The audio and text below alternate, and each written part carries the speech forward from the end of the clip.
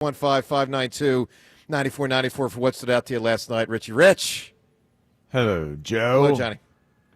The Eagle can dive at speeds of up to 100 miles per hour when cool. It's going to attack its prey or, take its, do its thing. It didn't feel like that was happening at points last night that we were diving. No, it did not. At speeds of up to 100 miles per hour. But you know what? Andy Reid used to tell us a lot after games that looked like last night. It's really hard to win in this league.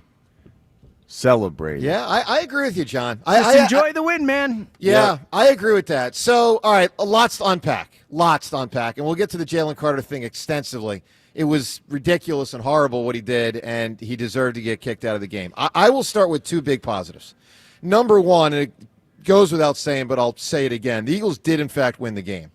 And given the fact that the outcome hung in the balance for about 58 and a half minutes, and that's game time, okay, about 4 hours of lifetime, given the fact that it hung in the balance almost the entire game, it's significant the Eagles won. You might remember points last year, predominantly in October, when they were still struggling to find their way, the Cleveland game, even the Giants' first half, which was the sixth game last year. The Jags game, they won on the Nakobe pick at the end of the game. And I was saying last year, you got to stack wins. Like, even when you're not playing your best, particularly against teams you really should beat, it's sort of almost like an NCAA tournament thing. We use the phrase survive and advance with the NCAA tournament. Now, that's an elimination scenario where literally, the only way you can advance is to survive, and if not, you're eliminated. Eagles weren't going to be eliminated from anything if they lost last night.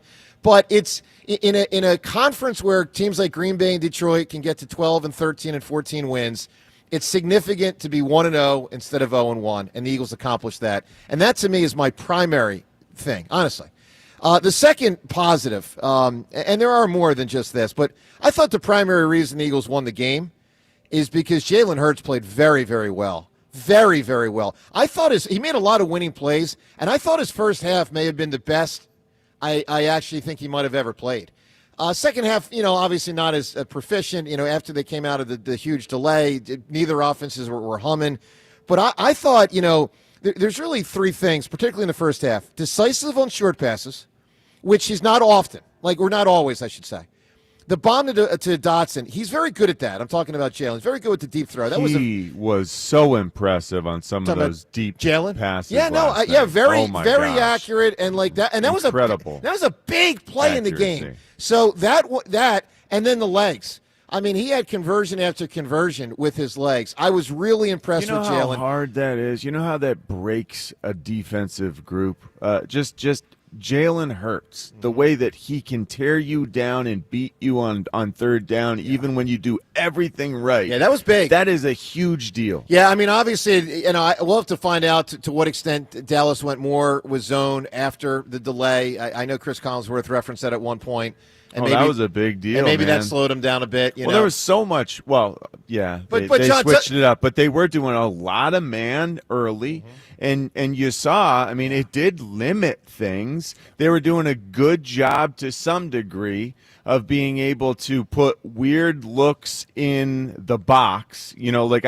I saw what looked like a 4-4 look that I don't even know how else to describe it. Let's not get too bogged down in the exercise. I'm just saying, what stood they out were to you? Doing different things to stop the run because they were playing man behind it all, which is a different approach, but it let Jalen take that thing at will and run because you had defenders with their backs to him rather than always with one eye on him. I thought that's a big deal to why we had success. Oh, I agree. I thought Saquon ran well. I thought there were a number of plays. Obviously it's not one of those games where he gets to 150, but I thought there were a number of plays that could have easily gone for 3 and went for 6. Because he gets that extra 2 or 3 yards. I thought he did that fairly consistently. So anyway, some of the positives. We'll get to some of the negatives. I'm going to get to the Jalen Carter thing in a second. But John, overarching big takeaways. What do you got? Jalen was outstanding, even though it wasn't the big over the top outstanding that you're looking for with A.J. Brown. That does need to be better. That connection needs to be developed earlier and a lot more often in these games. Teams are going to try to take that away. We know.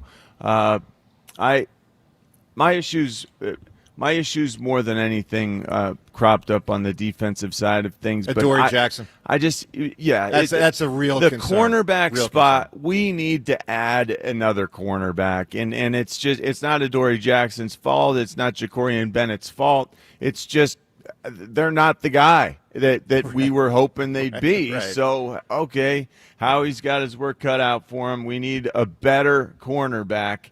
It's getting called for the penalties nonstop in addition to just not being good enough nonstop. It's not going to hold up. Our pass rush needs help, but that also fits into, hey, we need a better cornerback. Yeah, there is right. a weak link, and that's going to be taken advantage of. And until we sort of stop, stick our thumb in the hole. Seriously, That's one way to put it. We gotta. Oh yeah, we gotta figure that out.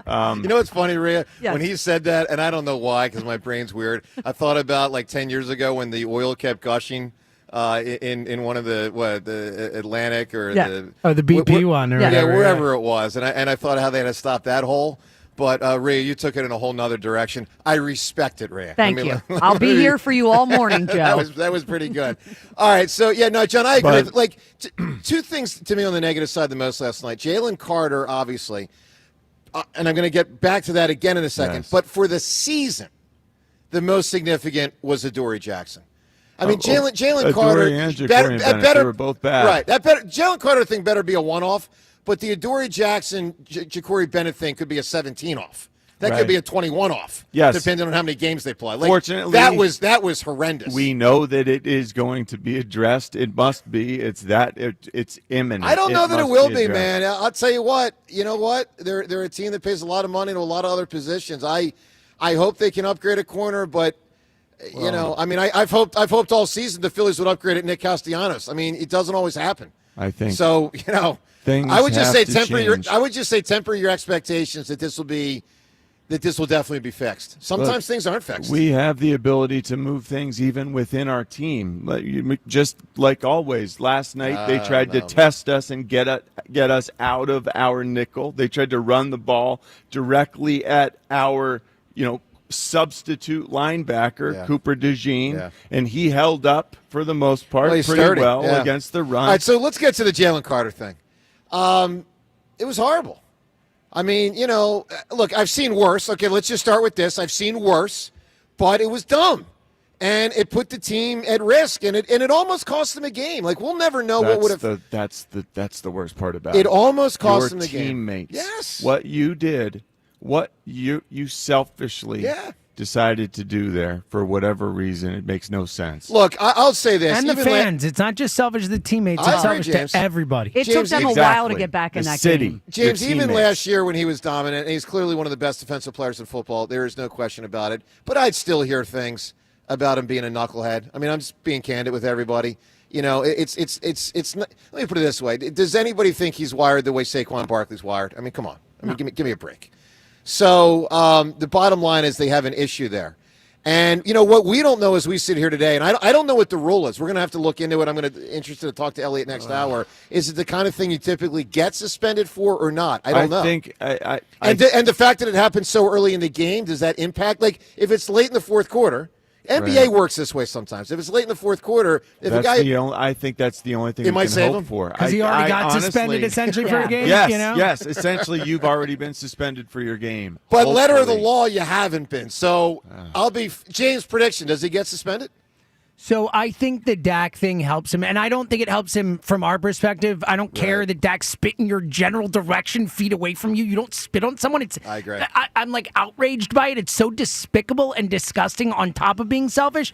But I think the fact that Dak baited him might help him in terms of a suspension. Yeah, it might. Look, we want to take your And reaction. Joe, if he doesn't get suspended, do the Eagles take discipline? No. Well, yes, but not suspension. Yeah, it'll be interesting though. Yeah. maybe I not will say start a this, Rhea. game. Rhea, if I'm Sirianni and Howie, I am not suspending him. Would you bench him for a quarter or something? Like Andy used to do that. Remember? Like Bench him to start the I game. don't think Probably they'll- not. I don't Like, think not they'll sit him start for any him amount or of time if something? it's up to the Eagles. No, I would not. I'm with Devin. I'm trying to beat the Kansas City Chiefs. I can beat them up for 10 days. I got 10 days to beat them up.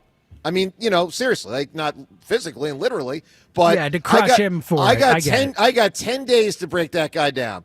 So I would break Good him. luck with that, Joe. No, listen, Ray, I hear you, but I also want to beat the Kansas City I hear Chiefs. ya. We're We're very selfish and it's a people. lot harder to beat the Chiefs and the Cowboys. And I'll say this about beating the Cowboys: there is a big argument to be made. Big argument. That if CeeDee Lamb just catches like any of those passes, the Cowboys win. you could flip it around. I think he though. dropped 4. You could flip it around and say the Eagles drop 2 or 3 interceptions as well. Like I you know. can't play that game. But I get it. But you know what? But you know what, James? None of the defensive backs are supposed to be a top 5 catcher of the ball in pro But football. CeeDee led the league in drops last year. I hear you, but CeeDee Lamb's a great player, and he screwed it up, and Miles Sanders screwed it up also. If either of those things don't happen, Cowboys probably win the game. All right, 215-592-9494. But sometimes life is about survive and advance, and the Eagles did last night. Devin was down, though. We'll get her perspective. Devin, you were on TV as the Jalen Carter thing happened. As he was walking by, we could see you on TV. So we'll get could? I didn't we'll even know that. What yeah, good we'll timing. get your Who perspective. wouldn't want to be on TV at that moment? We'll get your perspective of what the hell was going on out Oh, there. boy. All right, phone calls on all this. 215-592-9494. Look, best chance for you to get in today is early because we got a ton of guests later. So hop in now, honestly, and we'll get to you. 215-592-9494.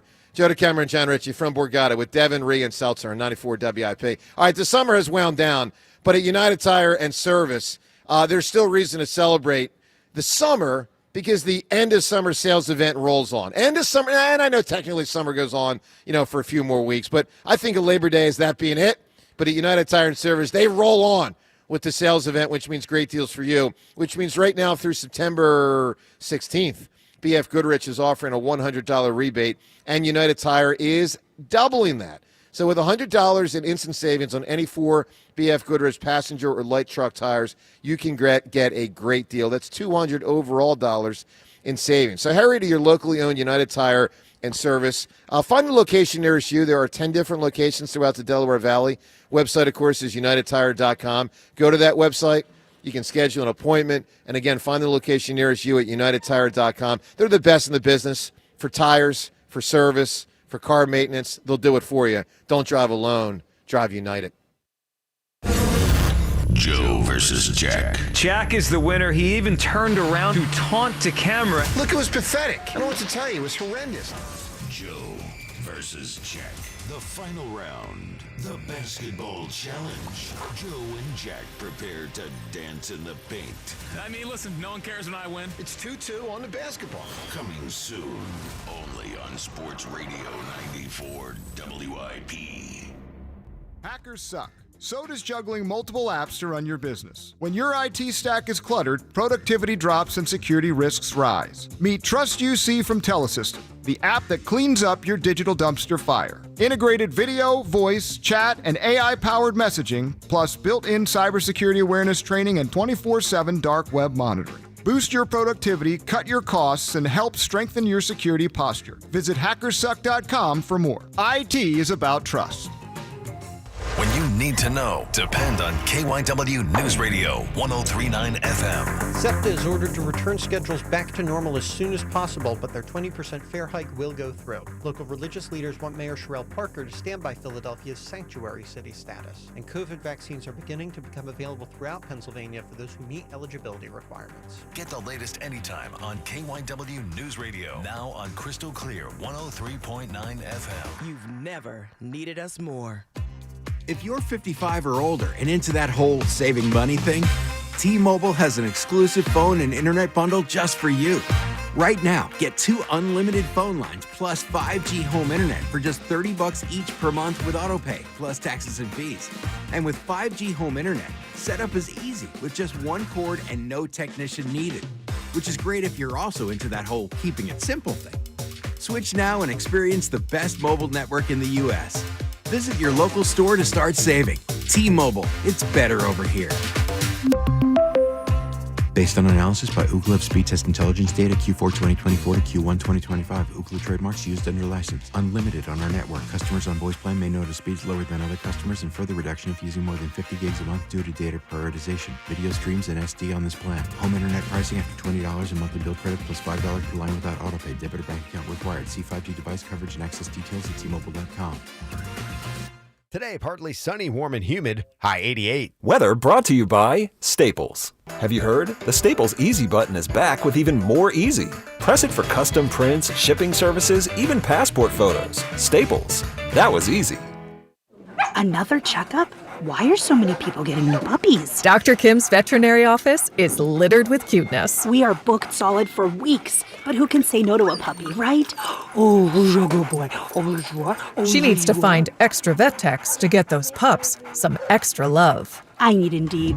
Indeed you do. When you sponsor a job on Indeed, candidates can find it easier, so you can hire easier. Redeem your $75 credit at Indeed.com/credit. Terms and conditions apply. You're still glowing, flirting, grooving. You still got it.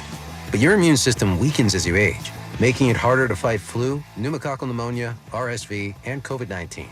Vaccines are a key part of any health routine and help strengthen your immune response. Ask your doctor or pharmacist which vaccines you need. Schedule in minutes at vaxassist.com. Sponsored by Pfizer.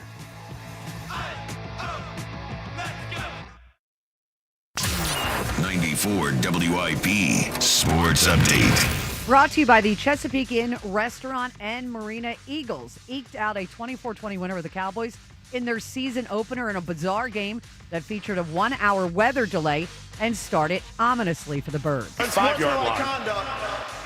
Defense number 98. Number 98's defense actions has disqualified him from the game. Whoa. 15-yard penalty. Whoa. First down. So Jalen Carter, the focus and the star for the Cowboys, for the Eagles on the front line, out for the game before snap. Did he spit? Yes, Mike Tirico on NBC. Jalen Carter did spit on Dak Prescott. His ejection certainly seemed to hurt the Birds. Cowboys scoring in their first 4 possessions, had 20 points at half. Jalen Hurts rushed for 2 TDs, iced the game with a scramble on 3rd down. Miles Sanders fumbling in the red zone in the 3rd. CeeDee Lamb, multiple drops. Seth Joyner will be on the WIP morning show at 9 a.m. in studio till 10. Home of the best live music and Tiki Bar on the C&D Canal. Enjoy Happy Dad Hard Seltzers, now available in Delaware and Maryland. Visit ChesapeakeInn.com today. Partly sunny, high 88, currently 71. You can hear every Eagles game on your streaming device. Just download the free Odyssey app or tell your smart speaker to play 94 WIP. Sports Update on 94 WIP. After you crack open your eyes, crack open a seltzer.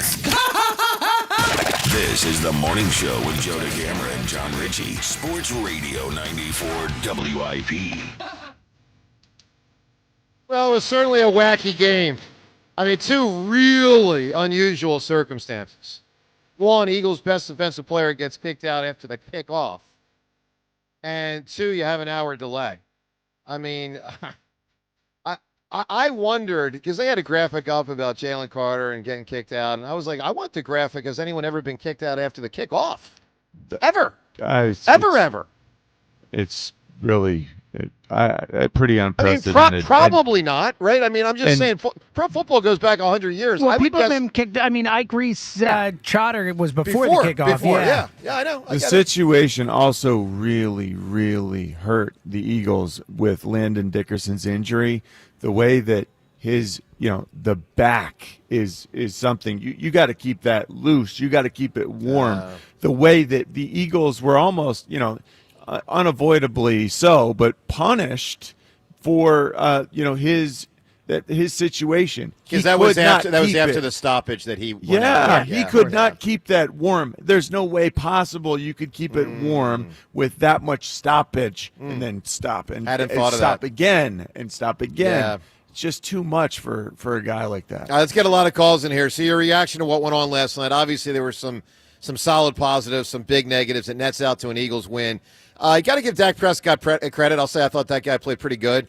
if Sanders doesn't fumble and if CeeDee Lamb catches them, I mean, Dak Prescott played good enough to win. He really did. But that was an evil look in his eyes when he was enticing. It was, but hey, you know what? He's a veteran. Jaylen. It was a veteran. It was smart. It was good. game. You're right. You're right. That's It was smart. Yeah. It was devious. And he looks like he's back to being a good player. Let's go to the phones. Jeff in Phoenixville right now. Jeff, good morning. E-A-G-L-E-S, Eagles.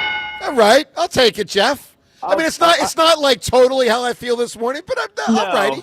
No, I did at the very end because I am so freaking tired. I don't know how you guys do it, especially after that stupid weather delay. Seriously. Oh man, Jeff. so Listen, drained. I got to tell you, I said coffee. hold on, Jeff. I said to James this morning. I said I think this might be, and we had Phillies playoff games 2 years ago and all that deep in the night. I thought this one might have been the hardest turnaround we've had. I mean, God bless you all. you've had a number Yes. through the years, but this one stood out to me as whew. Well, because you can't sleep. I told James, I just woke up at 1:40 and I was like, all right, well, I guess I'll get up and go to work. I mean, if I keep sleeping, I'll miss the show. Sure, I hear you. All right, Jeff, what stood out to you, buddy? Well, first off, Jalen Carter's a jackass. I'm sorry, he just is. He's probably going to get suspended just because of what he did and how egregious it was, and it was on. I mean, on camera, you could see it. You know, Jeff, I think he should be suspended. Do you, John? You do? Yes. I think he should be too. Yes. Absolutely. Yes. The question is how long. Jeff, you know what I think the game. biggest impact for him might be, and it could impact, and he's going to get a ton of money. There's no question.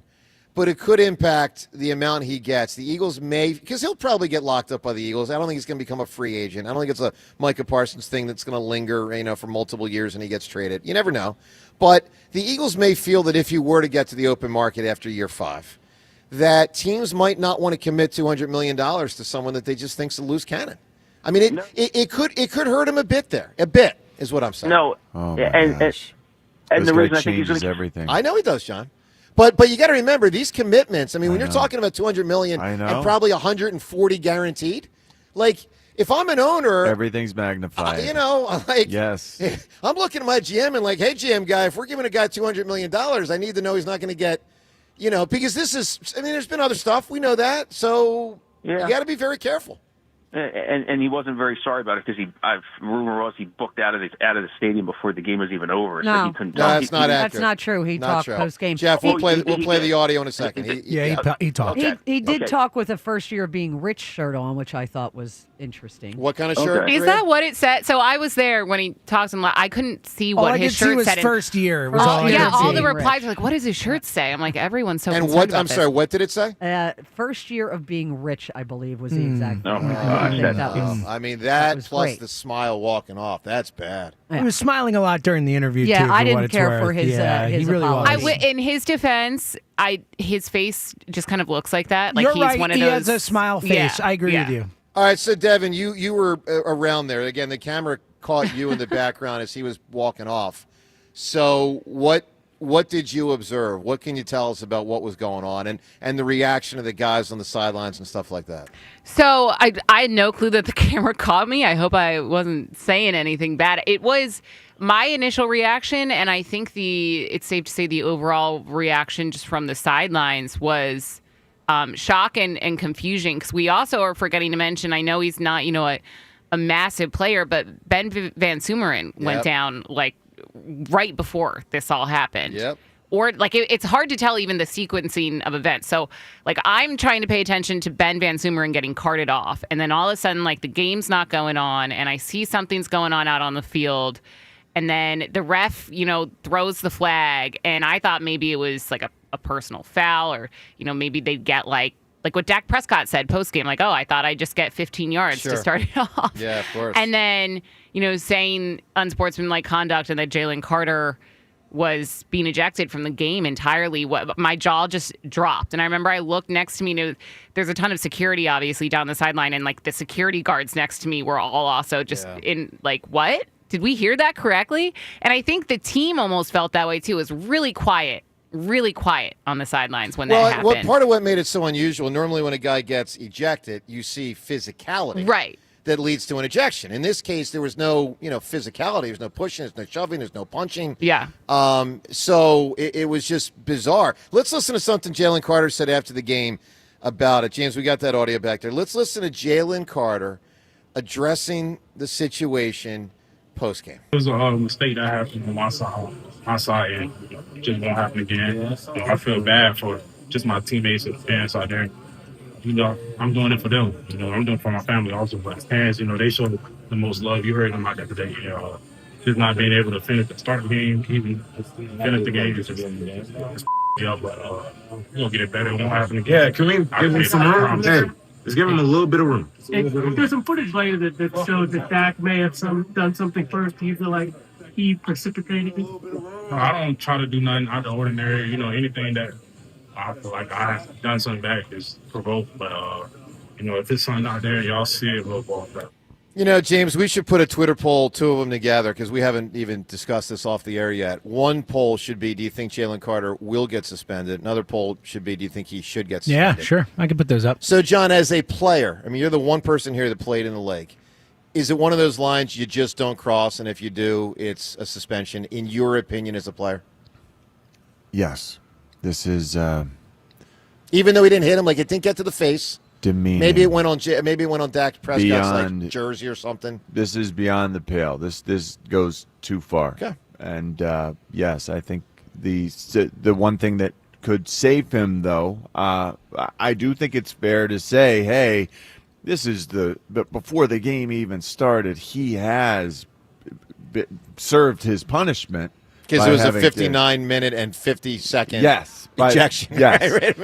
I hope that we could use that argument and it works. But, maybe it's a 2-gamer. I don't know. I would not turn my nose up at a 2-game suspension. I think it's deserved. 2 meaning one more it game. would be one more after this one. Ejection and suspension. I got you. 215-592-9494. What Jalen Hurts said about it after the game, we'll play that audio for you. Also the montage, Merrill montage, our first of the year. Eagles get a dub.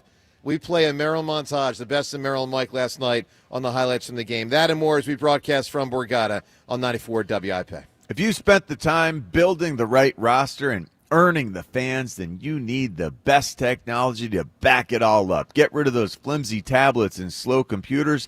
Step up to the game changer and point of sale solutions for restaurants and bars, PDQ POS. Imagine a seamless and lightning fast checkout experience for your customers that saves you money by cutting out those costly fees. Their state-of-the-art technology ensures that transactions are swift, secure, and hassle-free. But that's not all. PDQ Signature Systems is not just a POS system. It's a complete business management solution. Keep track of your inventory, easily manage your staff, and use real-time analytics to optimize your sales. Their user-friendly interface makes it simple for anyone to navigate. Join the thousands of companies that have already made the switch and upgrade to PDQ Signature Systems. Whether you have one restaurant or hundreds, PDQ will customize a POS solution for your specific needs. Upgrade to the professional point of sale. Visit pdqpos.com. That's pdqpos.com. The best jewelry buying opportunity ever is happening right now at Benari Jewelers. Pick any item, pay nothing down, and get 5 years zero-interest financing. Imagine that $4,000 eternity band for only $67 a month. Or that $8,000 engagement ring, just $135 a month. Benari takes finance rates all the way to zero. It's incredible. Don't miss this limited time opportunity for the lowest payments ever on fine jewelry. But hurry, this amazing offer ends September 30th. Only at Benari Jewelers, Exton and Newtown Square. On approved credit, some restrictions apply. This Merrill Reese update is brought to you by Acme, official supermarket of the Eagles. The Eagles squeaked by last night by beating the Dallas Cowboys 24-20. The game was stopped for almost an hour by lightning, but the Eagles did what they had to do to win. A pair of touchdowns for Jalen Hurts. Jake Elliott connected with a 58-yard field goal. So it wasn't pretty, a lot of sloppiness, but the important thing is they won, and they get the season started, and they're 1-0. With the Eagles, this is Merrill Reese. This Eagles season, get in the game at Acme and enter their Swoop In and Win sweepstakes for your chance to win Eagles tickets, autographed jerseys, helmets, and more. Download the Acme Acme app or visit acmemarkets.com/swoop in and win for more details. Plus, save 5% when you shop on game days wearing your Eagles apparel. Acme makes sure Eagles fans have all their game day needs. Pick up the football items of the week: Hormel chili and Planters peanuts, 2 for $5. Acme, the official supermarket of the Philadelphia Eagles. Oh, could this vintage store be any cuter? Right? And the best part? They accept Discover. Accept Discover? In a little place like this?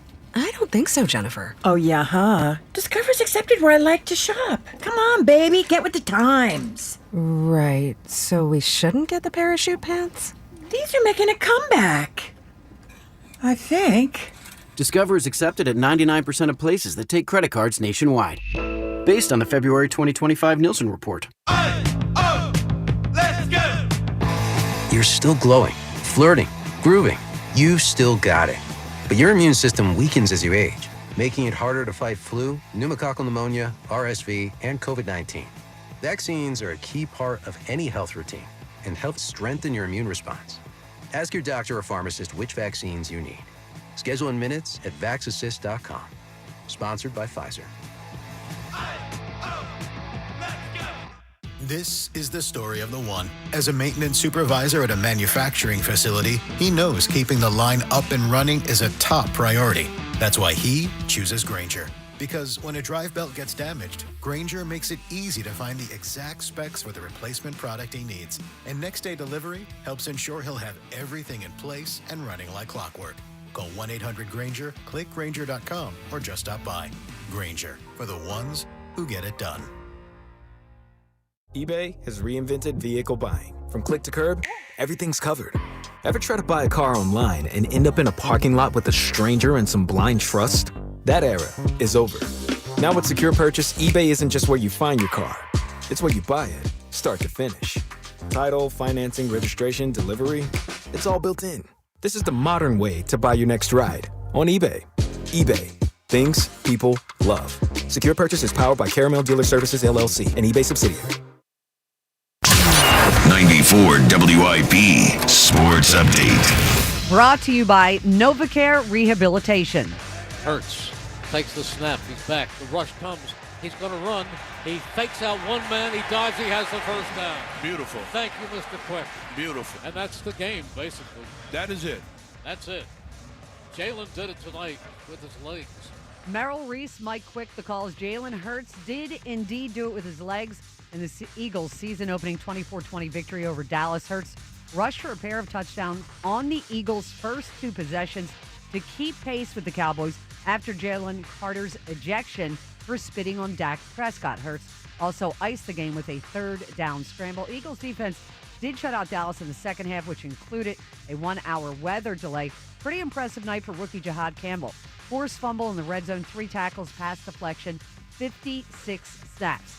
Seth Joyner in studio with the WIP Morning Show at 9 a.m. NovaCare Rehabilitation, your trusted physical therapy partner throughout the Delaware Valley. Schedule your appointment today at novacare.com to get back to what you love. Partly sunny, high 88, currently 71. You can hear every Eagles game on your streaming device. Just download the free Odyssey app or tell your smart speaker to play 94 WIP. Sports Update on 94 WIP.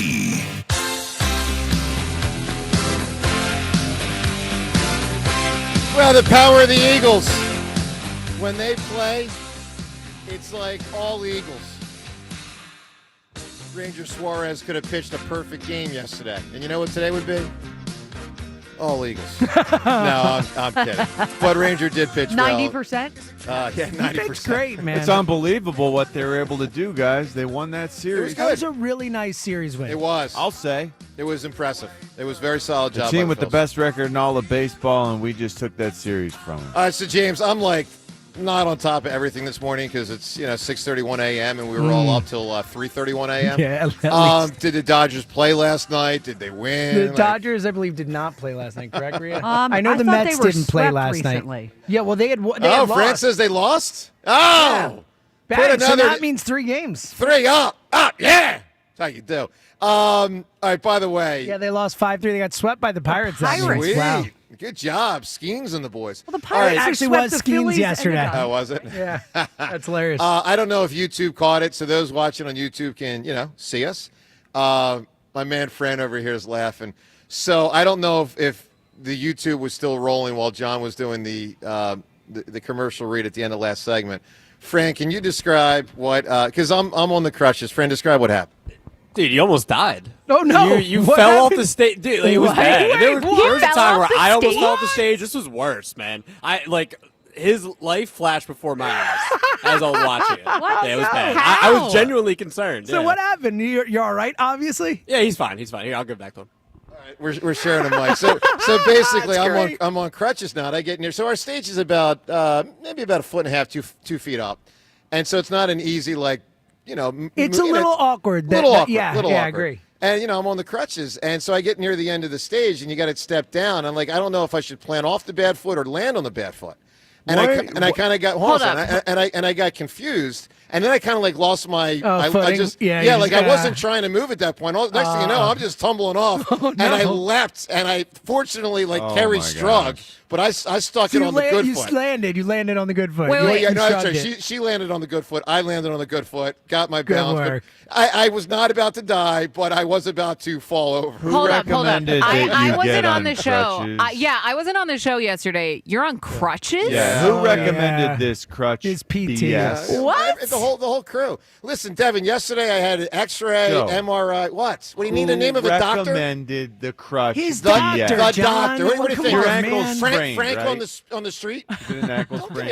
John, I don't want So to your what, is it a nonsense. sprain? Why wouldn't he have crutches? Yeah, I got injured. All right, by the way, I want to give a credit to Fritz.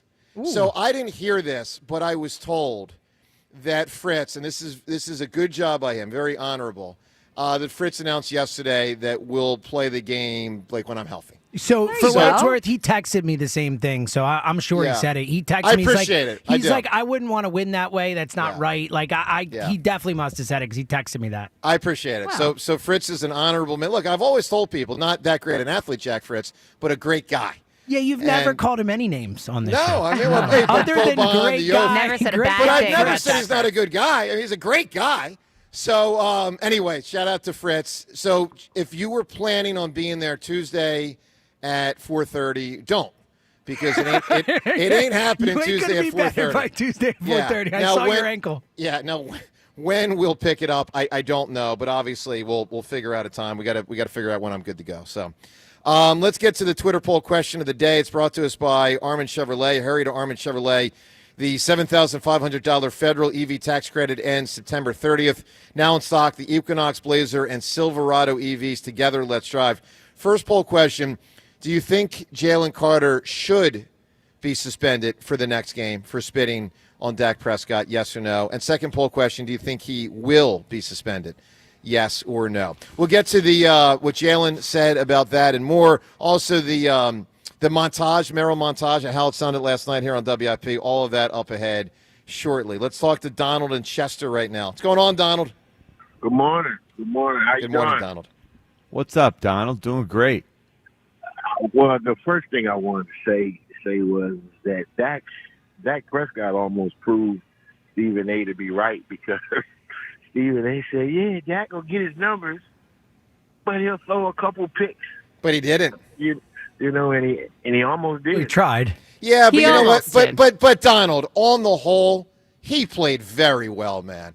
You got to No, I give that wasn't guy taking credit. anything He did play worse as the game went on. You know. Yeah, I'm not taking. I don't know anything about away that, from James. that. CeeDee It Lamb took a dropped- while for him to start playing worse, and I don't think it know, had a lot to James. do with CD Yeah, dropping James, the ball. James, I mean, there were two different drives There were after two the dropped thing that ended. interceptions. I think you're underrated. He threw for 188 yards. I don't know. I thought he no played touchdowns. great. was better than I thought he expected. played great. I thought he played really well in the first half. Yeah. I thought in the second half he was less good. Especially, I think everyone was less good after the break. I Well, think it's almost offensively, impossible yeah. to judge that. Yeah. Go ahead, Yeah, Donald. I wasn't surprised about the score. I expected something, because I didn't think the defense would at least be in a football mind yet. So I expect a couple penalties. I'm not even going to speak on Jaylen Carter because that still doesn't even register to me. You know, that whole thing doesn't even register. So I'm not touching there. But the one thing that really stood out to me was I didn't expect the offense to come out and be as smooth as they, as they was in the first half. I didn't expect that to take place. And Donald, a lot of it was the short passes that were, to use like a Foles thing, more just the quick decisions. Drop back, be the point guard, get it to Goddard, get it to this guy. It wasn't like AJ and Devontae, but Dotson was involved and Goddard was involved, and I think Saquon might have caught a couple. Yes. So it was just. And there were a couple I thought over the middle, which is not what he. Yeah, likes I thought to do. Jalen did a really nice job with that, being the point guard last night. I thought so too, because the first thing that came to mind is, the first thing I thought of was that I wonder if Richie can tell how Hurts gets this team, prepared like that, because he got to be a strong leader to get them guys in gear the way that offense came out. Because I just expected, a couple of bad throws and different things, but he was just on point last night. But also, Donald, remember this: he was so no sharp. Micah Parsons. I mean, in a certain way, both teams were without their best defensive player. Yeah. Now, Micah Parsons ain't coming back through that door, but that's the kind of game they may have won if they had Micah Parsons. They may have. One last thing. Sure.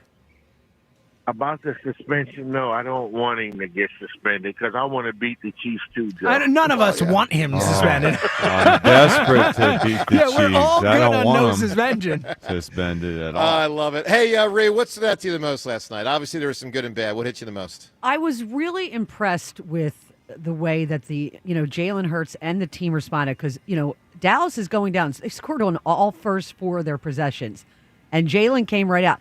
If he doesn't keep pace with them, that game goes in a whole different direction. You've got an angry crowd behind you because of what happened. What Jalen Carter did and the way the team responded. You look at Jordan Davis, Mara Ojomo, how many snaps they had. 50, what was it, 55 by? They played a lot. Yeah, Ojomo played 90% and Jordan Davis played 87% of this. 87% from Jordan Davis. Obviously the most for both of them. Yeah. So, the way they responded, I'm impressed with. I get that we all, everybody wants to beat the Chiefs. I think he needs to be suspended. That kid needs to be sent a message. What he did last night was embarrassing to the organization, the city, the fans. It was disgraceful. If you're the Eagles and the league doesn't suspend him, would you suspend him if you're the Eagles? If I was the Eagles, I would. Because clearly, he got away with slapping Patrick Mahomes in the head in the Super Bowl. He's got a target on his back. So he's got to learn. That's a great point, especially after mature. this. Yeah, it kind of became after him. Well, it became a celebrated moment too. Because of course it did, because they crushed him. Yeah, it was just the whole because thing. it didn't get caught though. It was on that fumble. If it gets flipped, like that, they're still going to win the game at that point. The game but was over. But that was, it would have been a really dumb play. I hear you. All right, let's get to how it sounded last night. The Merrill montage. Never before has there probably been a game where Eagles' best defensive player gets ejected after the first play. There's an hour delay. But we've got a montage. Our guy Buzz put it together. Let's do it. Seltzer, I got to tell you, for the first time this year, we're going to need a montage. We're going to need a montage. Ooh, it takes a montage. It's still draped right now, but at some point, they're going to just drop that curtain, and you're going to hear a big roar from this crowd. There it is, 2024 World Champions.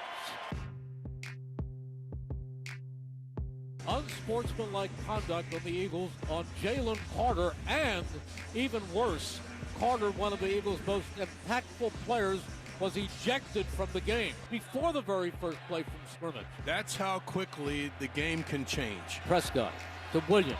He's in. Touchdown. Dallas scores first. Yeah, easily. I hate to say this, but you can blame Jalen Carter for doing something stupid. Hurts takes the snap. He's back. He's looking. He's going to run. He's going to cut back. He's going to waltz in for a touchdown. Yeah. He rolled. He could not find the receiver, so he said, okay, I'll take the dance. And he did, stepping into the end zone. Hurts calling for the football. He's back. He's looking. He steps up. Still looking. Still looking. He's starting to run. He's at the 10. He's at the 5. He's into the end zone. Touchdown, Jalen Hurts. Yeah, sometimes you just got to do it yourself. Handoff goes inside to Barkley. He's at the 5. He's in for his first touchdown of the season. Barkley, 21-17. The Eagles take the lead. Handoff goes inside to Sanders, and he goes no place. He fumbles the football, and it's picked up by the Eagles. Picked up by Quinyon Mitchell. Now, did he lose it, or did his knee hit the ground first? He fumbled the ball. I think we're going to have a delay because of lightning in the area. No. Yeah, I don't want to be the bearer of bad news, but I think the officials said that there's lightning in the area, and they're going to have to suspend play. 69,879 people have got to vacate their seats. Back we are after a long delay for lightning, but everybody is getting back into their seats, and we're set to go again. Spent some time. I borrowed a book from the A.J. Brown Library, caught up on my reading, and now we can proceed with the game. Back goes Prescott. He's going deep down the far side of the field, and it's incomplete. Intended for Lamb, who dove for the football, and he could not hold on as he crashed to the turf. And the Eagles take over on down. Eagles have to get inside the 35-yard line. Absolutely. For a first down. And it's going to be 4-down territory for the Eagles if they don't get it here on 3rd down. Rush comes. He's going to run. He fakes out one man. He dives. He has the first down. Beautiful. Thank you, Mr. Quick. And that's the game, basically. Jalen did it tonight with his legs. The Eagles overcome some major mistakes, some sloppy play, and they have beaten the Dallas Cowboys 24-20. You know what's strange about last night's game, and I wonder if this resonates with the rest of you. So obviously it took forever. I mean, it was a 4-hour game because of the delay. And the first half was like a build up as both teams kept scoring. I thought the end of the game ended quickly. Do you guys know what I mean? Like, I felt like it just reached a after the rain delay? Yeah, well, for sure. I mean, like, the last 6 minutes, I felt like it just, like, all of a sudden you blinked and it's like, oh, okay, that's it. The clock ran out. Eagles won. Like, it just was. I didn't feel that as much. No. Okay, yeah, There was like 3 changes of possession there. Well, yeah, it felt. It kept going back and forth. It was like Dallas kept getting the ball. It's like, can we stop him again? Oh my God! Like, I didn't feel that at all. I agree. I think after the rain delay, the game period felt flat. Like the crowd, the player, you could tell it was. And I do think it was a really quick game from that point forward. Like that part of the game went fast. Maybe, but that's I what didn't notice the mean. end part as much. So something we haven't talked about at all was maybe one of the best performances of the game was the punter. That was great. Our punter, Braden Mann. Special teams, period. John, I got that teed up for bad of the bone. Turpin dude is I was thinking about it too, John. And they're doing so much just to get him involved in their offense any way they can. You know, they're doing anything just to get him touches, yet we never gave him touches in the punt return game because he angled those punts. And that's not easy to do. I'm telling you, from experience, those coaches, they harp on those punters. Angle it out of bounds, and they can never seem to consistently get it out of bounds. What we saw last night, our punter punted it out of bounds with such consistency. And the trick is when you angle it out of bounds, that shaves off distance, you know, because think about it. Like instead of going downfield, you're taking it that way. So you know, I don't know if it's that the punters didn't like to do it as much or whatever. I know Braden Mann is a team player who's kicking a great ball. Yeah, he did a great job. All right, so 215-592-9494 to weigh in on both the positives and negatives from last night, of which there were some notable things on both sides of the ledger. I thought the biggest reason the Eagles won the game on the positive side was Jalen. I thought, Hurts. Important clarification. I thought Hurts was superb. But I'll say this, CeeDee Lamb and Miles Sanders gave the Eagles a big assist. Because if those guys don't, drop the ball, so to speak, then it might have been a different outcome. Let's talk to Tom in Deptford. Tom, good morning. Hey, guys. I want to give a code game ball. I want to give it to CeeDee Lamb, and I want to give it to Vic Fangio. Because to do what he did, to basically have 2 players down, your best defensive player on the line, and let's face it, guys, they don't have another D-back. You could have rolled the mailman in there, and he would probably did a better job than that second. So, I mean, it's the truth, guys. Can they sign Patrick Robinson, Tom? They were having. Can they get back Eric Allen? Did you see?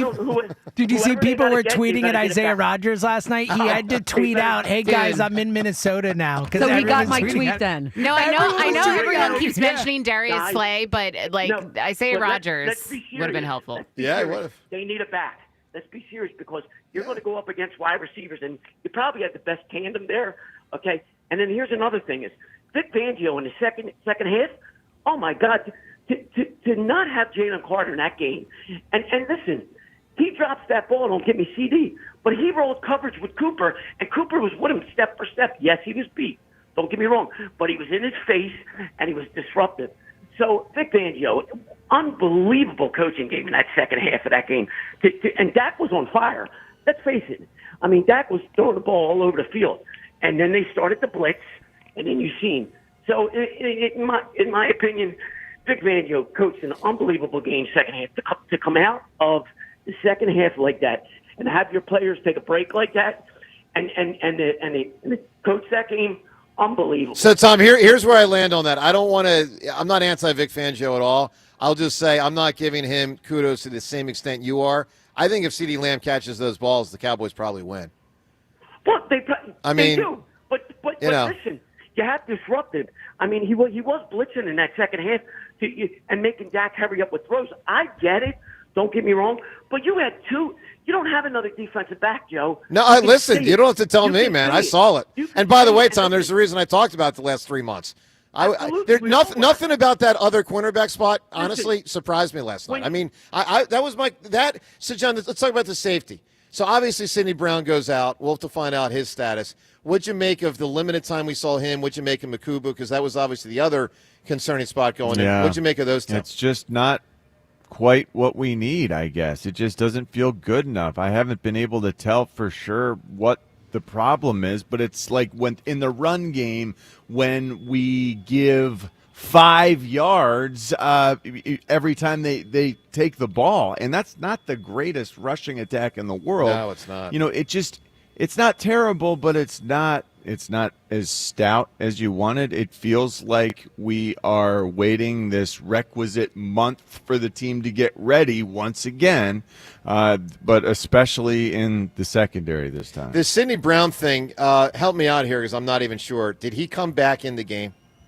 I don't know. I don't think I saw him. It's a good question because he didn't. So when he was slow to get up, he walked off and he grabbed his helmet back from the trainer and was standing on the sideline looking like he was gonna go back in. Gotcha. James, but see I if don't you can know. look up. See if you can look up how many snaps he Well, played. Makuba started for what it's worth too. Yeah. All right. Makuba Because started over Sidney Brown too. Just Gotcha. for what Well, it's worth. maybe it's just that. Maybe he was playing special teams. I mean, John, one thing that has stood out with Sidney Brown's career, two things. One, the guy can hit, and he's not afraid to throw his body around. And two, these collisions lead to injuries. I mean, Sidney Brown had more special teams plays than base defense plays yesterday, though. so hopefully he stayed in there. I'm sorry to be spun around. I mean, this is all, it was hard to keep track of everything there. But he does have a propensity to get injured, obviously. Makuba had 51 defensive plays. Sidney Brown had 14. Yeah, well, maybe he didn't get back in there after the collision. Let's go to Ed No, in he played Phoenix. 16 special teams plays, so my guess is he was in there. Yeah, he just got, I think, shaken up on the play. Ed in Phoenixville. Ed, good morning. Good morning, guys. I'm just mixed emotions from last night. Obviously thrilled with the win. Just an amazing, resilient effort. 87% of the snaps for my guy, Big Cat Jordan Davis, made some plays. I think he needs to call TO's hyperbaric chamber guy and get a much bigger one because he may need it today and the next few days because I don't care in how good a shape you are. When you go from 25 or 30 snaps to what he had last night, there's going to be an adjustment, and going forward, we're going to need more out of him. But I was really impressed by just how everybody, Ojamo and that, guys were playing more snaps than they were used to, and they held up pretty darn well, in my opinion. Yeah, no, they did. I mean, look, they got near Dak Prescott a few times. It wasn't a great pass rush. They were okay. They were about what I expected. But you know what you wanted to see with Jordan Davis is every time, can he rush the passer? He's got to get home.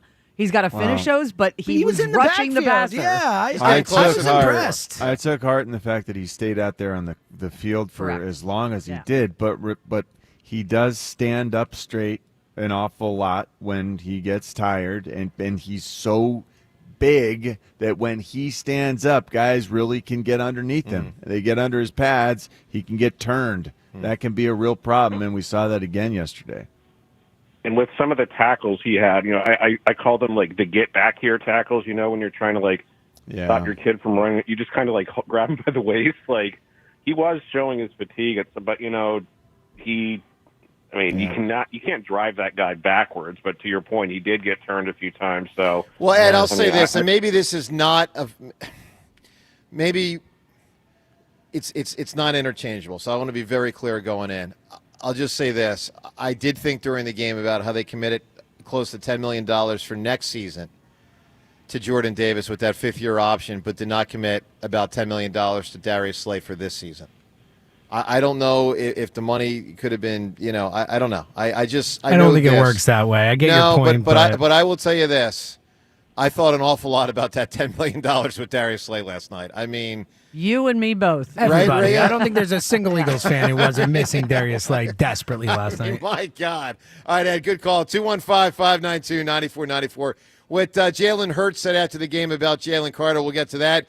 The NovaCare rehabilitation injury report, that's up ahead as well as we broadcast from Borgata. Your chance to climb into the show. Hop aboard, 215-592-9494. What'd you make of how Jalen Hurts played? I thought excellent. The Eagles' offense, the defense, obviously some of the players in the defensive backfield, new guys, not as good.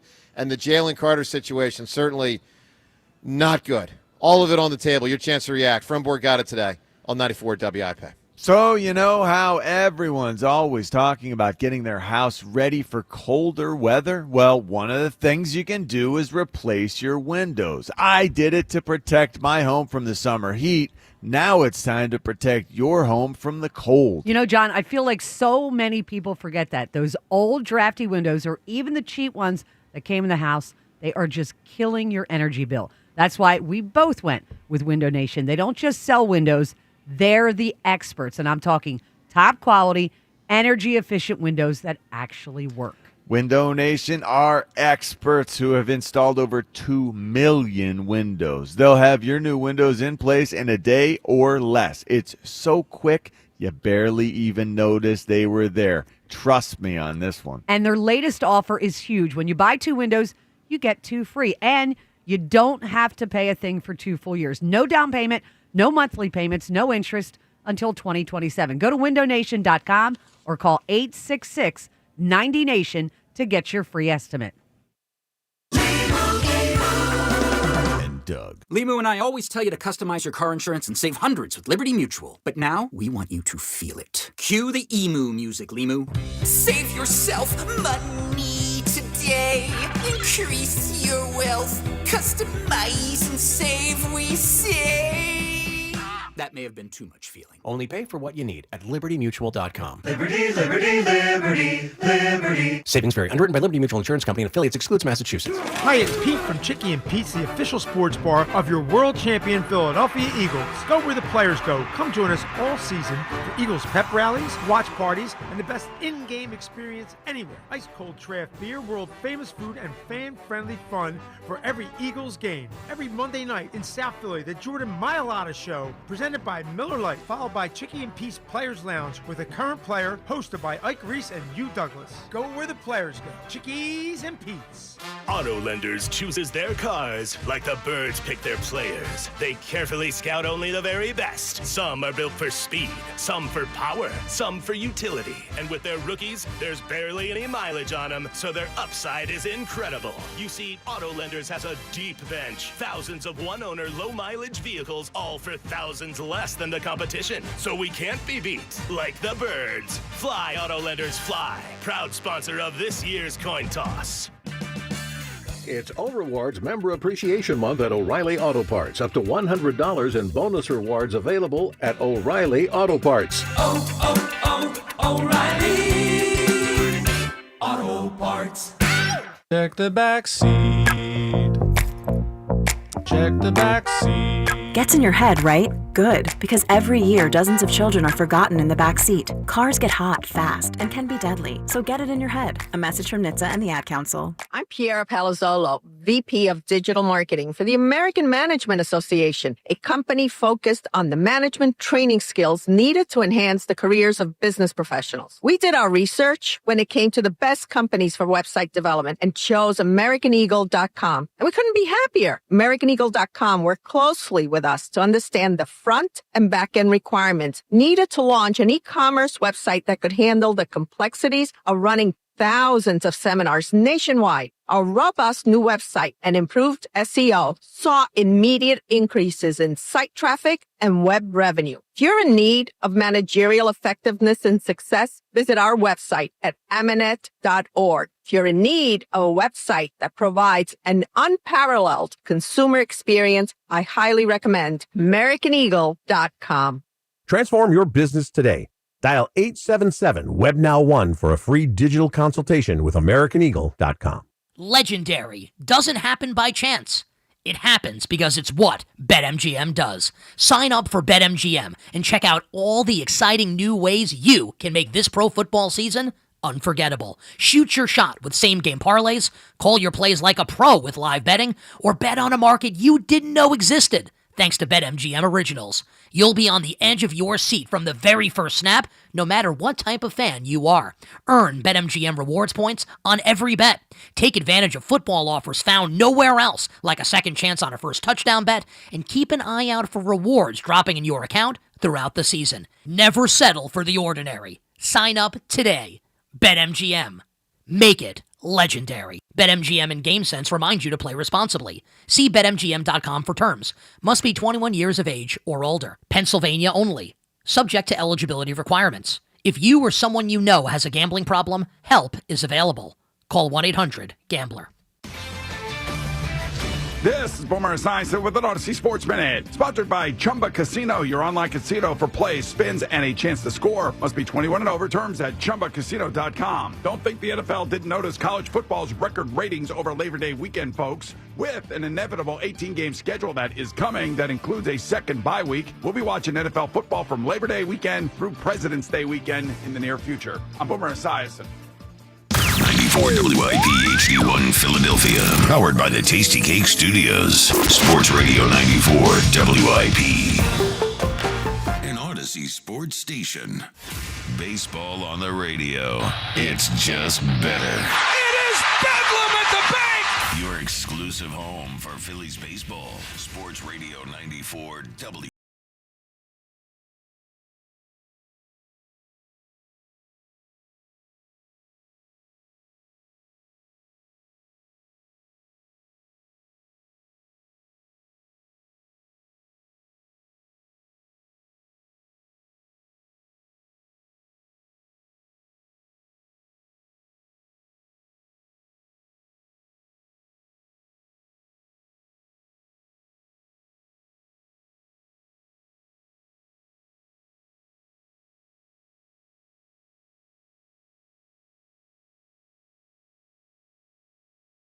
Obviously today, the day after the game. Let's get to the Novacare Rehabilitation Injury Report as we talk to Dr. Dinesh Dhanaraj, an orthopedic surgeon with St. Mary's Orthopedics in Langhorne. We've had him on the show many times through the years and always appreciate his insight. He specializes in sports medicine, specifically joint prevention and cartilage repair, and in this case, analysis of what happened last night. Good morning, Doc. Good morning. Good morning. Well, 1-0. But unfortunately Yeah. for Van Sumeren, he may be one and done, like literally one play. We'll get to that in a second. But let's start with Landon Dickerson. We knew going in there was a back issue. He left in the fourth quarter. Saquon had run into the back of him.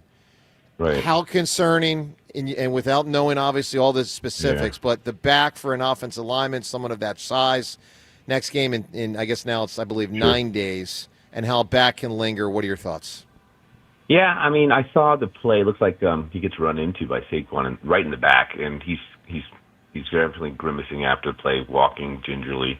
He was able to walk pretty good. Now, hopefully it's a strain, a lumbar muscular strain. When you twist, certainly you can have certain kind of tweaks of that area of surrounding the paraspinous, surrounding the spinal cord. There's muscle and ligaments there. So hopefully that's just a strain. You can't get a fracture. I heard that he was maybe walking towards the X-ray room, and they can check for like a spinous process fracture, things like that. I think that's less likely. I think he was walking pretty good, and hopefully just a strain in terms of a muscular injury. So what we're looking for here is strain, not sprain. We want a strain because that means it's a muscle. Yeah, and exactly. if it's a sprain, then it's something that's a lot more serious. Yeah, exactly. back-wise. Like more of a ligament issue, things like that.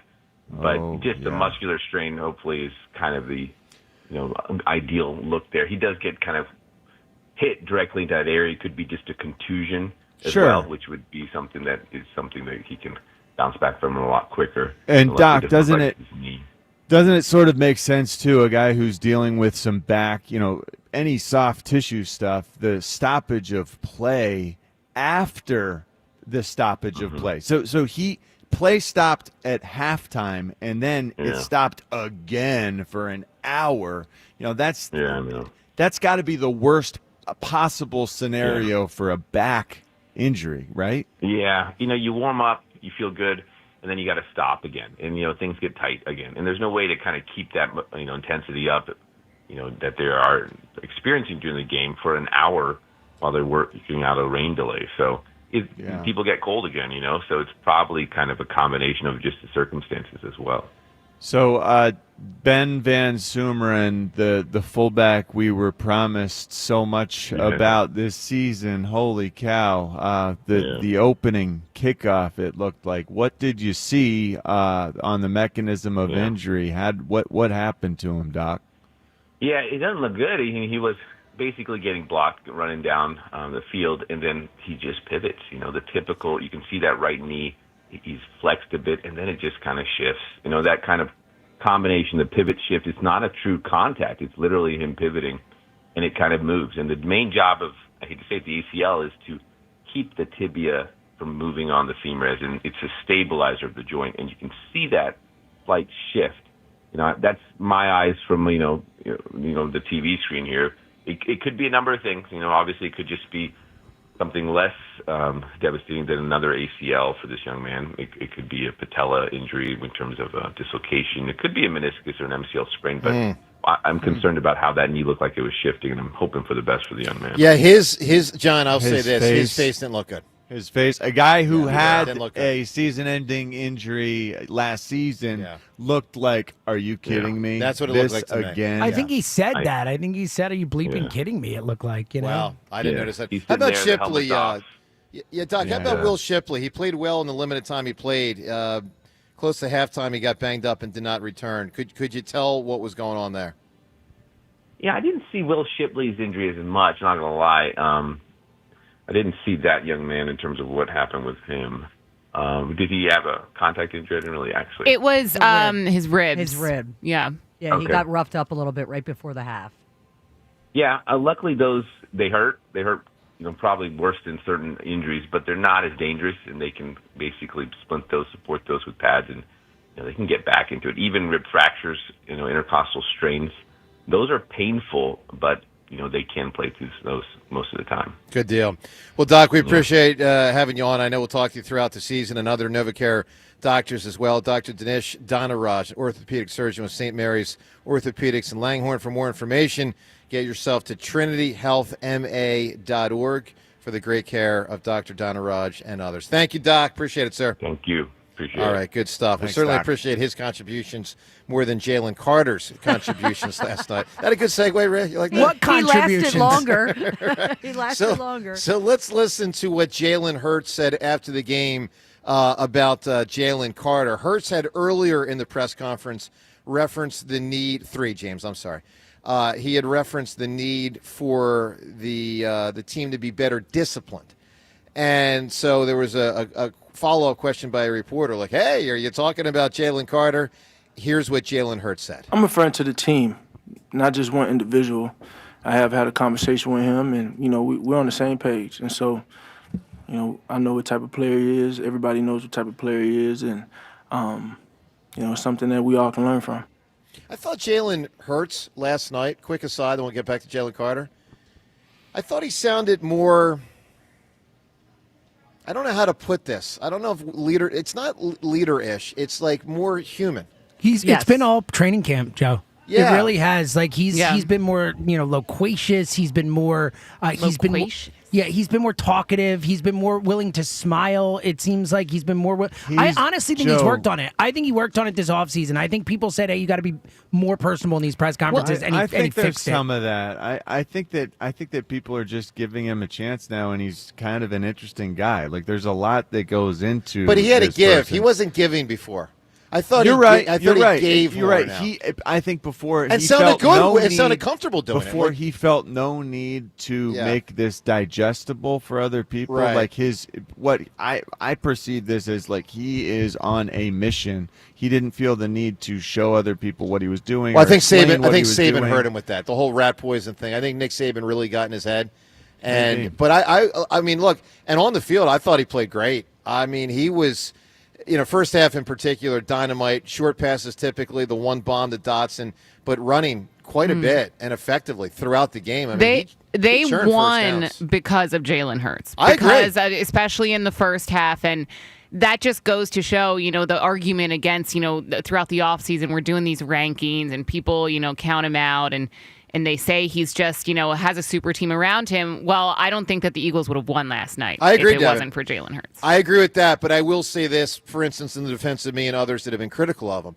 I thought he played better last night than he typically did last year. You're defending yourself? I am. No, but I wasn't attacking you, Joe. No, to be I fair, know you weren't. No, all I know the you lists weren't. that we talked about. But all jokes aside, I really thought, because this is, and James, this has been one of your points for a couple of years, and I always thought it was a very reasonable point that he should, because of his age, get better as he grows into his later 20s. I mean, look, one of my I thought last night it was one of the better games. Honestly, I thought it was one of the better games He's he's ever going played. to continue to grow and improve every year. Like that's just what happens with quarterbacks. Not all quarterbacks didn't happen who with it Carson means Wentz. this much to. They continue to Not evolve. all.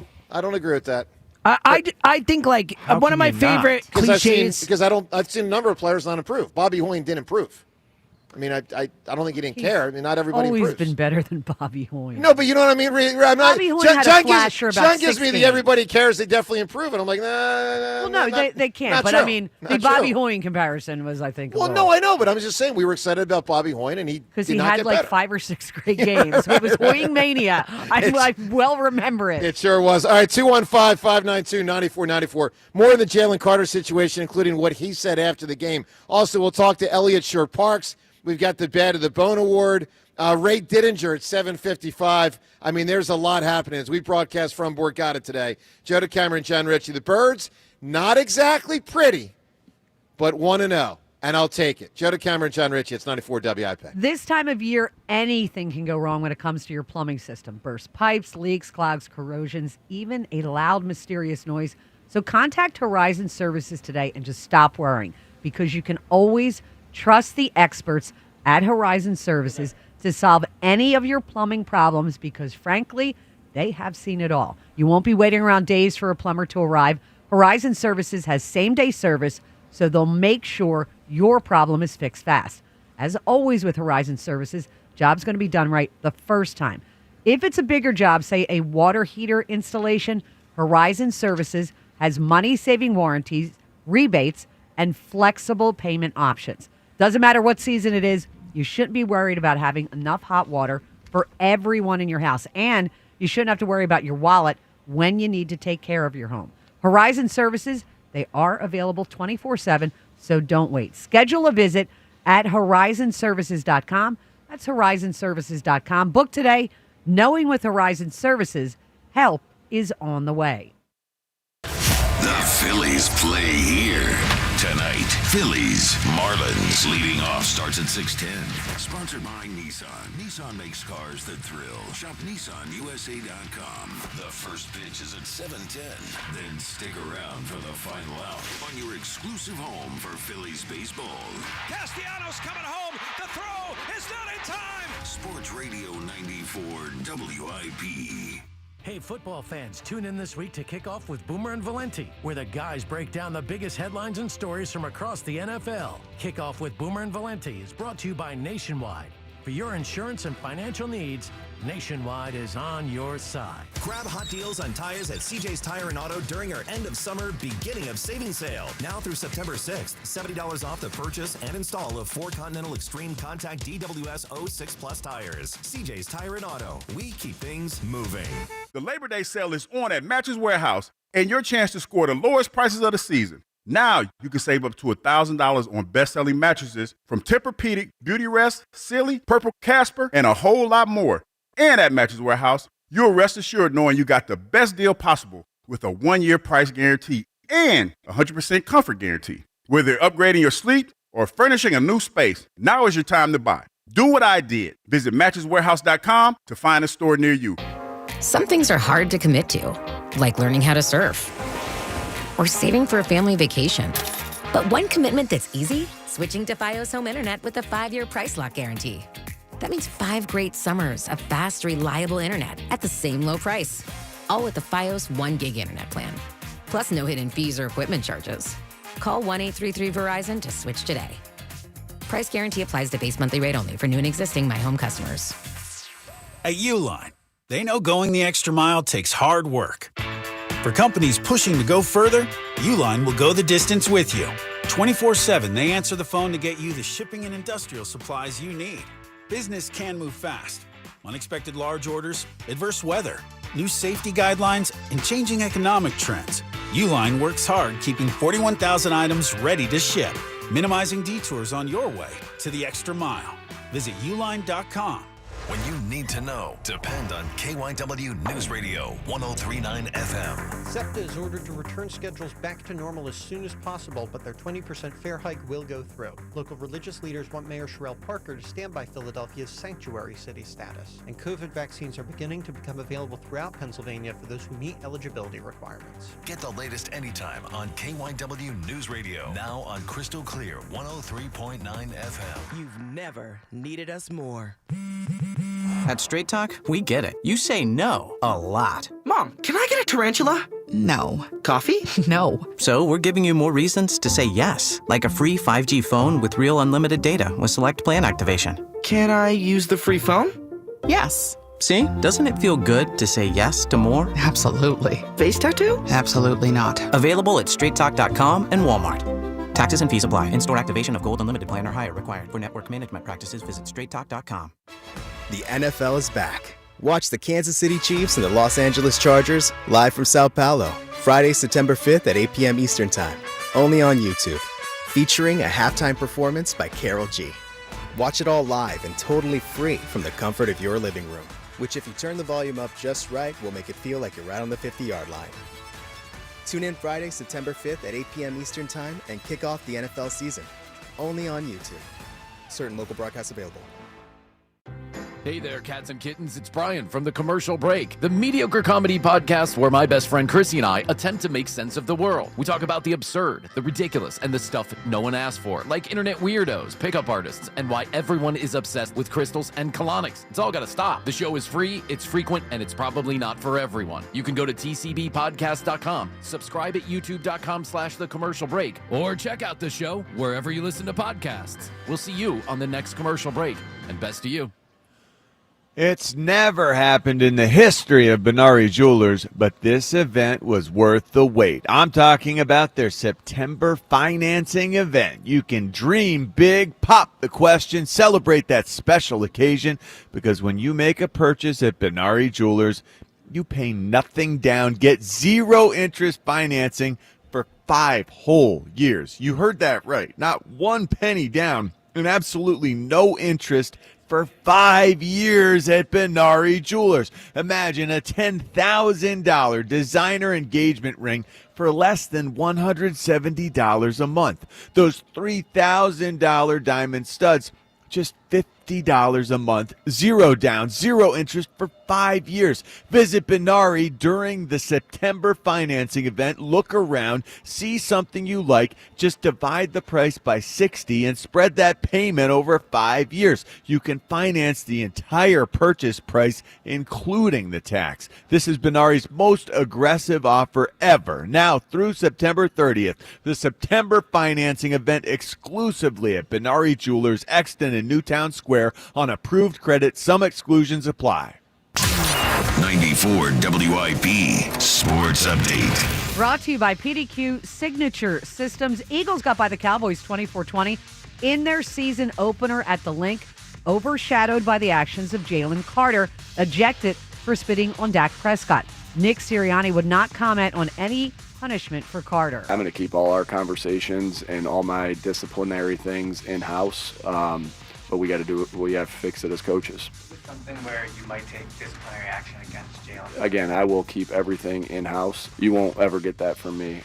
Eagles defense gashed early without Carter, allowing 3 straight touchdowns and a field goal to Dallas. Luckily for the Eagles, Jalen Hurts and company keeping pace. Hurts a pair of first-half rushing touchdowns. Saquon Barkley had another. He got nice downfield blocking from Devontae Smith and A.J. Brown, who did not have a catch till late in the fourth quarter. Ray Didinger will be on the WIP Morning Show at 7:55, and then Seth Joyner in studio at 9 a.m. If you are in the restaurant, hospitality, or casino business, you need a PDQ POS system. With PDQ POS, you'll sell more, earn more, and work less. If you want the best, trust PDQ POS. PDQPOS.com. Weather brought to you by Window Nation. Partly sunny, high 88. Need replacement windows? Buy 2, get 2 for free plus no payments until 2027. Call 866-90-NATION or visit windownation.com. You can hear every Eagles game on your streaming device. Just download the free Odyssey app or tell your smart speaker to play 94 WIP. Sports Update on 94 WIP. Back to the WIP Morning Show with Joe DeCamara and John Ritchie on Sports Radio 94 WIP. He's trying his best. He's not the right guy. Yeah, he's not the right guy to be out there. I don't know I don't think that was me. Was that Rhea? I think it might have been John. Maybe a caller said it. I don't know. But someone said it. Because I would say it might be his fault. He's put in a tough situation, but I just don't think he's good. What's crazy nothing is surprised me. They went through all of training camp, all of preseason, and Vic Fangio decided he was the best option.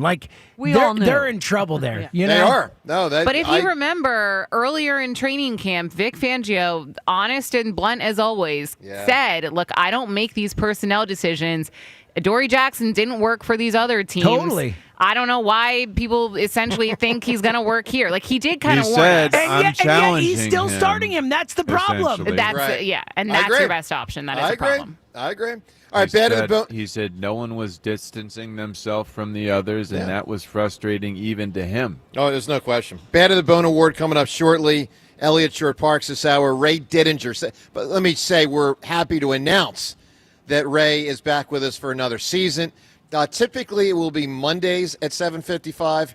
Obviously, when the Eagles play on a unconventional day, a Thursday game, we juggle the lineup around to get Ray on the next day. That's also why we're happy to announce Seth Joyner is back with us for another season as well. Seth will typically be Mondays from 9 to 10, but Seth will be with us today from 9 to 10. So a lot going on, and it's a lot of good stuff. Let's go to the phones, 215-592-9494. Talk to Tom in Abington right now. Yo, Tom. Yo, gang. How we doing this morning? Pretty good. What's up, Tom? Yeah, pretty good. My condolences, John, on Van Sumeren. Oh, yeah, I know. It really is sad. It really is. John, sad. he wasn't going to play more than – don't get me wrong. I feel bad for him. I don't feel bad for you, John. He wasn't going to play more than 3 plays a game. I'm being honest. I feel bad for him, but honestly, John, not for you. He wasn't going to play. Well, that has got to be the strangest Eagles-Cowboys game that we've ever witnessed, right? Other than the scab game when Tom Landry had Randy White out there, and the Eagles had 45 guys you never heard of before. Yeah, brutal. Your local plumber going up against Randy White. Oh, by the way, you're right, James. And real quick, let me just address that error for 1 second. I don't know if I freaking hit my head last night. Did I see a Cowboy wearing number 33? Am I missing something? Like, do they not retire numbers? Or Tony freaking Dorsett was That's number. a great point. How does some scrub running back for the Dallas Cowboys have number 33? I thought that was outrageous. But anyway, all right, go ahead, Tom. Yeah, so, once I got over the shock of what happened, I thought they were going to win that game anyway the entire time. I was in a group chat with 6 other callers, so I put it out there. I thought they were going to win because I thought if 2 weeks ago you told me the 2 best players in that game would not be on the field in Michael Parsons and Jaylen Carter, I still had the Eagles beating the Cowboys. Well, yeah, but it did hang in the balance for 58 and a half minutes. Of course it did. Of course it did. And did you guys notice on the fumble when Booby dropped the ball and Quinion picks it up, Johnson screwed up. If he goes behind Quinion Mitchell, he gets a block on him. Mitchell probably takes it to the house. Well, maybe, but to be fair, it all happened very fast. It was a great play by Dak Prescott. It really was. Yeah. Well, a win is a win is a win. E-A-G-L-E-S, Eagles! All right, Tom, appreciate the call. So the Jalen Carter situation obviously, does cast a bit of a shadow over the game. Let's listen to Lane Johnson. So Lane, of course, one of the stalwarts of this organization and leaders of the team. As you heard in the update with Rhea there, Seriani wasn't saying whether there will or won't be. There's going to be some kind of punishment. He won't, detail what it'll be. Lane Johnson, though, you can tell as a leader, you can just hear it near the end of this clip where it's like they're going to do something, including, I'm sure, team council leaders. Let's listen to Lane Johnson and what he said. Some of those situations is something you're going to have to learn from, and it's going to be a hard lesson learned, but anytime you don't have Jalen Carter on the field, that hurts everybody on the team. So, he'll learn from it, and we'll move forward. Is it something where the team leaders have to discuss it with him and talk to him about it, Lane? Yeah, we'll be talking about it tomorrow for sure. Johnny's not messing around there at the end. Like, there was no wishy-washy. It's all business all the time. when you get a for sure, it's like, all right, Lane, I appreciate that, buddy. Let's get to Joe right now. Joseph, good morning. Morning. How's everybody doing today? Pretty good. We got a W. It was an odd way to get there, but we got a W. Yeah, I would say the biggest takeaway, we won. It's a division game. We got the dub. I didn't think it was going to be the blowout that Vegas had it pegged at, but we take the win. Adoree Jackson is an absolute problem. Huge problem. It was giving me flashbacks to Bradbury, where it was just every play there was a catch. You see number 8, and that's on Howie. We need to get somebody better than that. That is on Howie. Listen, Howie's been outstanding. He's been on a heater for a couple years, but that's on Howie. Now, one thing I'll say, Joe, and I've said it in the offseason, there's only so much you can do when you got so many great players and you're paying them. They pay Jalen Hurts. They pay A.J. Brown. They pay Saquon Barkley. They pay Lane Johnson. A lot of it's on offense. But Joe, and I had this conversation Yeah. with James before the show. Yep. The story comes out yesterday that they were, trying to get Micah Parsons. Yep. He was going to cost $50 million a year. Right. So to me, what I've been hearing all off season is it wasn't a cap thing. It was more of a cash thing.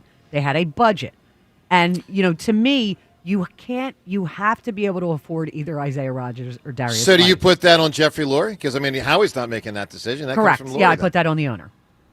Yeah, look, Yeah, we did hear those reports that they were approaching payment to players different this offseason. Yeah. And we kind of moved past it quickly because it's hard to prove in the moment which decisions are and are not made for that reason. But you're right, Rhea. Those reports were flat out there. Yeah. I thought running the ball looked awesome last night. You saw Saquon, Shipley, did Dylan, well. Yeah, everybody doing a great job. Yeah. And obviously Jalen did great with his legs last night. Tremendous. So, absolute tremendous game by Jalen Hurts. Yep. All Yeah, right, Joe, just fabulous. good call, bud. I'm with you on all that. All right, Bad of the Bone Award. We have not done it since they won the Super Bowl. So they didn't win the Super Bowl last night. They won a game. They are 1-0. And this win merits the game ball version, not the blame ball version, game ball version of the Bad of the Bone Award.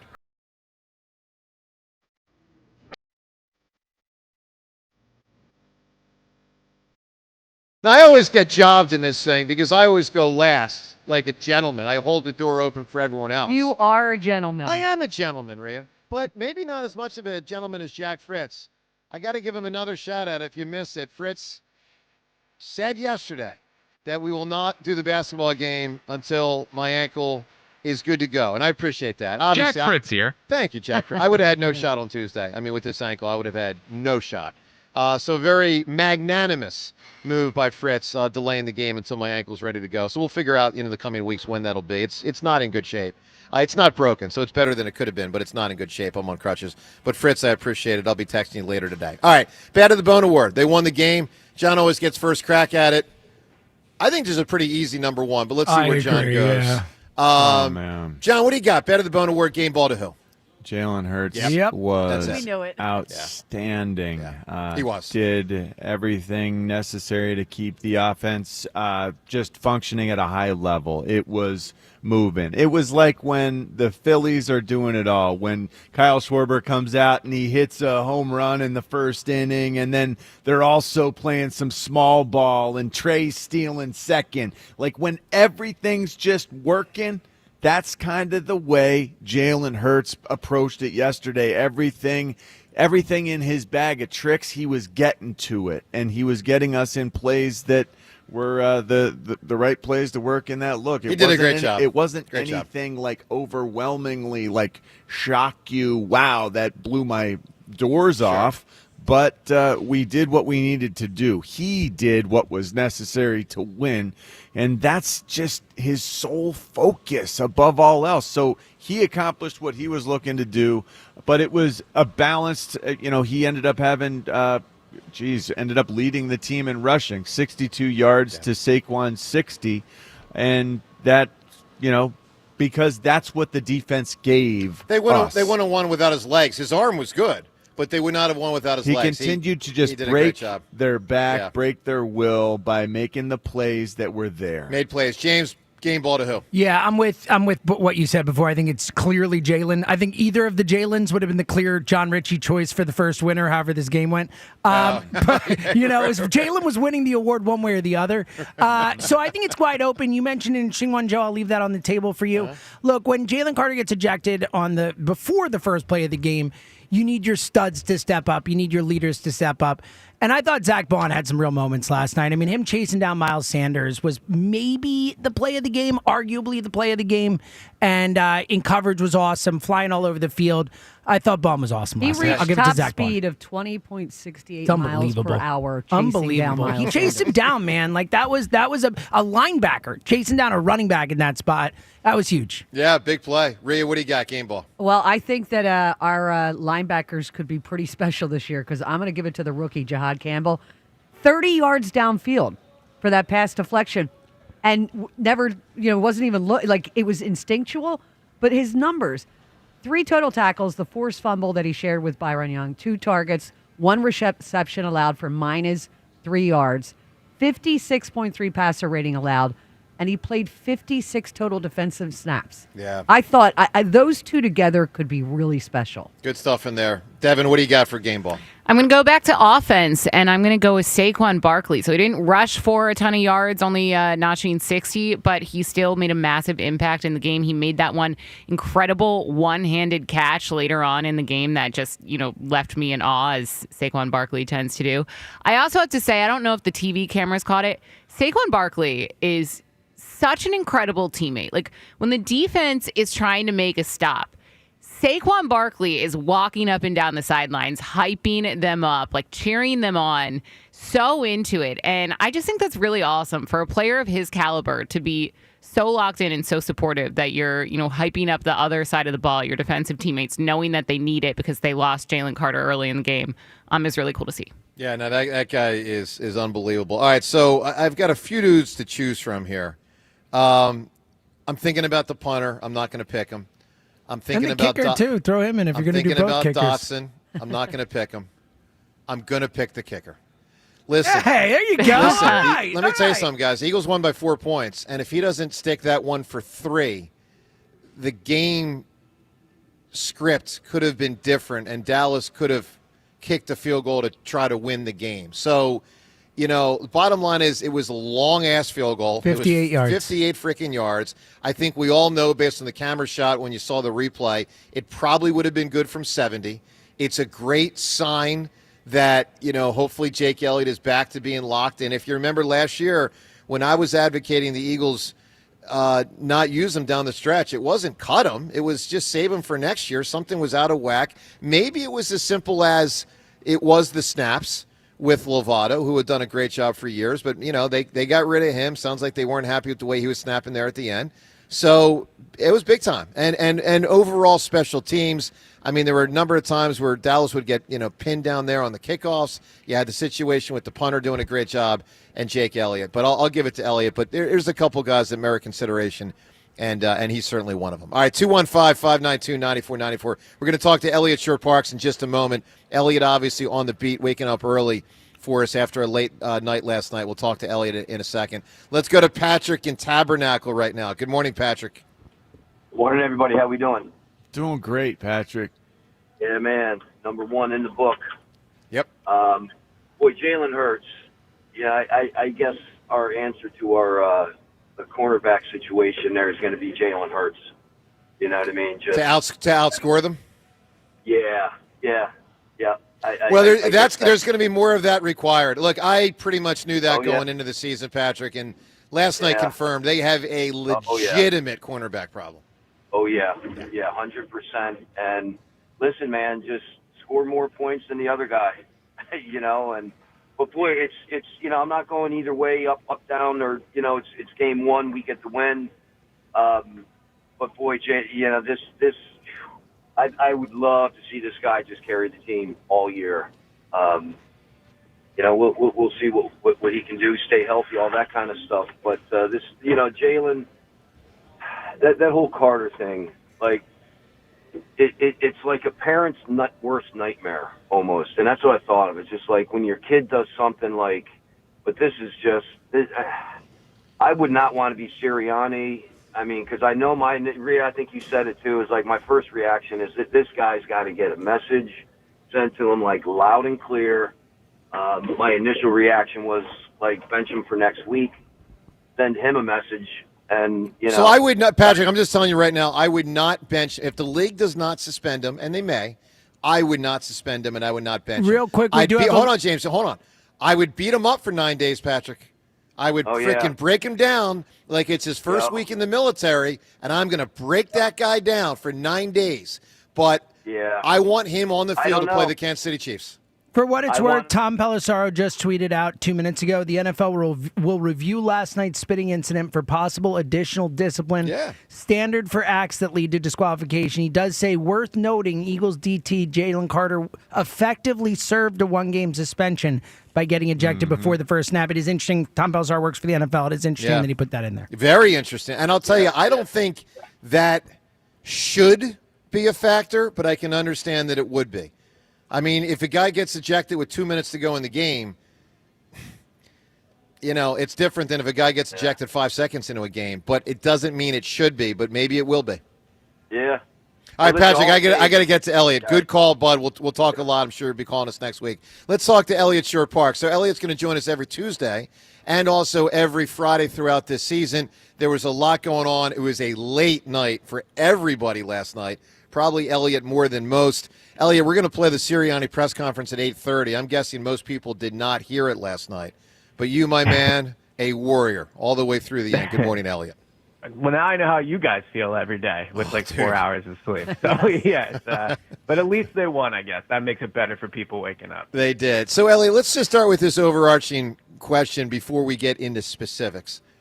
Do you feel this morning more encouraged or discouraged about the remaining 16 games than you thought you'd feel entering last night's game? So I feel discouraged about the win. I will say last year in that 2-2 start and how poor they played in the majority of those first 4 games truly did have an impact on me in the way that they just got to survive these first 4. So I think in terms of big picture, the only thing I truly felt was a red flag last night was the play of Adoree Jackson. The not getting the ball to AJ, I'll believe it when it goes 2-3 games and he's not getting the ball. I'm not as worked up about that. I thought Jalen Hurts was awesome.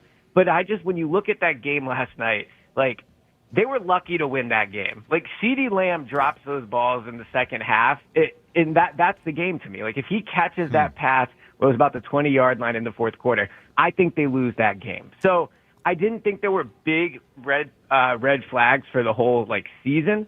But, I left more discouraged. I agree with that. A ton of positives. So let's get to the Jalen Carter thing, Elliot. We have two different Twitter poll questions of the day about it. I'm curious where you stand. Both Twitter polls brought to us by Armin Chevrolet. Check out Armin's certified one-owner pre-owned pickup trucks and SUVs at arminchevy.com. That's arminchevy.com. Together, let's drive. The first poll question, should Jalen Carter be suspended by the league? The second question, will he be? What are your answers to those two questions, Elliot? Yes or no? I do not think he will be suspended by the league. And whether the league should suspend him, I think is a little different than what the Eagles should do. I think the Eagles should absolutely, bench him to start the game next week. I'm not saying the whole game, but what he did last night, no pun intended, literally spits in the face of everything Serriani preaches almost every time he's at that podium and he speaks to the team. It was reckless. It was selfish. It was not about his teammates. That's one thing Nick preaches all the time. And covering Nick for all the years he's been here, the one thing I think he stands for more as a coach is, don't do stuff that is going to beat yourself, right? They have a talented team. And for Jalen Carter to do that, keep in mind, Carter's supposed to be, the captain of that defense. Forget who has the C's on. Jalen Carter is supposed to be the main part of that. And for him to do that, it's one of the more selfish things I've seen a Philadelphia star do. And I just don't see how Serriani cannot sit him. I know it hurts the team for him not to be out there, but if you don't punish Jalen Carter for this, how do you punish players down the line that do something? It's hard to think of an apples to apples with spitting, but something similar, right? If you're not going to do it to him, what are you going to do later in the year? So I don't think the league will suspend him, but I think Serriani has to do something about this. Wow. All right. So suspend him for another game, and that's... No, he's saying bench him early. Well, bench him early and then let him... Elliot, I won't suspend him. Again, I'd break him down for 9 days. But we'll what say... What do you mean by break him down? I mean, I'm going to find a way to make sure he understands how unacceptable it is. There's any number of ways you can do it. I'll give you this example, Ray. I remember hearing a story from someone from the 93 Phils that Dutch pinned a player up against the wall to make a point to not act like a horse's ass. Lane Johnson could do that. Sirianni could read him the riot act. He can make him come in front of the whole team. There's any number of things they can do to make sure he understands how truly unacceptable this is. At the minimum, he's got to get up in front of the team and apologize. For sure. And by the way, Elliot, there's a lot of that. There's a lot of that. That's a minimum. And by the way, Elliot, I didn't know about it, but Devin was talking about it, and a caller talked about his T-shirt after the game. It's time to grow up. Devin, what was that T-shirt again after the game? It was Rio who brought it up. Rio, what was the T-shirt it said? First year of being rich, I think it said. Yeah. Because, Elliot, I had heard last year that he's still a knucklehead.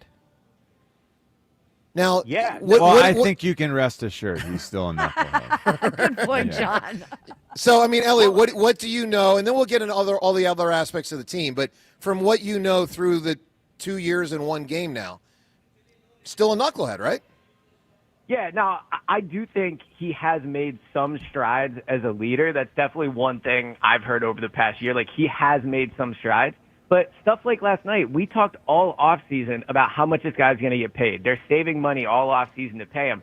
That's going to matter. When they go and sit down for the contract negotiations next year, they have to take this stuff into consideration. And I know he was effectively suspended for a game, but for me, that doesn't do much.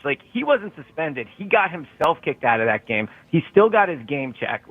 Ultimately, this is about, I think, sending the strongest message possible. And next week, in sitting him against the Chiefs to start the game, there's no stronger message than that. There's no bigger way to send a message. And frankly, embarrass him, right, in front of the public for what he's done. I get what you're saying, Joe. Do it behind the scenes. I get all that. I just don't think it's anywhere near as effective as putting him on the bench to start the game next week. I like that. I like the emblemization of saying, hey, you must sit out for what you have done. Bang. Let's move on to just the football that got played by guys who didn't spit on people. Let's the safety play. How do you evaluate the safety play for our defense yesterday, Elliot? Yeah, so one of the biggest shocks of the game for me was how much Andrew Makuba played. It's clear at this point Fangio has his guys, and those guys are going to play. I mean, Makuba barely practiced in training camp as a rookie and is coming off a hamstring injury that cost him 2 of the last 5 practices they had. But he was going to play. That was apparent now. I mean, I was there every day in camp. I thought it was a competition. It obviously was not a competition. Andrew Makuba was going to start. So the defense overall certainly had some positive moments in the second half. I haven't had a chance to rewatch it. So grading out, how he played would be a little tough right now. But sure. I do think, it's impressive as a rookie. I think he was out there for almost 85% of the snaps last night. That's an impressive thing. 84%. Yeah, I'm looking at it right now. 51 snaps. Makuba was the guy. Reed Blankenship was 61 for 100% of the snaps. So they were the guys. How about that? Yeah, I think that's what it'll be moving forward. For sure. And the pass rush, that it just didn't feel good enough. How much of that was the coverage on the outside was deficient? How much of that was we just need to get better pass rush? So I'm going to do something I'm guessing many people will not do this morning, and something he, I guess, didn't really do much last night. I'm going to defend Adoree Jackson a little bit. It's interesting how with every other player that didn't have a good game last night, you're probably going to hear it's week 1. We weren't expecting good football. They're just coming off training camp. For everyone besides Adoree, right? Adoree didn't play well. Don't get me wrong. He was really bad. But a lot of aspects of the team were really bad. So I'm not ready to completely write off Adoree Jackson yet. Do I think that they need to go out and likely end up making a trade? Yeah, I would be pretty surprised if in 3 weeks we're sitting here and going, man, Adoree really turned it around. But he was covering a top 5 wide receiver in the NFL. It was his first game. He's basically a minimum contract guy. I think people are being a little harsh on just he's got to go. We'll see what he does next week, and we'll see what the Eagles do. But when you talk about the coverage and the pass rush, I thought Adoree struggled. I'm just not ready to write him off the way everyone else did. Elliot, I thought Jalen last night, particularly in the first half, one of the better games I've ever seen him play. Do you agree with that? Yeah, I thought he was, in the first half, basically, exactly what people talked about all offseason. I thought the passing game last night was not impressive. Outside of the AJ thing, which is a part of that, obviously, even in the first half, they did not move the ball well through the air. And I think that is maybe one of the concerning things from last night. So I disagree. Well, hold on. Let me just real quick on that. I disagree. I mean, it wasn't, 18-yard out routes, but I thought it was very Folesian. Drop back, quick survey, get the ball out for 7 yards, move the chains. I mean, I thought he was playing efficient, short football, and of course he hit the one deep one to Dotson. I thought he was very efficient. Was great. A good word. Yeah. So I think he had 30 yards passing with 2 minutes to go in the first half. So they were not moving the ball in the air through the first half. And in the second half, he moved it better. I agree. But he ended up having 150 yards on 19 completions. You're right, it was efficient. But for me last night, the strength of Jalen was not the passing game. But last night, Jalen was what people talked about all offseason. He made huge plays on third down. He made huge plays with his legs. And I thought last night, in what was obviously a very chaotic game, opening game of the season, the Jaylen Carter thing, the rain delay, Jalen showed what his superpower is. And his superpower as a quarterback is he stays calm no matter what. It would have been very, very easy for other quarterbacks to lose their cool, to try to make a play, to let the game snowball on him. He just never, ever does it. So, again, to bring up the turnover thing, the Cowboys turned it over once and the Eagles didn't. And that was kind of the difference in the game, too. So I don't think the passing game was encouraging. I thought it looked a lot like last year for long stretches, but I still think Jalen had a very good game. Okay. Yeah, I saw it different. Fair enough. Elliot, good work, pal. We'll talk to you early next week. Thanks, buddy. Yep, talk to you. Thanks, Elliot Shore Parks. We'll talk to Ray Didinger in 10 minutes. Ray Diddy back with us for another season. Typically, Ray will be with us on Mondays at 7:55. Obviously, we moved Ray to Friday today, this week because of the Thursday night game. All right, you can react to everything going on. By the way, let's address the banner ceremony. So, Devin, curious how you took it in being there on the sideline. I'll say this from a TV standpoint. I found it. Now, you're not going to get a huge thing from NBC. They got a lot of masters to serve. They've got to do commercials and, does the national audience really care about the Eagles ceremony? Probably not that much. But I thought on TV it felt rushed in the presentation, similar to 7 years ago. Like, here's my thing. I guess I'm just used to Dick Clark, and it's the countdown to the new year. And who's it now, John Seacrest? Like, I'm used to, 10, 9, 8. And I'm not saying it has to be that. But on TV, there was no hey, everybody, look up there right now. It's about to happen. There it is. See, in person there was. Okay, good. Yeah. I'm glad to hear that. So they had on the Jumbotron, even I think it was 10, 15 minutes out, they had a countdown clock. And they had, what the Phillies have for Joan Duran's entrance, a QR code that fans could scan so your phone synced up with the music. Place lit up green, Brandon Graham, Jeffrey Lurie walked it out. So I thought it was awesome. Good. Awesome to see in person. Was it, a countdown, make it this massive deal, make speeches? No. It was I think they did it right because it wasn't too long. It was about a 4-minute situation. They turned the lights out, everyone's phones lit up, fireworks went off. BG led the fight song and then, called it a day and the game started. So, Joe, I thought was it with you worked. about Real the quick- TV. Good. The TV did cut it real Yeah, quick. So that's an NBC problem. Real quick, was there anyone That else, though, stinks. in regards to the banner ceremony, who, when the Jalen Carter thing happened, was you stayed in the locker room for Yes, that? yes, I did I think thought that. about it. I'm the whole Yeah. thing of staying in the locker room, being locked in, we're not looking at the banner all that, and then you come out and start the game like that. Yeah. It just made this sitting in the locker room feel even dumber to me. Well, I agree. You know what I also thought? I don't know if anyone thought about this. So I had a buddy years ago. He was in Atlanta working in the Georgia Dome when Trot got thrown out in 2005 in the first game, before the game. And he was in there when Trot went back in the locker room. And he said Trot was in a bad mood. Okay, let's put it that way. He'd just been thrown out of the game. Think about the divergent emotions going on back there after the first play. Jalen Carter's back there having gotten ejected. Van Summeren's back there having probably lost the season. And then Big Dom's walking back there, and I'm thinking, man, Big Dom's got two different emotions. His hands full. Holy mackerel.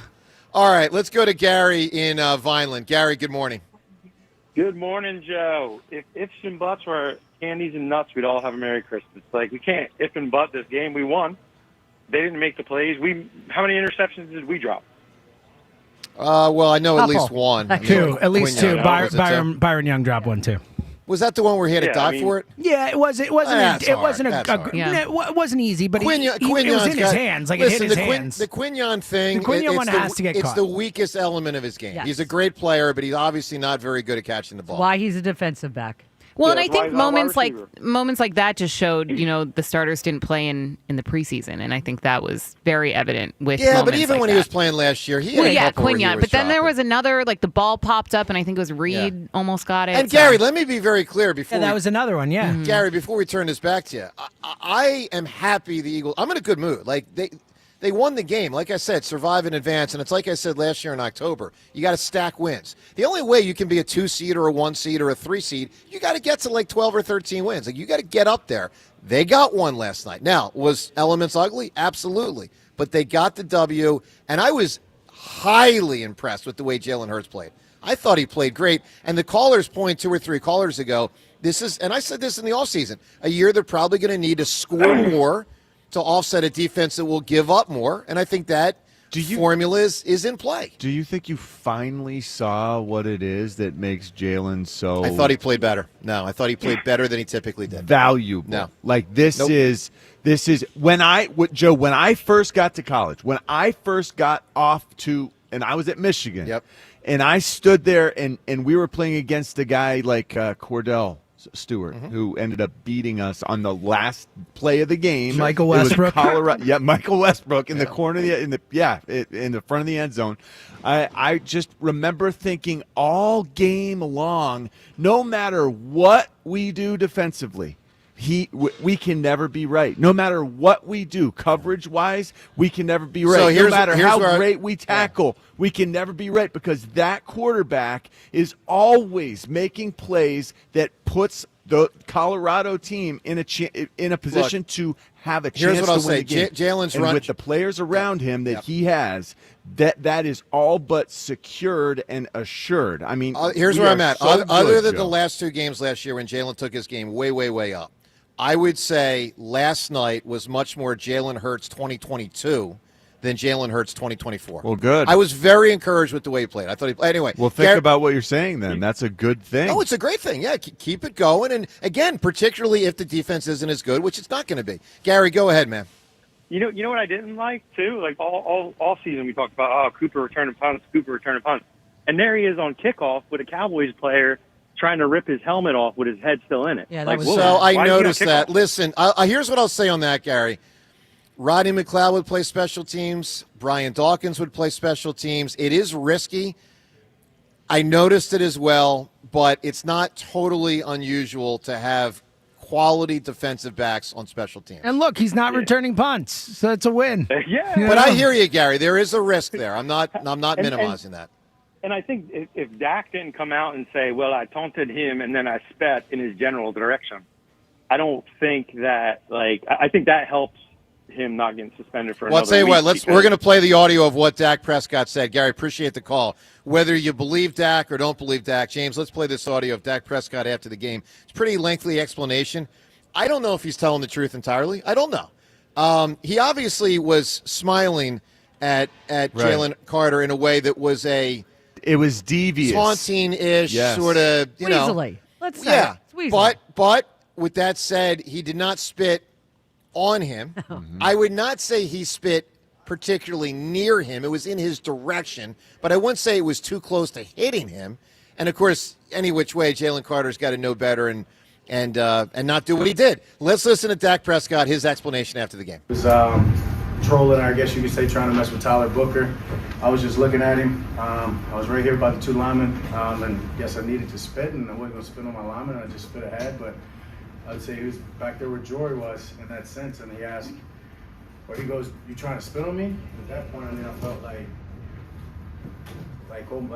he was insulting me. Like I wouldn't spit on somebody. I'm damn sure not trying to spit on you. Like we're about to play a game. I'm wondering why you're trying to mess with the rookie. So when I stepped through, I actually said the words like, "What the hell would I? Excuse me, but I'm probably even more colorful. What would I need to spit on you for?" And he just spit on me in that moment, and it was more of a surprise than anything. Refs obviously saw it through the flag. I was like, hell yeah, we get 15 yards to start the game off. Didn't realize he was getting ejected. Unfortunate that he did. Hell of a player. Changed our plan and our blocking scheme. As I told you all right before the week, that we're going to protect against him. So helped in that manner, but I don't wish for anybody to get out of the game. I'm sure he probably regrets that to some extent. I'm pretty sure he knows I didn't try to spit on him or wasn't even aiming to spit on him. So something that's probably going to get a lot of coverage and a lot of attention that I feel sorry for him in the sense of, yeah, I mean, I know how excited each and every one of us are, right, to kick off the season and the season opener, and hell of a player like that doesn't even get a chance in the first play. Yeah, unfortunate circumstances. All right, that's Dak Prescott right there. Ree, I've long thought you have probably the best truth meter of all of us, all right? BS detector, so, is that what you're calling it? Exactly. Yeah. So aside from the part when obviously, he's, saying he's a great player and he's unfortunately got thrown out, because obviously Dak Prescott prefers that he got thrown out. Of course. Do you believe every word of his explanation of what occurred? Oh, absolutely not. He pulled a veteran move on a guy that is eminently baitable, and that book is out on Jaylen Carter in the NFL. And Dak Prescott, whatever you think of with the injury on the side, he is a smart quarterback. Yes, he is. And I thought he played very well last night, too. I thought his mobility was back, which I was surprised at. But, just hearing him talk the way he said, he didn't, he had the smile on the field, but he was giving his dissertation on the spit. Yep. Like he had thought about it all game, what he was going to say. All right, Ray Didinger, just a moment. Let's listen to Jalen Carter's explanation after the game. Because he said a decent amount as well. Jalen Carter post-game on the incident, here's what he said. It was a mistake that happened on my side, and just won't happen again. I feel bad for just my teammates and fans out there. I'm doing it for them. I'm doing it for my family also. But fans, they show the most love. You heard them out there today. Just not being able to start the game, even finish the game, it's Yeah, but we're gonna get it better. It won't happen again. Yeah, can we give him some room? Hey, let's give him a little bit of room. There's some footage later that showed that Dak may have done something first. Do you feel like he precipitated it? I don't try to do nothing out of the ordinary. Anything that I feel like I've done something back is provoked. But if it's something out there, y'all see it, we'll ball back. All right, that's Jalen Carter postgame. All right, couple news and notes related to our show. First, no beat to hammer today. You probably noticed that over the last 10 minutes. We typically do it Fridays. Very sad. I look forward to it. I know, but you know what? I figured one win by the home team's enough. All right, Eagles got it done. Oh, here we go. I'll save my win for next Friday. Now, we wanted to prioritize, obviously, giving you Eagles content today. The other thing is Dick Vermeil typically will be with us on Fridays, but not today. We're juggling our lineup around, Ray today, Seth today, who normally would be the day after the game. When we talk to Coach Vermeil next week and all season, brought to us by Independence Blue Cross, the region's strongest networks of doctors and hospitals, means you can choose where, when, and how you get the care you need. Independence Blue Cross. Learn more at ibx.com. And reminder, Vermeil wine is like the best.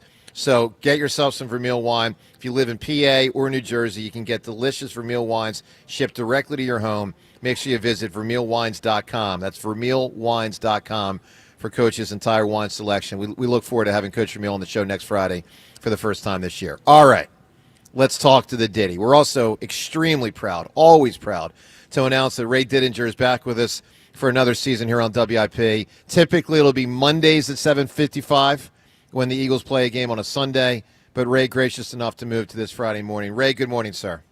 Good morning, Joe. How are you? I'm good, Ray. I mean, that's not how, as they say, you draw it up. But to use an NCAA tournament term, survive and advance, which is what the Eagles did last night. What stood out to you the most last night, Ray? Oh, how it started. How it started. I mean, all the stuff that you talk about, the things that befall defending champions that following year, all the things that can go wrong. It started on the opening kickoff. You lose a player, and then you lose your best defensive player before you ever have a defensive snap. That's the start of your season. I mean, what it reminded me of, and I haven't heard your whole show, so somebody probably has already brought this up. Yep. But it reminded me of the way it started for the Eagles the year after the Andy Reid Super Bowl. Absolutely. That opening game in Atlanta, when half an hour before kickoff, there was a fight on the field, and Jeremiah Trotter, who was your defensive leader, gets thrown out of the game before there's even the national anthem is played. But the difference is, and it had the same kind of feeling to me, just that kind of otherworldly, oh my God, is it really going to be that kind of year?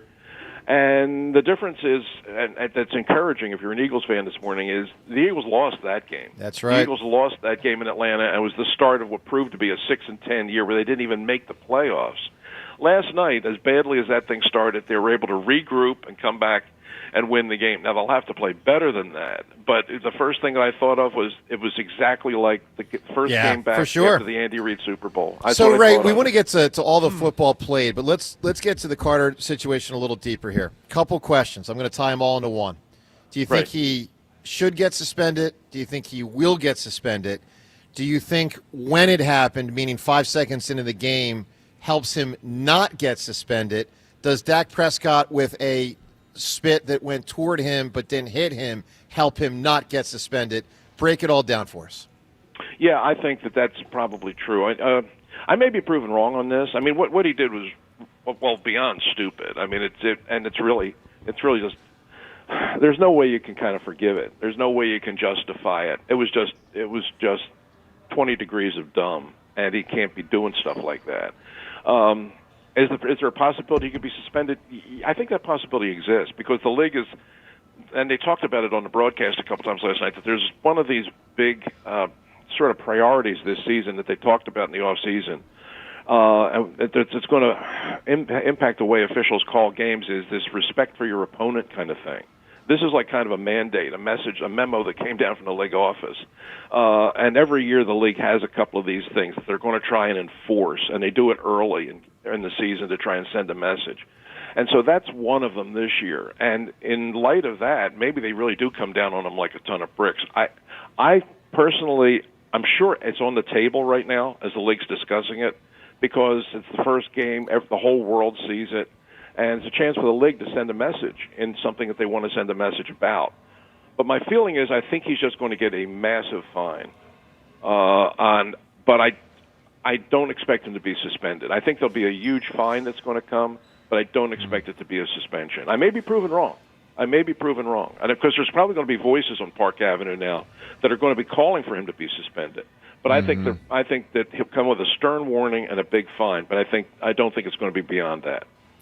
Well, this is a big possible fiasco situation. Ray, I was concerned. I think we were probably all concerned about another possible fiasco situation last night when A.J. Brown hadn't had a reception and we were getting to the second half. And I was just wondering, oh, man, is this going to become a problem? What did Dallas do that made it hard for us to get the ball AJ's way? It's hard.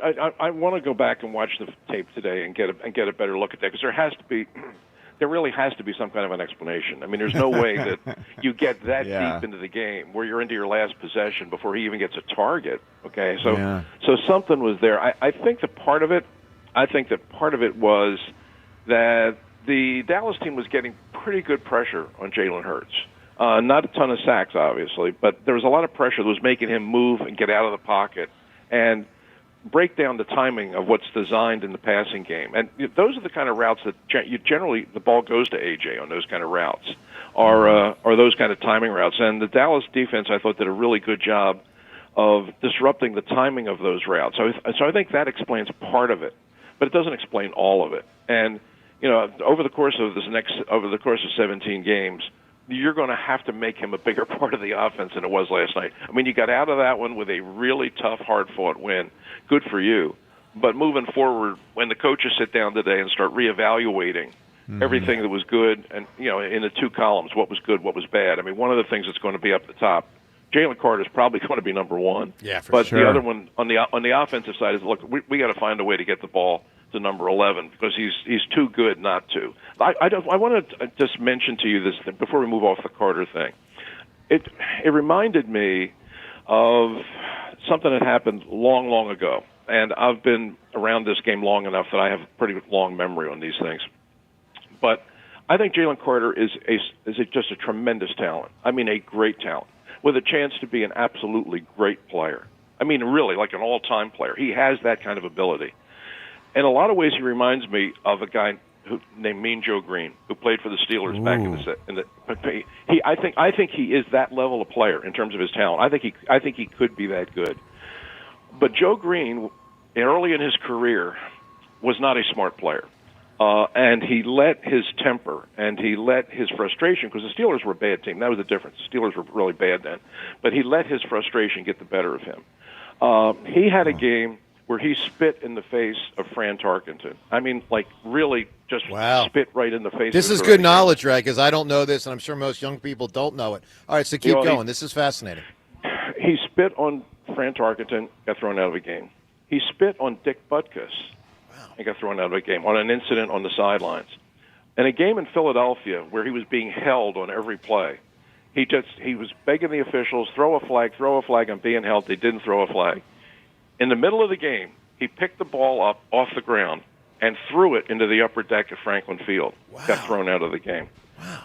The next day, and now Joe told me this story. I did a book on the Steelers back in the 70s, and I spent a lot of time with Joe Green. And Joe told me, he said, the turning point in my career was the day after the episode in Philadelphia, when I literally, in the middle of the game, picked the ball up and out of frustration, threw it into the upper deck of Franklin Field. Got ejected again. The next day, Chuck Noll, the coach, called me into the office. And he said, Joe, he said, with your talent, you're the leader on this team. I don't care if you want to be. I don't care if you care to be. I don't care if you aspire to be. I don't know if captaincy means a damn thing to you. But the fact of the matter is, with your level of talent, you're a leader on this team because the players look to their best player, and that's you. Now, you have to decide, moving forward, are you going to be a good leader or are you going to be a stupid and bad leader? That's the only decision, because the idea of I don't want to be a leader. You have no choice on that.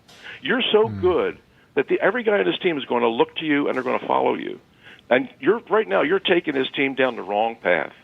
It's up to you to decide. But you could go on and become an all-time great. But just being talented isn't enough. You have to have the maturity to go with it. And Joe said that was the turning point in his career. Wow. And at that point, he dedicated himself. You know what? Yeah, just being really, really good on the field, that isn't enough. I have to play smart, and I have to play smart every week. And at that point, he became the guy we knew as Mean Joe Green, and he wound up being the cornerstone of a team that won 4 Super Bowls. Yeah, really maybe one of the best defenders of the 70s. Yeah, sure. Yeah, no, Joe, to this day, he's the best defensive tackle I've ever seen. I've never seen an interior, and I've seen them all. I've seen Alan Page, I've seen Bob Lilly, I've seen all of them. I've never seen a defensive tackle that could dominate a game the way he could. That's how good he was. I'm telling you, I think Jaylen Carter has the talent to be that good, but he has to have the maturity to go with it. And last night was a classic example of why he needs to grow up. Ray, why wasn't Quinyon Mitchell on CeeDee Lamb last night? Should have been, and it should have been apparent really early. I mean, that's I thought one of it the was. Okay, right away, and that's and that is a big concern. CD is a different kind of player in the sense that he doesn't line up outside; he plays in the slot, which sometimes makes him a tougher matchup. Sometimes you don't want to take your best defender and put him on a slot defender, especially when you have a guy like Pickens on the other side. But I think that's you have to take it from week to week and how offenses approach you. And CD's just that good, even though his drops in the fourth quarter were huge. That's a matchup problem. But, listen, that could be a matchup problem moving forward. To me, this is the biggest concern about this team right now, is that other cornerback spot.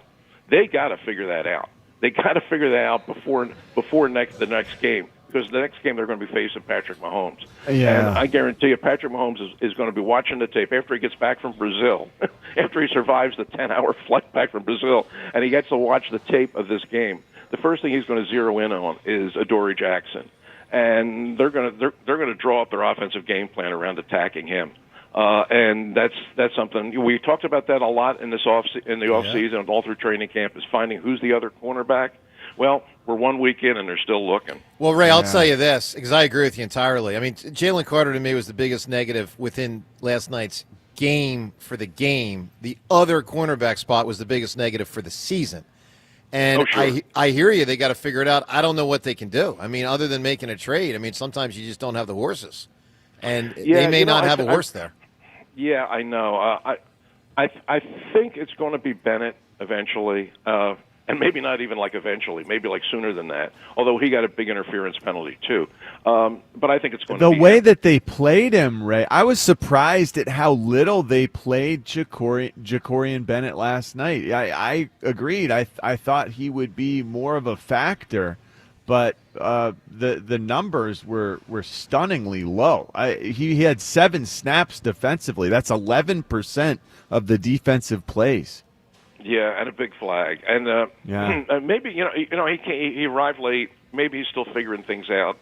I mean, Sure. Vic Fangio is an old school, really old school kind of coach, and he doesn't want to take chances with guys until he really feels like they have totally absorbed the system. I mean, look how long it took for him to get Cooper on the field last year.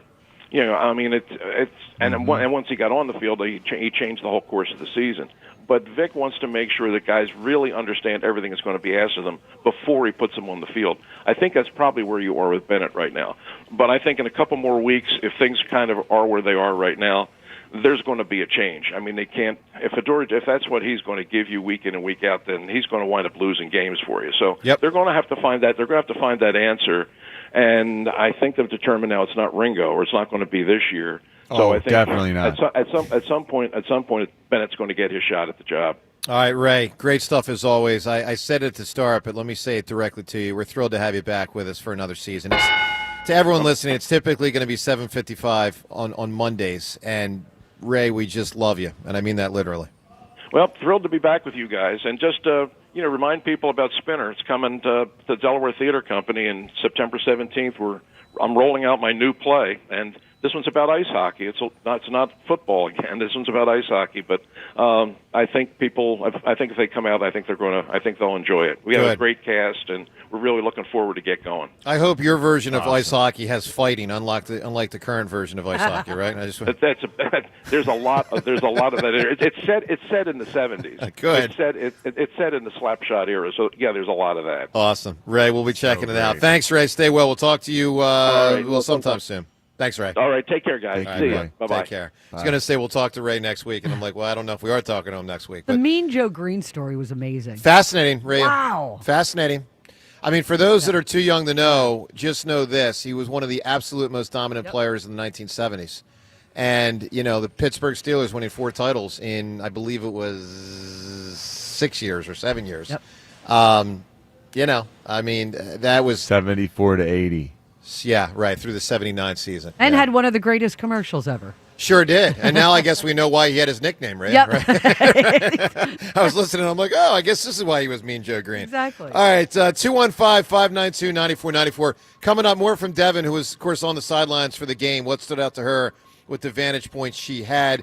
We will eventually get to our picks for week 1. John and I have a contest every year with picks. We'll get to that later on. Seth Joyner from 9 to 10 with us. But also, in addition to phone calls coming up, at 8:30, Nick Sirianni's press conference, which was extremely late last night. Seltzer, over under. Did 2% of Eagles fans hear that press conference? No. I don't think so either. I haven't heard it. I mean, come on. You're doing the show this way. Literally. Joe, Exactly. I'm not lying. I think we played it at 2:45 because I had just pulled into the parking lot, and Rob Ellis, who was still on the air doing the 5th quarter, goes, we're going to play Nick Sirianni's news conference. I'm like, they haven't played But that yet? live or I don't not think it was, live, no, right? I don't think No, it was live. live. Yeah, I heard it on my way home, which was, I don't know, maybe 1 a.m. Yeah, it was late. All right, so for everyone who missed it, which is almost everybody, Serriani on the Jaylen Carter situation and everything from last night's game. You'll hear that at 8:30 as we broadcast from Borgata today on 94 WIP. A hotel can offer you a great club or a bar. A resort could provide a high-end restaurant or a spa. But if you want it all, dining, bars, pool, spa, gaming, clubs, and shows, it takes much more than the Boardwalk. It takes a village. It takes a Borgata.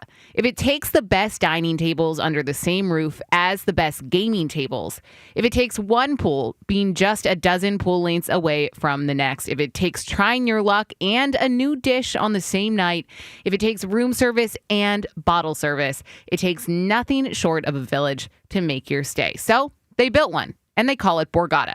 Visit theborgata.com to learn more. Must be 21 or older. Gambling problem? Call 1-800-GAMBLER. It's Phillies Sunday. Every Sunday home game this season. Join WIP at Citizens Bank Park for extended pregame from the Deborah broadcast booth. I just love playing baseball, and I love doing it here. Only on your exclusive home for Phillies baseball. Get up! It is gone!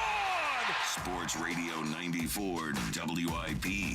Phillies Sunday from Deborah Heart and Lung Center, the Delaware Valley's only heart hospital. Get away to the Atlantic City in Waterboat Show. 4 days only, September 4th to the 7th at the Golden Nugget Marina. See the new boat models from all the major manufacturers. Buy $15 advance tickets at acinwaterboatshow.com. See you there. Count on Sundays with the NFL on CBS and Paramount Plus all season long. Here we go! Starting with a Week 1 NFC North rivalry between the Lions and Packers. And he's in for a touchdown! Visit ParamountPlus.com/NFL to get started today. Before the sun sets on summer, grab hot deals on tires at CJ's Tire and Auto during our end of summer, beginning of savings sale. Now through September 6th, take advantage of big discounts on tires and service, including $70 off the purchase and install of 4 Continental Extreme Contact DWS 06 Plus tires. And at CJ's, we're more than just tires. We're looking out for your whole ride, from oil changes, brake repair, and battery replacement. CJ's Tire and Auto has kept our customers moving for over 53 years with integrity, safety, and expert service. With 18 locations and over 100,000 tires in stock, you'll find the perfect set for your car and your budget, including the quality, performance, and safety of Continental tires. Save big today at CJ's Tire and Auto during the end of summer, beginning of savings sale, and put $70 back in your pocket when you choose Continental tires. Start your search at cjtire.com or stop by your local CJ's Tire and Auto today and cash in on those savings. CJ's Tire and Auto. We keep things moving.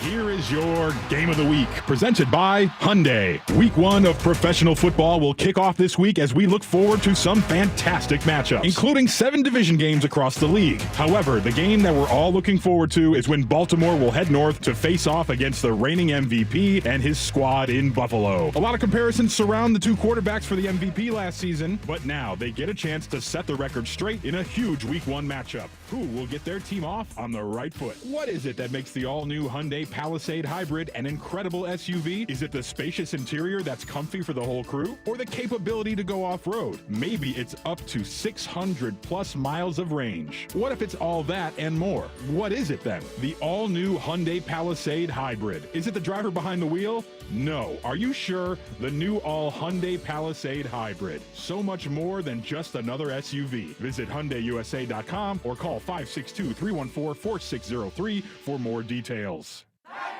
We finally switched to T-Mobile because with them, we can be connected here and there. ¡Listos todos! Estas son las mañanas. Now we just need to harmonize. Switch today. Get 4 Samsung Galaxy S25 phones with Galaxy AI. Plus, get 4 lines for just $25 per line. Visit a store, T-Mobile.com, or call 1-800-T-Mobile. 1-800-T-Mobile. For well-qualified customers with auto-pay plus taxes and fees and $35 per line connection charge. Minimum 4 lines on plan. Contact us if canceling lines. Plus $5 per line without auto-pay. Debit or bank account required. Visit T-Mobile.com. Ready to kick off the fun? Chumba Casino is your go-to game plan during halftime or overtime. From spinning slots to instant scratch-style cards, it's like running the perfect play, all from home. New players score a free welcome bonus and daily logins with a shot at some serious prizes every time you play. Get in the game and visit ChumbaCasino.com today. Let's Chumba. Sponsored by VGW Group. No purchase necessary. See terms at ChumbaCasino.com. Must be over 21 and present in a state where it's legal to play. Lowe's knows you've got a job to do, and we help get it done. With the MyLowe's Pro Rewards program, eligible members save more with volume discounts on qualifying orders through a quote of $2,000 or more. Join for free today. Lowe's, we help, you save. Offer can't be combined with any other discount, contract, and/or special pricing. Exclusions, more terms, and restrictions apply. Details at lowes.com/terms. Subject to change. This is Boomer Esiason with an Odyssey Sports Minute. I recently asked 2022 professional bull riders champion Dalen Swearingen whether he practices with a mechanical bull. No, it doesn't feel like a real one the way the muscles move. The upstate New York-born rodeo star told me Dalen was joined by his PBR Carolina Cowboys general manager, Austin Dillon, who is also currently racing in NASCAR's playoff. What an interview. This weekend only on Game Time. I'm Boomer Esiason. Hey, Joe DeCamera here. All right, everyone knows champs come from Philadelphia. We saw one last night, the reigning variety.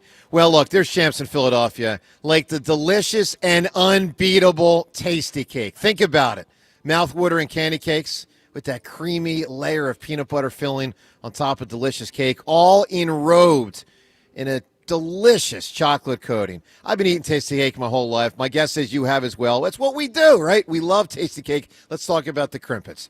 A uniquely shaped, fluffy cake, topped with a delectable layer of smooth yet subtle butterscotch icing. They're a home run every time. Whether it's, those items or others, they're all great. So whether you're rooting for the Phillies in the stadium or from home, make sure you've got what is the best, the absolute best treats on deck. And that, of course, would be Tasty Cake, except no substitutes. 94 WIP Sports Update. Brought to you by the Laborers District Council, Less Than Fun. A tale of two Jaylens in the Eagles' season opening 24-20 win over the Cowboys. Jalen Carter ejected for spitting on Dak Prescott, and the Cowboys took full advantage of his sudden absence, scoring on their first 4 possessions. NFL Network's Tom Pelissero reports the NFL will review Carter's incident for possible additional discipline. His colleague Mike Garafolo noting spitting has ordinarily resulted in fines, not suspensions. And now on to the good Jalen. Jalen Hurts also led the Eagles to score on their first 4 possessions, including this. Hurts calling for the football. He's back. He's looking. He steps up. Still looking. Still looking. He's starting to run. He's at the 10. He's at the 5. He's into the end zone. Touchdown, Jalen Hurts. Yeah, sometimes you just got to do it yourself. That's 2 touchdowns for Jalen Hurts. Mike and Merrill, the call. Seth Joyner will be on the WIP Morning Show at 9 a.m. in studio till 10. The Laborers District Council of Philadelphia and vicinity are committed to providing the safest, most well-trained workforce for the construction industry. Laborers building a better future today. Partly sunny, high 88, currently 71. You can hear every Eagles game on your streaming device. Just download the free Odyssey app or tell your smart speaker to play 94 WIP. Sports update on 94 WIP. Joe DeCamera and John Ritchie. Vinny, Vici, I'm out of order. What do I do? This is the WIP Morning Show. Sports Radio 94 WIP.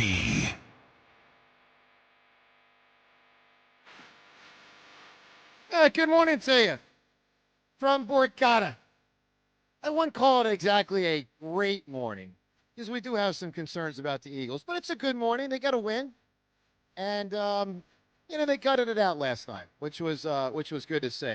Now, whether Jaylen Carter plays in the next game or not, who knows? Well, time will tell. That was interesting information from Rhea in the update. Sounds like typically player does not get suspended for a spitting incident, so that's good to hear. Obviously, they're going to have to discipline him one way or the other, they being both the league and the Eagles. Let's get to the Twitter poll question of the day, both brought to us by Armin Chevrolet.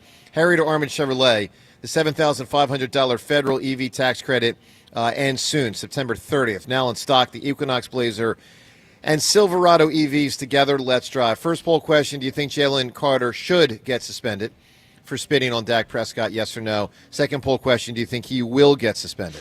So you can vote on both of them at Sports Radio WIP on Twitter. Two points from yesterday that actually have nothing to do with the Eagles, and then right back to the phones, and we're going to play the Merrill montage as well in a moment. Number one is, in case you missed it yesterday, the Phillies won. The Dodgers lost. Of course, the Brewers lost because the Phillies were playing the Brewers. Here are the implications. The Phillies did an awesome job in this series against the Brewers. They Won did. 2 of 3, They did. and it was not, that was playoff baseball, and it felt as such. They were important games. So here are the they rose to the occasion. Here's the implications of what happened. The Phillies now are 4.5 games behind the Brewers for the 1 seed, and 3 games in front of the Dodgers for the 2 seed. So the Phillies really had to win 2 of 3 in order to keep hopes alive to get home field advantage. They had to. They did. 3 out of 3 would have been better. 2 out of 3 is pretty good. They have a shot to get home field advantage throughout. And then the Phillies are starting to put some separation on L.A. Good job by Ranger yesterday. Good job by the club in this series. Well done. Harrison Bader, by the way, Joe. Yeah, you're right, James. He is so awesome. That catch man. was great, man. Great catch. All right. Awesome. He's doing the things that I always expect. Like, why can't our guys do those things? They weren't good enough. Exactly. Yeah. Now we've got a guy who's good enough, and he's a technician out there. Like, I know he's going to do it repeatedly. I hope he sustains it. I appreciate the way. Well, that's the thing. When you see him play it off the wall, and then he does it again, and then he does it again, and then he does it again. Well, that and then he he's can doing do. that crab walk I mean thing, the hit. and then The he does hitting. it again. Oh, well, Yeah, that he can too. feel it. We knew he could feel, but I want to see the hitting. I like be the sustained. way he approaches defense and offense. I like the way this guy it matters to him. All right, second thing from yesterday. Shout out to Jack Fritz. He announced that we're not going to play the game on Tuesday. So me and Fritz were going to play a basketball game on Tuesday. I was really looking forward to it. I felt like I was in great shape, ready to go. But I think a lot of people know I busted up my ankle 2 days ago. So I'm on crutches now. I appreciate Fritz saying, honorable thing, let's not play when I obviously would have no shot to win. So we're going to push it back. Not sure when yet. Obviously got to get this thing healed.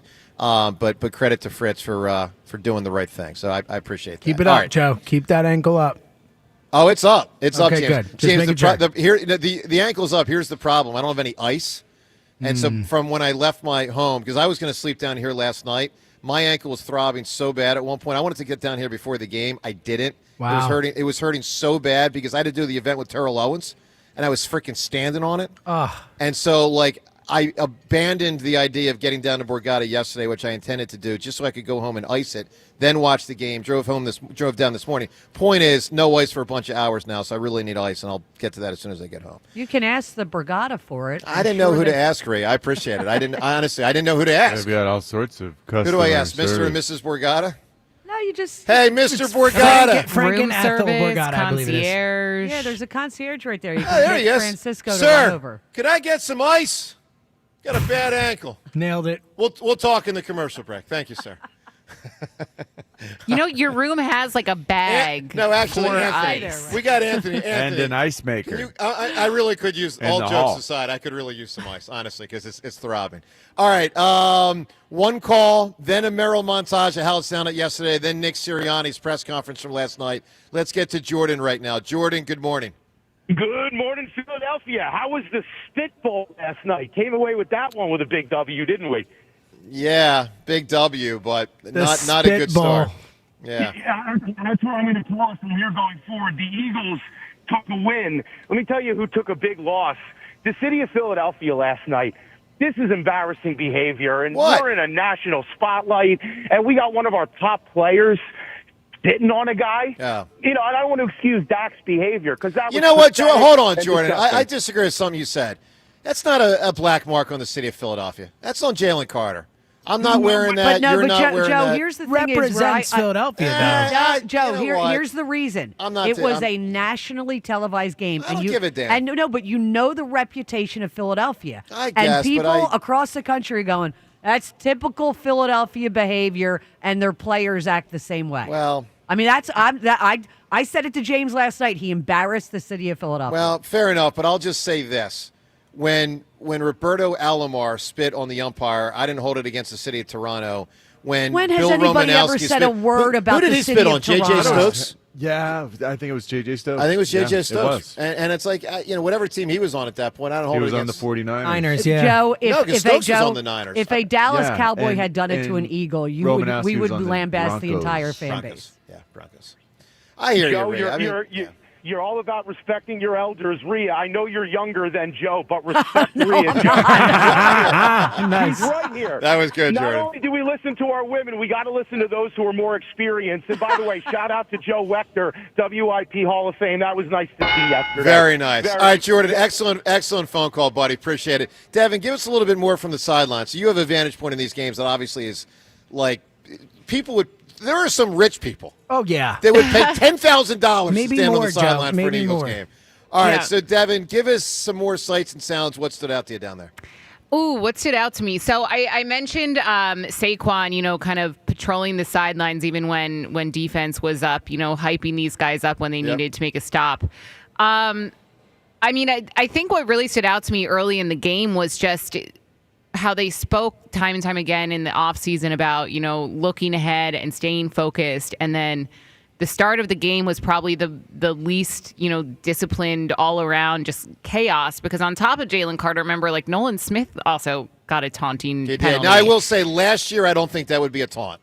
So yeah, I thought that was actually ridiculous. I agree with What a you. dumb They rule. made an example of him. What a Hey, dumb this is rule. a point we're I driving don't know, home this James. year. Because, James, he did stand over him. He should be celebrating a great play in football. Sort of We are But it's- legislating. I thought it was we ridiculous. are No, legislating look, it the was fun like- out of football, man. Yeah, but I think what the league's saying is you can celebrate, just don't stand over the guy. That's dumb. That's dumb. Stand up. Who cares? I don't It's know about that. football.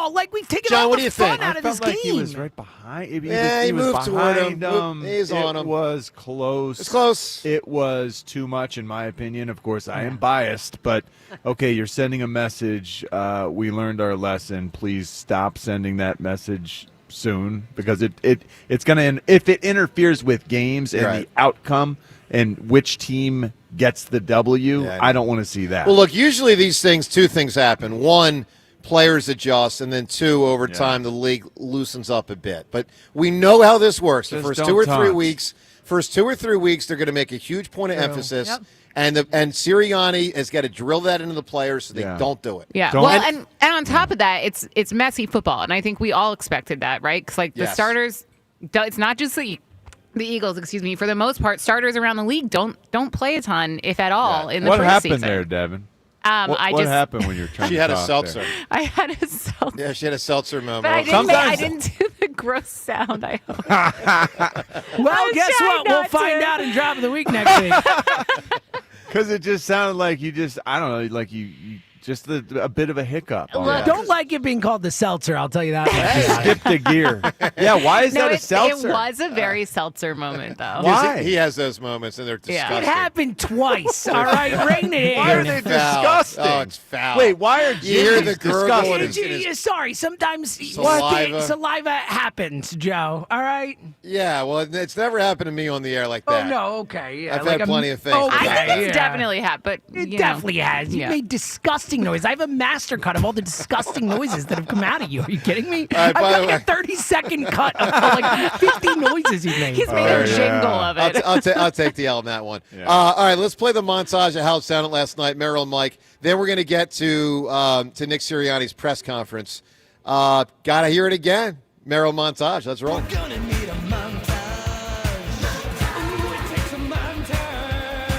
It's still draped right now, but at some point they're going to just drop that curtain, and you're going to hear a big roar from this crowd. There it is, 2024 World Champions. Unsportsmanlike conduct of the Eagles on Jalen Carter, and even worse, Carter, one of the Eagles' most impactful players, was ejected from the game before the very first play from scrimmage. That's how quickly the game can change. Prescott to Williams. He's in. Touchdown. Dallas scores first. Yeah, easily. I hate to say this, but you can blame Jalen Carter for doing something stupid. Hurts takes the snap. He's back. He's looking. He's going to run. He's going to cut back. He's going to waltz in for a touchdown. Yeah. He rolled. He could not find the receiver, so he said, okay, I'll take the dance, and he did, stepping into the end zone. Hurts calling for the football. He's back. He's looking. He steps up. Still looking. Still looking. He's starting to run. He's at the 10. He's at the 5. He's into the end zone. Touchdown, Jalen Hurts. Yeah, sometimes you just got to do it yourself. Handoff goes inside to Barkley. He's at the 5. He's in for his first touchdown of the season. Barkley, 21-17. The Eagles take the lead. Handoff goes inside to Sanders, and he goes no place. He fumbles the football, and it's picked up by the Eagles. Picked up by Quinyon Mitchell. Now, did he lose it, or did his knee hit the ground first? He fumbled the ball. I think we're going to have a delay because of lightning in the area. No. Yeah, I don't want to be the bearer of bad news, but I think the officials said that there's lightning in the area, and they're going to have to suspend play. 69,879 people have got to vacate their seats. Back we are after a long delay for lightning, but everybody is getting back into their seats, and we're set to go again. Spent some time. I borrowed a book from the A.J. Brown Library, caught up with my reading, and now we can proceed with the game. Back goes Prescott. He's going deep down the far side of the field, and it's incomplete. Intended for Lamb, who dove for the football, and he could not hold on as he crashed to the turf. And the Eagles take over on down. Eagles have to get inside the 35-yard line. Absolutely. For a first down. And it's going to be 4-down territory for the Eagles if they don't get it here on 3rd down. Rush comes. He's going to run. He fakes out one man. He dives. He has the first down. Beautiful. Thank you, Mr. Quick. And that's the game, basically. Jalen did it tonight with his legs. The Eagles overcome some major mistakes, some sloppy play, and they have beaten the Dallas Cowboys 24-20. So the Eagles gutted it out last night. They got the W 1-0, and of course we thank Buzz who put that montage together. Merrill and Mike, of course, Devin on the sideline last night. Look, two biggest reasons, in my opinion, why the Eagles won. One, an Eagles credit. One, a discredit to Dallas. One that's the credit. Jalen Hurts, I thought, was phenomenal, particularly early, but throughout, controlled the game, ran, passed, decisive, steady, didn't turn it over. I was highly impressed. But on the other side, there was a huge assist from both CeeDee Lamb and Miles Sanders. And I know the Miles Sanders one was caused by an Eagle. So that's a little different. You know, you rip that ball out, you punch it out. That's part of the equation of getting that turnover. But Miles Sanders, should hold on to that ball, and CeeDee Lamb should make some of those catches. I had it at 4. I know they kept talking about 3 in the second half, but I thought he dropped one in the first half. Now, the fourth one was tough. I mean, just to be fair to him, that last one, certainly not a gimme. But 3 of them I thought were flat-out gimmies he should have But gotten. he still got 100 yards. You okay with that? Let me tell you something. Best case scenario, Ray. For my fantasy team, Eagles win the score game. points for my fantasy team. Eagles win the game, and I got 17 points from CeeDee Lamb last night. Every time he caught a pass, I was cursing you out. Yeah. All right, let's listen to Nick Seriani. You knew there'd be a lot of questions about the Jalen Carter situation and more. It was a super-duper late press conference last night after the long and delayed game. Nick Seriani at the podium. Listen, then we'll react. Reminder, Seth Joyner at 9 o'clock. Let's listen to the coach. You addressed the Jalen Carter situation, talk to him. Yeah, obviously we had some personal fouls today. I want these guys to play with great energy, great tenacity, while doing it within the rules of the game. So we'll address that. We talked about that obviously at halftime because I felt like, that's a really good offense, and every one of their drives in that first half that resulted in points were all penalties. And now, a PI. That's different. That's in the heat of the game. Those are going to happen. But I know we had one with Nolan and one with JC, and that creates short fields for an offense.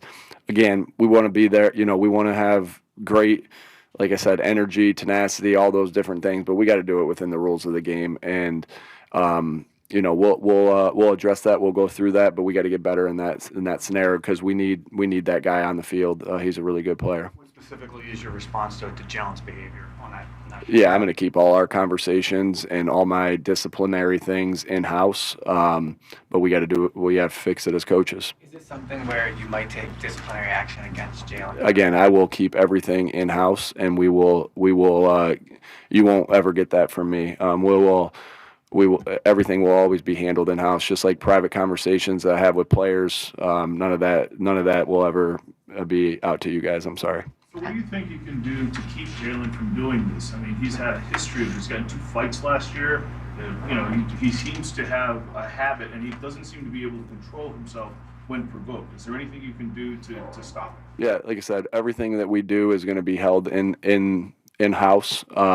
Again, he knows, and we needed him out there today, and he wasn't out there against a really good offense. I was really proud of the way the guys stepped up and played, to give up 20 points against a really good team, a really good offense. I think, again, they got good offensive line. Dak Prescott's a really good quarterback, 2 really good wide receivers, a really good tight end, 2 running backs that can make plays with the football.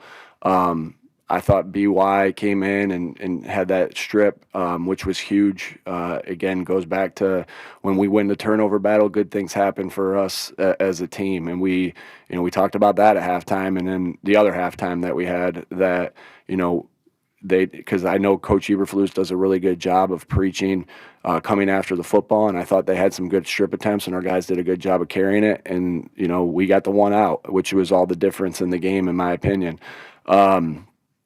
And, I thought Jordan got some good pressures. Morrow, I'll have to watch the tape there, but I know he played stout in there. Gabe Hall came in and gave us some good reps, but we need Jalen Carter on the field. And like I said, we'll keep everything in-house, but we have to get all these things corrected as a whole. As you guys know, I want them – you see how I coach with emotion, and I want them to play with emotion. And that's what I kind of say all the time is, but you have to do it within the rules of the game because we need everybody out there to help us be successful. How do you think Kevin handled his first game as offensive coordinator? Man, I mean, the first half, right? I think what you saw – first half, we 3 possessions, 3 touchdowns. So obviously a really good start. Can't start much better than that. I thought he called it really well.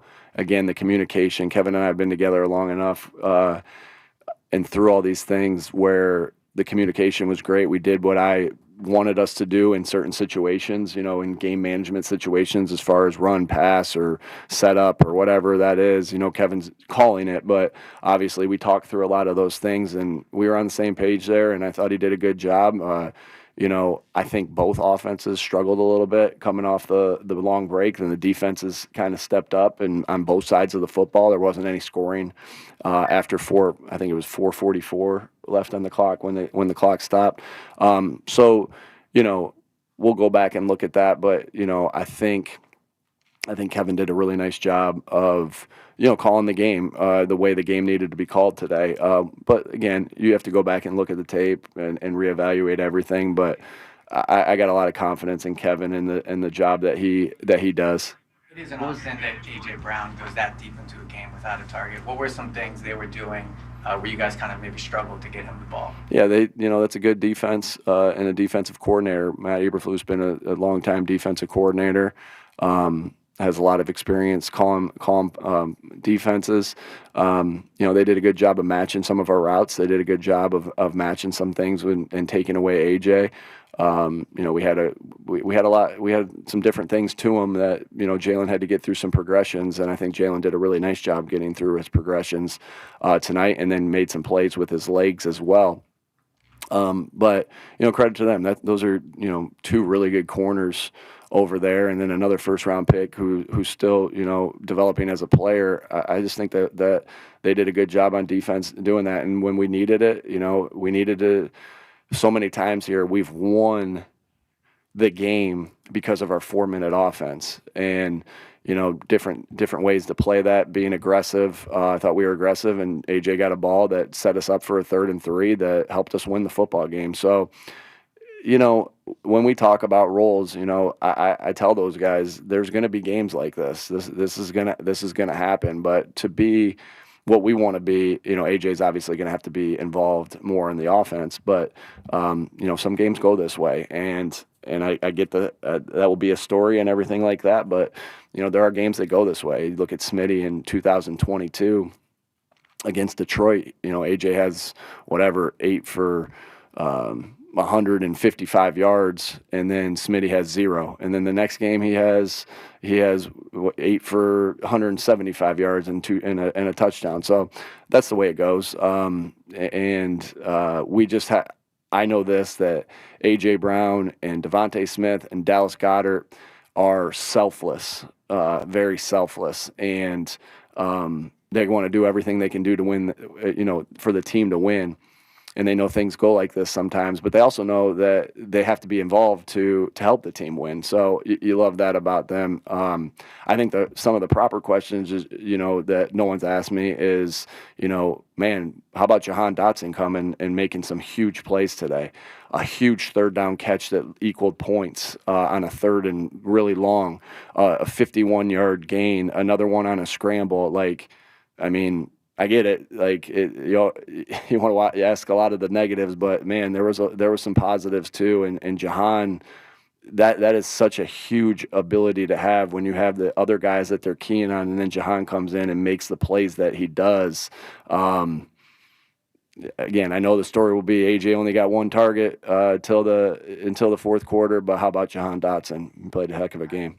Jalen performed in spite of the fact that AJ was not. Yeah, if you guys can tell me exactly how somebody played immediately after the game, that's pretty impressive. I'll have to watch the tape, but I think Jalen played a really efficient game. He made a lot of plays with his feet when things weren't particularly there. That's such an advantage that Jalen. Man, there was a 3rd down. They took away his first read. He situated his feet and put the ball to Dallas. To say I know exactly how he played yet would be hard because I want to watch the tape, but he did. I thought he played really efficient, and I thought he played really well. And he's a big reason why we won that football game tonight, the game that he played. Again, I know that it will say that we threw for 152 yards. What's going on? Why didn't we throw? But Jalen played really efficient and really good. And from what I saw, and made plays both with his legs, with his mind, and with his arm. On a defense, the plan against CeeDee Lamb, what was it, and specifically how Quinion was deployed? Yeah, I'm not going to get into exactly what our plan was, but CeeDee and George Pickens are both really, really good players, and Dak, man, I got a lot of respect for him. We've seen him a lot. We've seen him an awful lot, and he can get the ball to his guys and can make a lot of plays. So, you know, you always are going into a game saying, how do we take out their best players? You know, whether that's scheme, whether that's matchups, whatever it may be. You know, they got him the ball quite a bit today. I think he had 100+ yards, and you know, probably had some more plays even out there. But that's the way first games go. I knew coming into this first game that there's going to be a little bit more missed tackles than normal. There's going to be a ball on the ground, and it just happened to be by them and not us. There's going to be drops, both by the offense and by the defense, because now you're into, like, those are you block and you block destruct live in practice. But those things, when you're getting hit and tackled, those become live. And watching our first games from the last 3 years that, you know, I spent a lot of time on, there was a lot of drops, you know, not necessarily by the Eagles, but by our opponents, because it's different. It's different now, and it's the same for our defense, right? You know, I'm not sure I count. Reed's was a tough catch, right? I'm not sure I expect Byron Young to make that play. He doesn't go through that catch circuit with us, but, you know, I want him to make that play. Off that collision, or, you know, off that pass breakup by Quinyon, and then Q's got to have that one. But, you know, those are some of the things that happen in the first game, and you're just thankful, you know, coming out of a first game, like, man, I'm thankful that you can correct off of a win, because there's a lot to correct. Obviously, you guys asked me about, you know, the personal fouls. That needs to be corrected. You know, there's some things, you know, being on the same page. There was a couple same page things, operation things. You know, we had to burn a timeout. Man, that always gets me when we have to burn a timeout, especially in the second half. So a lot to clean up. Yeah. When you have linebackers that can carry their coverage that far down the field, from an offensive perspective, how difficult does that make life? Sure. Yeah. I mean, I think my first experience with that in the NFL was with Shaq Leonard. You know, just his length and his speed created a lot of turnovers, and passing windows close really quick, and you know, it's hard to get the shots. We had, those guys had some nice plays downfield on some deep shots, on some chunk plays. That's it forces you to check it down more. It forces the passing lanes to be a little bit closed a little bit more when they have that speed and that length like those guys have. I can't tell you how many times in practice that happens with those guys. And then same thing with Darius Leonard, the same thing. Those windows, I remember Philip Rivers one time, like, man, that window closed. I was open, that window closed fast. So it makes you, as a quarterback, get you better when you go against those guys in practice. But it puts a lot of stress on the offense when those passing lanes close, when they're able to clear the coverage up, and not to mention, okay, they take away the deeper route and then they rally up to tackle, and they're short tacklers, right? You guys would know better than I did how many I think Quinyon had a missed tackle. I can't tell you another one that we had. I'm sure we had one or two, but those guys, you know, did a great job there. I think that what an effort play by Zach Bond on Miles's long run. That was our message all week, was relentless effort. When okay, you're more susceptible to missed tackles or the ball being on the ground, you need your teammates back, and Zach had our team's back right there. I mean, that's a 7-point tackle. Really, at the end of the day, is what it is, because then a couple plays go by and we force the fumble after that. So great effort. I felt the same great effort by Jihad and Drew on the missed tackle by Q on the little check down to Turpin, who's another phenomenal player. I know you guys didn't ask me this, but I'm going to say it. But our special teams, Michael Clay just did a great job with his plan today. And Joe Panunzio and Tyler Brown, they did a great job of their plan. And our kicker, Braden and Jake did a great job of placing the ball where it needed to. And our coverage units, I was really pleased with how we defeated blocks and how we tackled when we had to tackle, because Braden put some placements on some balls that were really good. So that was really good. But like I said, a lot to clean up, some positives, some negatives. More negatives than I would like. But it's always some weird circumstances tonight, and I'm glad we came out with the win. All right, last one. Pick that from, I think it was 58. Is there more to it that he was a little banged up last year? He had trouble from He's had 50 plus. That's why he practiced. He's had great camp. He's had a great camp. I think he rebounded. How mentally tough is Jake Elliott? I mean, this is a guy that it's not all on him, but it appears to be all on him every single time he kicks.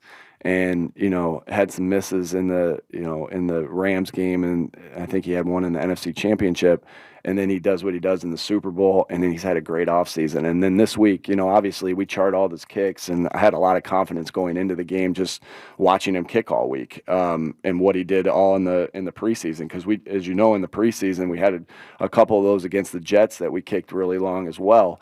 And that builds your confidence. And when you're third or fourth and long in those areas, it's awesome that you can count on. He's one of the most clutch guys I've ever been around, and his mental toughness is something that should, kids and all sorts of athletes should study at all times and say, man, how does this guy handle the ups and the downs? And everyone's saying how bad he is, and then he comes back and he responds, and that's what it's about, is being able to respond and learn and get better from. And that's what I think you saw with Jake and his mental toughness. This game's such about physical toughness. It's great when you're able to, there's a lot of mental toughness in this thing as well. And so it's great. Jake doesn't get a chance to show his physical toughness, but he does a great job of showing his mental toughness and for our team. All right, that's Nick Serriani last night. Very late press conference, obviously technically this morning. And so we wanted to present that for you. One thing that stood out to me on Serriani, I'll kind of combine two different things in the face during the game. I'm curious if you guys noticed this. So obviously he looked concerned right away. I mean, the game begins, he looked concerned because, he loses a player immediately and Jalen Carter's ejected immediately. I also thought, man, he looked tired. Did you guys notice that? Who's Serriani? Yes. I think he kind of always looks like Yeah, but I feel like it's getting worse. Like, I feel bad for him. Like, he's a head coach. Maybe he's a little gray. Yeah, I know, but Rhea, it just started. I mean, this is week one. Joe, you've seen the pictures of presidents. Abe Lincoln? Yes, Yeah. Like the first 4 years, they kind of look fresh, and then by that 6th year, they look 25 years older. do. I feel it's the same way with coaches. He is. Yeah. I worry about the guy a little bit. It's like, man. You should ease up He's on him doing then. okay, I think. He's doing fine. He got that new contract. How much did he make for that game last night? Like 15. Oh, well, close to $1 million, right? If he's making like $15 million a year, we think. Is that the number? Is that what that's what we thought, We don't right? know. We don't know. It wasn't reported, but the highest league coaches in the league were like around more than 15 a year, Jeff? Well, that's. I think it's a lot. Well, I think it's it's somewhere a lot. in that range. The point is probably close to $1 million for that game last night. Yeah, I'm guessing 10 plus, but who knows? All right, so you can react to Serriani. Seth Joyner. He deserves it. He does deserve it. He deserves all of that. I agree. This guy, man. I agree. Think of how far we've come, too, in the last 4 years. Yeah. No, I entirely agree. Wow. All right, Seth Joyner in studio for the next hour, so we look forward to talking to Seth. And, of course, your phone calls on everything we've been discussing today, both the good and bad from last night. The Birds, they're 1-0. Joe DeCamera and John Ritchie from Borgata on 94 WIP. Nothing beats the peace of mind of coming home to a comfortable home. Your windows are a big part of maintaining a comfortable temperature in your home. Window Nation has helped me in both my homes, and I know they can do a great job for yours. Window Nation is who I recommend to everyone. Their windows are top quality and super energy efficient, and they make the whole process so easy. They were just named highest on Forbes' list of best window installation companies for a reason. Exactly, John. And the installation itself is so quick. The crews know exactly what they're doing, and that's because they're crew leaders. They average over 10 years of experience. They will have the job completed in 1 day or less. The best part right now is the deal. When you buy 2 windows, you get 2 free, and you don't have to pay a thing for 2 full years. No down payment, no monthly payments, no interest until 2027. But you have to hurry because this amazing offer ends on September 30th. You can get a fast, free estimate just like I did. Just visit windownation.com or call 866-90-NATION. Change is always happening. It's part of life. And when it comes to music, change is all around us. Songs are rewritten. Classics are remixed. Bands and artists come and go. Even our taste in music changes. Here at Xfinity, we know there's still good in keeping some things the same. That's why we want to do our part with a 5-year price guarantee on our internet. It means no matter what changes, you get 5 years of the most reliable Wi-Fi with our best equipment included for a price that stays exactly the same. Surprised? Life is full of them. One internet price, 5 years, guaranteed. Learn more at xfinity.com/deals. Restrictions apply. New residential customers only. Taxes and fees extra and subject to change. Most reliable Wi-Fi based on OpenSignal Awards USA. Fixed Broadband Experience Report, August 2024.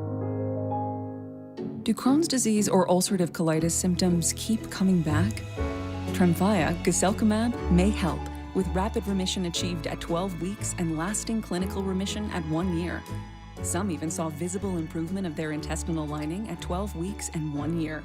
Tremfya is a prescription medicine used to treat adults with moderately to severely active Crohn's disease and adults with moderately to severely active ulcerative colitis. Serious allergic reactions and increased risk of infections and liver problems may occur. Before treatment, your doctor should check you for infections and tuberculosis. Tell your doctor if you have an infection, flu-like symptoms, or if you need a vaccine.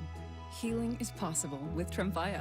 Approximately 3 out of 10 patients were in endoscopic remission at 1 year, based on areas visualized on colonoscopy, which may not represent the deeper bowel layer or entire GI tract. Individual results may vary. Ask your doctor about Tremfya today. Call 1-800-526-7736 to learn more or visit tremfyaradio.com. If you're 55 or older and into that whole saving money thing, T-Mobile has an exclusive phone and internet bundle just for you.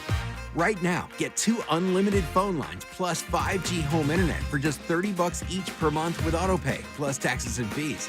And with 5G home internet, setup is easy with just 1 cord and no technician needed, which is great if you're also into that whole keeping it simple thing. Switch now and experience the best mobile network in the U.S. Visit your local store to start saving. T-Mobile, it's better over here. Based on analysis by Ookla of speed test intelligence data Q4 2024 to Q1 2025. Ookla trademarks used under license. Unlimited on our network. Customers on voice plan may notice speeds lower than other customers and further reduction if using more than 50 gigs a month due to data prioritization. Video streams and SD on this plan. Home internet pricing after $20 in monthly bill credit plus $5 per line without autopay. Debit or bank account required. See 5G device coverage and access details at T-Mobile.com. Everyone has a fave Wendy's Frosty flavor. And when you're choosing from chocolate or vanilla, it's not that hard. But now, there's all new Frosty Swirls and Frosty Fusions. So try picking your fave from Oreo Brownie Fusion, Pop-Tarts Strawberry Fusion, Strawberry Swirl, Brownie Batter Swirl, Caramel Swirl, and Caramel Crunch Fusion. Not so easy now, huh? For a fresh way to Frosty, gotta be Wendy's. Open till midnight or later. At participating U.S. Wendy's. Hours may vary by location. Oreo is a trademark of Mondelez International Group. Pop-Tarts is a trademark of Kellogg North America Co., LLC. Used with permission. Legendary doesn't happen by chance. It happens because it's what BetMGM does. Sign up for BetMGM and check out all the exciting new ways you can make this pro football season unforgettable. Shoot your shot with same-game parlays, call your plays like a pro with live betting, or bet on a market you didn't know existed. Thanks to BetMGM Originals, you'll be on the edge of your seat from the very first snap, no matter what type of fan you are. Earn BetMGM rewards points on every bet. Take advantage of football offers found nowhere else, like a second chance on a first touchdown bet, and keep an eye out for rewards dropping in your account throughout the season. Never settle for the ordinary. Sign up today. BetMGM. Make it legendary. BetMGM and GameSense remind you to play responsibly. See BetMGM.com for terms. Must be 21 years of age or older. Pennsylvania only. Subject to eligibility requirements. If you or someone you know has a gambling problem, help is available. Call 1-800-GAMBLER. This is Boomer Esiason with an Odyssey Sports Minute. Sponsored by AutoZone. Get in the zone, AutoZone. Now, Sunday, I'll be watching for the impact of the new head coaches in the NFL, especially with the young gun quarterbacks, including Mike Vrabel with Drake May, Liam Cohen with Trevor Lawrence, and Ben Johnson with Caleb Williams. Carolina, the Giants, and Seattle are my upset specials this week. Enjoy the games on Boomer Esiason. Hey, Joe Camry here. Isn't it time to invest in yourself? I certainly say it is. So how about you start with PI Dental Center? With their decades of experience in complex dental treatment, I've been a patient at PI Dental now for 2 decades. My mom a patient there for 3 decades with Dr. Glenn Wolfinger and Dr. Robert Slough, both board-certified prosthodontists. They specialize in the restoration and replacement of teeth. They're phenomenal with what they do. And at PI Dental Center, they are the originators of the teeth in a day. That's a revolutionary treatment that delivers fixed teeth and implants placed for a dramatic transformation in a mere 1 day. I strongly encourage you to get yourself to PI Dental Center, whether it's for year-to-year maintenance or solving a really big problem, which they can do. Start with their website, pidentalcenter.com. They're located in Fort Washington. Visit pidentalcenter.com to request your new patient evaluation. 94 WIP Sports Update. Brought to you by the Chesapeake Inn Restaurant and Marina. Eagles off to a 1-0 start to the season after quite a bizarre 24-20 win over the Cowboys. Started with a Jalen Carter ejection for spitting on Dak Prescott. The first 8 drives for both teams ended with points. The last 8 drives, no points. There was a 1-hour weather delay in the second half. Defense shut out Dallas in that second half, forcing a turnover in the red zone in the third. Handoff goes inside to Sanders, and he goes no place. He fumbles the football, and it's picked up by the Eagles. Picked up by Quinyon Mitchell. Now, did he lose it, or did his knee hit the ground first? He fumbled the ball. Merrill and Mike with the call. Hat tip to Zach Vaughn. Per Next Gen Stats, he reached a speed of 20.68 miles per hour to make a touchdown-saving tackle of Sanders earlier on the drive, 5 plays later, where Sanders would fumble.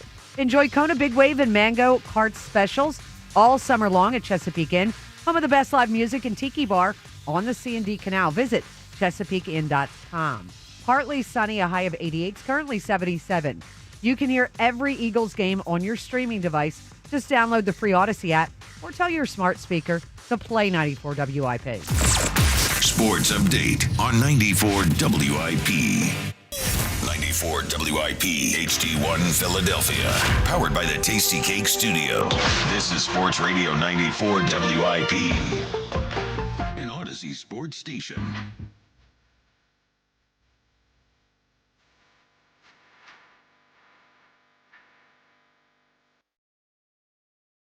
Well, good morning to you as we broadcast from Fort Ghana today. Wonderful to have the Eagles at 1-0, albeit a circuitous way to get there. I mean, John, you don't draw it up where after the kickoff you lose your best defender and you lose a player, maybe for the season. We're still waiting to find out on, Van Summer and how long he'll be out, but that did not look good. Hey, no drop of the week today? Stunner.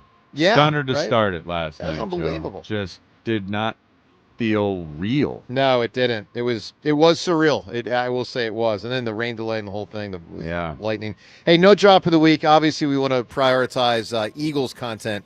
That'll involve a lot with Seth Joyner coming up in the next few minutes. When we do the drop of the week, and we intend to do it next week, it is sponsored by Family and Company Jewelers.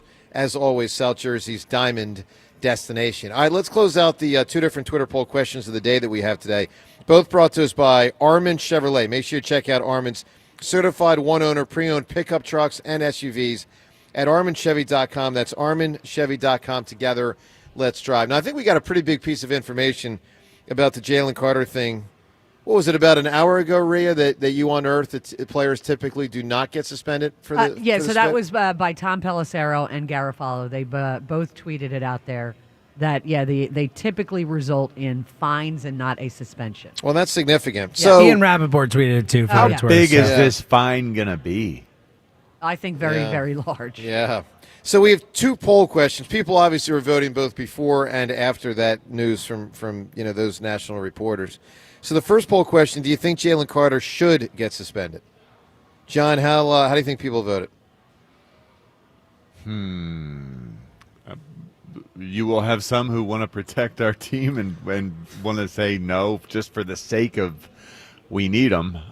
So I'm going to say, 48% say he should be. 27% say he should be. Jeez. Yeah. And the second poll question, do you think he will be suspended? And with that, 39% think he, in fact, will be suspended. All right. Well, it is heartening for the sake of the team that not a lot of guys get suspended for doing this historically. Yeah, no, that's significant. By the way, James, the Robbie Alomar thing on the umpire was the all-time. John Hirschbeck was the umpire, and it was horrifying. It's still to this day. Like, I remember that so well, dude. I mean, it was awful. Good. It was awful. It was truly awful. Yeah, I'm with you. I mean, I will say punching someone is actually worse. It just doesn't feel worse. It doesn't feel as offensive. Well, I know. I mean, there's something about the spit that is really demeaning. Throwing a punch is manly, and spitting in someone's face is really distasteful. Yeah, it's just demeaning. It's it's almost like slapping someone is more demeaning than punching someone. Well, spitting. I think spitting is one of the most disrespectful acts. Correct. Yeah, that you can do. No, that's right. All right, Seth Joyner, we are happy to announce will be with us on a weekly basis this football season, as he has been many years gone by. And, of course, Seth will typically be with us on Mondays from 9 to 10 because the Eagles usually will be playing on Sundays. But they've got those irregular games, particularly as a team that, won the Super Bowl last year. So you're going to get your share of Mondays and Sundays and Thursdays and all that good stuff. And so we welcome for the first time this football season one of the great Eagles players of all time, an Eagles Hall of Famer, and one of our absolute favorite analysts, not just players, but analysts as well, the great Seth Joyner. Good morning, Seth. How are you, pal? Good morning, folks. What's going on? Hey, I'm Joe, good, man. Yes, sir. I'm sitting in your seat this morning. He sure is. This feels somewhat comfortable, man. I may have to get out of the TV. And you might try sticking around. Here's what I'd recommend to you, Seth. Try that from 10 to 2 when Giglio sits there. Right? There's no replacing the hammer now. I mean, hey, I might not beat the hammer, but I got a couple tricks up my sleeve, man. Very good, understood. So, Seth, first off, before we get to football, man, how you been? How was the offseason? I saw you a couple times at different events, but how you been, man? Man, this offseason's been awesome, man. A little bit of travel, a little bit of golf, a little bit of rest. I got to kick it with my grandson on 2 different occasions. He lives outside of the country, so that was a blessing. So, congratulations! Is that a new grandson? Is that? Oh yeah! Congratulations! He's 1 year old. Turned 1 in July. Good. And I got a second one on the way coming in April. So I'm just stoked. Congrats, man! That's awesome. That is awesome, man. That is something. So, Seth, let's just go with the big overarching question to start, and then we'll get to everything else. But what'd you make of the game last night? Biggest thing that stood out to you, what was it? Positive or negative? What hit you the most? No, it sits right in the middle, Joe, because, this is what you come to expect because these guys aren't playing in the preseason. So these first 4 games are going to be season-ish, if you will. I'm not going to be too harsh until we probably reach week 4, week 5, because, everybody's going to look like this across the National Football League. I thought in certain areas the offense looked extremely good in the first half. 3 long drives, 3 drives and three touchdowns. Conversely, on the defensive side, they were what I expected them to be, a little bit inconsistent, and then throw in the early ejection by Jalen Carter, and that was, to me, that was the key to them scoring for scoring three scoring drives in a row. So, even Kevin Patullo, I felt like he looked really good in the first half, and then when Dallas started dialing up the pressures in the second half, especially after the delay, he really didn't have an answer for it. What did you make of Vic Fangio's plan to slow down their passing game? It didn't seem to work, but I don't know how much of that is he just doesn't have a workable cornerback to do the job the way he expects it done. What do you make of it, Seth? Well, listen, John, if you go back and you look at last year, the first game they came out, they were extremely aggressive. Second game they came out, they backed off. They were aggressive against Atlanta, and then the following week against Tampa Bay, I think that was the order that went in. They were, highly passive again, 10 yards off the ball. Maybe this is the feeling out period for him, similar to what it was like last year. And I just felt like the left corner was the biggest mistake they made last year. I felt like Isaiah Rodgers was the guy that they should have brought back. Maybe the cap number was a little bit too high for their liking, but I thought that he would be the guy coming in, to this year. But when Howie made the decision to go young, it was pretty evident what was going on, that Keely Ringo and Eli Ricks were going to be the two guys to battle it out for that job. They felt like, one of those guys would get the job done. And then, you got to bring in Adoree Jackson because you're not seeing throughout OTAs what you really want to see. And then, goodness gracious, we get to the end of training camp and, they make the trade for Jacorian Bennett. And I'm like, they're really not happy with either one of these guys. Yeah. And it is going to be, I talked about it on my podcast last week. I talked about it, on my TV show last week. Whoever that left cornerback is, he better put his big boy pants on, eat a lunch, and, maybe even have to wear extra jock, because teams are going to game plan him, and he's going to see a lot of plays at him. And I see people on Twitter talking about, I thought Quinyon Mitchell was going to travel. It doesn't matter, when you got three guys on, three wide receivers like, Dallas had Pickens, Lamb, and Turpin. That setup kind of scares the hell out of anybody, and you can send Quinyon Mitchell with whoever you want to, but an efficient and smart offensive coordinator is going to get the matchup that he wants, and they're still going to attack that matchup. What did you make of the play of Andrew Makuba? He was clearly the safety that Vic Fangio preferred out there. He got 84% of the defensive snaps. Reed Blankenship had 100% as the safety opposite him, but then Makuba was the guy, it looked like. What do you expect to see from him moving forward, Seth, and how well did he play against the Cowboys?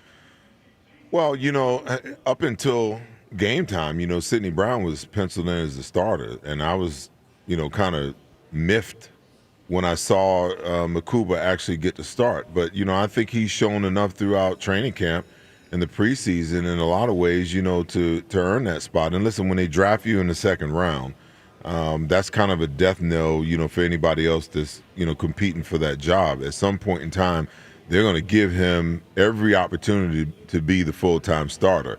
He didn't get beat in any regard last night. I thought he tackled well, when tackles were there to be made, and he seemed to be where he was supposed to be, in every situation.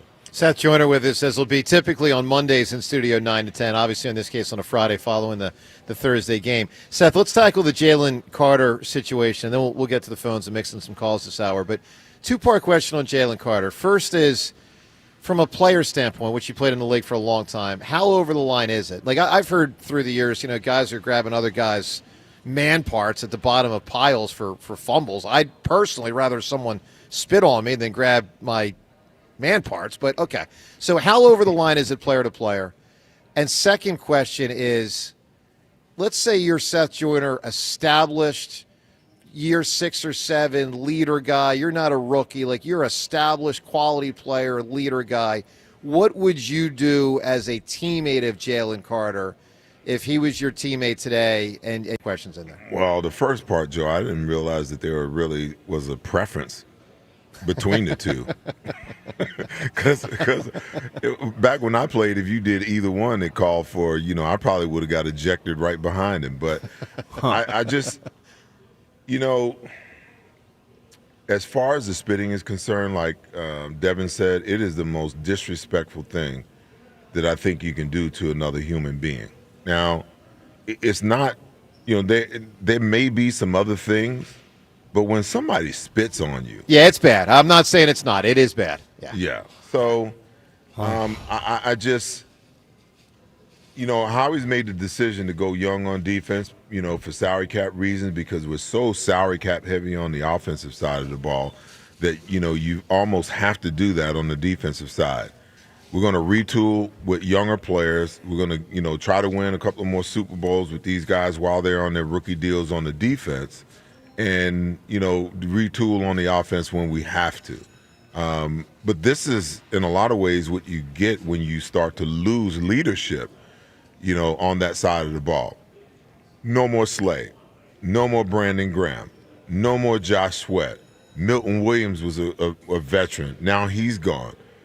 Who in that huddle is going to grab Jalen Carter by the collar and tell him, get your ass back over here, in the huddle. You have no business over here. You know who might be on defense today, even though he's not playing? It could be Nakobe, and he's not even an active player. Yeah, Can't be during the game. I mean, he might be the biggest leader you have on D, but he's not even playing. I mean, I can confirm on the sidelines, Nakobe Dean, I was actually thinking this last night, like for how long he's been injured since last postseason, he's on the sidelines every single game and extremely engaged. Like he has a headset on, so he is still very much involved and I think still a leader. I love that. So Seth, what would you do? Let's say this is your younger teammate. What would you do? Well, I mean, listen, Nick Serriani said we're going to handle it in-house. I think that, Nick will have his conversation with Jalen, but ultimately the leaders in the locker room have to be the one to, kind of lay down the law. The Lane Johnsons, the A.J. Browns, the Jordan Mailatas. They just got to go to this guy and express to him, how important he is to not only the defense, but to the team. Like, you can't get caught up like this. And, as crazy as it sounds, it potentially could be, a watershed moment for him because he seemed like he was pretty darn contrite in the locker room after everything was done. So it's unfortunate, to come out after you win the Super Bowl, you get kicked out before you even run one play in the first game of the season against your most hated rival.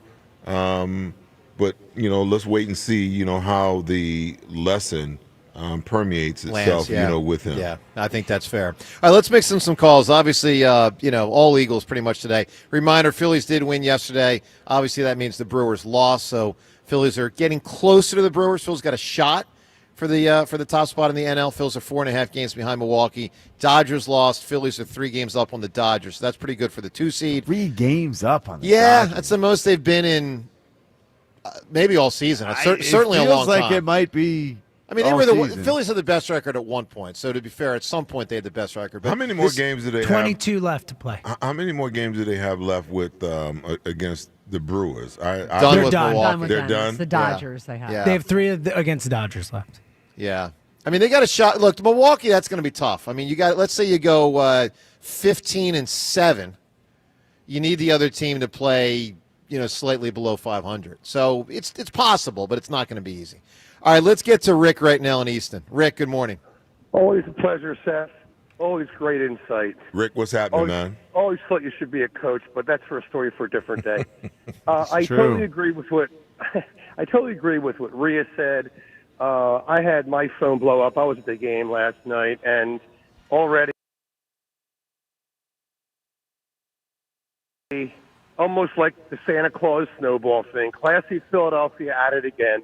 So you're right, Rhea.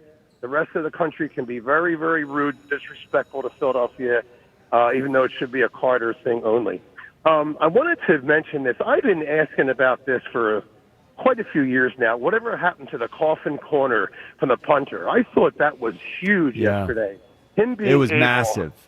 Pin them back, no run backs. I mean, it was really very, very nice to see. And I was always told, well, it's so hard to do it. Well, it sure wasn't that hard yesterday. I hats off to that. All right, so listen, you guys know this is my 43rd year officiating NCAA and high school wrestling. If you have a flagrant misconduct and spitting on an opponent is just like that, you lose the match at 6 points like you've been pinned. You lose 3 team points. In college, you're removed from the next game, and in high school, you're removed from the next 2 competitions. And I want to tell you something. I'm the first one that would love to see the Eagles go 2-0 and beat Kansas City. We have a chance as an owner. Maybe he's not going to get involved. We're a coach. We're the gold standard. I am all for Carter being disciplined by our head coach. I know it's not your choice, Joe, but we can agree to disagree. Sure. But that should be a flagrant misconduct, and he should be sat. And if we lose the game, we lose the game. We'll have to be better for it. And I totally agree, Seth. Our first 4 games, it seems like every year with Serriani, that it's like our preseason. Yeah. But I just wanted to. Well, Rick, give one you thing my- on that point. Listen, Rick, great call, buddy. Always good hearing from you. One thing we got to give Serriani and Hurts credit for, and a few of the other guys that have been here the whole time, because it's not many. I mean, Lane's been here the 5 years, and I'd have to go down the line on how many, but it's not most of them. Despite the way they approach training camp in the preseason, and you're right, Seth, they look ragged in the beginning. Oftentimes, they are now 5-0 under Serriani in that first game. Now, week 2 and 3 and 4 typically start going sideways, but it is pretty amazing to have such a, modern approach. And other teams are doing it too, to be clear, but they are 5-0, and there is something to be said for that in the first game. Let's go to Gino in Northeast Philly. Hello, Gino.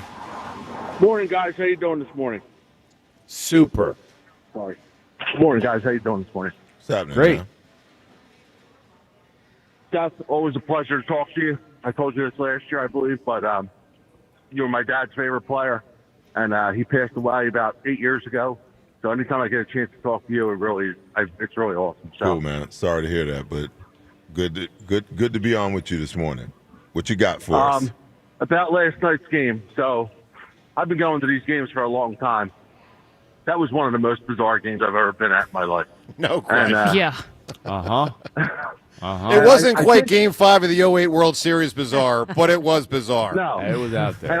I'm proud. I'm so proud of you this morning, Joe, because I'm reading a lot of this crap on Twitter and seeing it on some of the TV about the glorified running back and this and that.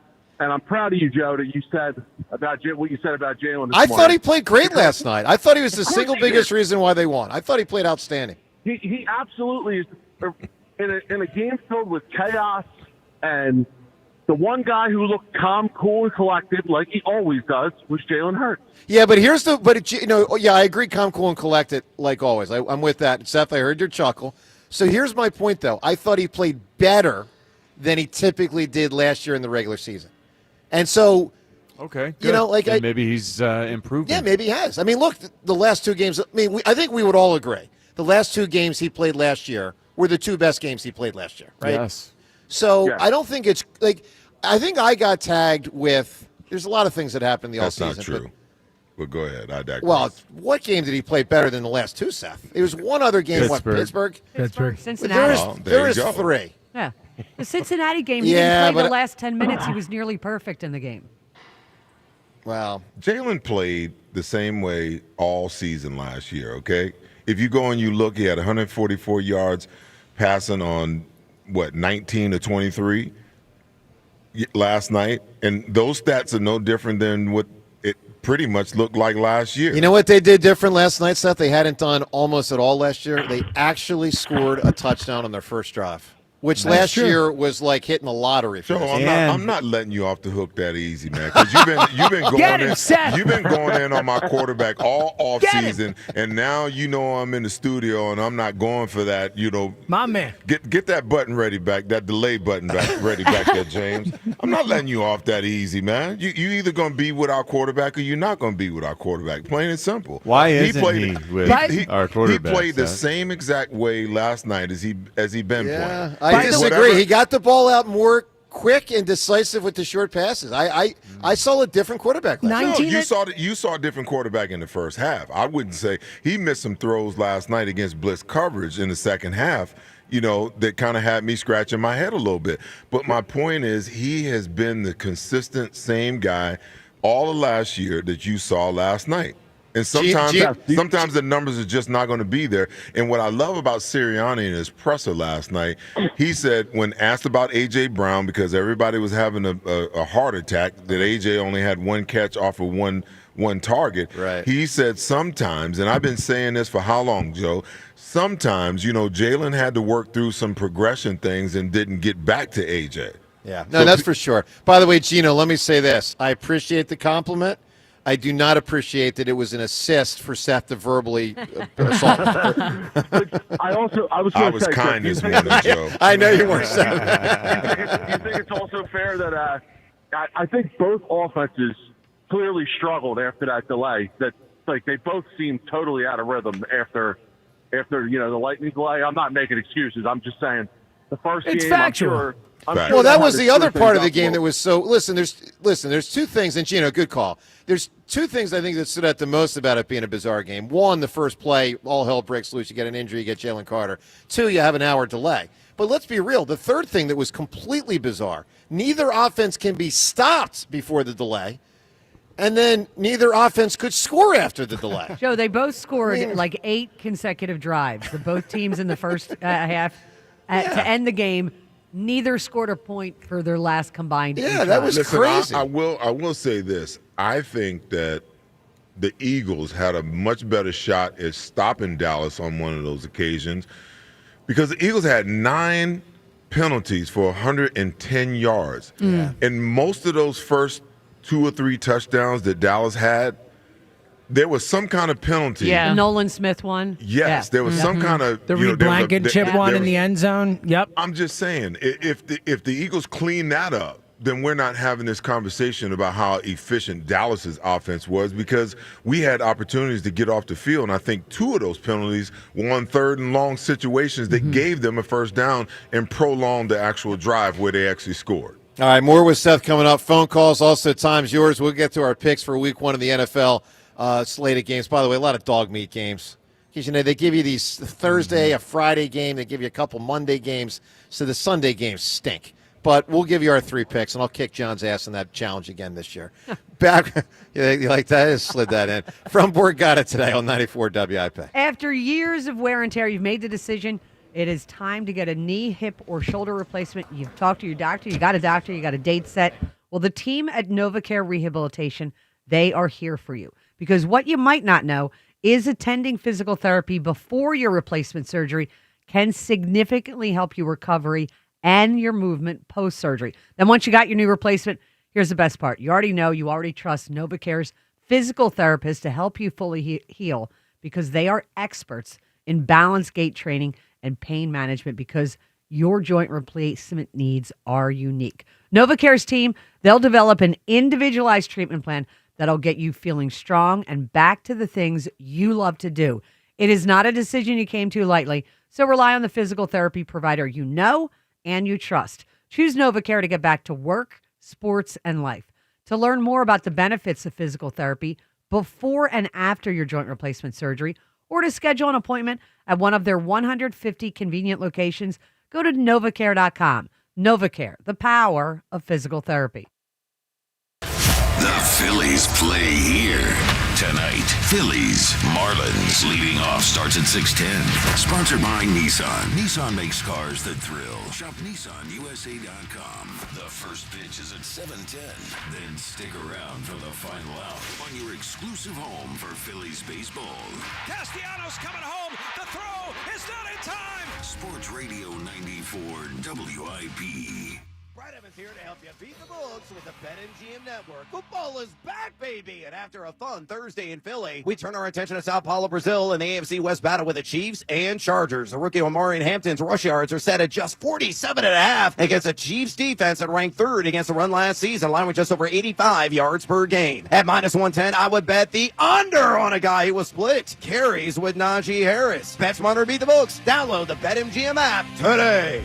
Life insurance. Why are you putting it off? Can't afford it? Too much hassle? Think you don't need it? There's lots of excuses for putting off life insurance. But if you weren't there, who would pay the mortgage and other bills? With Ethos, you could be covered in 10 minutes and boom, family protected. Ethos, fast and easy online term life insurance. Up to $2 million in coverage with no medical exam. Some policies as low as $1 a day. Answer a few health questions and get your free quote at ethos.com/play. That's ethos.com/play.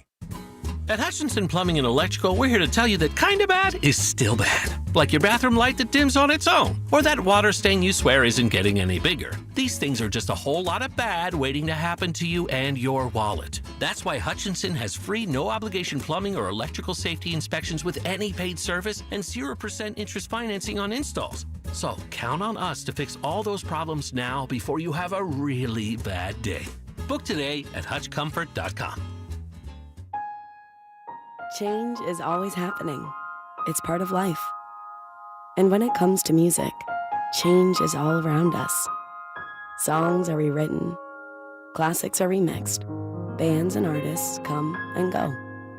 Even our taste in music changes. Here at Xfinity, we know there's still good in keeping some things the same. That's why we want to do our part with a 5-year price guarantee on our internet. It means no matter what changes, you get 5 years of the most reliable Wi-Fi with our best equipment included for a price that stays exactly the same. Surprised? Life is full of them. One internet price, 5 years, guaranteed. Learn more at xfinity.com/deals. Restrictions apply. New residential customers only. Taxes and fees extra and subject to change. Most reliable Wi-Fi based on Open Signal Awards USA. Fixed Broadband Experience Report, August 2024. If you want the perfect spot to unwind and have fun, check out the Chesapeake Inn. Nestled on the picturesque waterfront, Chesapeake Inn offers a slice of paradise. Feel the rhythm with live music. Sip refreshing Happy Dad malt seltzers at our tiki bar. Or sail in and dock at our marina. Join us for lunch or dinner any day of the week. Enjoy Happy Dad malt seltzers now available in Delaware and Maryland. Make memories that last a lifetime at Chesapeake Inn. Fun, food, and unforgettable moments. Only an hour from Philly and Baltimore. Visit ChesapeakeInn.com. The NFL is back. Watch the Kansas City Chiefs and the Los Angeles Chargers live from Sao Paulo, Friday, September 5th at 8 p.m. Eastern Time, only on YouTube, featuring a halftime performance by Karol G. Watch it all live and totally free from the comfort of your living room, which if you turn the volume up just right, will make it feel like you're right on the 50-yard line. Tune in Friday, September 5th at 8 p.m. Eastern Time and kick off the NFL season, only on YouTube. Certain local broadcasts available. You're still glowing, flirting, grooving. You still got it. But your immune system weakens as you age, making it harder to fight flu, pneumococcal pneumonia, RSV, and COVID-19. Vaccines are a key part of any health routine and help strengthen your immune response. Ask your doctor or pharmacist which vaccines you need. Schedule in minutes at vaxassist.com. Sponsored by Pfizer. Nationwide is so much more than a great insurance company. They're one of America's largest financial services companies. Like how I'm more than Saquon Barkley, the NFL's reigning leading rusher, I'm also the NFL's leading husher. Shh, hush up back there. Wow, I might have just set the hushing record. Well, almost. For your insurance and financial needs, Nationwide is on your side. Nationwide Investment Services Corporation, member FINRA, Columbus, Ohio. 94 WIP Sports Update. Brought to you by Window Nation. Eagles open defense of their Super Bowl title, barely getting by the Cowboys 24-20. Didn't help the Birds, lost their best defensive player in Jalen Carter when he idiotically got himself tossed before the first play from scrimmage by spitting on Dak Prescott. The Eagles' other Jalen Hurts, delivered with the first 2 touchdowns for the Birds, both rushing. Brian Baldinger notes no one was open, and in case you're wondering, Lane Johnson is still great. Here's the opening drive, 3rd and 3 at the 3. The Cowboys are in excellent position right here. Like, everybody's covered. It's 10 toes on the goal line. A.J. Brown can't get off the bump right there. There is nobody open. And then Jalen sees an opening, and he takes it. You watch Lane Johnson right here against Dante Fowler. He's going to completely close that edge right there, giving Jalen the easy run for the touchdown. Need replacement windows? Buy 2, get 2 for free, plus no payments until 2027. Call 866-90-NATION or visit windownation.com. Partly sunny, a high of 88. It's currently 73. You can hear every Eagles game on your streaming device. Just download the free Odyssey app or tell your smart speaker to play 94 WIP. Sports Update on 94 WIP. Joe DeCamara and John Ritchie. This is the WIP Morning Show. Sports Radio 94 WIP.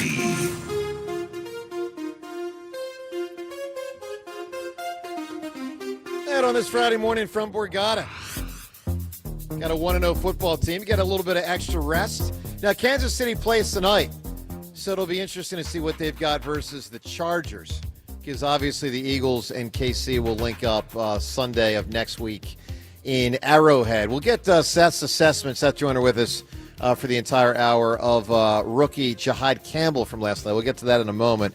So John and I, every Friday in the football season, of course, make our NFL picks. We'll keep them tight today because obviously we want to maximize Eagles content. But let's crank it up for Week 1 our picks for the 2025 football season. It's time for Joe and John's weekly football picks. Now, I'll say this before we get going. The way we've gotten to this through the years has been very strange. I won the first 3 years. John won the next 3 years. I won the next 3 years. So I'm up 6-3. But, of course, I consider that a tremendous loss because, James, you'll remember I predicted that I would win the first 10 years. You did, yes. And I did not accomplish that mission. But please remember that I never paid attention to this Yes, that's true, too. ever in my life. But you did. And I do think last year it football. came down to like a game or something, didn't it? If I'm not mistaken, Yeah, it I was think I pretty boxed close. him in. Yeah, I boxed it him was in with pretty the close. Eagles Super Bowl. I think he picked the Eagles or something just to not pick against the Eagles. Yeah, I think that's what it was. Yep. All right, let's go. Week 1, pick 1. Let's keep it tight, John. What's your first pick?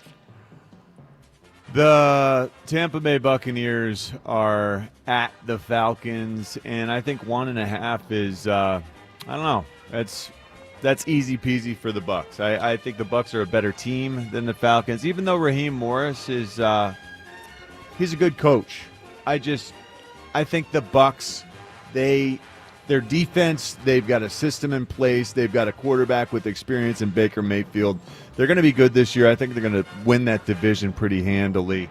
I don't think it'll be close. James, for keeping it tight purpose, Sorry. that wasn't keeping it tight. Wasn't a great right? start. No. All right, here's keeping it tight. Pittsburgh.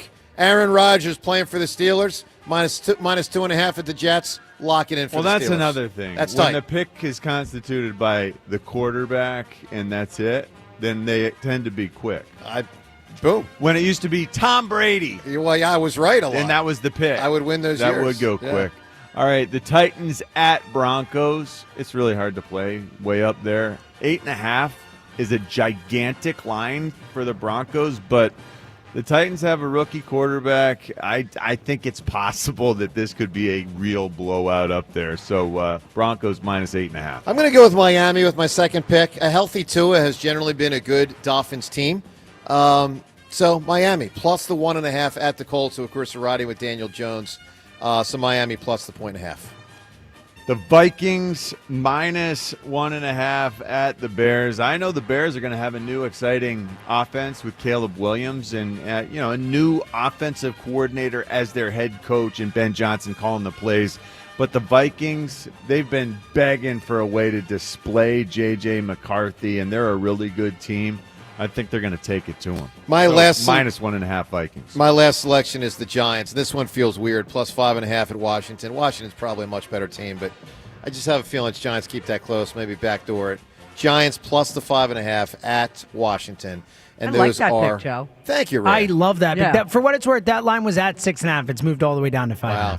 And by the way, the games do stink. So what was your first Yeah, pick? Lions, Packers, and Bills, Ravens are like the only two great games. There's some teams they should kick out of the league. The Jags should get kicked out of the league. I mean, enough. I mean, You really kick that enough. whole division out mostly. Keep the Texans It's and let just everyone else brutal. go. It's brutal. What was your first pick today? First pick was the Steelers. Pittsburgh, Miami, and the Giants. And by the way, everyone listening, ride with my picks if you want to make some bucks. That's what I'm a money maker. I make money for others. All right. Hey, Joe. Thank you. Yes, sir. Joe, Yes, can I have 1 second, man? Please do. Have more than a second. I'm on social media, and I made a statement last night. I said, if the league is going to suspend Jalen Carter, then they might as well go ahead and suspend Dak Prescott too, because I'm not buying into the BS that, I had to spit, so I spit on the ground. It's clearly he was looking at Jalen Carter when he released, that spit. Sure. But he didn't hit him. I understand that. Yeah. But sometimes it's not how it happened, it's the intent of it all. If you don't hit, you must acquit. That's good.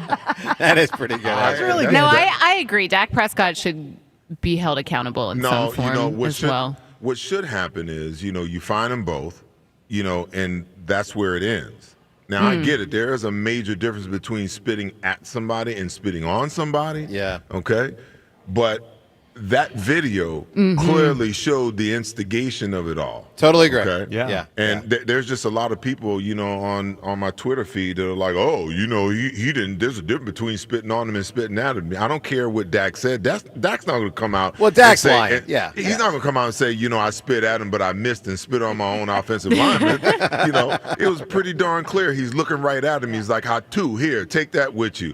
You know. And he was baiting him the entire time. And the lack of leadership on the defensive side and the lack of a little bit of maturity on Jalen Carter's side, got him tossed in that game. Sure. So what happens here? How do we get some leadership that can actually control Jalen Carter better?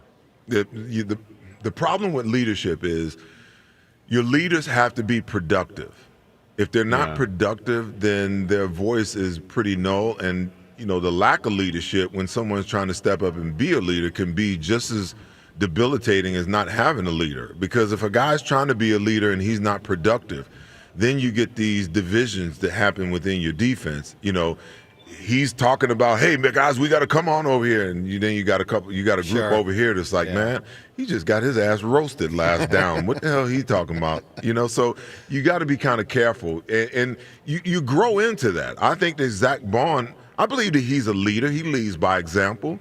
Yes. But maybe he's just not a vocal guy. You're missing the Kobe Dean because he is a leader by example, but he's also a guy, that will open his mouth and say something. So, we lost some people, and you got a lot of young players on this team, but I think when it's all said and done, because I feel like the young guys that replace what we lost will be efficient.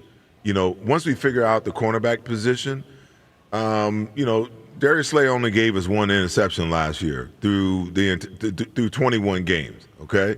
So we might miss the leadership, but we're not missing the production.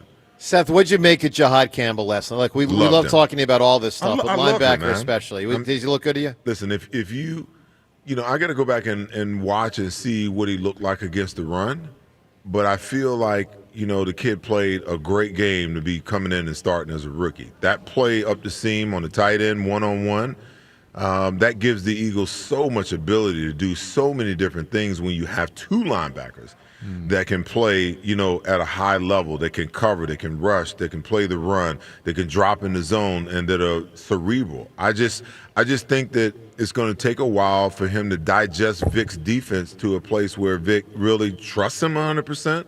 But where he can just shut it off and play on automatic where he's not thinking. Sure. All right, let's go to Cooper DeJean's going to continue to play the same way he did last year as the nickel, as that nickel back, or do you think we'll see more safety from him? I think you're going to see him stay right where he is. I think, what's crazy? There was a time last night where Cooper was actually lined up outside at corner, down on the goal line against Dallas. You have to go back and watch it. They lined him up at corner. They had Quinyon Mitchell on the other side, and they had Sidney Brown in the slot. Is that for tackling purposes, Seth? I don't know. It could be a run? I don't know whether it was a sub package where, you had an extra safety in the game, so you took a corner out. I don't know, because what happened was he lined up out there, and then Dallas called the timeout. Gotcha. And then when they came back out of the timeout, you never seen him line up there again.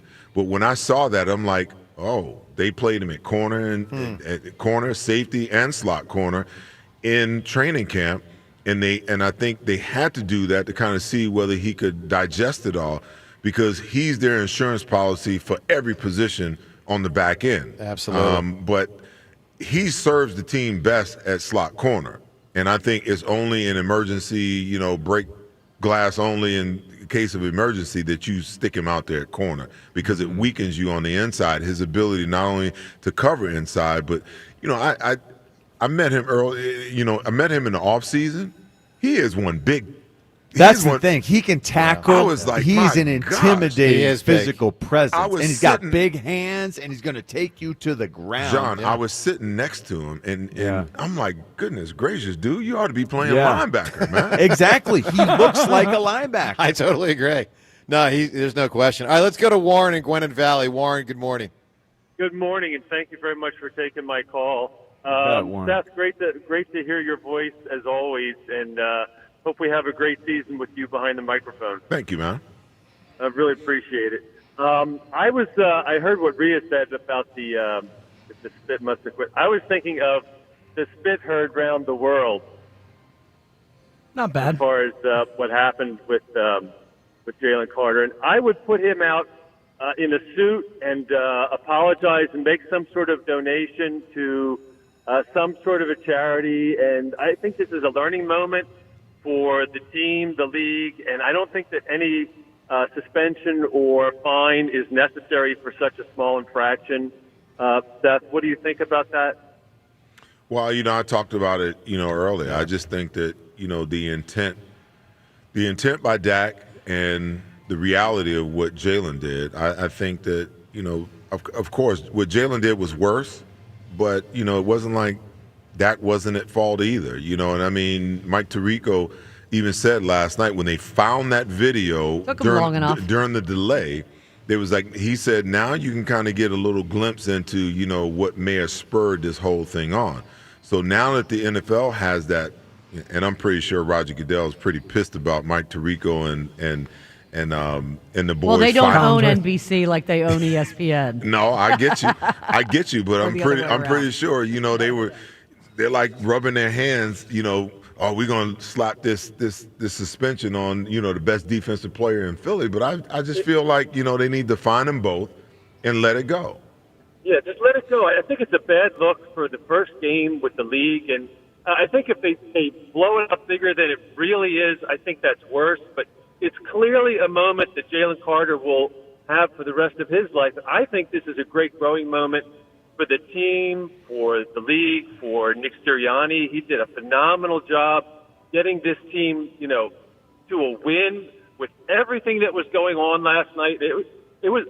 I think it's still a good look for Philadelphia, and I'd like to see this come out as a positive and not a negative. Depends how Jalen Carter moves forward, Warren. I mean, listen, I don't think any of us have concerns about other players doing that. There's a lot of guys on that team wired the right way, but Jalen Carter is wired in a way right now that he's got a propensity to do stuff that's not optimal, and he's got to grow up, or it's gonna cost him money, and it could cost him games and all that sort of stuff. Oh, he'll be all right, man. Oh, I think he'll be fine. I think this is one of those, aha moments, because it's not like, you had all the other games going on and this was just, it flashed on ESPN and, this was for the entire world to see on opening night for the National Football League. The Eagles are lowering the banner, and before we can even get a play run, and it was the constant conversation about it on the national broadcast. That's with right. Chris Collinsworth and Mike Tirico. They just kept going on. Oh, this severely, handicapped this defense. And then when Dallas marched straight down the field, that was it. Seth, what's going to hurt him? It could really hurt his defensive player of the year candidate. No, listen, this is something that's going to travel with him because it's not just how we, the public, perceive it or even the media. The other players around the league are going to look at it, and it's going to negatively affect him. Yeah, I agree with that. All right, let's do what we do every single day at this time. The time is yours. Can't wait.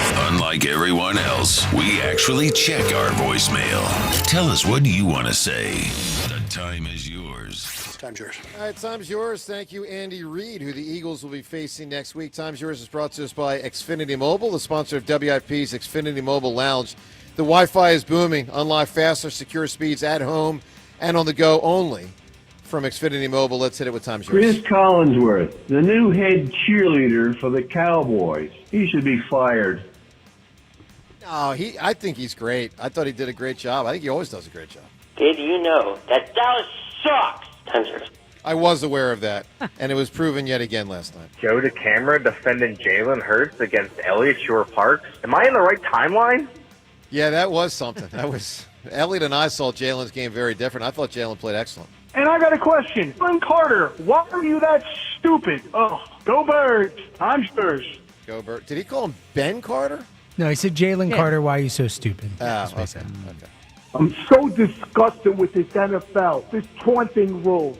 What a bunch of garbage. They better look in the mirror. It's a joke. Well, there's a difference between celebrating and standing over your opponent when you do it, and they're trying to get that part out. How bleeping stupid can you be to spit on somebody and get kicked out of the game before the first snap. What a freaking idiot. Mine's yours. Listen, I don't know that he's an idiot, but it was a dumb move. All right, and it was real idiotic. dumb. Yeah. Let's let him try to bounce back from this. And it was such a major mistake, and he can be contrite. Let's let him be contrite. And let's let him apologize. But I will say Let's this, let Sean. him do better. We're also still less than 12 hours from the game ending, so people still want to have their say. I mean, you know what I'm saying? It's still fresh. I'm still I'm still upset. I'm still Yeah. mad. I thought that was so immature. I thought whether you were goaded into it or not. You can't do it. Teams are gonna try to do this all the time now, man. You got to get a thicker skin or something, because this is gonna hurt us as a team, you gotta be careful. as a group. Yep. All right, with that, time's yours. We shut it down. The Time's Yours line. Leave Joe and John a message of your thoughts, compliments, and complaints. Call 215-238-4500. Seth, as we head to a weekend, matter of fact, let's all go on the record on this one. So, as we head to a weekend, we're going to see a lot of football, including a game tonight, KC and the Chargers, and then everything Sunday. Number one storyline that stands out to you across the league that's not the Eagles. It might relate. Aaron Rodgers coming back for the Steelers, man. Well, I don't even mean week one. I mean this season. So, John, give me a storyline that you're really intrigued by. I am really intrigued by that. I think that Aaron Rodgers him and Tomlin. Why are you intrigued by that? Can you imagine? Well, he think might he's still got, be- he's he might got still a be chance good. to actually be good. I agree or with good John. enough for what they need. I agree with John. Yeah, I'm just so sick of him. I think it's I am too, but he still had 27 touchdowns last year, and he was a He's bad still got year. a lot of skill. I'm with John. I think it is intriguing. All right, Devin, something you're looking forward to this year in pro football. What hit you? Oh, I mean, the homerism here. I'm curious to see if Saquon Barkley can. Other can than the repeat it. Eagles. Oh, sorry. Could skip me and come back Skip to me? you. I need to think. All right, Rhea, what do you got? I'm curious to see how the Lions handle losing both of their coordinators. I think that's a big deal for them. That's a good one, Rhea. Very good one. Seth, My old wide receiver coach is their offensive coordinator. Is he good? His name's Johnny Morton. We root against him. Oh, the old USC coach? I mean, wide receiver? Yes. Yeah, I remember him. Oh, I have one. I have like one. 93 or something. What do you got, though? I'm curious to see if the Bears can greatly improve now with, speaking of, new coordinators. Caleb Williams actually has, more help, and also what that division does now that they're not facing, AFC South teams and teams that aren't very talented. They all have tougher schedules. Seth, what do you got? What are you looking forward to? I'm leaning towards, since it can't be, the home team, I'm leaning more towards teams that can affect our progression and our success, and that would be the Washington Commanders. They were coming last year. We split the regular season and then destroyed them, in the postseason. You look at the moves that they made, they got better, and they're coming. And I think the Giants' defense this year potentially could be really, really good. Now, the offense is going to have to catch up, but, the gap is closing. Carter. The gap is closing in the division, and the first thing you got to do is you got to dominate the division. Yep. No, the Giants definitely have a D line. That's for damn sure. Yeah. James, what about you? What hit you? To vary it up, I'll go, because good answers so far, but how about Patrick Mahomes? After getting humbled in a way we've never seen, after people were saying better than Brady going into that Super Bowl, I'm really intrigued to see how the Chiefs bounce back and see what they have, and see if the Super Bowl was more real and last season, or if they've got, the Chiefs are back. Yeah. Hey, Do you want them to win tonight or not? No. I think it's better if they win tonight. That's for what the I'm Eagles, thinking. without a doubt. Oh, that's a good point for the Eagles, yeah. Joe, can I tell James what I told you last year before the Super Bowl? Please do. Man, don't nobody care about Patrick Mahomes and the Kansas City Chiefs. Well, about how it relates to the Eagles. We can play them in the Super Bowl again. I Come got on, you. the third matchup. Seth, they're on a Golden State heater, though. They've been to, 5 of the last 6 and won 3 of them? I mean, Look, they have a one chance, more quick They have one. a chance to do something that no one but the Bills have done. They have a chance to go to 4 straight Super Bowls this year. Even a shooting star descends. Okay? Yeah, you're wrong. I'm curious to see if the Broncos can really compete with them for that division this year. Yeah, well, yeah, I mean, Casey might be coming down. So, and listen, you guys all had fine answers, but clearly the number one thing that doesn't relate to the Eagles this year in pro football is whether CeeDee Lamb's going to lead me to a fantasy football championship. Oh, right? God. All right. Well, listen, if you everybody put that in your pipe and smoke. If you're gonna take it there, I got a three-team parlay going on. I definitely want Kansas City to win tonight. That's great. All right, let me just say this as we sign off from Borgata. I have no idea what our schedule is early next week. I mean, on Mondays we're supposed to have Seth and Ray. All these days are all over the place because they played a freaking game on a Thursday. But they won. We'll figure it out as we get to next week. I mean, I would assume Serriani will be on our show at some point. I don't know when, but we'll figure it all out. We look forward to settling into a normal routine where we have all the daily guests all through the year, and that's going to include Seth Joyner, Ray Dittinger, Ron Jaworski, and many, many, many others. So, Seth, it's great having you back with us again, my man. And, good to be back, man. I'm happy for football. It's been a long 31 weeks, man. And with the Sixers' state of affairs, we need a good deep run by the Eagles. Yeah, how about Tyrese Maxey yesterday? I know we got to go, but I can't let that slide. You got it. Look, we'll talk more about all of it next week. Everyone have a great rest of the day. The Birds are 1-0. It was a strange way to get there, but they got there. Joe and Hugh, they'll be talking about it next. Have a great weekend. We'll talk to you next week. Another road game takeover with Fans of Philly. Join Fans of Philly as we charge into LA for a Monday night showdown. Enjoy airfare, hotel accommodations, an exclusive tailgate party, and game tickets seated with those that bleed green. Fly with 94 WIP's official travel partner, Fans of Philly. Reserve your spot now before they sell out at fansofphilly.com.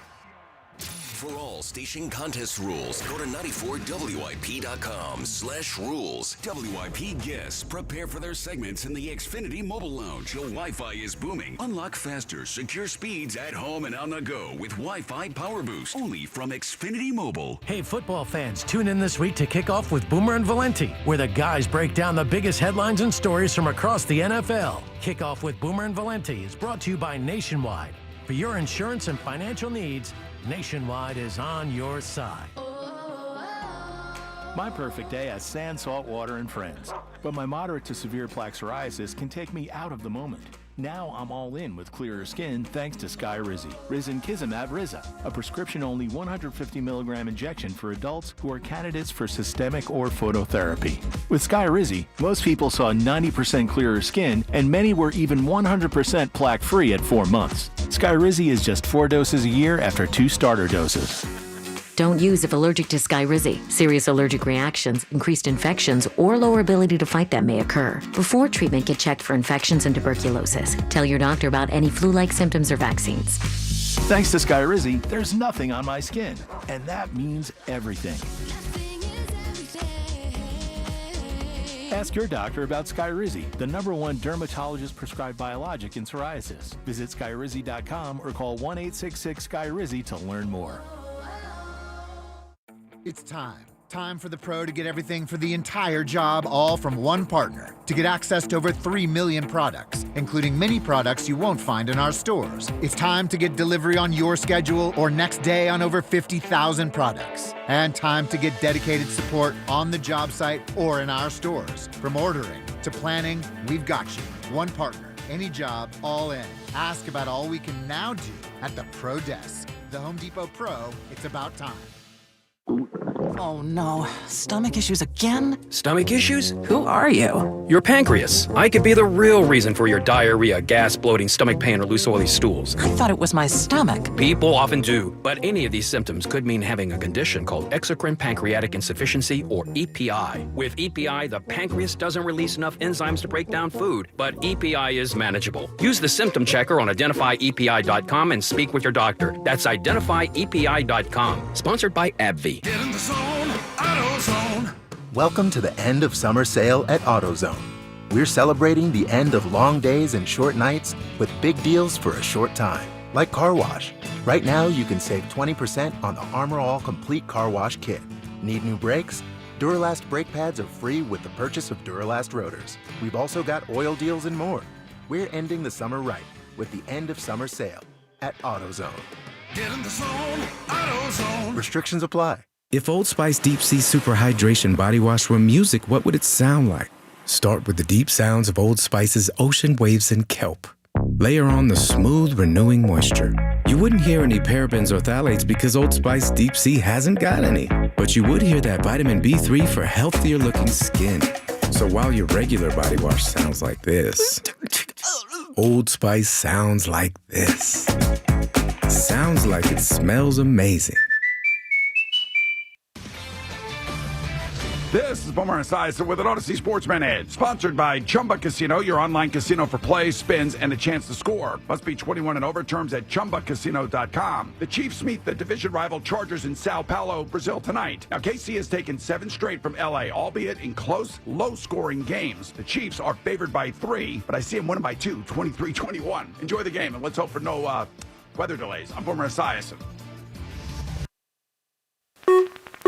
94 WIP HD1 Philadelphia. Live from the Tasty Cake Studios.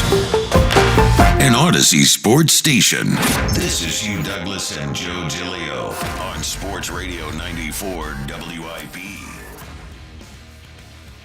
Welcome on in. It is the Midday Show. Hugh Douglas, Joe Giglio, you guys with us. 215-592-9494. Luke Nichols behind the glass in.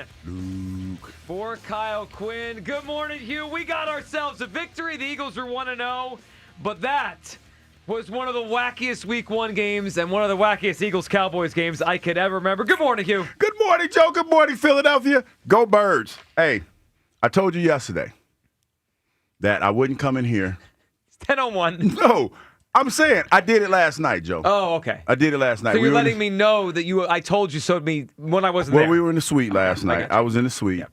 So I told the people that were watching the game in the suite with us, I said, I promised my partner, I said, I don't know if you guys listen to the show from 10 to 2, but I promised my partner that I would not come in and say, I told you so about the game last night. Right. So I'm going to tell y'all that. I got you. And y'all need to listen to the show tomorrow from 10 to 2, where I'm on this pulpit when I'm preaching and I'm telling y'all stuff that y'all need to start listening to, because I know if there's one thing I know, is hatred. Yeah, and pettiness. And pettiness. You know that is in my wheelhouse.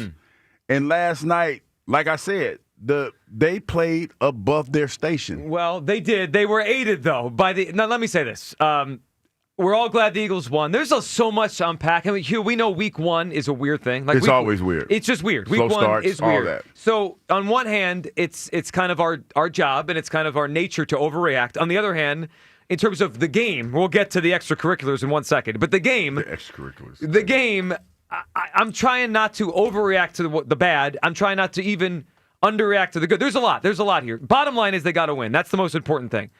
I want to say this, then we'll get to all of how it happened. What a weird night. The delay for an hour felt like it changed the whole game because they got that fumble recovery right before the delay. I thought the momentum was going to take them there and they were going to kind of roll. And then nobody did anything after the delay. I mean, there was no offense at all after the 1 hour delay. So that was weird. It was a high-scoring first half and then basically nothing in the second half. The defense made some plays but also got torched at times.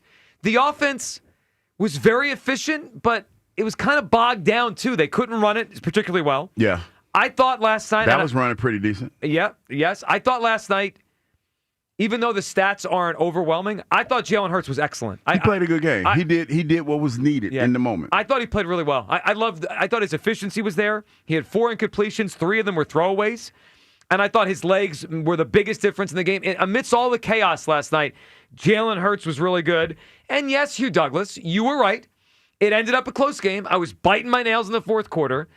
But let's not ignore the elephant in the room. The biggest reason that game was close is the Eagles' best defensive player got himself kicked out of the game before the opening for offensive possession of the game. Hugh, that was I've never seen anything like that.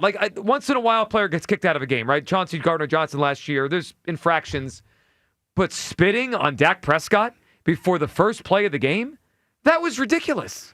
It reminded me of something my cousin told me a long time ago, where it told me when I needed to hear it.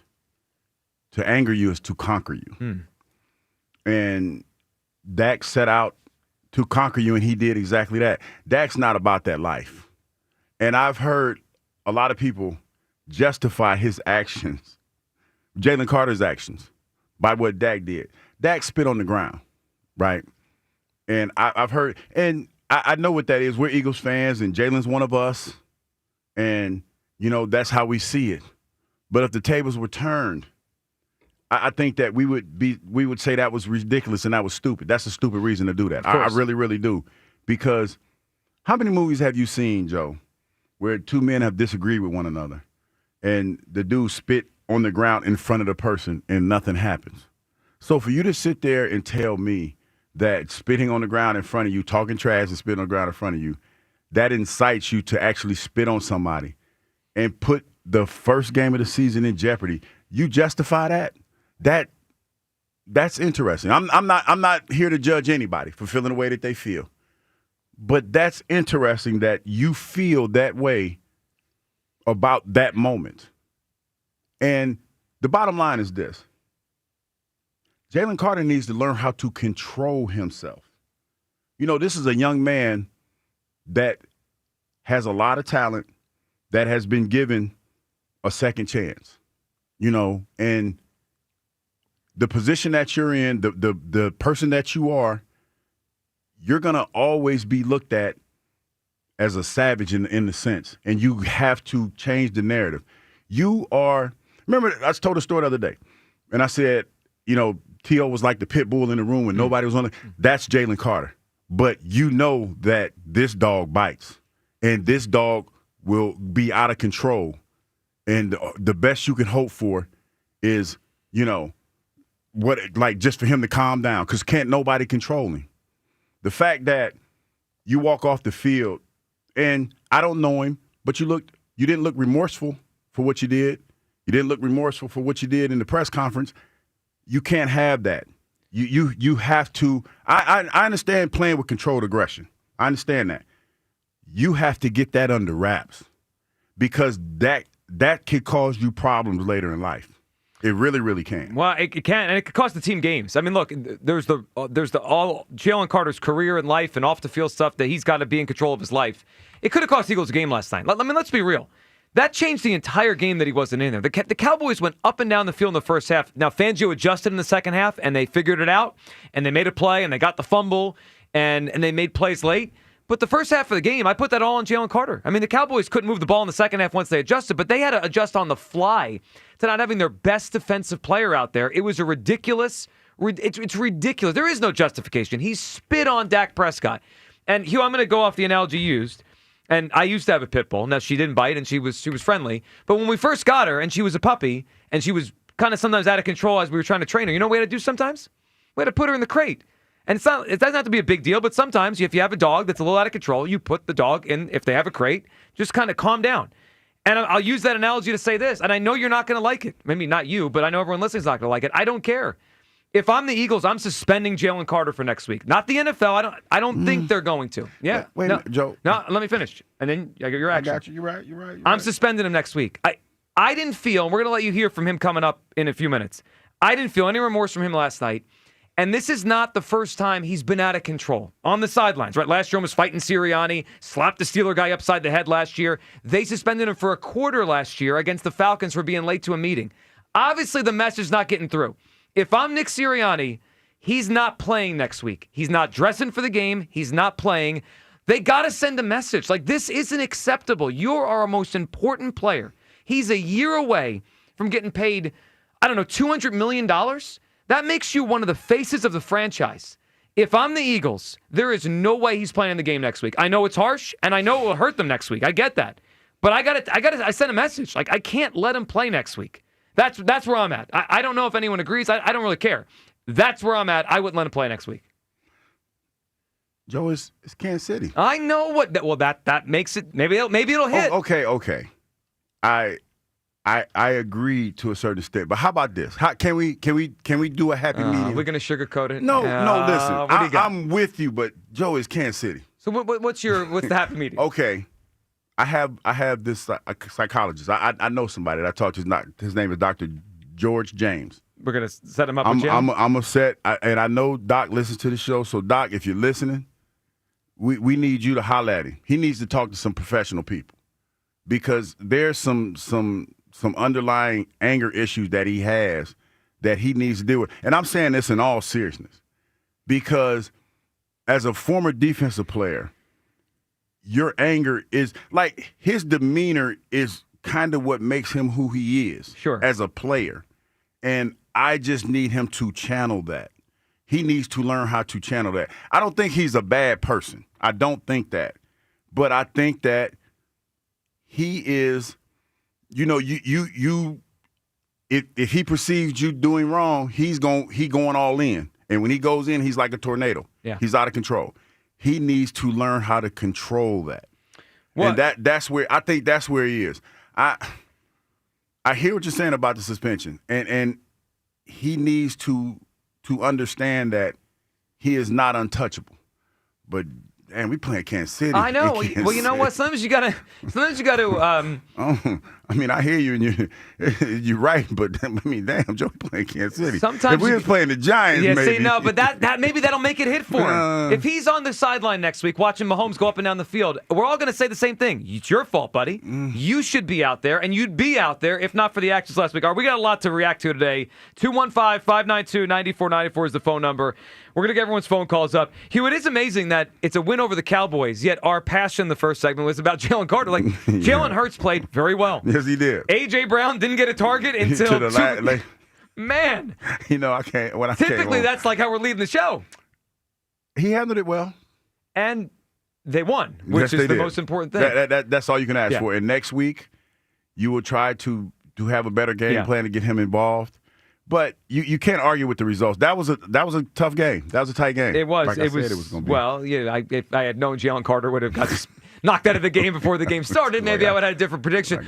Also, we have ourselves an issue at that second corner spot. Dory Jackson is a problem. I mean, my goodness. It was a little handsy. Yeah, a little handsy. It was both 5 yards behind the receiver at all times. That one was a wild one. All right, a lot to react to. We'll get all your phone calls. And coming up on the other side, Nick Serriani, what he said last night about Jalen Carter. Carter's full explanation at his locker after the game. We know it was late last night. We know a lot of people were dragging. You probably went to sleep after the game. If you missed it, we'll let you hear everything Jalen Carter said after the game. And Dak Prescott, what he said is we now know there was a second spitter. Dak, of course, spitting on the ground. Dak's explanation of what happened. Everyone's phone call coming up. It is the midday show on a Victory Friday. The Eagles are 1-0.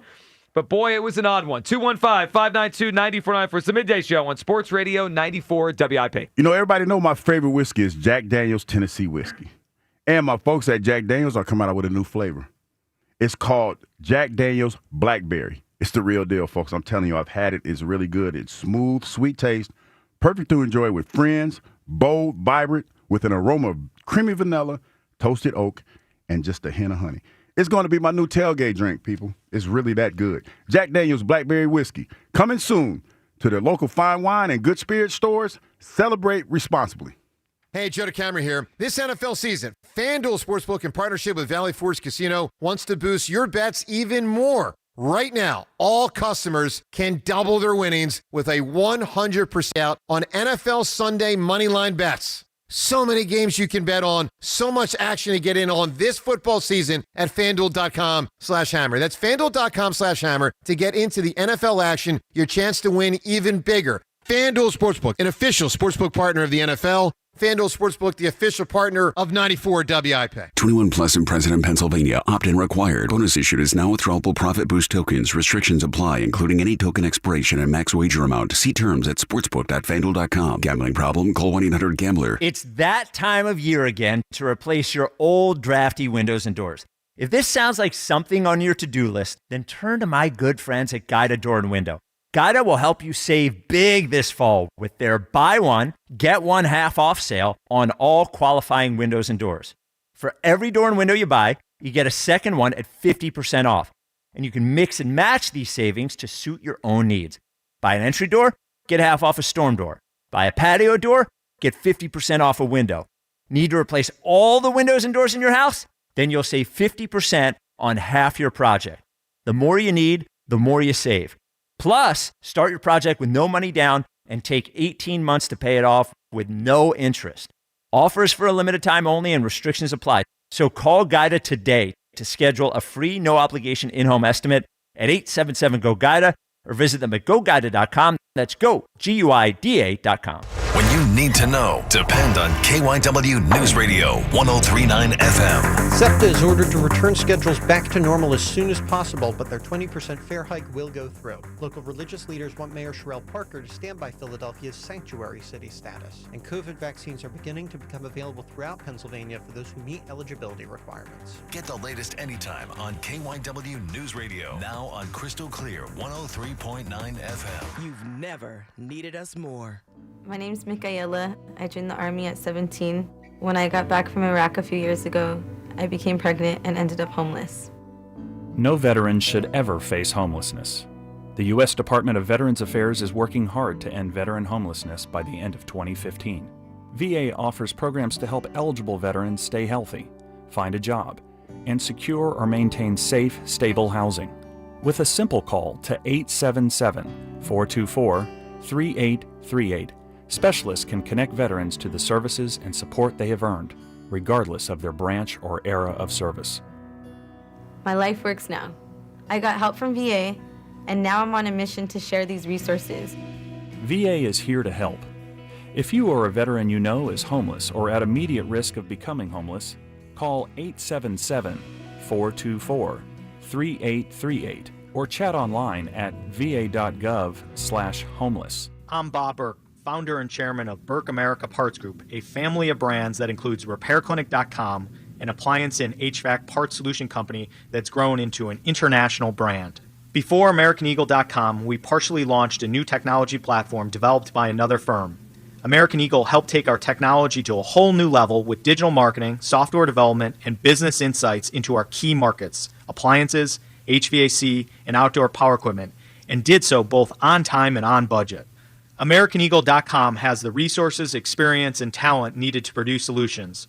Our new technology platform, developed by AmericanEagle.com, has produced tremendous results with higher traffic, conversion, engagement, and online revenue. If you have any home repairs you need to take care of, check us out at RepairClinic.com. If you need a world-class website or technology project, then I would highly recommend AmericanEagle.com. Call AmericanEagle.com at 773-NETWORK. That's AmericanEagle.com, 773-NETWORK. Every week on the Moth Podcast, we share stories that are funny, strange, heartbreaking, and above all, true. I myself have been married for 56 years. Unfortunately, to 4 different women. It turns out the people I was looking for all my life is what you people would call nerds. Follow and listen to The Moth on the free Odyssey app or wherever you get your podcasts. Back to Hugh Douglas and Joe Giglio on Sports Radio 94 WIP. Oh, not 3-6 Mafia. What you doing, Luke? What you know about 3-6 Mafia? He knows enough to play it. Luke Nichols in for Kyle Quinn today. Welcome back. Midday Show. Hugh Douglas, Joe Giglio. You guys with us. 215-592-9494. All right, Eagles are 1-0. It's not your typical victory Monday/Friday. It's yes, a Friday. it is. Well, but it doesn't feel like it. Well, you, it was a weird game. I mean, be real. I mean, we had an hour rain delay or weather delay. They also didn't play great. They got the win. They got the win. It was almost it was the kind of game you walk out like, whew. No, you know what? Exhale, let's get out. We put the W in the win column and we get out of there. Well, again. This is 2 I told you so's in 18 minutes, and you said there'd be 0. You said thereuld be 0. Didn't you start the meeting like this? I'm not going to say I know. This guy. First of all, I didn't say it. I started to say it, but I did a self-edit. I self-edited. Over under the number of times this show that Hugh either says I told you so or self-edits out. I say 3.5. You're going to let me make my point. We're at 2. It was classic Philadelphia last night because I was at the game, and when I think it was Dallas went up, right? Mm-hmm. People started booing. Of course. You know, it was the Dallas sucks chance. It was so many ranges of emotions last night that it felt great. But I always told the folks that I pontificated for and told them that I told you so in the suite that we're still going to win the game. Mm-hmm. I said there's not a doubt in my mind that we're going to win the game, and I gave them a Go Birds chant. Oh, you gave them the Go Birds? I said Go Birds. Yeah, they like that. Well, I think I kind of pissed them off initially. Yeah. By my I told you so. But so I brought it back around with the Go Birds. Well, that's good. Look, the bottom line is this. They won, and it's funny. It's almost like an inverse of last year, because last year the defense usually was great, right? Mm-hmm. The Jalen Carter was usually the biggest reason for that. Saquon was usually the biggest story of why they scored. And last night, really none of those things were like that. It was Jalen Hurts was their most consistently excellent player last night. The defense was up and down. They made enough plays late. The delay, I thought, changed things. It kind of made the game from high scoring to all of a sudden no one could score. But the biggest story is Jalen Carter and what happened last night. If it was me, if I was Nick Sirianni, I would suspend him. He wouldn't play next week. I know he was like, well, it's the Chiefs next week. I don't care. I know, Joe. I understand the premise. I'm thinking bigger picture than just next week. You're right, and I get this that. This season, his career, I just want to get him in his head right because he's too important of a player to do what he did last night. That's why I said get him a psychiatrist. Well, do something. I need something. I'm starting with a suspense. Let's get everyone's reaction here to the game, the win, Jalen Carter. Jeff in Wilmington up on WIP. Hey, Jeff. Hey, what's up, guys? Hey, Jeff. You were on it last night, man. You were right on that number almost. I was like, yeah. He's going to be petty tomorrow. Oh, we all knew it. We all knew it. I'm not. Stop.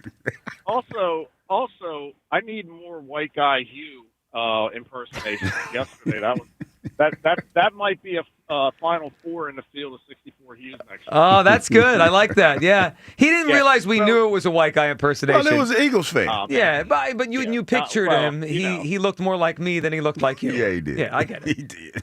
That was one of the most weirdest games, and I don't think we should be. I was totally angry, and before the first snap, and I'm like, what is this guy doing? Now I don't know if he's going to get suspended by the league. I don't think that would happen, but how about suspending him for the first half of the Kansas City game? Well, I think that might be a happy medium. So, Jeff, the first half. I don't think he will get suspended by the league. Typically, when a player is ejected, that tends to be it. The punishment. Yeah, now he'll maybe probably get fined. Maybe a fine, a couple yams. But Jeff, I think he'll be eligible to play next week. Now, the Eagles, though, they can change it, right? They that's what I mean. Yeah. That's what I mean. The Eagles do it, not the league. Yep. I thought Jalen played well. I'm kind of a little bit disappointed that AJ and Smitty didn't get involved in the game much at all. I mean, AJ did at the very end, but I don't know if that was coverage. I don't know if that was scheme. But the overall thing is they won, and the defense kind of looks like it did last year, a little bit, out of sync. But that's what happens when you play no preseason games, and these next couple of games are going to be probably looking like that as well. Well, they could, and they'll be against better teams, which makes it more complicated. Jeff, we appreciate the phone call. Yeah, the defense last night, Hugh, they made some plays late, and that was a big fumble recovery there by Quinyon. Mm-hmm. By the way, Dak made a ridiculous play to trip him up. I think Quinyon was gone if Dak doesn't trip him up there, and he scores a touchdown. I thought Jahad Campbell did some good things. I thought Makuba did some good things. Nolan Smith. The other thing, Hugh, and it's a little bit on the Carter thing. Also, it's a little bit separate. They were just, Hugh, I thought they were undisciplined as a whole. They had 9 penalties last night, over 100 yards. The one was Carter, but Nolan got one. I mean, you can't have all those defensive penalties. Well, and that plays into the hatred thing. You can't discount the fact that it's number one, it's the Dallas Cowboys, and they came into town on banner night. That was a great night too. And to see that, can you imagine? And I'm gonna give you an analogy here. Say the girl you used to date that you told her she wasn't that cute or whatever, or the guy that wasn't that cute. I'm just both, and all of a sudden you see them with somebody, and it's like a glow up. They're getting married, they get a ring, and they look so much better than they did when you remember them, and they're rubbing that in your face. That's kind of what last night was. That's why when I heard CeeDee Lamb say, I'm going to sit out there for it, and I'm going to watch it, nobody else knew what he was doing that for. I tried to tell y'all. I tried to tell you, but you didn't want to listen. He was using that as motivation, and he went out there, and he damn near scorched you for 100 yards in the first quarter. Yeah. And hatred is a hell of a motivator. Oh, it is. And it may, and like I said, like I tried to tell y'all, That's three. That's three. We're counting. I feel like we're, because you snuck one in a minute or two ago. Look, we're tallying these. No, but what That's I'm three. saying is this. 10-24. I tried to tell y'all that hatred is a motivator and it makes you play above your station. Now, I said that yesterday. Yeah, there's also. And y'all ridiculed me. Well, hold on. And called me mean and hurtful names, called me Pop, said I'm old, all this other stuff. Yeah. Talked about my shirt. Yep. All this other stuff. You had Cowboys colors on yesterday. I tried to tell you. You had Cowboys colors. I tried to tell you. And CeeDee Lamb there and just scored you for 100 of them things in the first quarter. Was that because of a banner and motivation, or could Adoree Jackson not cover anybody? Well, it was a little bit of both. I think a little bit of the latter. A lot of bit of both. A lot of the latter. But I tried to tell you. I'm sorry we're here because I tried to workshop my way around. There's no spin like Douglas spin. The reality is we have an issue at corner two. You're taking it as a victory lap. I'm not taking a victory lap. Yeah, I told you we was gonna win. I just told you it wasn't gonna be as easy as y'all thought it was. All right, let's get to Chris y'all in Middletown. owe me an apology. Yeah, no, I'm not apologizing. And I want Chris to start off. Chris needs to apologize. I want an apology from Jalen Carter. He should apologize to he should apologize to his teammates today. I mean that he should do. Let's get to Chris, and then we'll let you hear what it sounded like after the game. Serriani, Jalen Carter himself, and Dak Prescott on what the heck happened last night. Chris in Middletown, up on WIP. Happy Victory Friday, man. It is a Victory Friday. It's a different one, though, Chris. That was a bizarre football game. It is. Douglas, I'm going to address some of your nonsense. And while we're on the topic of nonsense, can we talk about the elephant in the room, please? Kyle doesn't show up to work today. Hugh, I blame you for this because you know what? Your influence is why we got this young man going down the wrong path. Late Thursday night game, probably called in sick today with a headache. He's following your path right into that HR office. And Joe, you got to help him. So I will try. Now, Kyle claims he's in a wedding in Western PA today. But, you might be onto something. Late game, probably lost his voice yelling about Jalen Carter. I mean, I get it. Now let's recap this Jalen Carter thing here. Can we please? Yes. Jalen Carter's behavior was just plain dumb. You look up dumb in the dictionary, and it's a picture of him spitting on Dak. He spits on Dak, and he gets kicked out before a single snap of the game. He's got to be smarter and not get lured in by Ike Prescott. Because he fell for the trap. He did. Just like Trotter. Almost 20 years to the day. I mean, it's right around the same time. Same thing. And post-game, this knucklehead shows up with a T-shirt that says first year rich. Hey, be careful, buddy, because you know what? Before you go bragging about all your money and counting all your money from your big contract, your behavior just gave them an excuse to lighten your pockets with a hefty fine and a possible suspension, but not to mention, and you know this is going to happen, he's now given them the justification to add the additional language about conduct and all this other nonsense that is going to be in there because they're going to point to the first game of the year when he's trying to get his big contract. He hung himself out to dry. While we're talking about hanging yourself out to dry, Adoree Jackson looked like a washcloth trying to cover Hugh's backside last night. Not only was it an epic failure, but the look was terrible. Terrible. You deserve these strays, Hugh. You brought this on yourself. I deserve these strays. I told you so, Douglas. All right? Guys, I want to leave you out on a good note. We won the game. We're one game closer to the goal. Makuba played great. Looks like he's eventually going to be the starter there at safety. And you know what? Jake Elliott's back, baby. Jake, whatever he was going through, the injuries last year, is back.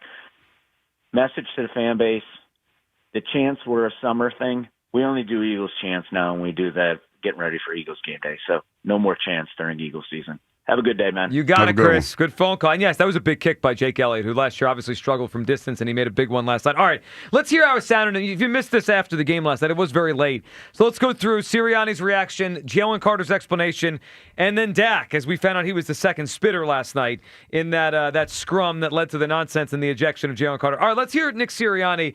He was asked what you can do to keep Jalen Carter in check. I mean, we know he's a great player, but he's got a short fuse, and we saw it last year in New Orleans. We saw it in the Pittsburgh game. He was suspended for the first quarter against the Falcons last year for internal things. Let's get to Sirianni last night. Asks, what do you do to keep Jalen Carter in check? So what do you think you can do to keep Jalen from doing this? I mean, he's had a history of he's got into 2 fights last year. You know, he seems to have a habit, and he doesn't seem to be able to control himself when provoked. Is there anything you can do to stop him? Yeah, like I said, everything that we do is going to be held in-house. Again, he knows, and we needed him out there today, and he wasn't out there against a really good offense. I was really proud of the way the guys stepped up and played. You know, to give up 20 points against a really good team, a really good offense. I think, again, they got good offensive line. Dak Prescott's a really good quarterback. 2 really good wide receivers, a really good tight end, 2 running backs that can make plays with the football.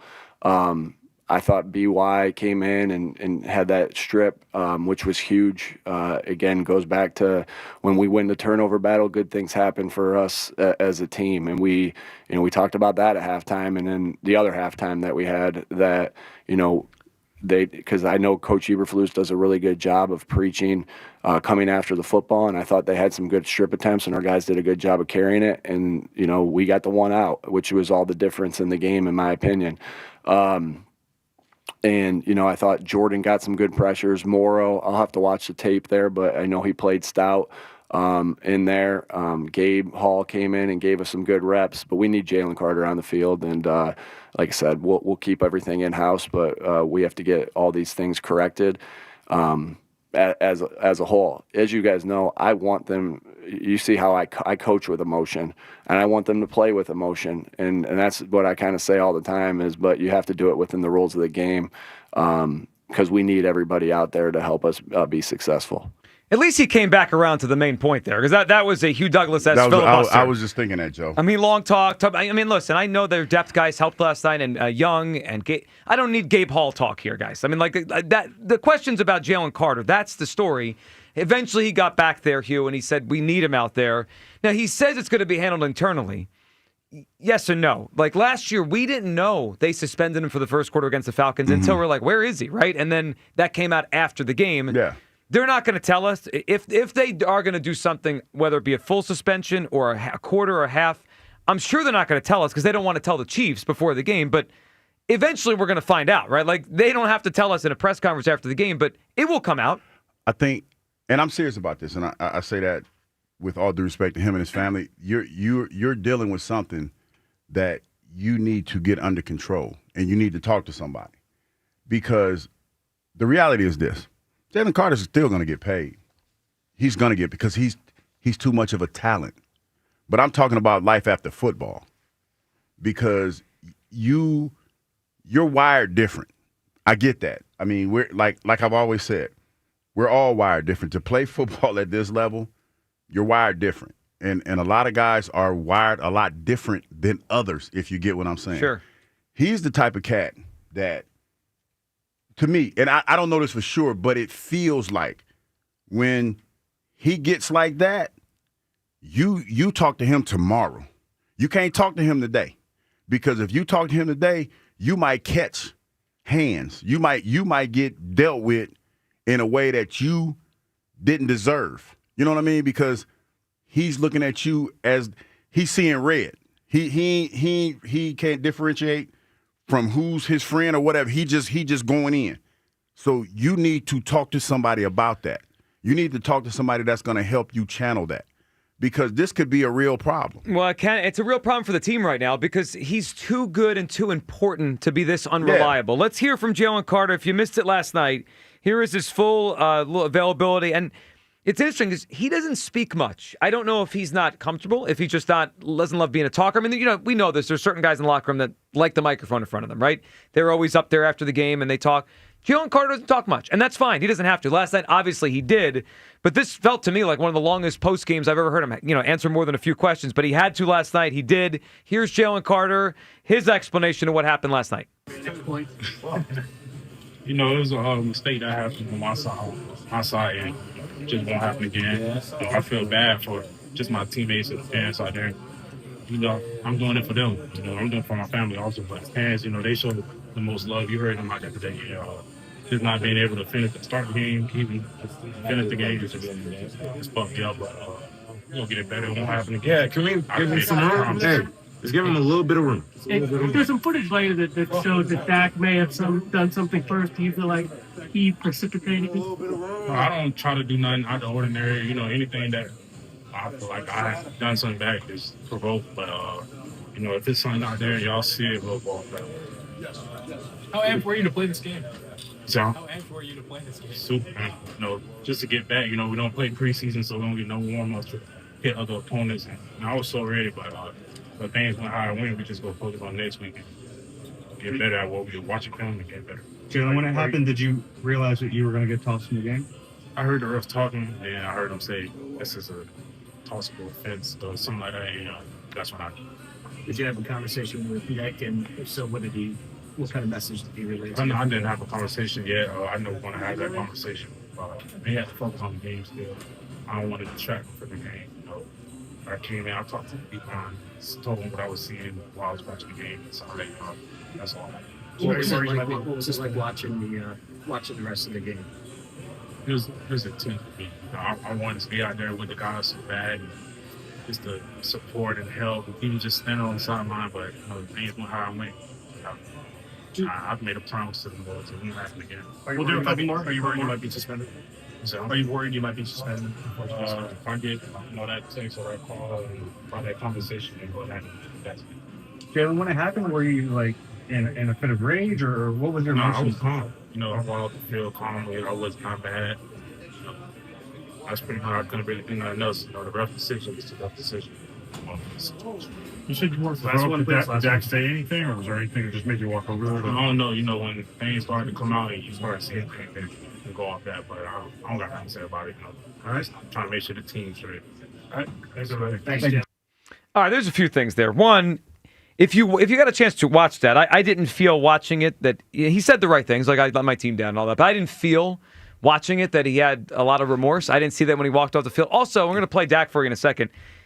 He didn't say Dak did something, but he also kind of alluded to, like, he said something like, I wouldn't do something unprovoked, almost like he did it first. That's what it sounded like to me, and that's unacceptable. Dr. George James, psychiatrist, I'm serious. I know people probably think I'm playing. I don't play about mental wellness, because there was a lot in that what he said. He doesn't even really recall what was being said after that. Did anybody hear that? I don't know what the ref was saying. He was so locked in to whatever he felt was egregious that nothing else mattered. Right. That's the problem. Like seriously, that's the problem. He's a hell of a talent. And I don't want to do anything that's going to take away from that talent, because he could be a Hall of Fame player. I agree. He could be a Hall of Fame player. He needs to talk to somebody. He does, man, and I'm so serious about that. Because if you listen to what he said, and if you look at his body language, he can't. I bet you if you asked him to replay in that moment what ticked him off, all he saw was spit. He don't know, he perceived that to be, disrespectful, and he just went in. That's a problem. That's a big problem. And he needs to talk to somebody about that, because it's not a laughing matter. He's had too many moments where it has potentially been costly. He's a hell of a player. I'm not trying to sit him, but I think if you care about him, you need to get him help. You need to have him talk to somebody. Do you think when Dak spit on the ground and then you kind of see it zoom in and he's backing up and smiling, kind of laughing at him, do you think the spit set him off, or the laugh and the smile? All of that. I think the star set him off. I think the crowd was lathered up. It's the Dallas Cowboys. We all know how we feel about the Cowboys. That's fine. All of that is fine within the game. You can't take it to that level. That's where I think he needs to talk to somebody about. You need to channel that energy into something else. I saw Dak get his ass beat before he went to the pros at a black college weekend by somebody trying to be that tough guy. Dak's not that tough guy. You have to be smarter than that. To anger you is to conquer you. Well, the other thing last night is he showed everyone how easy it is to get him off his game. And he's going to see that all the time. Of course he is. Because he has to learn that he is the most important person on the field when they play defense.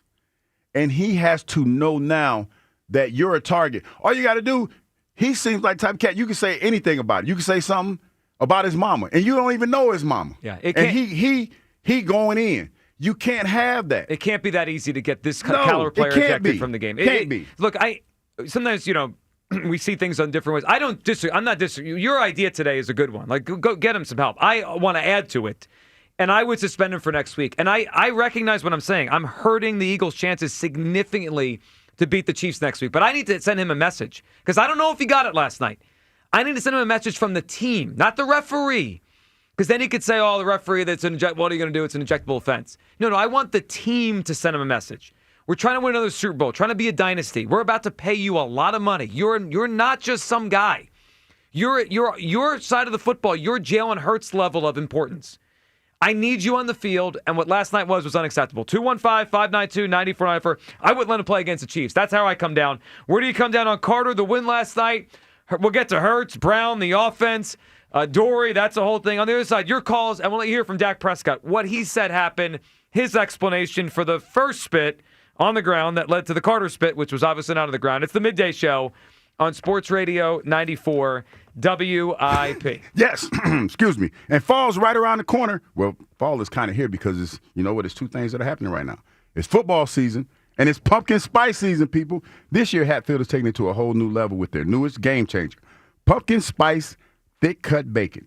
Warm fall spices with a touch of sweetness. It's bold, it's different, and guess what? It's delicious. I ate 2 packs when I got it. It was awesome. Spice bacon, pumpkin spice bacon is available for a limited time at your local grocery store. Visit simplyhatfield.com for where to buy. Hatfield. Better care, better pork. Joe versus Jack. Jack is the winner. He even turned around to taunt to camera. Look, it was pathetic. I don't know what to tell you. It was horrendous. Joe versus Jack. The final round. The basketball challenge. Joe and Jack prepare to dance in the paint. I mean, listen, no one cares when I win. It's 2-2 on the basketball. Coming soon. Only on Sports Radio 94 WIP. It's the return of Eagles football. Get my neck roll! Fire up that grill with the official hot dog of the Philadelphia Eagles from Dietz & Watson. Be the hit of your barbecue or tailgate with game day essentials like hot dogs, sausages, meats, and of course, artisan cheeses from Dietz & Watson. Don't forget high-protein Dietz Nuts meat snacks, perfect for snacking on the go. Dietz & Watson, premium meats and artisan cheeses since 1939. Check them out online at DietzandWatson.com for a retailer near you. Swing for the fences with the Fence Authority, with 4 stores throughout the region and one of the largest inventories of wood, vinyl, and aluminum fencing with the best workmanship warranties in the country. Your new fence is waiting at fenceauthority.com. What's for breakfast? You have to get to Helen's Sausage House with locations in Smyrna and Newark, Delaware. For over 40 years, Helen's has kept the region running with its delicious breakfast sandwiches, lunch, and catering. Make Helen's your next stop. Online, helensausage.com. It is with great pleasure that I welcome you to today's graduation ceremony. Students, when you hear the reason or reasons for your absences throughout the years, please exit the auditorium without your high school diploma. Once you've exited, remove your cap and gown and proceed into the unknown. Too tired. Family trip. Part-time job. Helping around the house. Sick day. Starting the holidays early. Just because. Starting in the 6th grade, students who miss 18 days or more of school in a year for any reason will fall behind and risk not graduating high school. How many days of school has your child missed this year? Absences add up. Keep track at boostattendance.org today. Brought to you by the U.S. Army and the Ad Council. This NFL season, FanDuel, in partnership with Valley Forge Casino, wants to boost your bets even more. And right now, all customers can double their winnings with a 100% profit boost. That means you can get 2 times the payout on NFL Sunday moneyline bets. I tell you a moneyline that I love. I'm taking the Buffalo Bills at home over the Baltimore Ravens. So, visit FanDuel.com/Ike and get into the NFL action with a chance to win even bigger. FanDuel, official sportsbook partner of the NFL. FanDuel Sportsbook is the official partner of 94 WIP. 21 plus in President, Pennsylvania. Opt-in required. Bonus issued is now withdrawable profit boost tokens. Restrictions apply, including any token expiration and max wager amount. See terms at sportsbook.fanduel.com. Gambling problem? Call 1-800-GAMBLER. Today, we're constantly taking photos and videos to remember our favorite moments. But what about those captured before the smartphone? What about the memories tucked away on aging VHS tapes, film reels, or in fading photos? These cherished memories are fading away with time, vulnerable to threats like heat, moisture, and mold. But fear not, there's a solution to safeguard your legacy. Hi, I'm Adam. And I'm Nick. Together we founded Legacy Box over a decade ago with one mission, to bring your memories into the 21st century. It's time to bid farewell to old tapes you can't watch and faded photos. Legacy Box transforms them into digital treasures, ready to share with a click. Just like magic, your shoebox of memories is now safely stored in the cloud or on a thumb drive. Over 1 million families have trusted Legacy Box, so you can rest assured your priceless moments are in good hands. Don't let your childhood fade away on old tapes. It's time to digitize those priceless moments. Fast forward into the digital age. Visit legacybox.com/value and unlock 50% off your order. That's legacybox.com/value. Every Phillies game. And it is gone. Just listen to 94 WIP on the free Odyssey app. Welcome back. Midday Show. Hugh Douglas. Joe, you guys with us. 215-592-9494. The voice of the Eagles, Merrill Reese, going to give us a call at 11, as he usually does after Eagles games. We'll talk to him. Jalen Hurts is that. I thought he played really well last night. This is why when people say you care about stats, I don't care about stats. He played well last night. What do you have, 140-something passing yards? Yeah, it was like he was, what was it, 50? No, wait a minute. No. He was 19 152. 152, 19 for 23. Yep. One sack. QBR was 93.7. You know, that the QBR is on a scale of 1 to 100. 93.7 is pretty outstanding. damn good game. Yeah. Didn't put the ball in harm's way. Only took one sack, which he got away from pressure a lot. Like, he threw it away, he ran away. I just thought he was in control of the game last night. It's funny, right? You're looking at the rushing yards, right? They rushed for 58 yards, and Jalen rushed for 62 of those yards. Saquon has 60. Yep. Will Shipley looked pretty good last night. He's got bursts. No, they got a number, and even Dylan got a little run. Yeah, he was 3 for 10, 3 carries for 10 yards. Not bad. Not bad. They look, the run game early was very good. Hurts' legs iced it, and Hurts on that last drive to hit AJ and then to ice it with the run.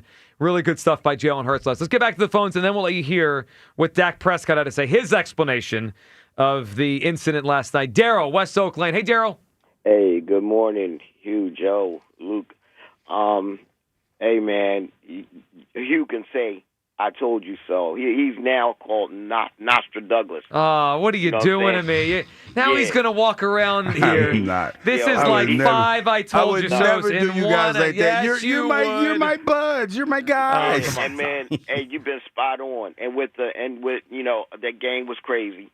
And with Jaylen Carter, I agree with Hugh. Because normally, if you got somebody who has problems with anger, you put him in sports. So he's already in sports, so he needs to be relegated to anger management for this whole season.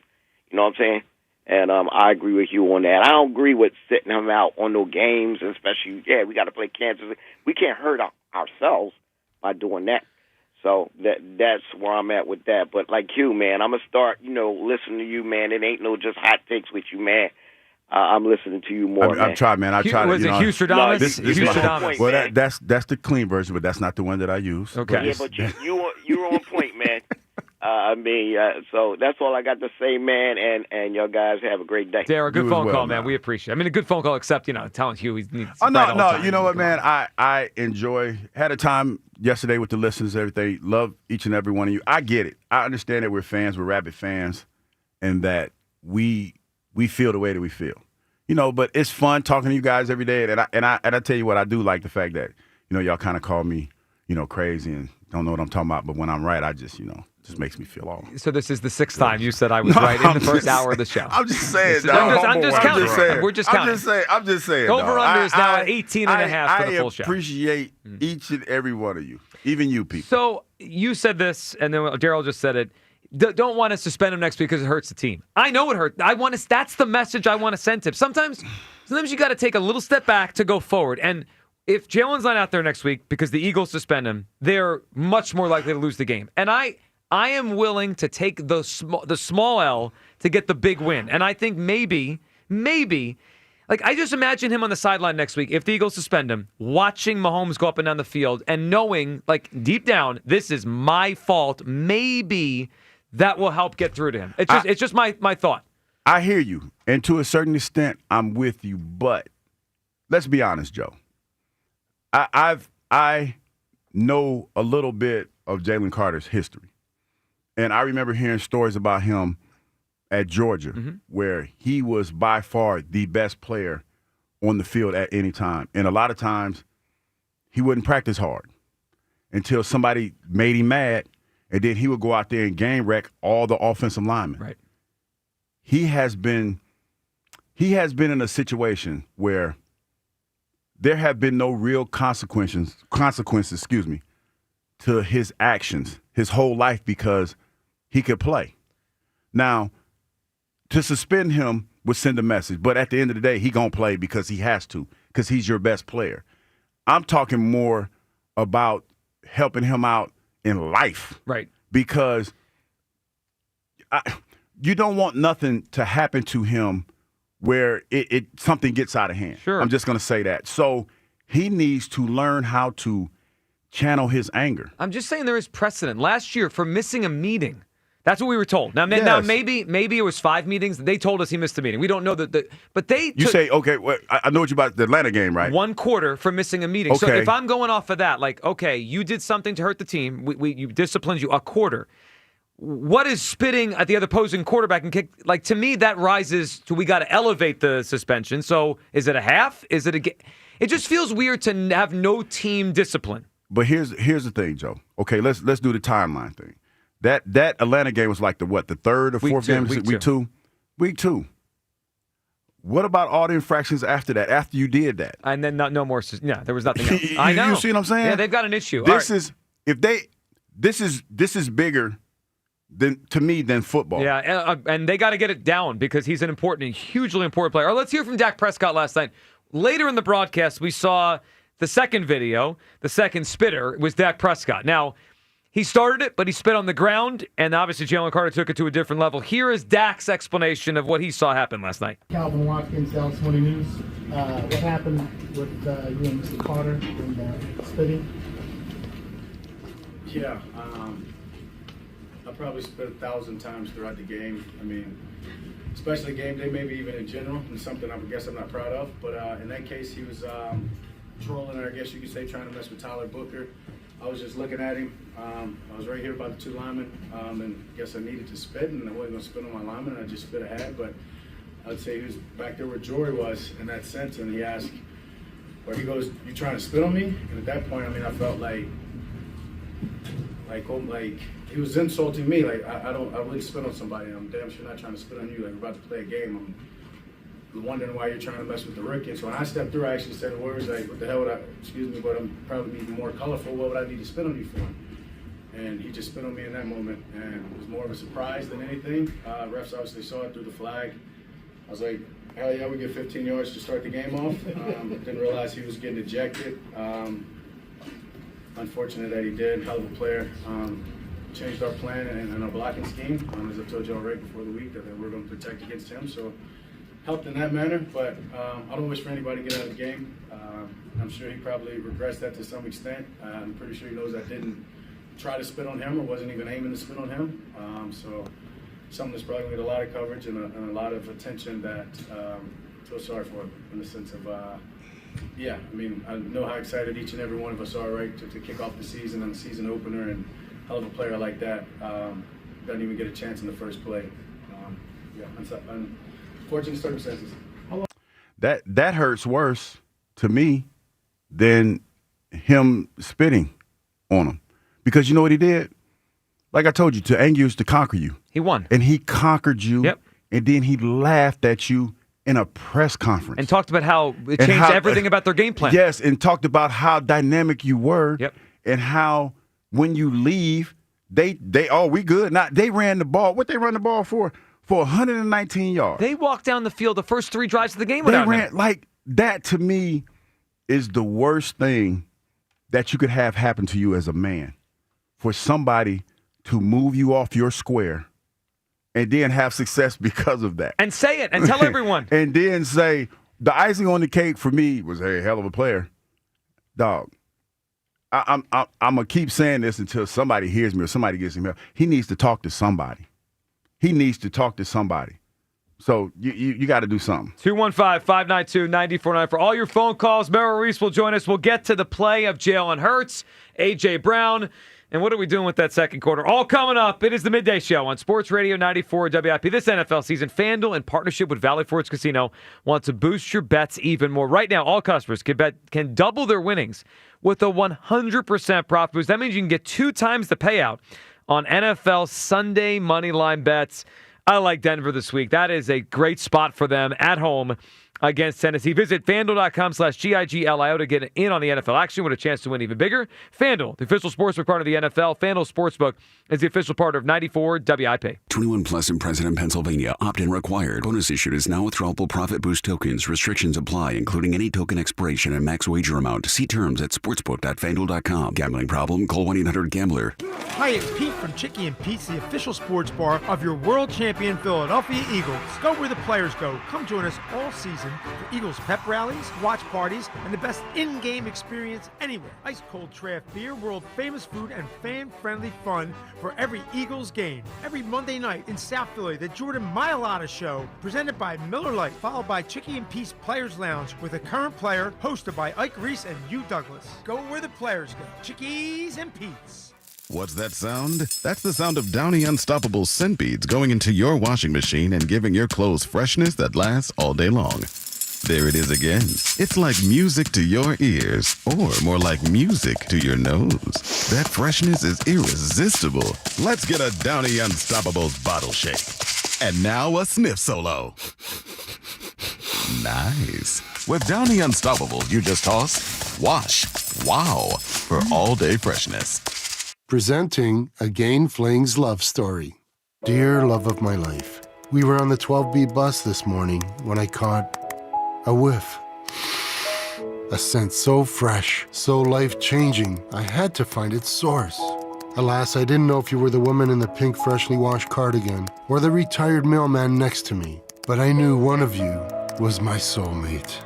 Ah, the scent of Gain Flings. Try Gain Flings with OxyBoost and Febreze.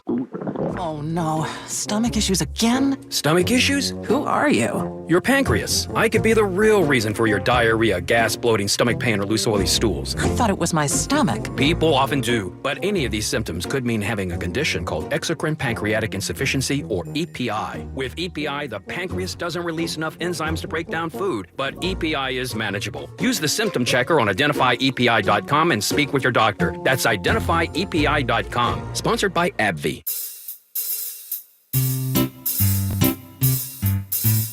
1-877 Cards for Kids. KARS Cards for Kids.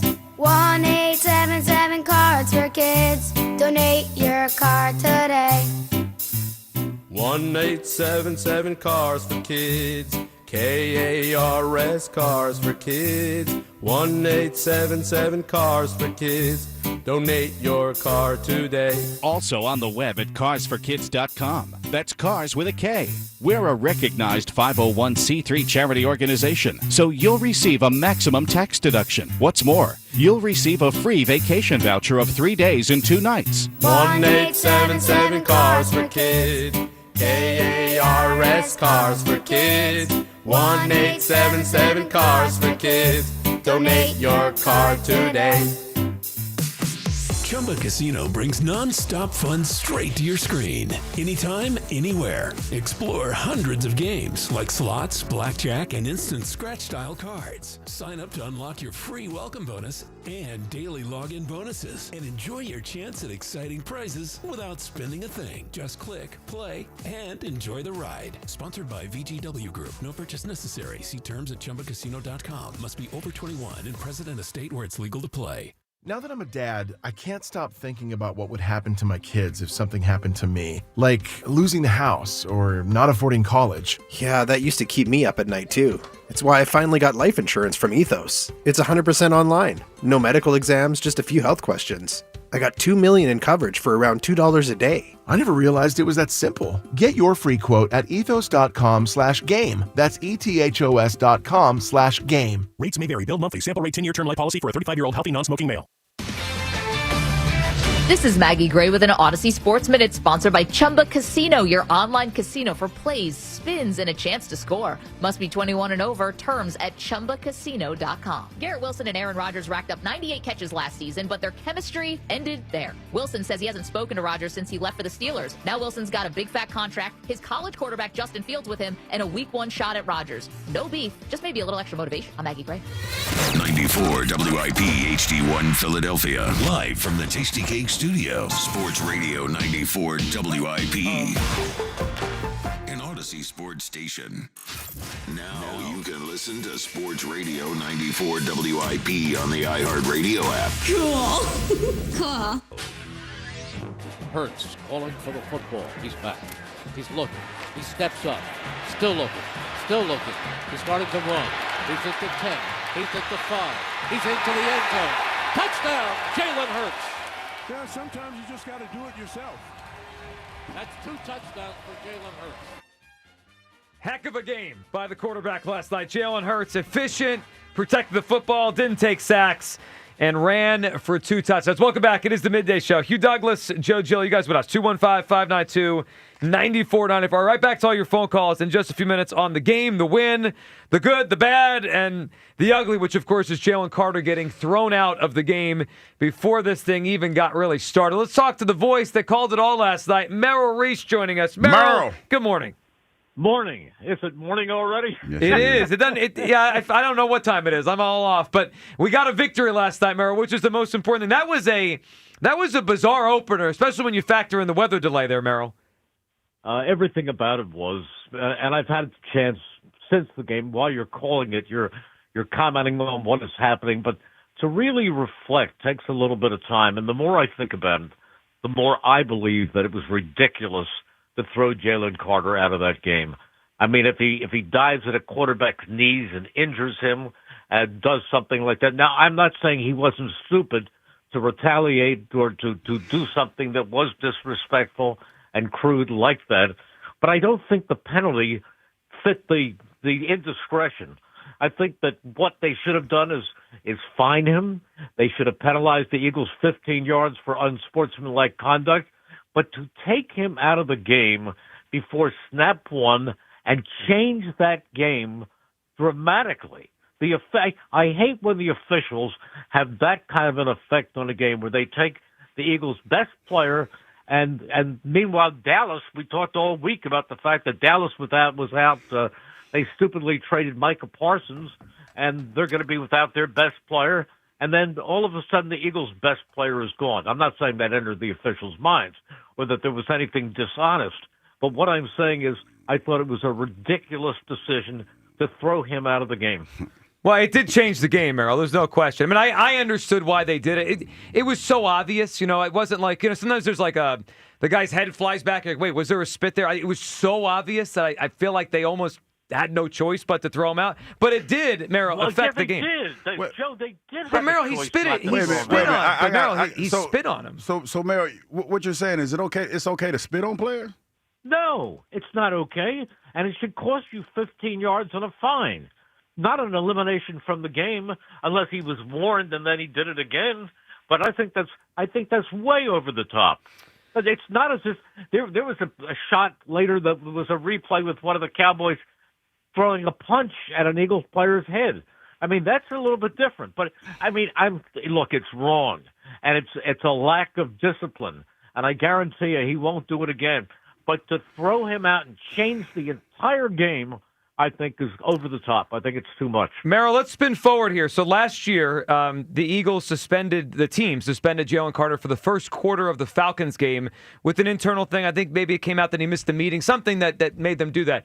Do you think the Eagles will have any punishment for Jalen Carter moving forward because of what happened last night? Yeah, I'm sure they will, but we'll never know about it.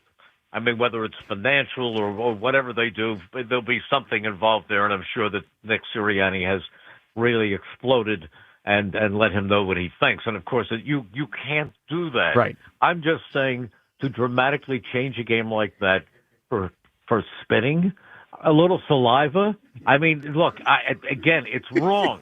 It's absolutely wrong. Penalize them. They gave the ball to the Cowboys near midfield, and then they're going to fine Jaylen Carter, and maybe the league fines Jaylen Carter, but that's enough. Don't change the whole game because he spit. That's just way over the top. Well, and it changed the game. I mean, the Cowboys went right down the field and scored their first 3 times. All right, Mel, let's talk about the other stuff that happened, because there was a lot in that game. And I think we start with the quarterback. Merrill, last night was one of those nights where you had to watch the game to really feel it. Because Jalen Hurts' numbers last night weren't anything off the charts. I thought he played great last night. I thought he was in control. Only took 1 sack. Accuracy was there. Now it was mostly underneath stuff except the shot to Dotson. But every time they needed a play, especially with his legs, Merrill, to ice the game, the 2 touchdowns, I thought Jalen was really good last night. That's what great quarterbacks do. And he is a great quarterback. He is growing every year, every game. He is a great quarterback. He is a winner. He's the reason they won that game. He's the reason they are 1-0. The biggest reason, of course, because he didn't have a lot of time to throw, and he was on the run, and he was under duress, but he found ways to win the game, to make the final first down on a quarterback draw. I mean, he's just so good. The Eagles are so fortunate that he's their quarterback. Well, he was really good last night. And they also got some contributions on the defensive side as that game went on from the rookies. I thought Makuba showed something. Jahad Campbell showed something. Those young kids out there, they got snaps, Merrill, and they made plays. Yeah, and speaking of the defense, now, you guys may see this differently, and I think Mike Quick saw the play a little bit more differently from me, but I thought the penalty on Reed Blankenship in the end zone, what was he to do when the pass was thrown in that direction?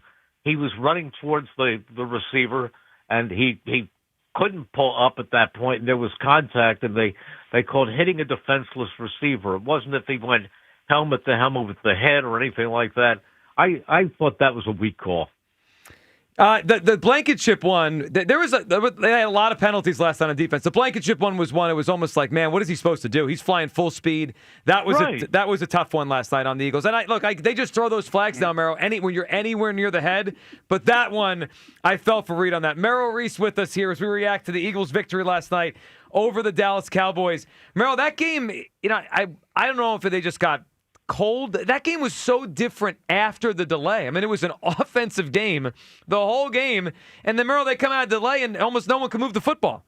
Yeah, it was like the air went out of the balloon. It was everybody was flat at that point, but fortunately the Eagles had the lead and they maintained the lead, and they're 1-0 at this point. And maybe we should come to expect this.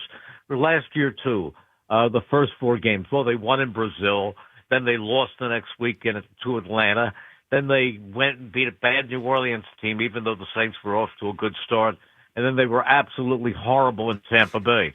I think this is a product of not playing regulars at all in the preseason. Now, wait a minute. Before we jump to that, I want to say that I agree with that now. I've completely changed my thinking. I know why they do it. They do it because it's a long, hard season, and you want to keep your players fresh, and you don't want them injured in the preseason. Detroit plays their regulars in the preseason, and Detroit was the best team throughout much of last season. So they got to the playoffs, and they had 16 players on injured reserve, and the Eagles, who started slowly, who were 2-2, only lost 1 more game the rest of the way, and they had 22 healthy starters in the playoffs. So that's the price you pay for guarding against injuries early.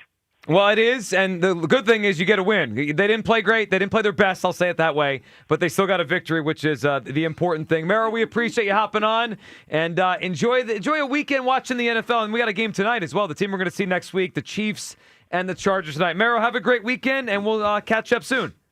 Thank you, guys. Have a great day. There he goes, Merrill Reese there, the voice of the Philadelphia Eagles, who disagreed with the idea of ejecting Jaylen Carter last night. Can I take a moment to say something? Floor is yours. I'm starting to get a lot of text messages about why I didn't, let Merrill go on like he did. And I just want to say, I already got 2 strikes. I don't need a third. Merrill's an OG. Well, listen, Merrill's our guest, and he's entitled to his opinion. I thought the ejection was warranted. Merrill didn't. Merrill's an OG. Yep. I know my bread is buttered. So I'm going to go ahead and keep these 2 strikes, and I ain't going to take that third. Yeah, I have a blanket rule. We just can't do the spitting thing. We just got to outlaw spitting, and if you spit on someone, you're out of the game. That's all. Well, I will say this. Better not nobody spit on me. Because, I mean, that dog ain't going to Yeah, I don't think that dog's hunting for anyone. Dog ain't going to hunt. Yeah, no, it's not. Let's go to Demond in Delco. What's up, Demond? Hey, good morning, fellas. What's going on, man? Demond. Hey, man, I'm good. Hugh, man, listen, I'm laughing at you, bro, because if Dak would have spit at me, I'm going to tell you, if Dak would have spit at me, and I'm a football player, I'd have swung at Dak here yesterday. I'd have got kicked out from something to do. Demond, seriously, why? But why? Like, seriously, why? We're because, listen, that's disrespectful to spit in my area, spit in my way as a man. That's total disrespect, man. You're talking about being a man, being a person. As a person, if somebody spits at you, that's total disrespect, man. You know that, man. Listen, you know that, Hugh. I understand that we are dealing with copium this morning, but we have to be smarter in situations like this. So you're telling me, if you're walking down the street right now, Demond, you're on your way to work, and if somebody spits in your path, that gives you the right to punch them in the face? That's what you're telling me? No, sir. No, sir. What I'm telling you is that if you watch the video, because I rewound, I caught a DVR. I rewound the whole thing a couple of times. Dak is saying something, too. Yes, he is. He's talking trash. Mm-hmm. Exactly. So you see what he's doing. So now what he did was, that's what I want to say. You're right about that. He got to get his temper under control. What Dak did is a sucker move, dog. He's a sucker. He bait, like you said, he baited him into it only because he was in the NFL. Dak would have never did that in the playground. Oh, okay. So high school, so Demond, he never did that. So Demond, who's the sucker? Because Dak played in the game and damn near won it. So who's the real sucker? Well, you're right. You're right. JC did it. Now that's what I agree with you on, Hugh. That part as far as getting him some help. But Demond, I started out, and I like the call because you're calling with passion. But Demond, you have to know that is done. Like you just said, if we're in the streets, Dak ain't doing that on the streets. So why is he doing it now? It's because he's trying to conquer you.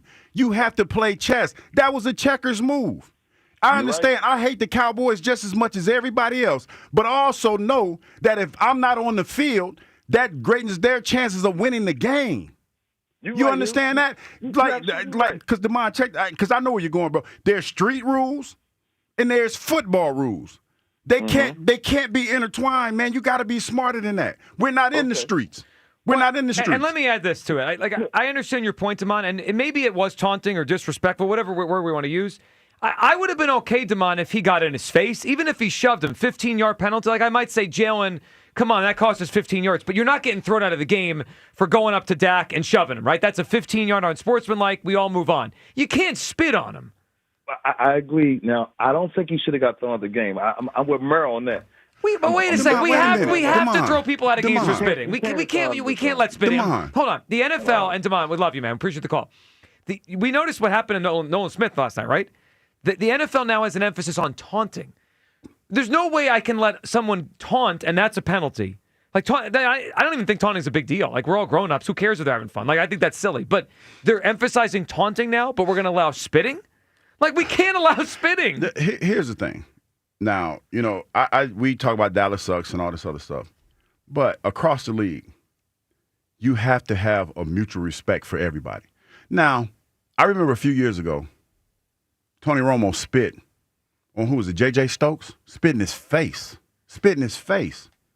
J.J. Stokes didn't do a thing. I forgot what happened to Romo, but that was disrespectful. And then let's think of, we tend to forget, 3-4 years ago, we were all running around wearing masks, social distancing. You mean Bill Romanowski? What did I say? You said Tony Romo. Oh, yeah, I've messed his name up. Romanowski. Well, that's kind of a big thing to say. Tony Romo spit on someone. I'm like, Bill Romanowski. That's what it was. Yeah. That's why you were looking at me like I was crazy. So I was like, Tony Romo spit on someone? I was cooking. That felt like I would have remembered it. No, I was cooking, and it just, I forgot. But you're right. It was Romanowski.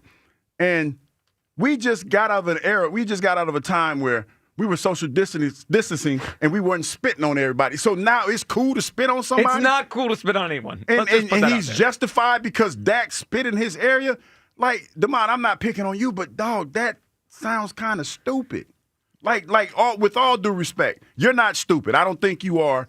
But listen to how we are justifying spitting on somebody. This actually is a memorable segment. We have come to justify the spitting, and Tony Romo, poor guy, just caught it straight and didn't do anything. Poor guy. All right, 215-592. We're sorry, Tony. 215-592-9494. That's how you hop in. All right, all your phone calls, your reaction. I would suspend Jalen Carter for next week. If I'm Nick Seriani, he doesn't suit up next week. That's the punishment. Let's get this through that we can't do this ever again. Where do you come down on the Jalen Carter situation, Spitgate, the game itself? Spitgate We'll is also crazy. get to Jalen Hurts, how he played last night, his performance, which I thought was really good. Except A.J. Brown didn't get the ball until like 2 minutes ago. What was that about? All coming up. It is the Midday Show on Sports Radio 94 WIP. Everybody know my favorite whiskey is Jack Daniel's Tennessee Whiskey. And my folks at Jack Daniel's are coming out with a new flavor. It's called Jack Daniel's Blackberry. Now, folks, I've had it. I've had it straight. I've had it in the locker room punch. Both ways is really good, but I kind of like it straight. It has a smooth, sweet taste, perfect to enjoy with your friends. It's bold, vibrant, and has an aroma of creamy vanilla, toasted oak, and a hint of honey. It's going to be my new tailgate drink this year, people. Jack Daniel's Blackberry is coming soon to your local fine wine and good spirit stores. Celebrate responsibly. Philly knows how to get game day ready. The jerseys, the wings, the oil change. Yeah, the oil change, because your car needs to perform too. At Meineke, we'll get your ride tuned up faster than a 2-minute drill. Brakes, tires, oil changes, exhaust, batteries, and more done right at the right price. Don't let car trouble bench you this season. Come to Meineke for all your car care needs. And right now, Meineke's offering a synthetic blend oil change for only $34.95 with free tire rotation. See your local Meineke dealer for details. Meineke, doing car care right. This NFL season, FanDuel, in partnership with Valley Forge Casino, wants to boost your bets even more. And right now, all customers can double their winnings with a 100% profit boost. That means you can get 2 times the payout on NFL Sunday moneyline bets. I tell you a money line that I love. I'm taking the Buffalo Bills at home over the Baltimore Ravens. So, visit FanDuel.com/Ike and get into the NFL action with a chance to win even bigger. FanDuel, official sportsbook partner of the NFL. FanDuel Sportsbook is the official partner of 94 WIP. 21 plus in President, Pennsylvania. Opt-in required. Bonus issued is now withdrawable profit boost tokens. Restrictions apply, including any token expiration and max wager amount. See terms at sportsbook.fanduel.com. Gambling problem? Call 1-800-GAMBLER. What's for breakfast? You have to get to Helen's Sausage House with locations in Smyrna, Newark, Delaware. For over 40 years, Helen's has kept the region running with its delicious breakfast sandwiches, lunch, and catering. Make Helen's your next stop. Online, helensausage.com.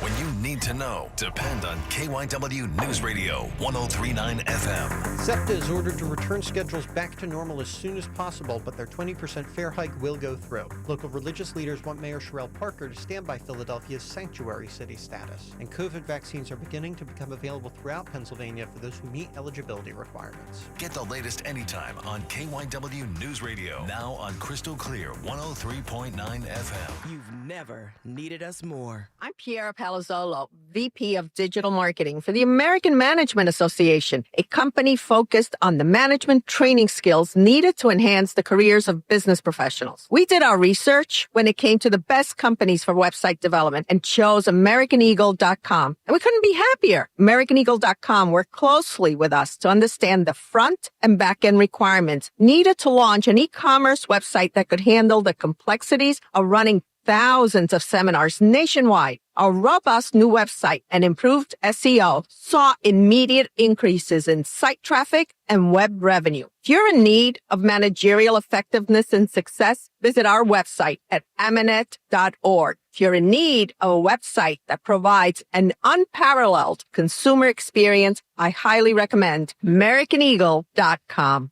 Transform your business today.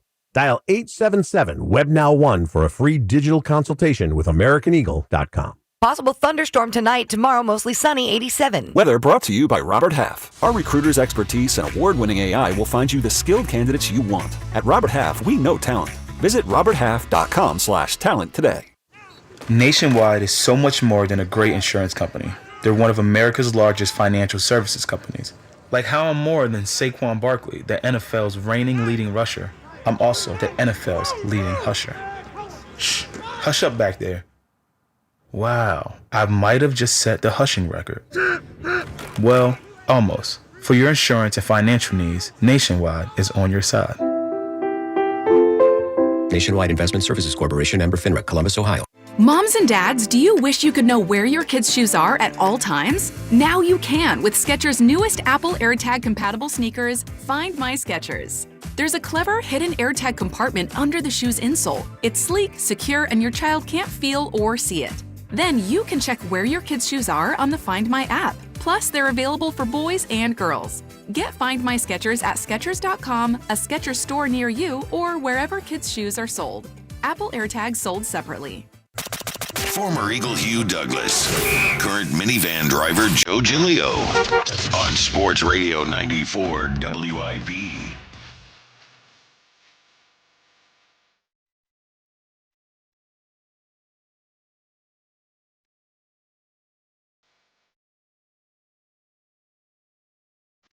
Welcome back, Midday Show. Hugh Douglas, Joe Giglio. You guys with us. 215-592-9494. That is how you hop aboard here as we discuss an Eagles victory. What a weird night last night at Lincoln Financial Field. A great night. The banner ceremony.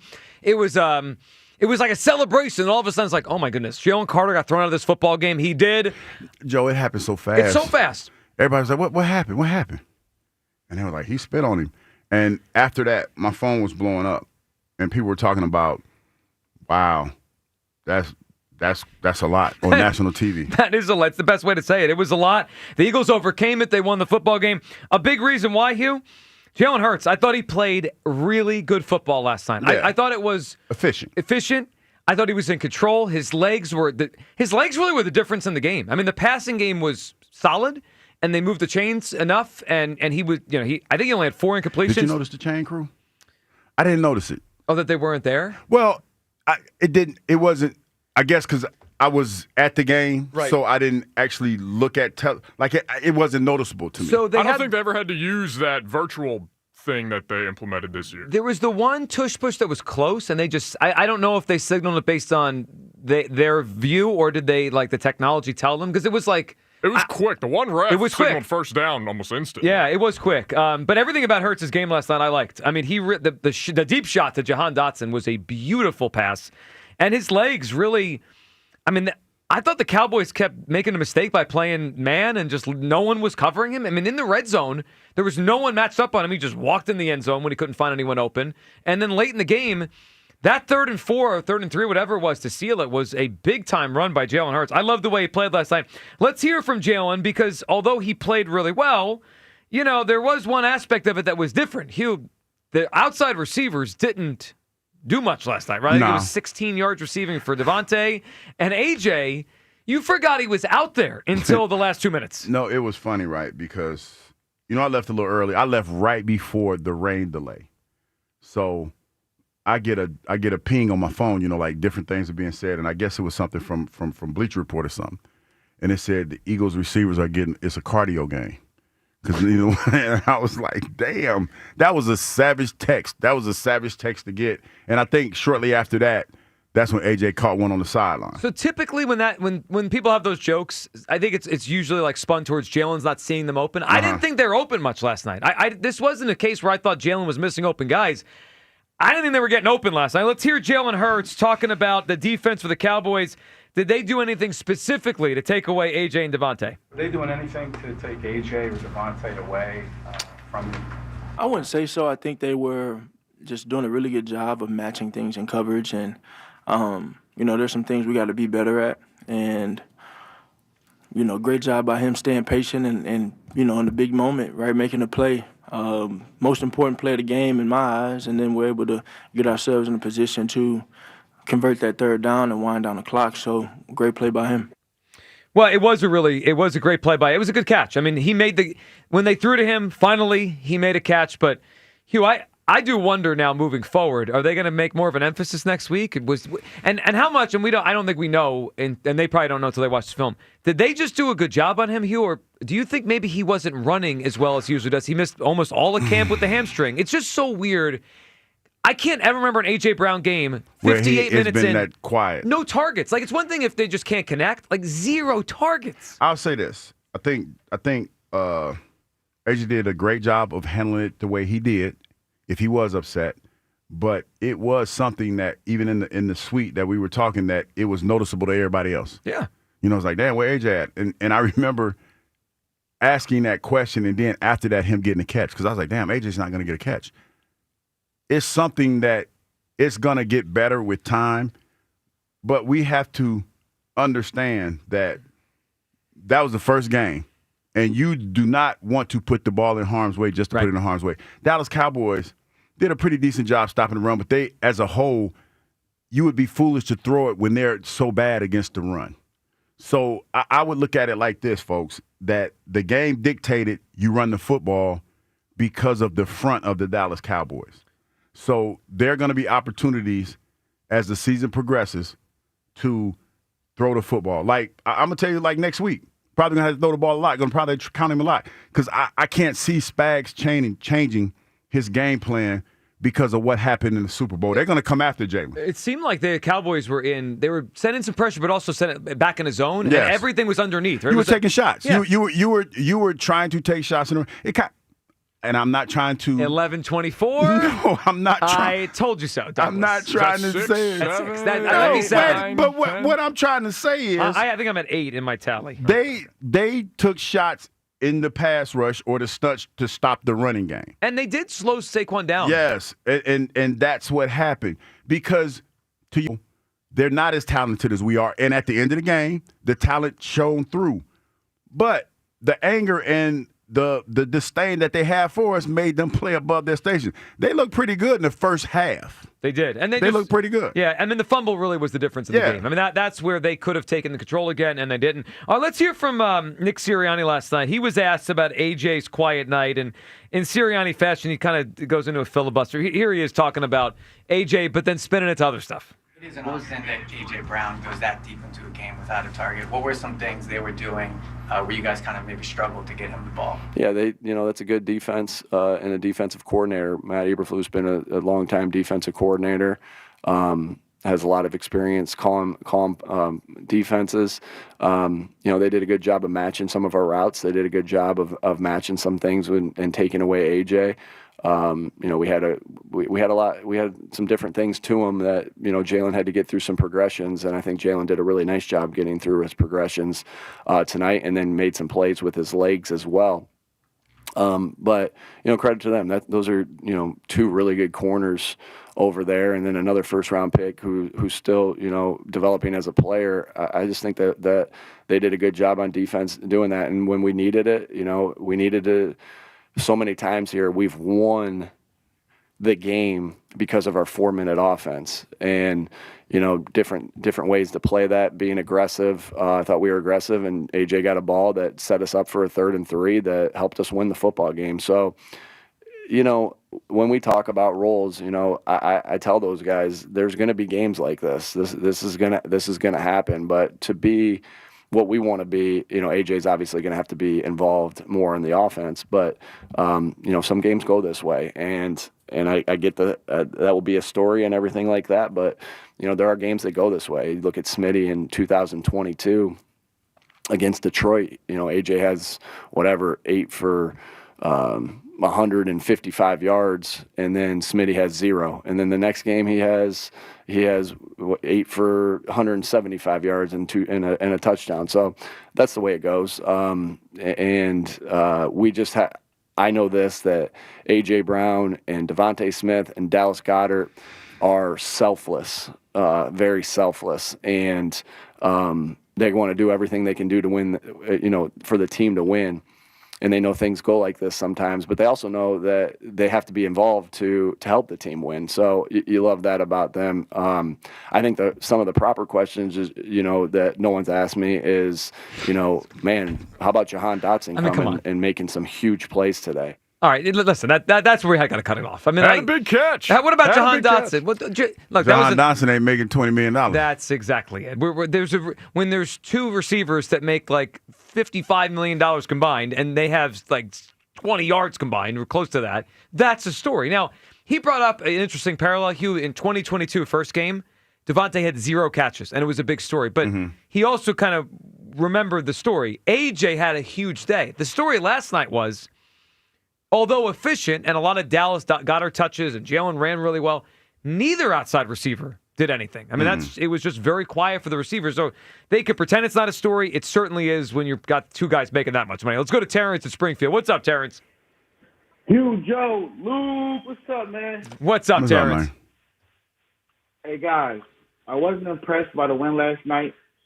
And Jalen Carter, he definitely has to get himself.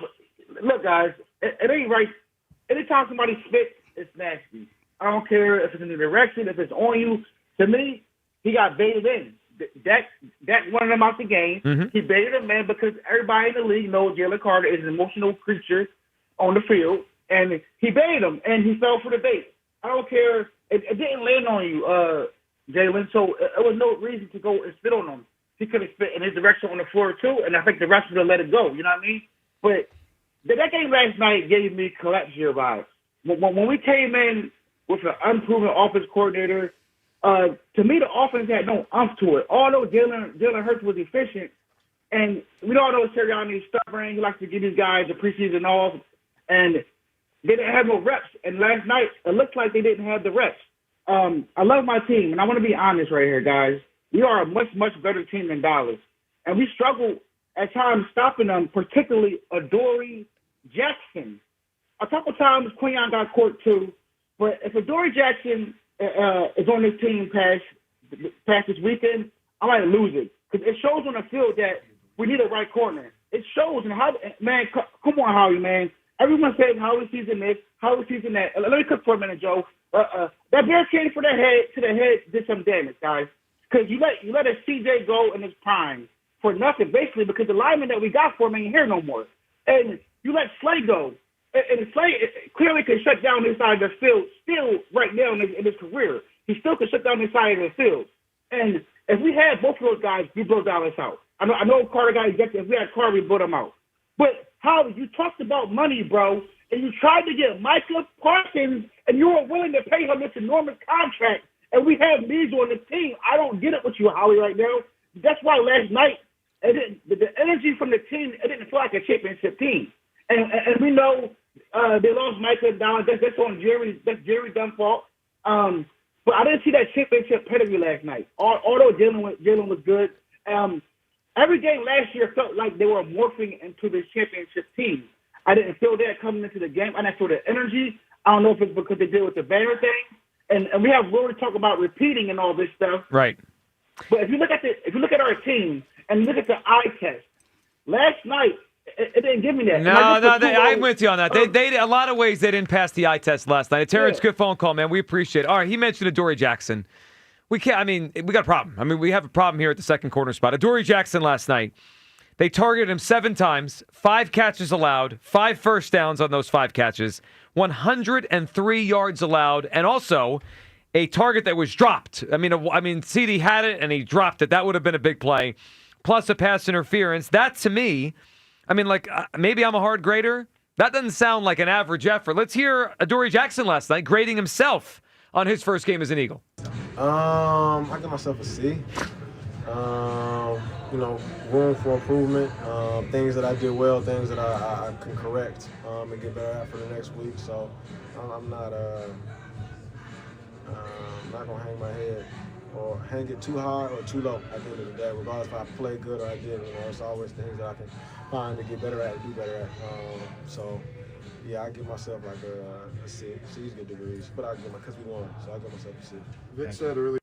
He gave himself extra credit because they won. Is that what I heard? Yeah, because we won, I get a C. Yeah, well, they do. All right, Professor Douglas. He said C's get degrees. Professor Douglas, how would you grade Adoree? Luke. He didn't play well, but he graded on the curve. Okay. I mean, and hey, you won the game. I mean, well, nobody's going to like to hear this. Not because of him. I mean, you did win. The team won. Okay. He didn't play. He needs to play better. So are we doing the Jalen Hurts, he's a winner thing for Adoree Jackson? He's a winner. Yeah. Adoree Jackson, not a winner. No, listen.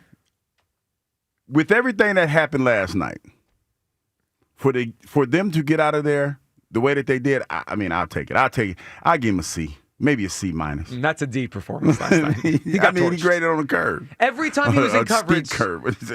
CD was 5 yards ahead of him. No, CD was going yah-yah the first half. Yeah. He almost had 100 yards the first half. He would have had like 180 if he didn't drop the ball. Yeah, he was going crazy. Remember that game they played in Kansas City 2 years ago where, was it Valdez Scanlon? Who was the guy? There was the receiver. Dropped the touchdown in the end zone? Yeah, it was MVS. That's what reminded me at the end last night. Like, that ball's in his hands and he just drops it. So we just got to, like, wipe the sweat off our brow and get the heck out of there. Hugh, I wonder how long of a leash they're going to have with Adoree Jackson. It's a one-year contract. He's a vet. It's not like they invested a lot in him.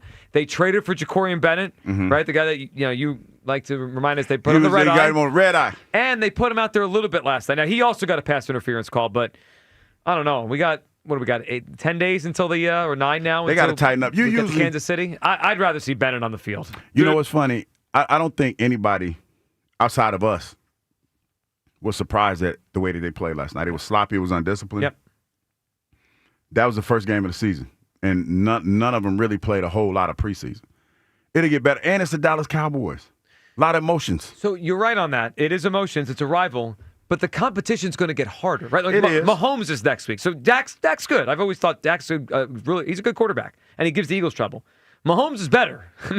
And then it's Stafford after that, and he's got Puka Nacua and Devonta Adams. Like, Hugh, it's not like we can ignore this problem at corner for a while. Like they're going to face good receivers over and over. Did Keely Ringo get any defensive snaps last night? Because Jacorian Bennett went in there when Adoree Jackson went out, and then Adoree Jackson went back in. I don't think Ringo was in there at all. I mean, Makuba obviously played a ton. I think you're right. I'm looking right now, defensive snap counts. Yeah, I don't see Ringo's name on here at all. I don't think he was on the field. So he was battling for the second corner position most of training camp, and then doesn't even see a defensive snap when Adoree Jackson is struggling like that and had to leave the game for a little bit to get, I think he got checked for a concussion, and he doesn't get in the game. You put in Bennett, who missed time and was late getting here because of the trade. So Ringo got 18 special team snaps, but I'm not seeing any on the defense. Yeah, he got 0 of them. It's the second corner is a real problem. Peter in the Lehigh Valley. I know he's happy after they beat the Cowboys last night. What's up, Peter? Listen, I'm going to put a positive spin on the first part of this. Okay. We won last night. Yep. We saw where the weaknesses are, and we saw what Jalen Hurts is, what Jalen Hurts does.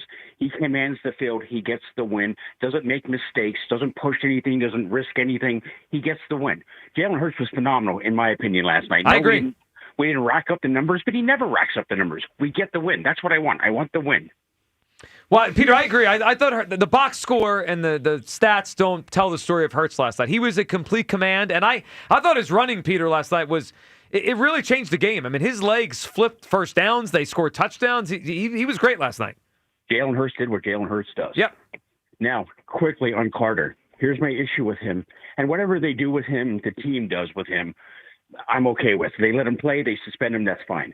If he would have spit on someone in the real world, as Hugh said earlier, that's assault. You get arrested for that. Well, it's beyond the assault. It's just decent human decency. You don't spit on someone. It's disgusting. Yeah. It's disrespectful. And here's my problem. As he came into the league, he was getting compared to some very good defensive linemen in NFL history. My issue here is I'm afraid he's going to get started to get compared to Ndamukong Suh. Which he could. And look, Suh matured as time went on, and Peter, we appreciate the phone call, but Suh was considered a dirty player early in his career. Great player, but a dirty player. He had the whole thing where he kind of stepped on somebody's groin. I think it was Rodgers. He stepped on him after a play. I mean, he had that. But this reputation's almost a little different. This is different. Yeah, like a dirty totally player, different. like a late hit. This is a guy that the Eagles need to find a way to help him channel himself. Otherwise, like, guys, imagine if last night was a playoff game. That game was this close to going the wrong way. And if it was a playoff game against a better team, obviously Dallas, although they looked decent last night, I don't think they're going to make the playoffs. You're not going to beat a playoff team without him. I mean, it's just you're not. Like that, so he can't do that. This is, I hear what people are saying. This is more of uncontrollable anger. And I think that's the thing that we're glossing over. You know, love Uncle Merrill. But dog, you can't spit on something. You not only that, we're tending to forget about him almost putting hands on the head coach. Yep. Like this almost, and again, I've never been around him. I'm just going by, what I potentially see. It's almost like he blacks out and anybody could get it. Like that's not good. You need to control that. Like what everything that Jaylen Carter is because he's as aggressive as he is. He needs to channel that better. And that's the bottom line. This has the potential to get out of hand. Which is why, and I recognize what I'm saying, it will hurt them next week. I want to suspend him for next week. I need to send a message. At some point, my fear is he's going to get himself suspended for a month. Well, how about this, Joe? Like, what if it's a referee he goes off on? And then we lose him for a month. Yeah. I want him to get it. Like, you need to stop. He needs to talk to somebody. Well, I agree with you on that. All right, 215-592-9494. Your phone calls come. We'll get a lot of phone calls rocking the next segment. And coming up at 12, it is Friday. We got to work in Scott Fransky. Fransky Friday. We'll talk to Scott at 12 as the Phillies get set for a series in Miami. How about the Phils? Well, we were all wrapped up in the Eagles yesterday. They took a series in Milwaukee. What a well-pitched game by Ranger. They get some clutch hits. Bader with the defense. The Phils won a big series in Milwaukee, and they're looking pretty good right now as they head to Miami before the Mets come in here early next week. We'll talk to Scott at 12. Your phone calls on the Eagles. What would you do with Jalen Carter? I would suspend him for next week. He would not play if I was Nick Serriani next week in Kansas City. Your thought on Jalen Carter, the win, Hurts, all of it. It's the Midday Show on Sports Radio 94 WIP. The Phillies play here tonight. Phillies, Marlins. Leading off starts at 6:10. Sponsored by Nissan. Nissan makes cars that thrill. Shop NissanUSA.com. The first pitch is at 7:10. Then stick around for the final out on your exclusive home for Phillies baseball. Castellanos coming home. The throw is not in time. Sports Radio 94 WIP. I'm Red Lewis with NFL Network Now on the Westwood One Radio Network. The 2025 season kicked off in Philadelphia. The defending champion Eagles beat the Cowboys 24-20. The game started with Eagles defensive tackle Jalen Carter being ejected before playing a single snap for unsportsmanlike conduct after spitting on Dak Prescott during an injury timeout after the opening kickoff. Then with 4:44 left in the third quarter and the Eagles up 24-20, the game was suspended for about an hour for a weather delay. After the delay, the Eagles defense held off the Cowboys to move to 1-0. Jalen Hurts throwing for 152 yards and ran for 2 touchdowns. Saquon Barkley added 60 rushing yards in to score. For Dallas, Dak Prescott threw for 188 yards but did not find the end zone. Javonte Williams ran for 2 touchdowns, and George Pickens had 30 yards on 3 catches in his Cowboys debut. Another news, wide receiver Amari Cooper, who joined the Raiders just over a week ago, informed the team he plans to retire. He had 64 touchdowns in 10 seasons. This has been NFL Network Now on the Westwood One Radio. I'm Scott Hansen, host of NFL Red Zone. Lowe's knows Sundays are for football. That's why we're here to help you get your next DIY project done, even when the clock isn't on your side. Whether that's a new Filtrete filter or Bosch and Cobalt power tools, Lowe's has everything you need to feel like the MVP of DIY. So get it done and earn your Sunday. Shop now, in-store and online. Lowe's, official partner of the NFL. Now that I'm a dad, I can't stop thinking about what would happen to my kids if something happened to me, like losing the house or not affording college. Yeah, that used to keep me up at night too. It's why I finally got life insurance from Ethos. It's 100% online. No medical exams, just a few health questions. I got $2 million in coverage for around $2 a day. I never realized it was that simple. Get your free quote at ethos.com/game. That's ethos.com/game. Rates may vary. Bill monthly. Sample rate 10-year term life policy for a 35-year-old healthy non-smoking male. Hey, Joe DeCamera here. This NFL season, FanDuel Sportsbook in partnership with Valley Forge Casino wants to boost your bets even more. Right now, all customers can double their winnings with a 100% profit boost. That's awesome. That means you get 2 times the payout on NFL Sunday moneyline bets. So many games you can bet on, so much action to get in on this football season at FanDuel.com/hammer. That's FanDuel.com/hammer to get into the NFL action, your chance to win even bigger. FanDuel Sportsbook, an official sportsbook partner of the NFL. FanDuel Sportsbook, the official partner of 94 WIP. 21 plus in President, Pennsylvania. Opt-in required. Bonus issued is now withdrawable profit boost tokens. Restrictions apply, including any token expiration and max wager amount. See terms at sportsbook.fanduel.com. Gambling problem? Call 1-800-GAMBLER. As a veteran of Iraq or Afghanistan, joining IAVA.org really helps in the transition home. It's a network of OIF and OEF vets like me who've got your back here, just like we did over there. That means when you need help navigating the GI Bill, we've got your back. And when you're dealing with the transition home, we've got your back. Or when you just want someone to share stories with, we've got your back. Iraq and Afghanistan Veterans of America is there for you. Join our community at IAVA.org. We've got your back. Brought to you by IAVA and the Ad Council. I'm a radio guy. Always have been. I grew up with radio and still love it today. I love talk, music, and great personalities. I used to have satellite and I've tried internet stations, but you know what? Local radio is still my favorite. Then I found HD radio. Now I get all the stations I've always listened to, plus a lot more I never knew were there. The coolest part? I bought an HD radio for just $50 and I pay no monthly subscription fees. So if you like radio, you'll love HD radio. More stations, no monthly fees. HD radio, a good deal more. When you're hiring, have you ever felt like you're missing out on meeting truly great candidates for your roles? It seems impossible to find them, but they have to be out there somewhere, right? Well, they're not hard to find when you know where to go, and that place is ZipRecruiter. And right now, you can try ZipRecruiter for free at ZipRecruiter.com/free. ZipRecruiter helps 10 million people with their job search every day. And because these people are actively looking for jobs just like yours, it's easy to find the right person right away. In fact, 4 out of 5 employers who post on ZipRecruiter get a quality candidate within the first day. But if you're not using ZipRecruiter, you're missing out. So see what it's like when the impossible is easy. When you go to ZipRecruiter.com/free right now to try ZipRecruiter for free.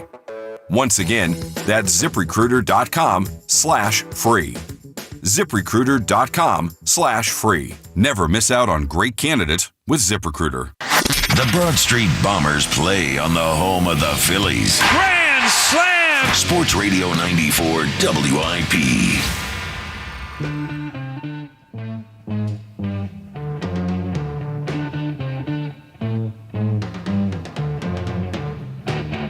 Welcome back. It is the Midday Show. Hugh Douglas, Joe Gill. You guys with us, 215-592-9494. Luke Nichols in for Kyle Quinn today. Eagles win 24-20. They're 1-0.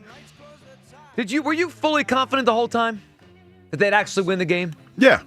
I never thought for a minute that they were going to lose. I had one moment, and I'm with you. I thought they'd win the whole time. I mean, I thought they'd win by a lot. Obviously, as the game expressed itself, I was like, this is not going the way I thought. The only time I had a little trepidation here was when, remember they got the ball back on offense with about 4 minutes to go, and they had a 3 and out. They gave it right back. Mm-hmm. That's when I was like, oh, I mean, we're giving the ball.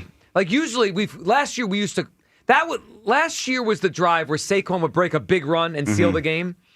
And last night it didn't happen. Now, we gave the ball back, we got it back, and that's when Jalen closed it out with the A.J. throw and his own run, and then the game was over. But they gave me a little worry when they gave the ball back, and if we're being honest, if CD catches the ball, we might have a different game. Yeah. We have a different game if that happens. But again, like I tried to tell y'all yesterday. Oh, okay. Yeah. We're up to double digits now. First half of the show. 10. I mean, it's unreal. Gotta be 10. But like you said you wouldn't do it. I'm not. You are. Not even noon. But you keep asking me questions. This is ridiculous. You keep asking me questions that lead me down this path. Mm-hmm. I told you that it played out basically like I said it was. They're going to come out hot. You leave such a big detail. The best defensive player we have was kicked out. Okay, Joe, when you have vision in a third eye. No, you didn't have that vision. Like I do. No, you didn't have that. I don't know how it would have played out, but it played out the way that I said it would. If you had that vision, I don't have those intricate details. You would have told me. So now you want me to start saying, on this play before the game even starts, Jaylen Carter is going to get ejected. If you have that much vision, we would have all bet a collective no on Jaylen Carter's sack and made a bunch of money. Well, the gift that God has given me doesn't give me that much clarity, but He lets me know the direction that this thing is going in. Okay. That should count. That should count as another I told you so. See, that's a great call. That's 11. Yeah. But no, they played above their station, right? The Cowboys. Yeah. And when it was time to close it out, they couldn't do it. CeeDee Lamb, that was a catchable ball. Yes. It was a very catchable ball. And it just went through his hands, and he knew it. He knew it. You know, there's a couple moments last night that just stick out, like you kind of think back to the game. One moment that's kind of the unsung moment of the game was Zach Bond chasing down Miles Sanders on the big run up the left sideline. If he scores there, I mean, no one scored after that. That was it, right? He caught him. And then, a couple minutes later, they get the fumble, and they get the ball back, and then the weather delay. But that was a big hustle play by Zach Bond. I thought the linebackers played well. Bond made a lot of plays. Yeah, he got 9 tackles. Jahad Campbell is a great athlete. Wait a minute, who was it? When you have a corner that's the second leading tackler on your team, that means that ain't good. Was it Adoree? Or was it Quinn? I think it was Adoree. Yeah, it's because they were catching the ball in front of him over and over. He can't play. I mean, I'm sorry. Well, Joe, is the first game of the season. No, hold on. Temperate. Sometimes your eyes tell you everything Joe, you need. Joe, I'm trying to help you out. Nope. Temper it a little bit. I'm sorry. That was Nope. a C game, though. Imagine what his A game is. Yeah, right. That's only like 5 catches. Temper it. Something tells me we're not going to see that A game Temper it around a little here. bit. Yeah, he was. He had 7 tackles. Yeah, okay. 5 solo. Hey, I'm sorry if you think it's an overreaction. Adoree' It is, Jackson a little can't bit. play anymore. It's a little bit of an overreaction, Joe. No, it's not. A little bit overreaction. I'm trying to help you out. I'm Little overreaction. I'm sorry. That's what I First saw. game of the season. All right, let's go to Bruce in D.C. What's up, Bruce? Good morning, gentlemen. What's up, Hey, Bruce. Oh man, I tell you, I'm just still trying to calm down from this game. Just the idiocy of Carter. It was just unbelievable. You know, and you're exactly right about this situation with him. I don't. First of all, let me just say, I don't believe that he should sit out the next game because the biggest thing with that's not going to fix the problem, and it's going to tax the defense even more. You could almost pretty much sacrifice that game to KC, and I just don't believe that that's the way to go. You take a big chunk of money away from him, but then at the same time, you need to sit down with him and like Hugh says, and he needs some professional help. He's got anger issues, and in a fit of anger, he could not control himself. And guess what? The rest of the league is going to look at that, and now he's put a tag or a target on his back that other teams are going to take a page out of that and push him to try to do things like that. So he has just set himself up for a reputation that's going to be hard to come down on. And I just think professional help is going to help him over some of that. Bruce, I agree. I agree with that. I agree with what Hugh said. But I want him to feel how much he hurt his football team last night.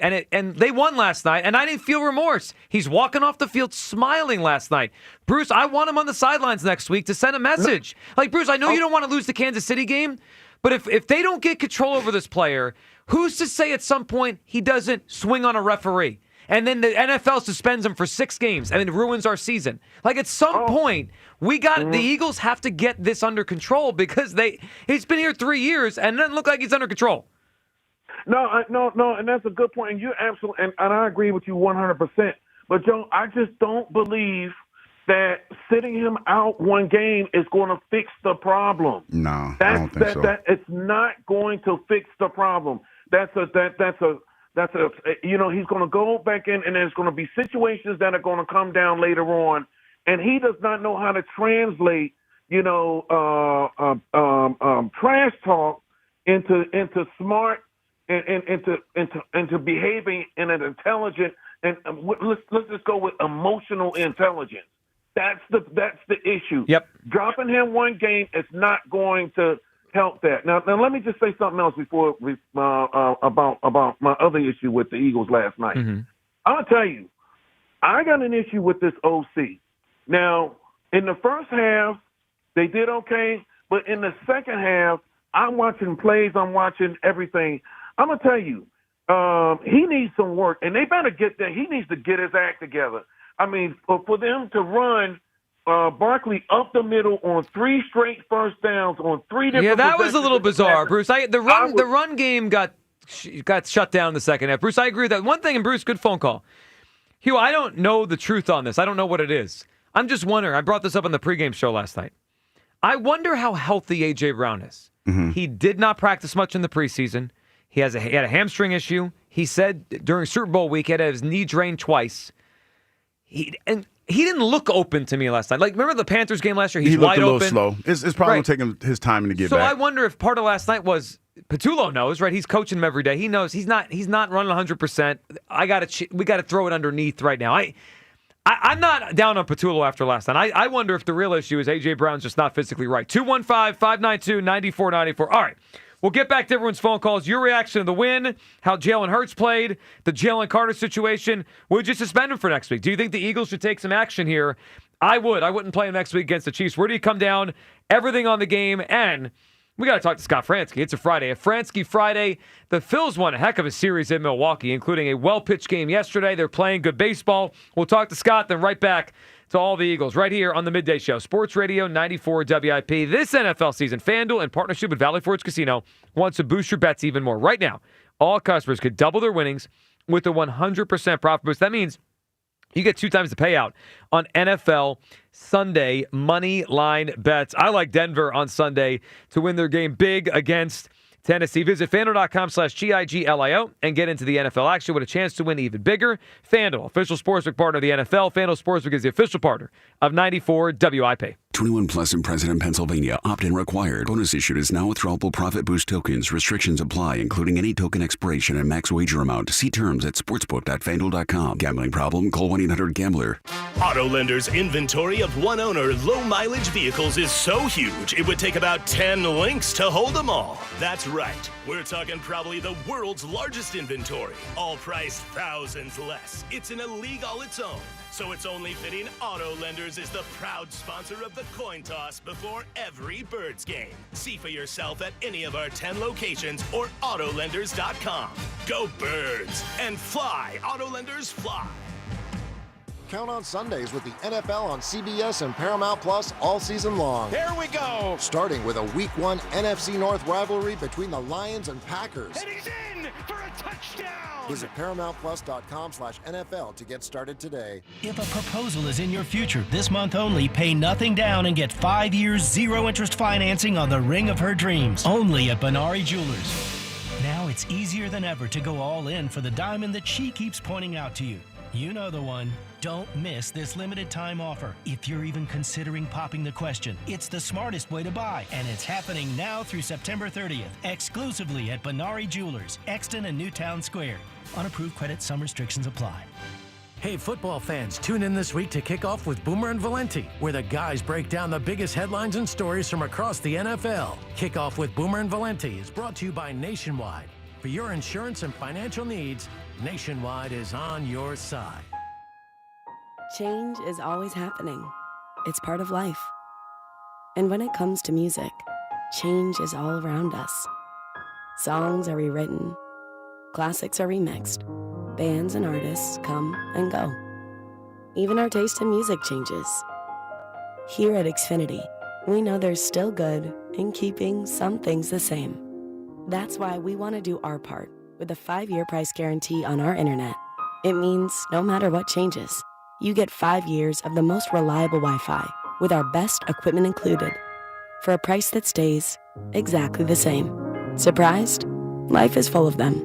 One internet price, 5 years, guaranteed. Learn more at xfinity.com/deals. Restrictions apply. New residential customers only. Taxes and fees extra and subject to change. Most reliable Wi-Fi based on OpenSignal Awards USA. Fixed Broadband Experience Report, August 2024. Moms and dads, do you wish you could know where your kids' shoes are at all times? Now you can with Skechers' newest Apple AirTag compatible sneakers, Find My Skechers. There's a clever hidden AirTag compartment under the shoe's insole. It's sleek, secure, and your child can't feel or see it. Then you can check where your kids' shoes are on the Find My app. Plus, they're available for boys and girls. Get Find My Skechers at Skechers.com, a Skechers store near you, or wherever kids' shoes are sold. Apple AirTags sold separately. Ready to kick off the fun? Chumba Casino is your go-to game plan. During halftime or overtime, from spinning slots to instant scratch-style cards, it's like running the perfect play, all from home. New players score a free welcome bonus and daily logins with a shot at some serious prizes every time you play. Get in the game and visit ChumbaCasino.com today. Let's Chumba. Sponsored by VGW Group. No purchase necessary. See terms at ChumbaCasino.com. Must be over 21 and present in a state where it's legal to play. If you are 50 or older, it is recommended that you get vaccinated against pneumococcal pneumonia, a potentially serious bacterial lung disease that can disrupt your life for weeks. If you're an adult 19 to 49 with certain underlying medical conditions like asthma, diabetes, chronic heart disease, or COPD, vaccination is also recommended. Talk to your doctor about vaccination today and learn more at lung.org/protectyourself. Furnished by the American Lung Association in collaboration with Pfizer. This is Maggie Gray with an Odyssey Sports Minute, sponsored by WeatherGuard Truck and Van Equipment. They're just as driven as the hard-working pros they serve. Bill Belichick's UNC program just banned the Patriots from campus. Yes, the team he coached for 24 years. NFL scouts say access at UNC is nearly zero. It's petty, and worse, it doesn't serve as players. Limiting exposure to NFL teams means fewer opportunities for the guys who are trying to get to the NFL, a league Belichick once dominated. I'm Maggie. 94 WIP HD1 Philadelphia. Live from the Tasty Cake Studio. Sports Radio 94 WIP. An Odyssey Sports Station. Catch every Eagles game. Touchdown! Now streaming live on the free Odyssey app. Welcome back, Midday Show. Hugh Douglas, Joe Gill, you guys with us. 215-592-9494. Back to all your Eagles calls in just a couple minutes. And a big thank you here. We got to give to our friends at PDQ Signature Systems and Slices Pizza in East Falls. They brought us some lunch. Hugh, this food is delicious. Yeah, it was real good, man. I like the, what was that, the boneless chicken wings? Yeah, they're good. You know, we're not, as men, you know, that's not our go-to. You got to get the bone in, but they were really, really good. Did you have the regular buffalo? Because they told me there was mango habanero. But you're not a big Those spice are good. guy. I had a Did you couple have of them? those. They're pretty good. Was that the ones like with the glaze on it? Yeah. They weren't overpowering. Oh, well, they that's were good. pretty good. No, it wasn't like an overpowering spice. They were really good. Everything was good. They brought steaks. They brought pizza. They brought me an eggplant sandwich here, which is That's pretty delicious. good. Everything is good. If you run a food business, you need to talk to our friends PDQ Signature Systems. And if you're around East Falls, stop by Slices Pizza for some great food. In fact, head over right now for have some lunch. It is time for us. It is noon on Friday. You know what that means. It's lunch, but it's time to talk to our guy, Scott Fransky, sponsored by Morgan & Morgan, America's largest injury law firm, as the Phils win a big series out in Milwaukee. Scott, how you doing? Scott. Doing great, guys. How we doing? Pretty good, Well, Scott. we're Pretty good. We got a win over the Cowboys last night, but, you know, we're still yelling about things. That's what we do around here. But, Scott, at least the Phillies are making us happy. Scott, that was an impressive series victory in Milwaukee, and just it felt like the intensity I felt watching those games was Octoberish. I mean, that first game, the back and forth, the comeback, and then yesterday, I mean, that was great pitching by Ranger. Terrific. I mean, Rangers get some traffic on the bases, but, man, he can get out of some jams and really, really pitched well. I thought he was terrific. I really did. Well, he was, and the Phillies really have bounced back since what happened last week against the New York Mets. And Scott, one of the things that has been evident has been Ranger and the other pitchers since they left New York. It feels like the pitching staff here, Christopher, Ranger, they've pitched pretty well. I mean, and they have to without Zach Wheeler. But I feel like Ranger, specifically since Wheeler went out, has pitched his best baseball in a while. Yeah, no doubt. I mean, and, you know, he talked about it that first start back at home. I guess that was against Washington, I think, or no, Seattle, when, you know, right after the news. And he said, you know, it's time for me. I really need to step up. And he's done that. He looks really, really sharp. Command has just been impeccable here of late for Ranger. And again, I know there's some traffic on the bases and there's some, you know, there's some soft hits and whatnot mixed in there that get you into some situations. But all in all, he's pitched great. And, you know, to match Freddie Peralta yesterday, 0 for 0 was really impressive. And you know, what was a, you know, important game to win a series on the road against a team you might face a month from now. So who knows? Scott, talk to me a little bit about how much of a shot in the arm Harrison Bader has been for this team, and with the defense, the two platoon things and all of that. Talk about that a little bit.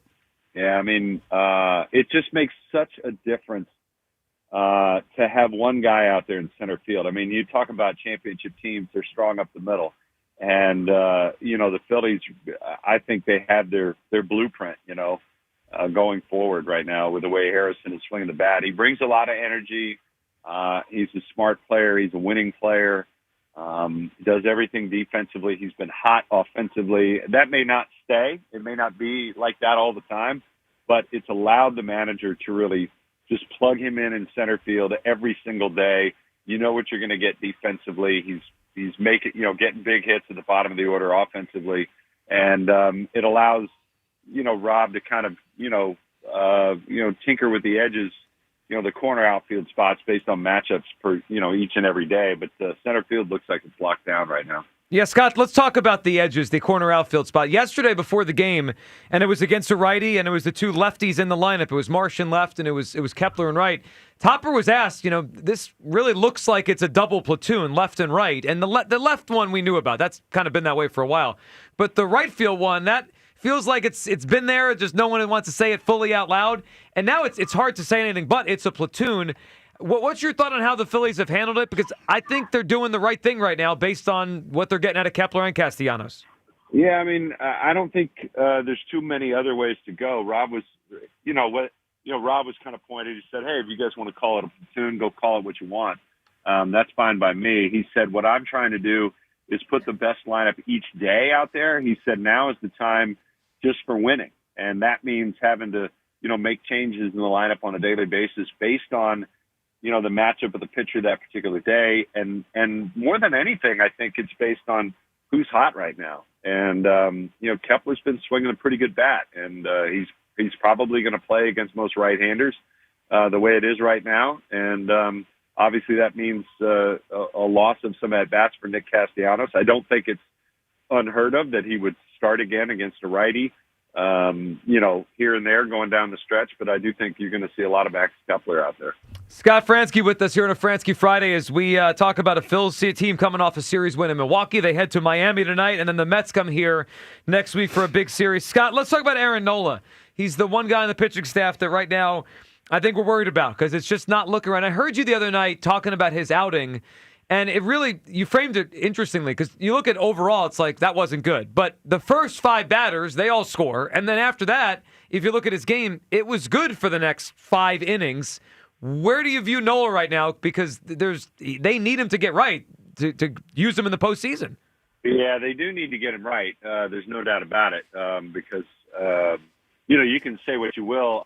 And again, I framed it that way because, again, you're talking about 5 innings of 1-run baseball. And he pitched really well after that. But you can't ignore the fact that it's a 5-0 game at that point or a 6-0 game at that point.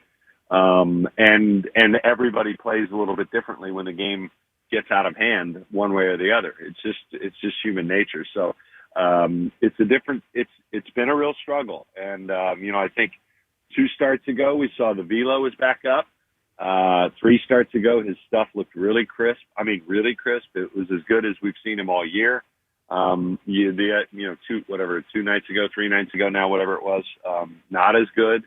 I still think there's little tweaks going on mechanically that he's trying to center in on, staying, on top of the baseball and driving down through the zone. I think you look at his fastball and it's just everything is thigh high and above. And that's not the kind of pitcher Nola is. He needs to be down around the knees.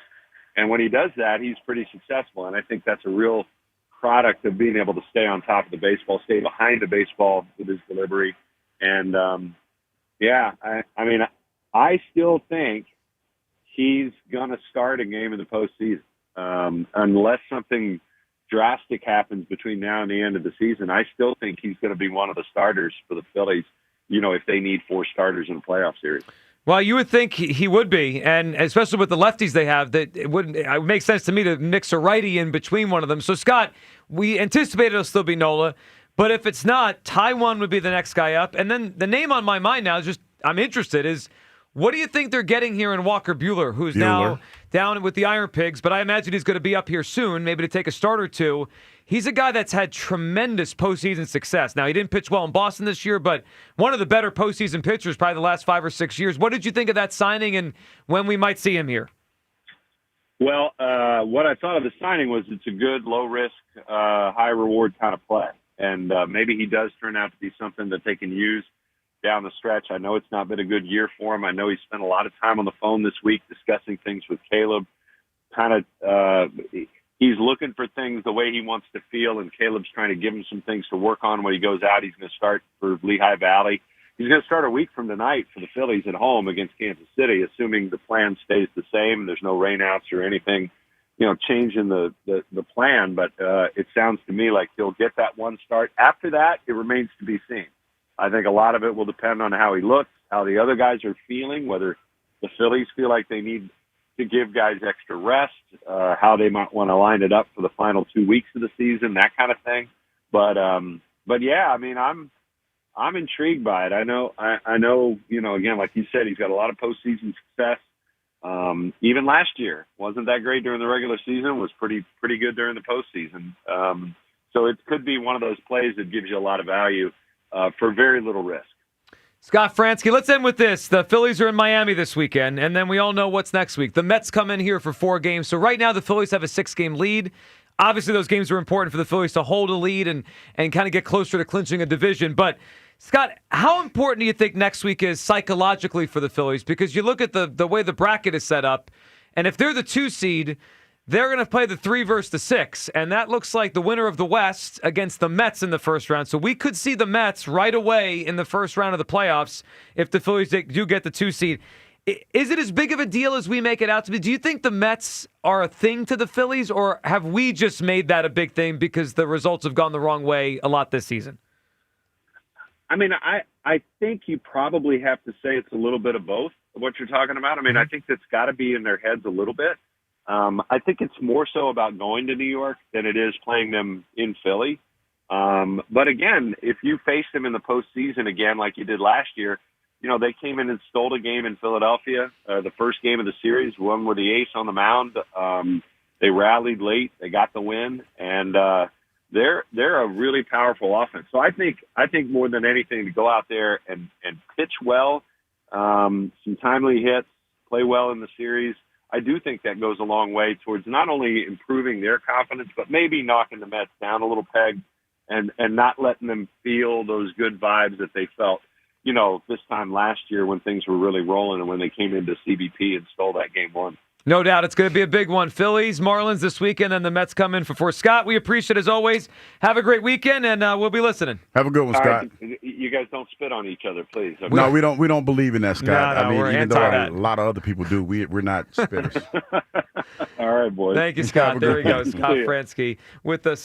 Hugh, go ahead. Speaking of that, never mind. I shouldn't bring it up. Never mind. I'm going to leave it alone. Self-edit? Yeah. Self-edit. That's a self-edit. All right, one more quick thing on the Phils, then back to your Eagles calls. Hugh, the Phillies are 6 up, okay? So yes. Next week, barring something drastic, I still think the Phillies are going to win the division, and I don't think next week is really going to change it, right? The 6 up's a big cushion. Mm-hmm. They have to play at least decently against the Mets from my psyche. Mets, man. From my psyche. I tell you what. They don't. Well, they do have to beat the Mets, in my opinion. They need at least a split next week. Yeah. At least a split. Yeah, you have to. It has to be one where you're not getting sunned, and you know what I mean by that. Like have you said guys say you're sunning me? Yep. Like you treat me like a little boy. You can't let the Mets little boy you because they have little boyed you. Well, and if you look at the way this looks like it's going to end up with the bracket, the Phillies look very likely to get the 2 seed, and Hugh, that would mean they'd play the winner of the West, probably with the Dodgers, Mets. I mean, like it's hard to avoid them. So we'll see them here next week. Phillies in Miami tonight against the Marlins this weekend. And you're right, Bader's been awesome. I mean, that catch he had yesterday in the 9th inning, great. They got a well-pitched game at a range. It was a good series win by the Phillies. All right, 215-592-9494. That's how you hop in. We'll get back to everyone's phone calls. Your reaction to Jalen Carter, I would suspend him for next week. If it was up to me, if I was Serriani, he wouldn't play next week. Where do you come down on Carter? Jalen Hurts, the offense, the defense, the A.J. Brown stuff was just wild. We'll come back and we'll talk more about Kevin Patullo, his first game as Eagles coordinator. It is the Midday Show on Sports Radio 94 WIP. Everybody knows Jack Daniels Tennessee whiskey is my favorite whiskey. And my folks at Jack Daniels just dropped a new flavor. It's called Jack Daniels Blackberry. It's the real deal, folks. A smooth, sweet taste, perfect to enjoy with friends. I like it straight. Also had it in what was it called? The locker room punch that they made the other day with the berries and the Sprite and everything. That was great too, but I definitely like it straight. It has a bold, vibrant taste and an aroma of creamy vanilla, toasted oak, and a hint of honey. It's going to be my new tailgate drink this season, people. Jack Daniels Blackberry, coming soon to your local fine wine and good spirits stores. Celebrate responsibly. This is Ray Dittinger here to tell you that my new play, Spinner, is coming to the Delaware Theater Company September 17th through October the 5th. Spinner is based on a true story set in the rough and tumble world of professional hockey in the 1970s. Come see this world premiere at the Delaware Theater Company September 17th through October the 5th. Go to the Delaware Theater Company website and order your tickets today. At Hutchinson Plumbing and Electrical, we're here to tell you that kinda bad is still bad. Like your bathroom light that dims on its own, or that water stain you swear isn't getting any bigger. These things are just a whole lot of bad waiting to happen to you and your wallet. That's why Hutchinson has free, no-obligation plumbing or electrical safety inspections with any paid service and 0% interest financing on installs. So count on us to fix all those problems now before you have a really bad day. Book today at hutchcomfort.com. If you want the perfect spot to unwind and have fun, check out the Chesapeake Inn. Nestled on the picturesque waterfront, Chesapeake Inn offers a slice of paradise. Feel the rhythm with live music, sip refreshing Bud Light and Michelob Ultra drinks at our Tiki Bar, or sail in and dock at our marina. Join us for lunch or dinner any day of the week and enjoy Bud Light and Michelob Ultra specials all summer long. Make memories that last a lifetime at Chesapeake Inn. Fun, food, and unforgettable moments. Only an hour from Philly and Baltimore. Visit ChesapeakeInn.com. This NFL season, FanDuel, in partnership with Valley Forge Casino, wants to boost your bets even more. And right now, all customers can double their winnings with a 100% profit boost. That means you get 2 times the payout on NFL Sunday moneyline bets. There's some big matchups for you to use a profit boost on in Week 1, like Detroit at Green Bay or Baltimore at Buffalo. So visit FanDuel.com/John R, J-O-N-R, and get into the NFL action with a chance to win even bigger. FanDuel, official sportsbook partner of the NFL. FanDuel Sportsbook is the official partner of 94 WIP. 21 plus and present in Pennsylvania. Opt-in required. Bonus issued is now withdrawable profit boost tokens. Restrictions apply, including any token expiration and max wager amount. See terms at sportsbook.fanduel.com. Gambling problem? Call 1-800-GAMBLER. Honey, the birds are on! Huh?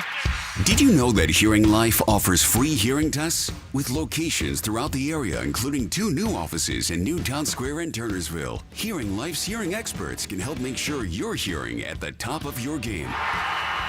Book your free hearing test by calling 866-YES-HEAR. That's 866-937-4327. Or visit hearinglife.com. That's hearinglife.com. There's nothing like when you get that part from eBay and it just fits. Yeah, the first time. So you can do less of this and get right back to more of this. At eBay, you'll find all the parts you need, guaranteed to fit, at prices you'll love. Sounds good, doesn't it? eBay, things people love. Eligible items only. Exclusions apply.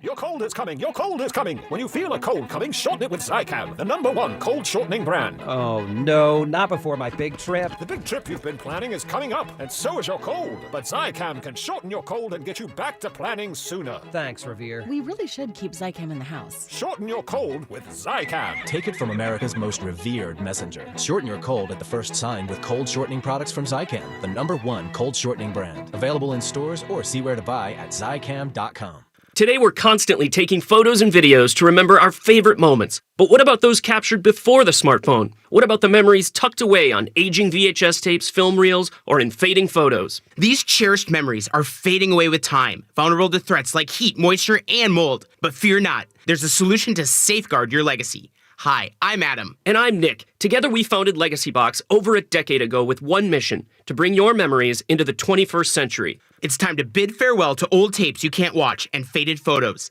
Legacy Box transforms them into digital treasures, ready to share with a click. Just like magic, your shoebox of memories is now safely stored in the cloud or on a thumb drive. Over 1 million families have trusted Legacy Box, so you can rest assured your priceless moments are in good hands. Don't let your childhood fade away on old tapes. It's time to digitize those priceless moments. Fast forward into the digital age. Visit legacybox.com/value and unlock 50% off your order. That's legacybox.com/value. Hugh Douglas. Shark meat is not good because they pee through their skin. And Joe Giglio. Well, you could have told me that before I ate the shark. On Sports Radio 94 WIP.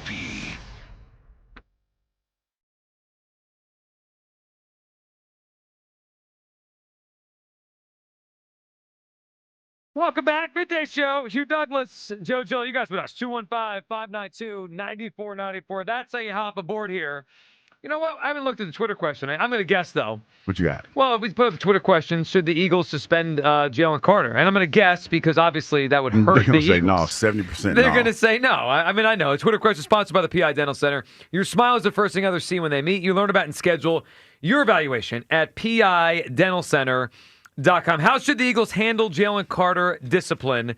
Two choices here. Now, you threw a third option in here, which is I think is a good one no matter how they approach it, which is to get him some help. But two options. It's done, move on, right? He got ejected last night, so you can just say it's done there. Mm-hmm. Or suspend him for this Chiefs game coming up. 85% say it's done, move on. 15% say suspend him. I'm going to be fascinated to see how they handle this, Hugh, just because last year, for what they said was missing a meeting. Now, who knows? Maybe he missed 10 meetings. Maybe it was one. I don't know. Mm-hmm. But they suspended him for a quarter of a game. This is worse than that. Yeah. So is it a quarter? Is it a half? Is it nothing? I don't know what they're going to do. The Eagles, to me, they're one of the greatest, if not the greatest organization in football and I think professional sports. Mm-hmm. And I look at their commitment to the community and what they've done for autism and how much money they've raised for autism. I understand that it's different, and you're supposed to allow a player, like he's a grown man. I get that. And you're paying him a lot of money. But to me, this is bigger than football. I mean, and I'm being totally serious now because there's a pattern here that we're overlooking because he is such a dynamic player. But to me, this has the potential of derailing a dynamic player's career because he can't control himself. Like, I'm listening to what Dak said. Like, John Randall. Remember telling you a story about John Randall? Was telling you the break about how John Randall would hype himself up for the game and use that for motivation to go out and have a hell of a game. Yep. It feels like Jalen is doing the same thing, but he's channeling it in the wrong way. I listened to what Dak said, and he was going through the progression of how it happened. He said he spits all the time on the field. He said he wasn't going to spit on his lineman, so he spit in the direction of Jalen Carter. And Jalen asked him, "What, are you trying to spit on me?" And he said, he cleaned it up, but he probably said, why would I spit on you? Right. And Jalen took that as he got offended, and he spit on him. You know what would have been better to do? Beat their ass between the lines on the field and talk trash to him there and dominate the game in a way that we've seen you do in the past. We didn't get a chance. Like, we got robbed last night of seeing what could have happened if you would have channeled it that way as opposed to the way you channeled it. You know what I mean? Because here's the beautiful part about that, Jalen, if you're listening. Dak was going to be on the field every time that you were on the field. Mm-hmm. And during the course of the game, you could have got your get back. All game. You had 60 minutes to get your get back. Punch him in the stomach if you want to. If you want to be violent, you could have did it within the realm of the game. You know what I mean? You could have did it in a way where you could have inflicted pain on him in the game. But instead, you spat on him. Because instead of you using that spit towards you as motivation, you needed instant retaliation. And here's the thing. You was about to get it. The game was about to start. They had the ball.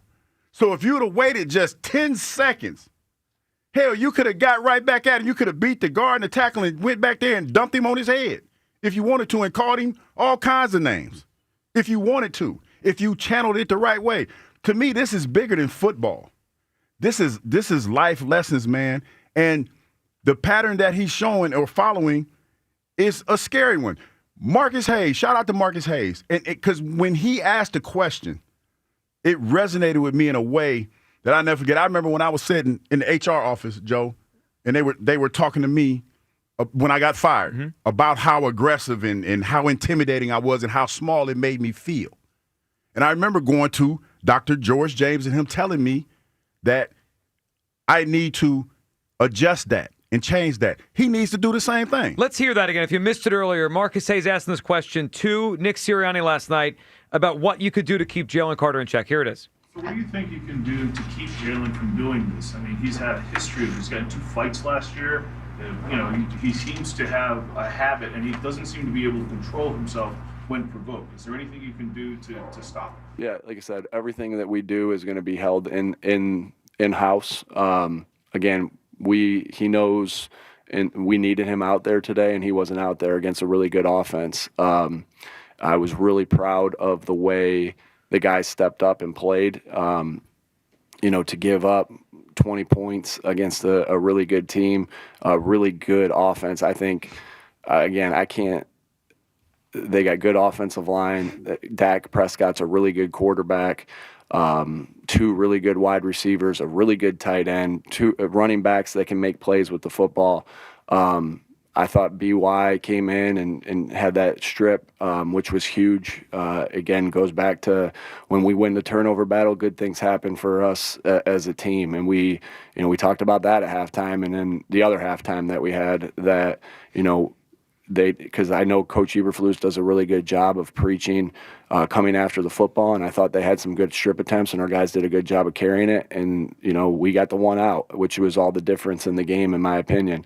I thought Jordan got some good pressures. Morrow, I'll have to watch the tape there, but I know he played stout in there.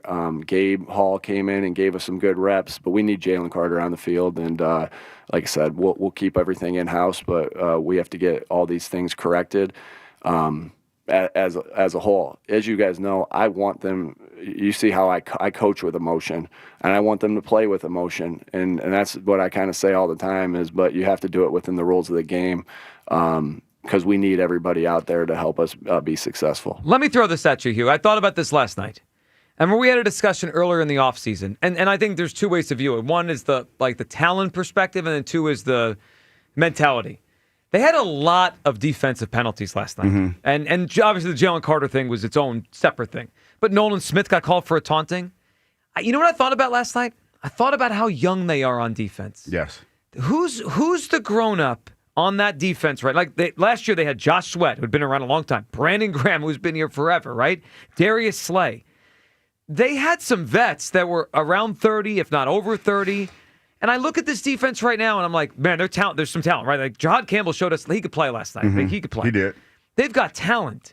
But who is the guy that's going to say to Jalen or even Nolan, and I don't think Nolan plays out of control, but he had a bad moment last night. Who's going to say, we got to calm down?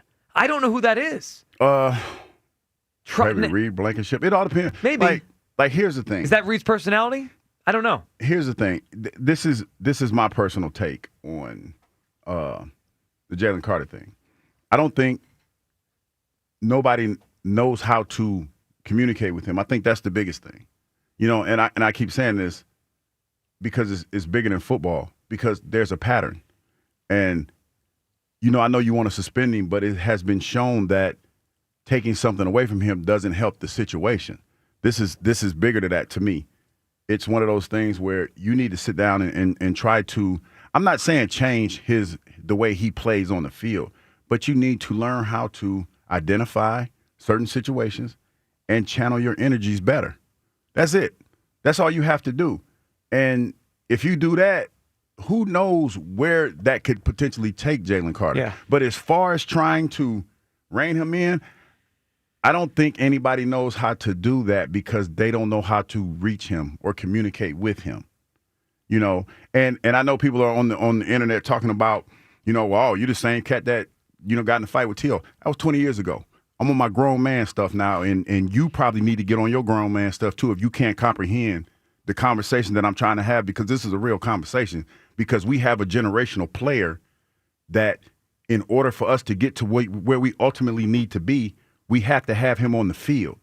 So we have to figure out a way to help him out as a human being and a football player, because we're sitting here debating whether or not we're going to suspend this guy for spitting on somebody because he can't control himself. Yeah, and beyond this, the Eagles are, 8 months away from maybe giving him a huge contract. Once you get a contract like he's projected to get, you're not just some guy anymore. No. You're one of the faces of the franchise. You can't be spitting on someone. And you need to handle yourself accordingly. Like I said, I'm sitting in that HR office, and that man broke me down like a shotgun because he was like, "You're intimidating. You're too big for that," and all this other stuff. And it made me feel small. And I remember, and after that phone call, Michael Strahan called me, and I'll never forget it. And he said, "Hugh, the same thing that makes you a great player on the field works against you in the real world because and I'm just going to keep it a bean, you're a big black dude, and when you get upset and you get passionate, it's different than when a white guy does it. And that's a fact. That's a fact. So I am perceived like when I get upset and I start yelling and screaming, oh, Hugh's about to lose it. It's the same thing with Jaylen Carter. You have to control that because that makes people uncomfortable. And you can't, I'm not telling him to change who he is, but you have to understand how that's perceived. And it's all cool when it's on the football field, when it's being done to help your team win.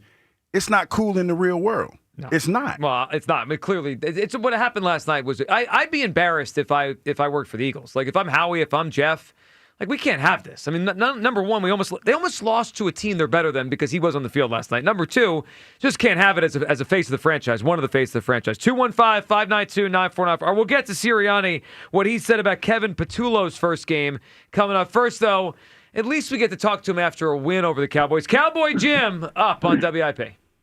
All right, before we get to how proud I am of the Cowboys and Dak, God, this is so sad. Joe, it wasn't a blowout. You was right, so he deserves an apology. No, I'm not apologizing to you. Cowboy Jim, I'm definitely not getting that. There's no way that happened. Also, if I had known Carter wasn't going to play a snap, perhaps I wouldn't have felt as confident. No, it wouldn't have changed anything. It obviously would have changed something. Sirianni had a lot of praise about the Cowboys. Maybe you should listen. About this Merrill thing, listen, I do the charters, Merrill's on there, so I've gotten to know Merrill a lot over the years. Do you think I'd get a slap on the wrist if I walked up to him and spit on him? I think you would never be on a charter again. I think Mike Quick would get up and knock me out, as long as everybody else would knock me out. So, Merrill, come on. Spitting is wrong in everything. Yeah, we can't do that. Yeah, I disagree with him on that. And I'm sure Hugh, while he's watching the game, Sanders fumbled. Oh, I told you they would win. Oh, CeeDee Lamb dropped the ball. I told you they would win. That's how I see it. Is that how you see it, Hugh? When you say Sanders fumble, what? He's saying that you always knew they were going to win. Yeah, I did. Even though there was a couple plays that dictated the game. I mean, I never felt for a minute that the Dallas Cowboys were good enough to beat the Eagles. I thought they were good enough to play it close because they're going to come in and they're going to play above their station. And it kind of played out what I thought it is, Jim. And there it is, 12:30. That's number 15 I'm saying, but Jim, on the I Told think You So. about it, though, because your guy, CeeDee Lamb, would have went off for like over 100 yards if he'd have made those last two clutch plays, but he fell off. Yeah. I mean, it could have been close to him. He dropped the ball. Those are big drops. And I'm proud of the classy Cowboys. I'm very proud. Stop. But the fumble, the drop passes. I mean, This might be the biggest example of how sad the Cowboys are. That's enough, Cowboy Jim. He's proud of his team after a loss in Week 1. Proud. That's how far the Cowboys have fallen. That you're proud that they came in here and competed like the little engine that could. Derek is up on WIP. Hey, Derek. Yo, what's up? Yo, real quick. So with the Jalen Carter thing, I'm not going to go back and forth about the spitting because spitting is wrong, right? But the only thing that I don't like, this is really with you, Hugh. Like, you're saying, like, Jalen Carter, you on your grown man now. Jalen Carter, like, 23 years old, right? So at 23 years old, your mindset was nothing like it is right now. So how can you expect his to be that way? You understand what I'm saying? So you're like saying he needs help and do this and do that. Like, I don't know, but have you ever, like, sat down and talked to him? And then y'all saying, like, it's a pattern, right? That's his first time being kicked out of a game, right? No, it's not. No, it's not, Derek. It's not his first time. And what game did he get kicked out of? He had to sit down. Which game was it? We had to sit down the first quarter. So Falcons game. Yeah, right? Falcons game. Because he missed the meeting, though. Right, Not because he missed the but meeting. hold on. Let's just go through it. Let's go through it because Marcus asked the question last night, and you're bringing it up. So in the last year, he was suspended by the team for a quarter for, they said, missing a meeting. For missing a meeting. Right, okay, that's one. In the Saints game, 2 weeks later, he and Sirianni had to be separated on the sideline. Then no. I know all that, though. Right, I asked you what other game has he been kicked out of? The pattern of behavior isn't just kicked out of games. It's a pattern of But wait. Then let's go to the Steeler game. The Steeler game in December. The refs missed a call that would have changed the game on a Steeler punt. He punched the dude in the face. He punched a Steeler player in the face, and they totally missed it. He could have been ejected from that game. The ref just didn't see it. Like, so we have a player now that he wasn't, though, right? No, but wait a second. Wait, hold on. But Derek, Derek, if he didn't get ejected last night and he spit on Dak, it's still the same thing. He punched a player. He spit on Dak. Like, he did these things. One of them they saw. One of them obviously they didn't. Derek, what if it's a playoff game? Like, at what point are we going to say he has to? He's I'm not too. saying that he's. Listen, you're taking what I'm saying. All I'm saying to y'all is right. Instead of sitting up here making it seem like he's 40-something-year-old Jaylen Carter, right? He's 20-something-year-old Jaylen Carter, right? You're saying he don't sound remorseful. He got up there, he owned it, he didn't deflect, right? He could have said, Dak spit towards me, that's why I did it. He did say that. He said there's a video out there. He said you guys. for y'all to see. No, right. That's him saying. Dak, right? But that's him saying, go look at the video. Dak did it first. That's what Dak said. Dak said he asked him. He said he asked him, why did he spit towards him? And Derek, the reason why I say what I say as an older man is because I see the pattern. The dude, this ain't just because he's a Philadelphia Eagle. He's gotten in trouble in Georgia. He was a Georgia Bulldog. I lived in Georgia. I heard stories about some of the things that he was doing in Georgia. That's why I feel as like a kid, though, right? Listen, Derek, could you please listen, Derek? Could you please listen to what I'm saying? He is a child, no question about that, and he needs help. He doesn't, to your point, because he's a child. He does not know how to handle his emotions. So when you have a child that doesn't know how to handle their emotions, you get somebody that allows them and helps them to sort through those feelings and learns how to control those feelings or channel those feelings. That's what I'm saying. I'm not saying that he's crazy, but he needs somebody, a life coach or whatever you want to call it, that's going to help him channel those emotions that keeps him out of situations like that. I understand what you're saying. I just, like I said, he's just a young player. The spitting thing was a total violation. Like, if they suspend him for whatever amount of time, like, I'm not going to say what he deserves, what he don't deserve. I just feel like he's a young player. He's on a young team. And when you're young, like, you're going to do young, bonehead stuff. And hopefully it don't hold him back from reaching his full potential. Derek. But I'm just not going to sit up here and, like, make Derek. it seem like he's like a Derek, cannonball and he don't have no sense. He got plenty of sense, bro. Derek. Now we're here. We try to talk around it. This is the same young man that before he came out of college had another incident where some folks died. How was that his fault, listen, because he was racing with him, Derek. Derek, I was in it. Ever drove your car listen, past before? Yes, I have, Derek. And by the grace of God, listen to what I'm saying. And by the grace of God, nothing happened to me. Nothing happened to me. But the point I'm making is this. You're not listening to what I'm saying, Derek. You're not listening to what I'm saying. Because you're making excuses for a man because he plays for the Philadelphia Eagles. I'm talking about life stuff. I'm talking about his life. What if he would have died? We wouldn't even be having this conversation. What I'm trying to tell you is this. Listen to what I'm saying, Derek, with all due respect. If this young man needs help, it ain't a shame to get no help. You trying to make it seem like we trying to vilify him. I didn't come on here and do that. I came on here, the first thing I said was you shouldn't suspend him. I said get him somebody to talk to. And you're trying to justify it in your own way. Why you like I'm trying to down the man. No, I'm trying to help him be a better person. The Eagles are a first-class organization, right? Yes. So if the Eagles would know or think that, man, this kid needs some help. Let's get this kid some help. You're the one that said they're a first-class organization. I didn't say that. You said that. So well, you know what? Now we're playing some. We're playing semantics. Now we're playing semantics. He needs some help, Joe. No, Derek. No. He needs some help. I'm on here talking about it. You're talking about football.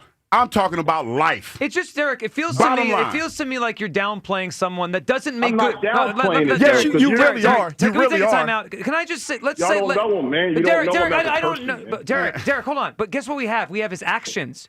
In life, you are what you do. You are what you do. And he does not make good choices. I mean, Derek, this guy would... You can overcome him, though. Sure, but no one said he can't, Derek. But at some point, like, why are you defending him? Can I say this? No, stop it. No, not a monster. He acted.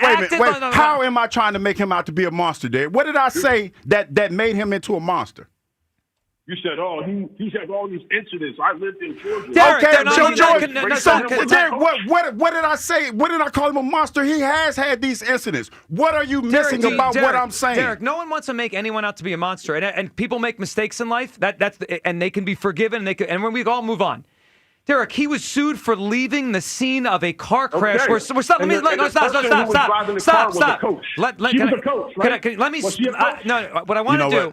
I want to do something. She was a coach. Derek, I want to finish the statement. Don't cut me off. He was sued for leaving the scene of a car crash where someone died. Okay? There's a pattern of behavior here, and I'm not saying last night is like that. Nobody is, Derek. But obviously they have a player here who is not making good choices. He is too. I don't want to hear he's young. They're all young. Half the team's 24. I mean, if we talk about them as they're trying to win a Super Bowl, you can't say he's young. Jalen Hurts is young. He acts like he's a politician. He's acts buttoned up every. And you make fun of that. No, I don't. No, I don't make fun of the way Jalen Hurts acts, Derek. Derek, I don't make. We talk about his play. I like Jalen Hurts. Jalen Hurts is an adult. Yeah, all right. Derek, Jalen Hurts acts like an adult. I listen to the show every day, bro. So you're able to tell me what you know say. what? You know what? Luke, just hang. Bye, Derek. Bye. I mean, I don't have the time. I just can't. I can't do the young thing. Today. I can't do the young thing. I can't do that. I can't do that with you today. I respect you as a person. I think you're a great caller, but this ain't to me in particular. This is way beyond football, and whether you want to hear it or not, Derek, you're talking about football. I'm talking about life. I'm talking about trying to get this young man in a position where he can channel his emotions so that he doesn't get in any more trouble. That's what I'm talking about. You talking about football and all this other stuff. I'm talking about a young man who has made some questionable decisions. I never once said he was a monster. I said he was a great kid. He just needs to channel his injury. But you're stuck on the football aspect of it. I'm surprised at that, especially coming from you. With all due respect, that surprises me that you would take that stance in a situation like this. I know we're all Eagles fans, and we tend to just defend our guys. He spit on another player last night.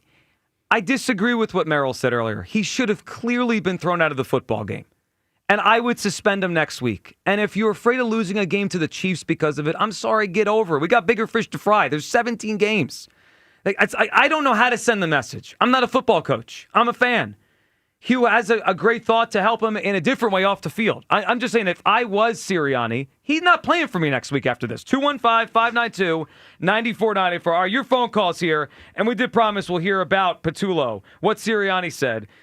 Man, Kevin Patullo got off the hook last night. It was his first game as a coordinator. They didn't score the last quarter and a half, and nobody cares. Hey, nobody tripping. They won the game. Yeah, they did. The Dallas Cowboys. I actually thought some of the stuff was good early on. Oh, we'll talk about Patullo, your phone call as well. Midday Show, Sports Radio 94 WIP. The Labor Day sale is on at the Mattress Warehouse, and it's your chance to score the lowest prices of the season. Right now, you can save up to $1,000 on best-selling mattresses from Tempur-Pedic, Beautyrest, Sealy, Purple, Casper, and more. Plus, up to $700. They'd be mad at me if I said $700. Off adjustable sets. That's the adjustable base that I'm talking about. People's thing that can make your bed go up, down, vibrate, and all that other good stuff. Do what I did and visit Mattress Warehouse today and sleep better tomorrow. The Labor Day sale is on all month long. Now at the Mattress Warehouse, shop the entire selection and find a location near you at themattresswarehouse.com. Themattresswarehouse.com. It's Phillies Sunday. Every Sunday home game this season. Join WIP at Citizens Bank Park for extended pregame from the Deborah broadcast booth. I just love playing baseball and I love doing it here. Only on your exclusive home for Phillies baseball. Get up! It is gone! Sports Radio 94 WIP. Phillies Sunday from Deborah Heart and Lung Center, the Delaware Valley's only heart hospital. This Merrill Reese update is brought to you by Acme, official supermarket of the Eagles. The Eagles squeaked by last night by beating the Dallas Cowboys 24-20. The game was stopped for almost an hour by lightning, but the Eagles did what they had to do to win. A pair of touchdowns for Jalen Hurts. Jake Elliott connected with a 58-yard field goal. So it wasn't pretty, a lot of sloppiness, but the important thing is they won, and they get the season started, and they're 1-0. With the Eagles, this is Merrill Reese. This Eagles season, get in the game at Acme and enter their Swoop In and Win sweepstakes for your chance to win Eagles tickets, autographed jerseys, helmets, and more. Download the Acme app or visit acmemarkets.com/swoopinandwin for more details. Plus, save 5% when you shop on game days wearing your Eagles apparel. Acme makes sure Eagles fans have all their game day needs. Pick up the football items of the week: Hormel chili and Planters peanuts, 2 for $5. Acme, the official supermarket of the Philadelphia Eagles. Change is always happening, It's part of life. And when it comes to music, change is all around us. Songs are rewritten, classics are remixed, bands and artists come and go. Even our taste in music changes. Here at Xfinity, we know there's still good in keeping some things the same. That's why we want to do our part with a 5-year price guarantee on our internet. It means no matter what changes, you get 5 years of the most reliable Wi-Fi with our best equipment included for a price that stays exactly the same. Surprised? Life is full of them. One internet price, 5 years, guaranteed. Learn more at xfinity.com/deals. Restrictions apply. New residential customers only. Taxes and fees extra and subject to change. Most reliable Wi-Fi based on Open Signal Awards USA. Fixed Broadband Experience Report, August 2024. The following message is about Medicaid and CHIP, free or low-cost health coverage for kids and teens. Enrollment is open year-round. Hey, voice lady, give me the mic. Okay. Hey, DJ, let's switch up the music. That's better. So listen up, moms and dads out there. There are these programs called Medicaid and CHIP. They offer free or low-cost health coverage for kids. Things like doctor and dentist visits, prescriptions, and shots are covered. All the stuff that keeps kids like me healthy and in charge. So, as you can tell, a covered kid is a confident kid. And it means confident parents, too. To learn more about affordable health coverage for your family, visit healthcare.gov or call 1-877-KIDS-NOW. That's 1-877-543-7669. Yep, you could do something big for your family today because enrollment is open year-round. This has been a message from the U.S. Department of Health and Human Services. And Sophia. This NFL season, FanDuel, in partnership with Valley Forge Casino, wants to boost your bets even more. And right now, all customers can double their winnings with a 100% profit boost. That means you can get 2 times the payout on NFL Sunday moneyline bets. I tell you a money line that I love. I'm taking the Buffalo Bills at home over the Baltimore Ravens. So, visit FanDuel.com/Ike and get into the NFL action with a chance to win even bigger. FanDuel, official sportsbook partner of the NFL. FanDuel Sportsbook is the official partner of 94 WIP. 21 plus and present in Pennsylvania. Opt-in required. Bonus issued is now withdrawable profit boost tokens. Restrictions apply, including any token expiration and max wager amount. See terms at sportsbook.fanduel.com. Gambling problem? Call 1-800-GAMBLER. I'm Piera Palazzolo, VP of Digital Marketing for the American Management Association, a company focused on the management training skills needed to enhance the careers of business professionals. We did our research when it came to the best companies for website development and chose AmericanEagle.com. And we couldn't be happier. AmericanEagle.com worked closely with us to understand the front and back end requirements needed to launch an e-commerce website that could handle the complexities of running thousands of seminars nationwide. Our robust new website and improved SEO saw immediate increases in site traffic and web revenue. If you're in need of managerial effectiveness and success, visit our website at amanet.org. If you're in need of a website that provides an unparalleled consumer experience, I highly recommend AmericanEagle.com. Transform your business today. Dial 877-WebNow1 for a free digital consultation with AmericanEagle.com. Get hungry for some Bader Tots. The 3-run home run for Harrison Bader. Your exclusive home for Phillies baseball. Sports Radio 94 WIP. We won last night. No worries. Wasn't close or anything. I told you so. Douglas isn't here today. Gonna be all You know, right. I heard from a source that was in that suite last night that you were really laying it on thick. I was. I told you so, Douglas. I irritated. Because I said I was going to do it here. Yeah. So I did it there. But you've done it here upwards of 15 And when times. I tell you. 15. They looked at me with daggers. And then that's when I came back and said, but we're going to win. I said, go Birds. And everybody, go Birds. Oh, so the same daggers that the callers had yesterday? Yeah. Yeah, I just had, I was having a great time. It was a great time. I had a great time fellowshipping with the people that I fellowshipped with.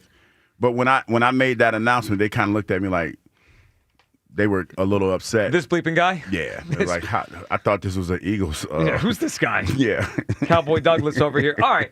You said you had a great time. I had a great time watching Kevin Patullo's offense in the first half.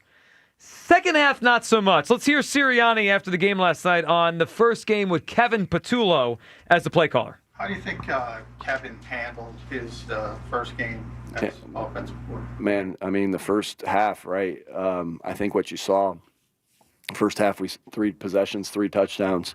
So obviously a really good start. Can't start much better than that. I thought he called it really well. Again, the communication. Kevin and I have been together long enough, and through all these things where the communication was great. We did what I wanted us to do in certain situations, in game management situations as far as run, pass, or set up or whatever that is. Kevin's calling it, but obviously we talked through a lot of those things and we were on the same page there, and I thought he did a good job.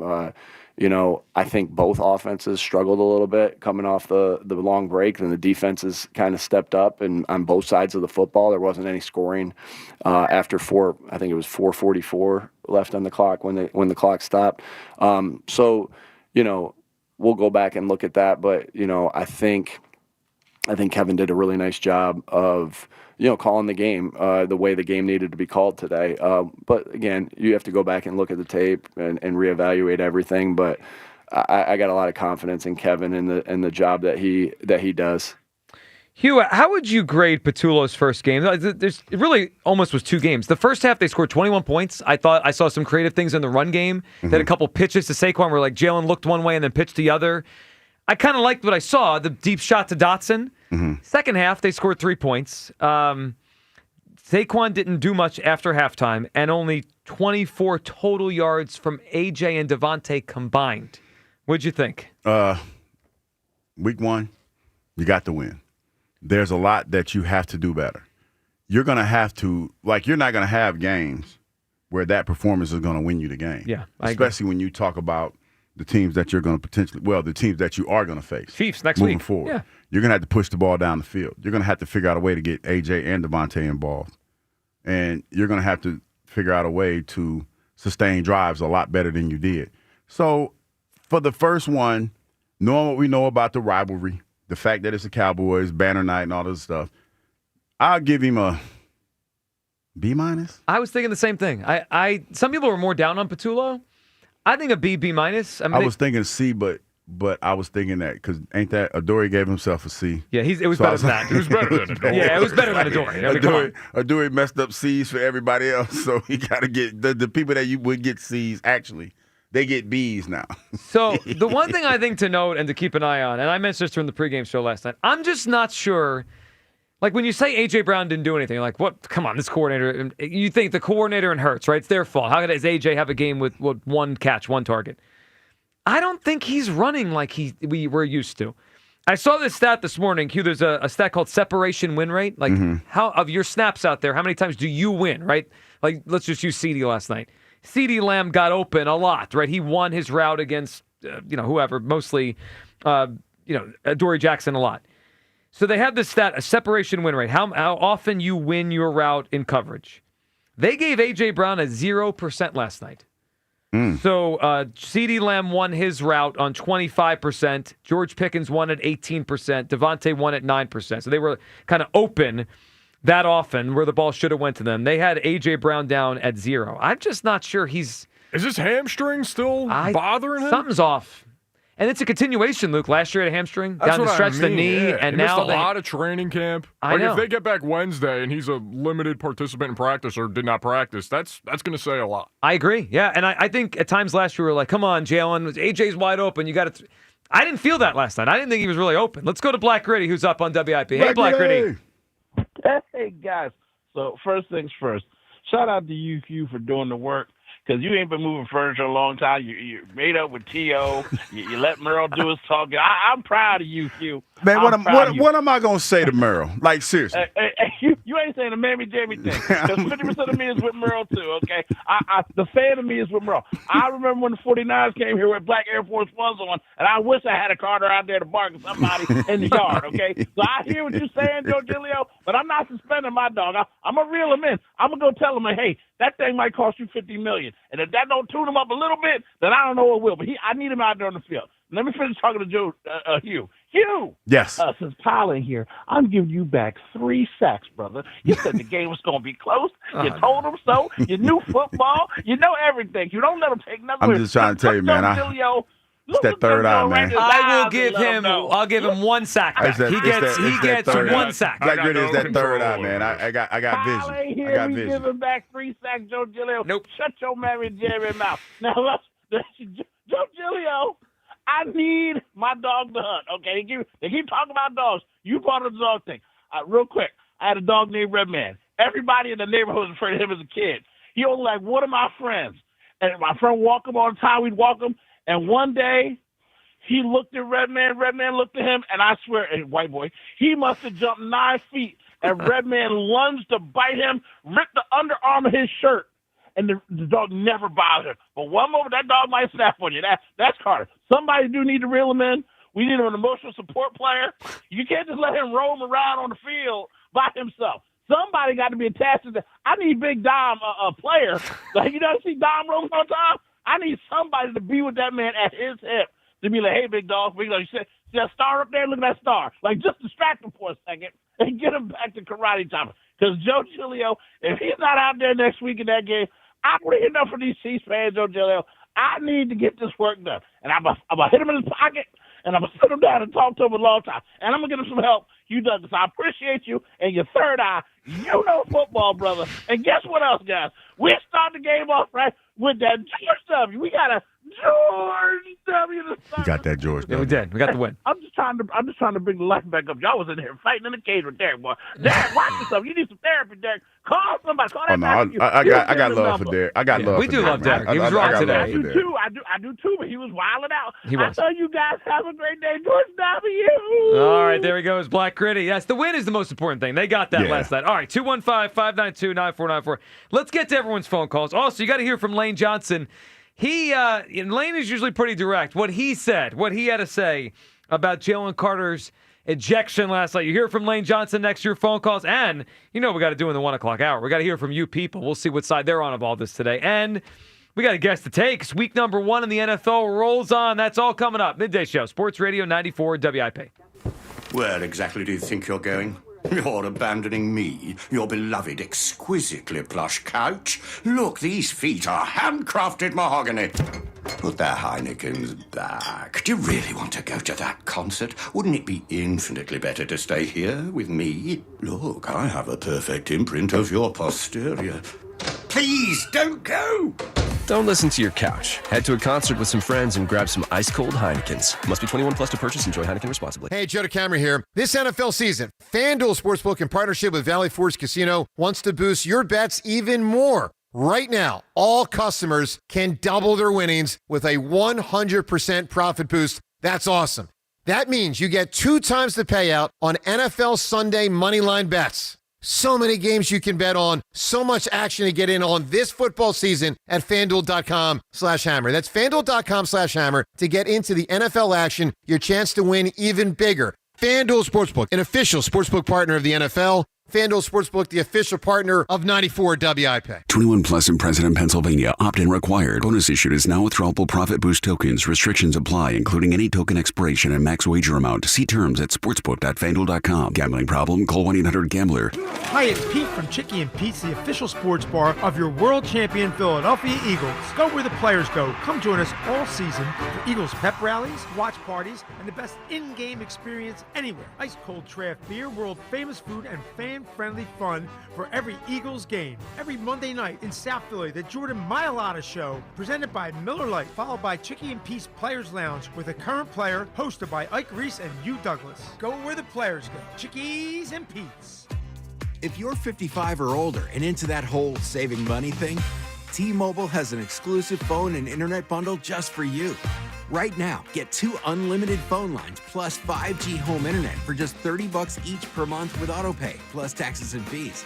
And with 5G home internet, setup is easy with just one cord and no technician needed, which is great if you're also into that whole keeping it simple thing. Switch now and experience the best mobile network in the U.S. Visit your local store to start saving. T-Mobile, it's better over here.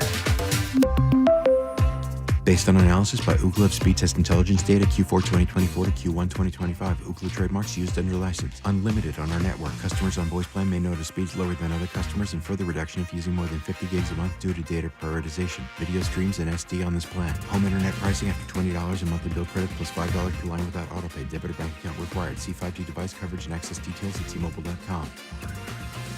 For more than half a century, contractors and trade professionals have relied on WeatherGuard for heavy-duty truck and van storage equipment, not just to protect their tools, but to protect their professional reputations. Whether it's inside or outside of work vehicles, a WeatherGuard badge means pros can trust that their hard-earned name is in good hands. Since 1968 and every day since, WeatherGuard has been protecting anything it takes to build a professional reputation. WeatherGuard, established in 1968, proven every day.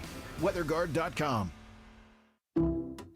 Some people just know they could save hundreds on car insurance by checking Allstate first. Like you know to check for your wallet first, before hitting the drive-thru. $6.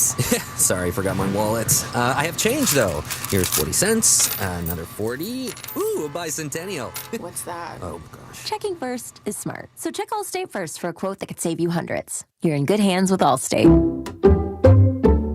Savings vary. Subject to terms, conditions, and availability. Allstate Fire and Casualty Insurance Company and affiliates, Northbrook, Illinois. This is Andrew Perloff with an Odyssey Sports Minute. Cowboys owner Jerry Jones says a lot of things. Some are true, some even he would admit are not. When Dallas traded Micah Parsons to Green Bay, Jones tried to sell the fact that their defense would be better because new addition Kenny Clark would stop the run. Turns out, Jones was either wrong or fooling himself. Early on, the Eagles ran at will in the season opener. There were positives for Dallas last night in a close loss, but for now, when it comes to stopping the run, it seems like the same old Cowboys. I'm Andrew Perloff. 94 WIP HD1 Philadelphia. Live from the Tasty Cake Studios. Sports Radio 94 WIP. An Odyssey Sports Station. Listen. On the Odyssey app. For Sports Radio 94 WIP.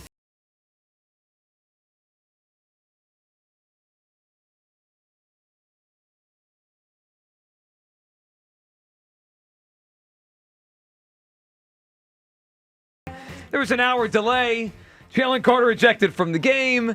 CeeDee Lamb all over the place. But Jalen Hurts played a really good football game. Not, I would call it like wow game, but I just thought he was smart and efficient. And I thought he was the biggest reason they won the game last night, Hugh. Yeah, he did a really good job. And you know what? That whole conversation that we're having is sponsored by CJ's Tire and Auto, Joe.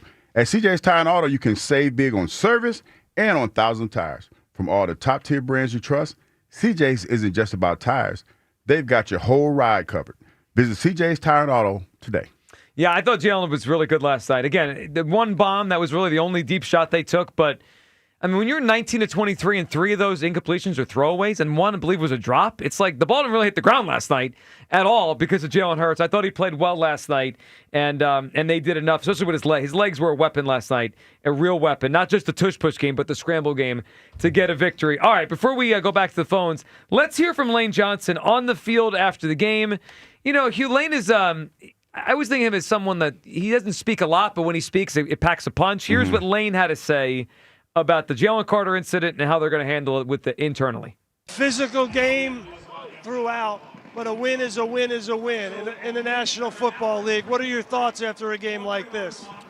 We'll take a win, man. It's a lot of stuff happened this game. First time we ever had like a thunderstorm interference, so a little time off, but wish we'd have been a little bit more disciplined when we came back out. Made the game a lot closer than what it needed to be, but I'm proud of how our guys responded, man. It wasn't a pretty game by no means. We have a lot to clean up. Jalen Hurts did such a good job of getting out of bad plays with his legs throughout the game, especially that last quarterback draw on the fourth quarter to ice it.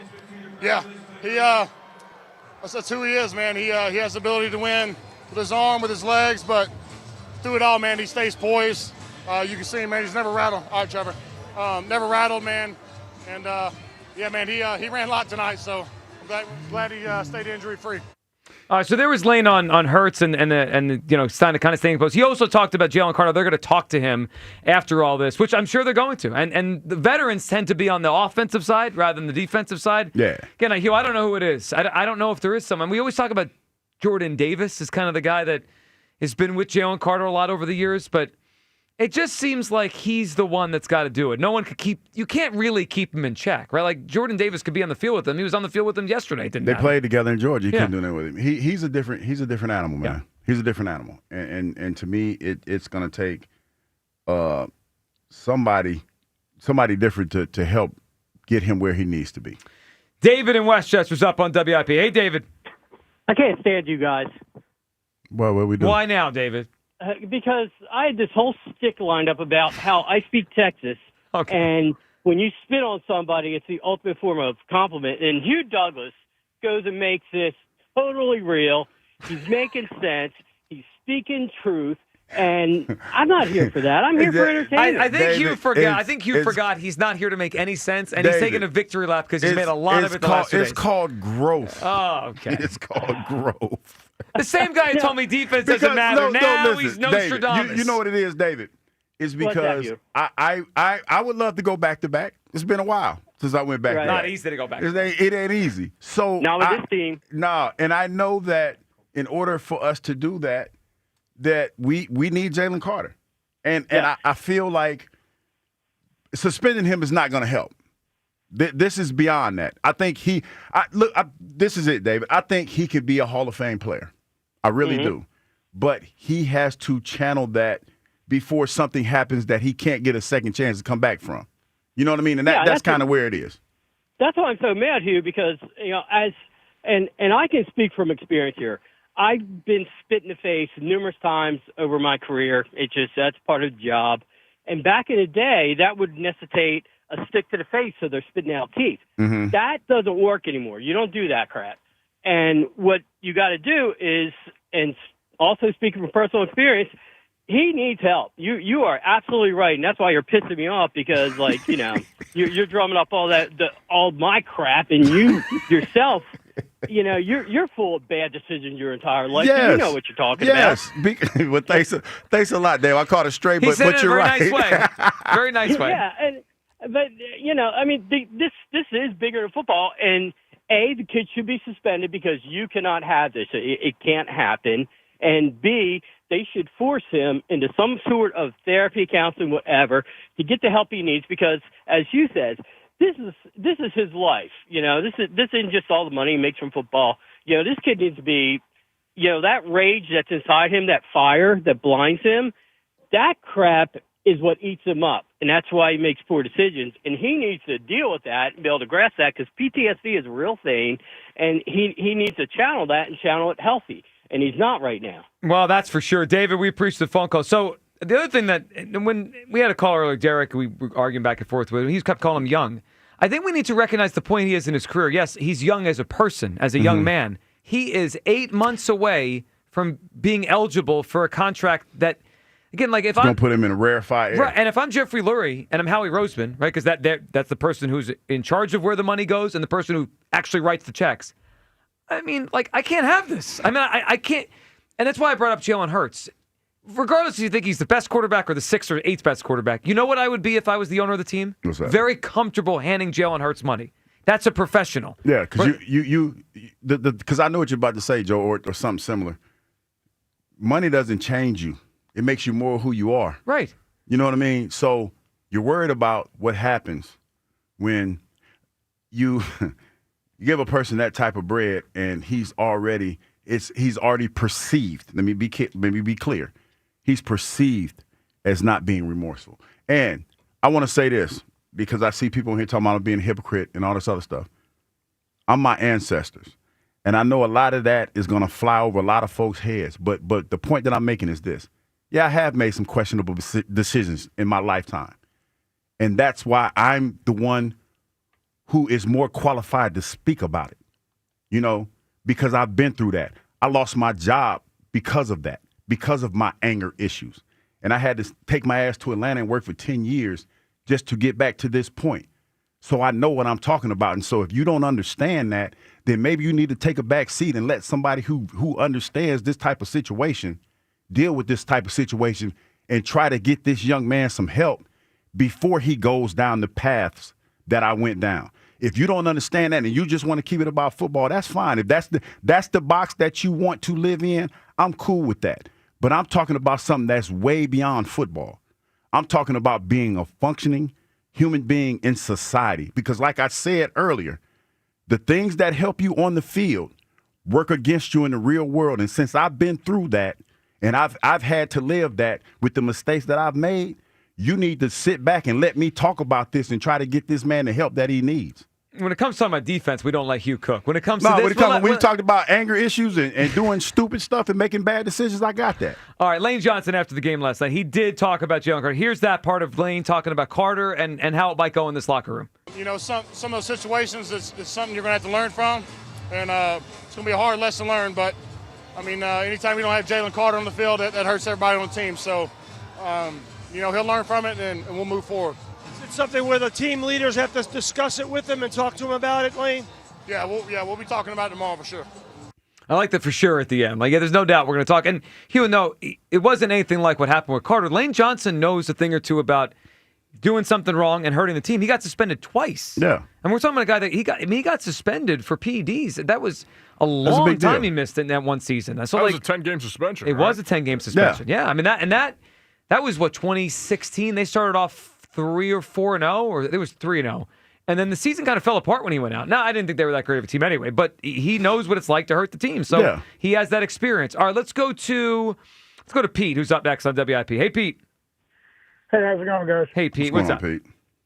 Just with this whole Jalen Carter, I mean, he was looking to pick a fight. He was not only 3 or 4 yards on the wrong side of the ball, he was practically in their huddle. Like, he's looking at, I know it's a rival and everything, but to spit on somebody, and I'm surprised that I thought I was the only one that would think to suspend him.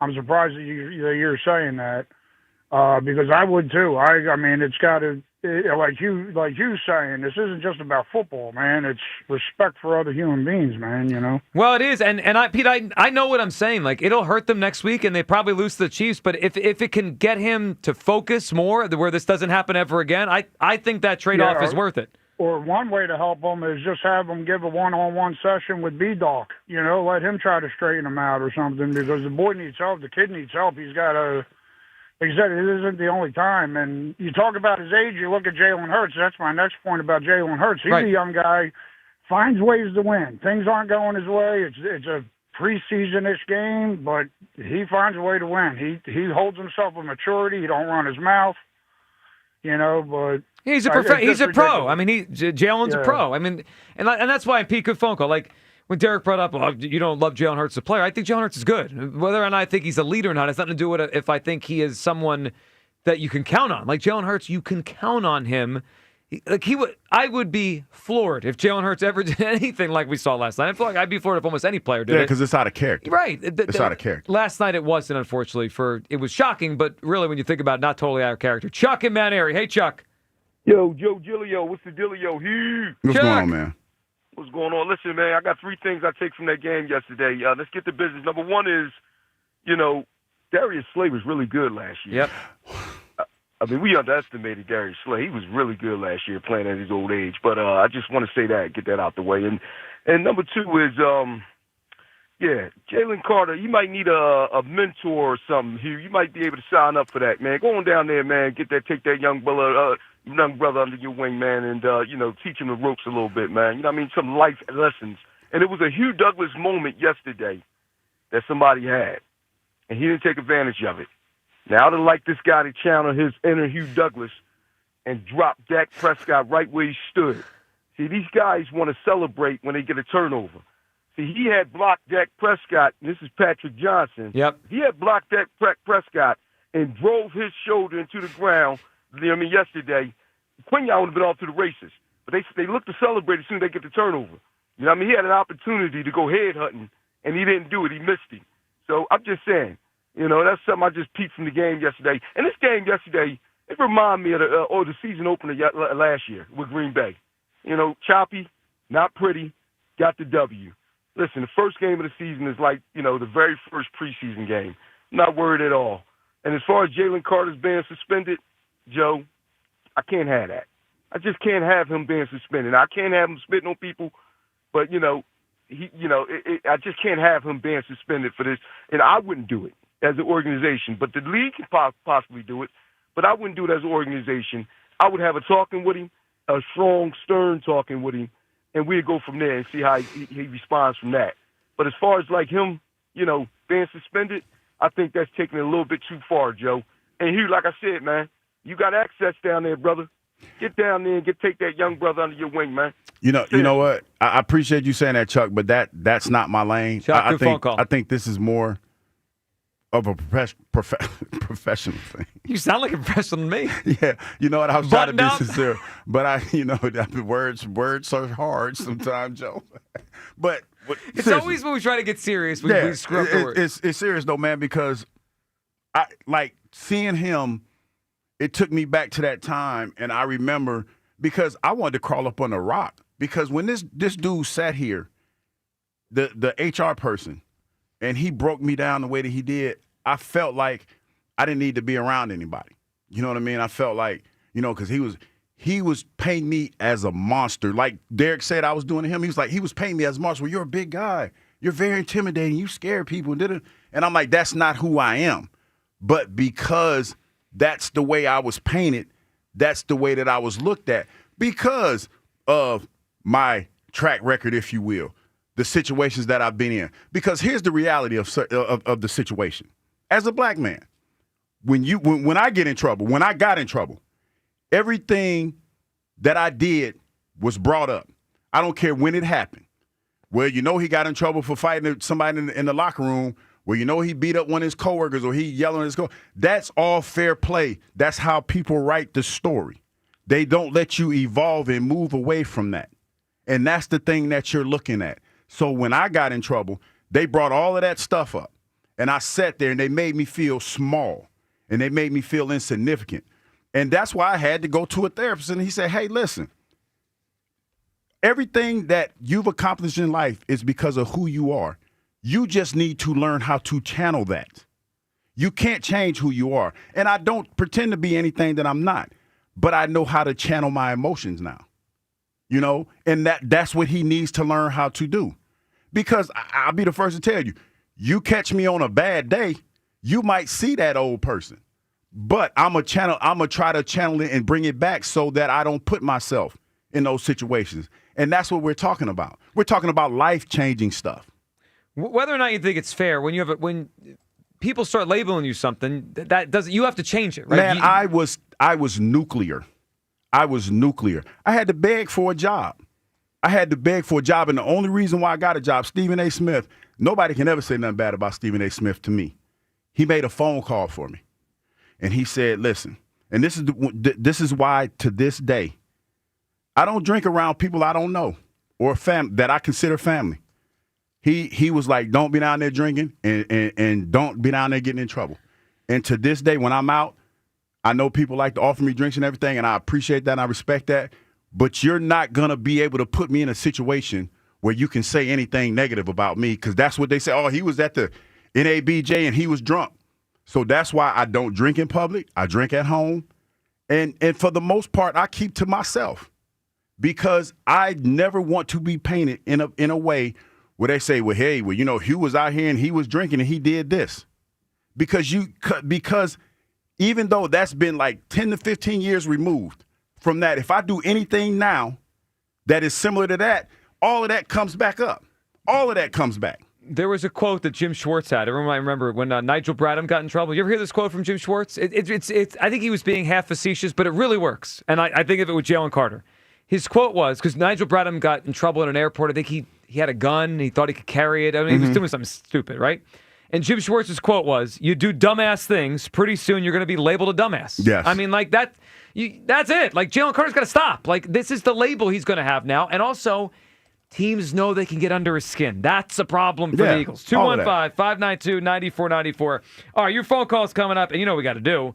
We got to guess the takes for Week 1 in the NFL. What is everyone going to be talking about on Monday. That's next. Midday Show. I want your calls on Sports Radio 94 WIP. This NFL season, FanDuel, in partnership with Valley Forge Casino, wants to boost your bets even more. Right now, all customers get double their winnings with a 100% profit boost. That means you get 2 times the payout on NFL Sunday money line bets. All right, I told you I like Denver. I also like Arizona on the road in New Orleans. And if there's an upset I like Carolina against Jacksonville. Visit FanDuel.com/GIGLIO to get in on the NFL action with a chance to win even bigger. FanDuel, official sportsbook partner of the NFL. FanDuel Sportsbook, the official partner of 94 WIP. 21 plus in President, Pennsylvania. Opt-in required. Bonus issued is now withdrawable profit boost tokens. Restrictions apply, including any token expiration and max wager amount. See terms at sportsbook.fanduel.com. Gambling problem? Call 1-800-GAMBLER. Another road game takeover with fans of Philly. Join fans of Philly as we charge into LA for a Monday night showdown. Enjoy airfare, hotel accommodations, an exclusive tailgate party, and game tickets seated with those that bleed green. Fly with 94 WIP's official travel partner, Fans of Philly. Reserve your spot now before they sell out at fansofphilly.com.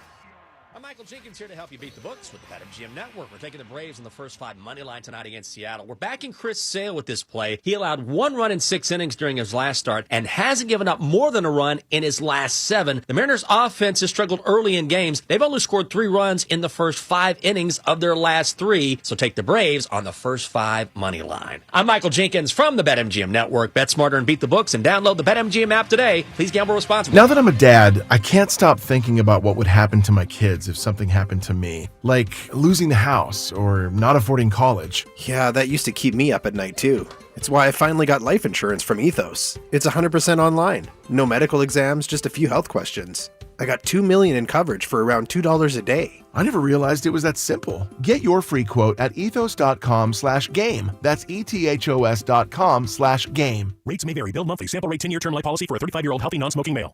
Get away to the Atlantic City in Waterboat Show. 4 days only, September 4th to the 7th at the Golden Nugget Marina. Enjoy live entertainment and outdoor dining. Shop the Marine Mart. Buy $15 advance tickets at acinwaterboatshow.com. Buy 2 windows and get 2 free, plus no payments for 2 years. Visit windownation.com. WIP hosts prepare for their shows in the Xfinity Mobile Lounge. The Wi-Fi is booming. Unlock faster, secure speeds at home and on the go with Wi-Fi Power Boost. Only from Xfinity Mobile. When you're hiring, have you ever felt like you're missing out on meeting truly great candidates for your roles? It seems impossible to find them, but they have to be out there somewhere, right? Well, they're not hard to find when you know where to go, and that place is ZipRecruiter. And right now, you can try ZipRecruiter for free at ZipRecruiter.com/free. ZipRecruiter helps 10 million people with their job search every day. And because these people are actively looking for jobs just like yours, it's easy to find the right person right away. In fact, 4 out of 5 employers who post on ZipRecruiter get a quality candidate within the first day. But if you're not using ZipRecruiter, you're missing out. So see what it's like when the impossible is easy. When you go to ZipRecruiter.com/free right now to try ZipRecruiter for free. Once again, that's ZipRecruiter.com/free. ZipRecruiter.com/free. Never miss out on great candidates with ZipRecruiter. You know that Big Bargain detergent jug is 80% water, right? It doesn't clean as well. 80% water? I thought I was getting a better deal because it's so big. If you want a better clean, Tide Pods are only 12% water. The rest is pure, concentrated cleaning ingredients. Oh, let me make an announcement. Attention shoppers, if you want a real deal, try Tide Pods. Stop paying for watered-down detergents. Pay for clean. If it's gotta be clean, it's gotta be Tide Pods. Water content based on the leading bargain liquid detergent. This is Hugh Douglas and Joe Giglio on Sports Radio 94 WIP. For coming up in about 20 minutes, we will hear from you people. I'm sure they're all riled up today.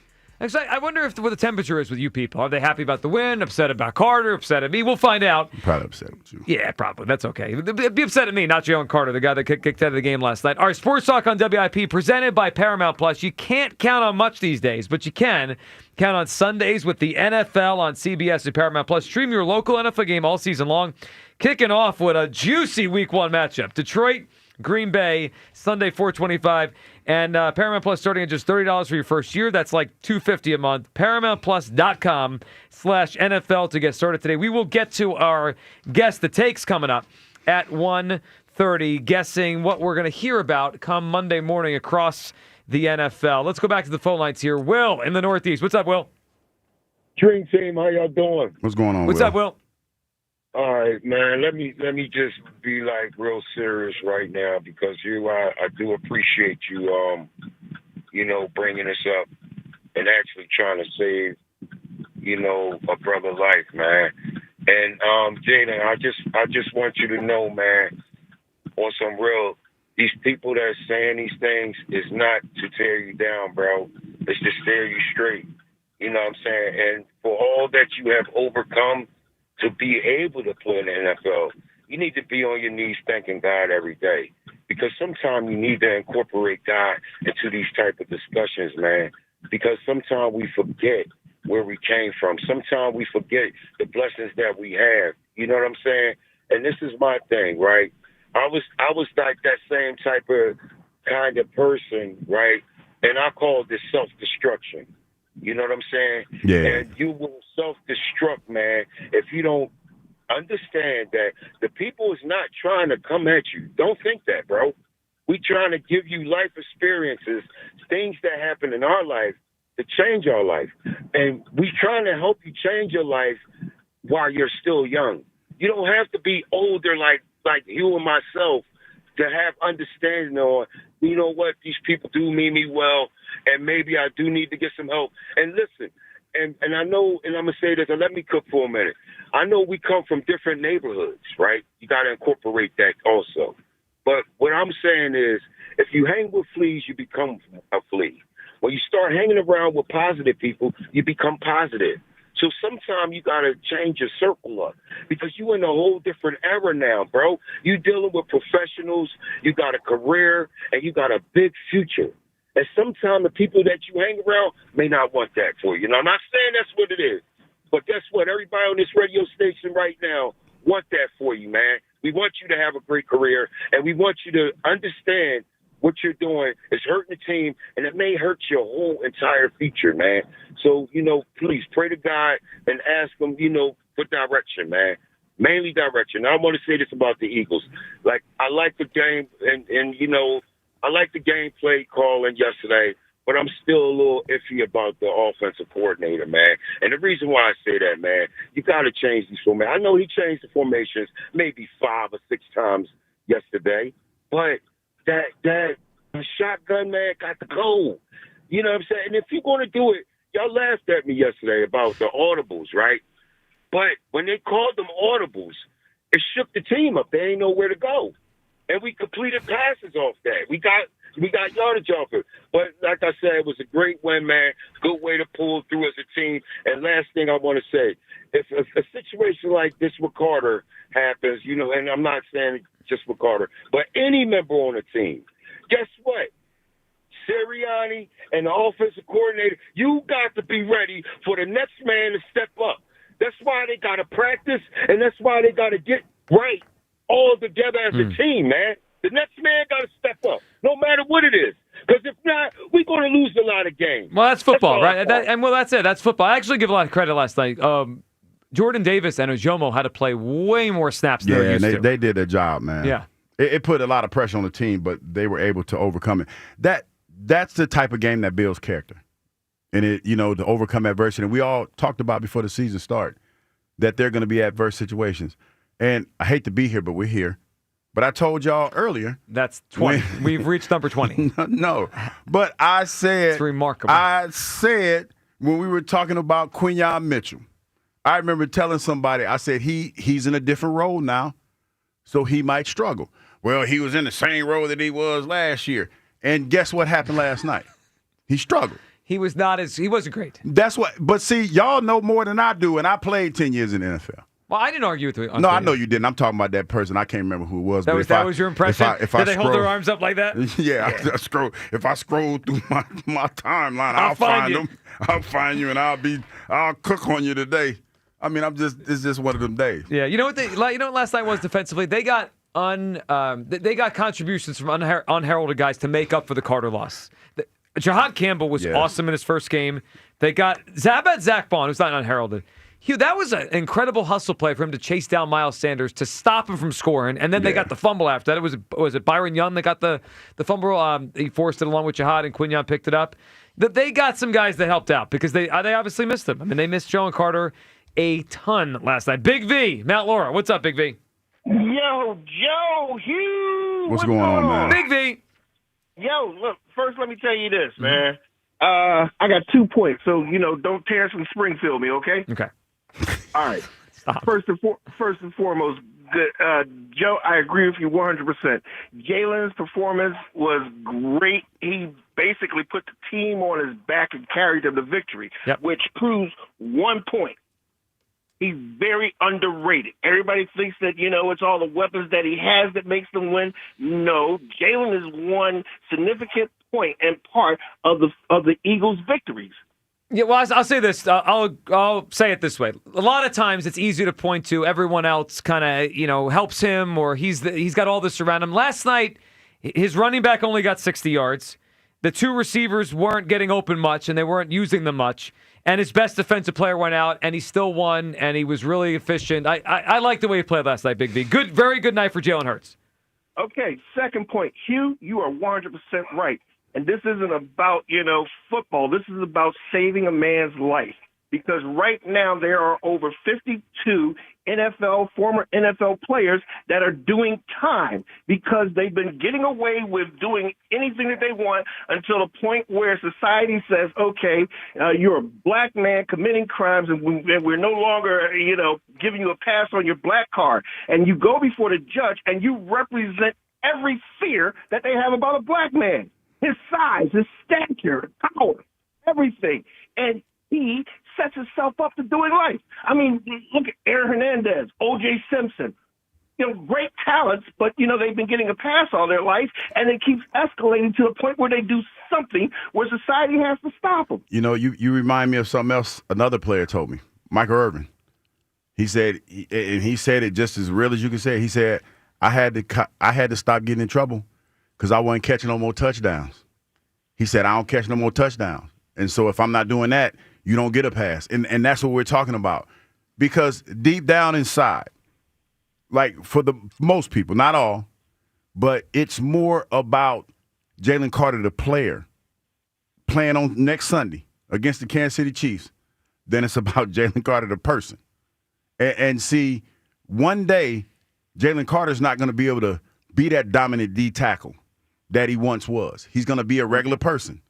And that attitude and that demeanor could work against him in real life. Because like I said, everything that works for you on the football field works against you in real life. That's a fact. Exactly.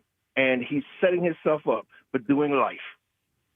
I mean, he already got a pass on a murder that he walked, on a death that he walked away from. How much more is society going to give him credit because of his talent?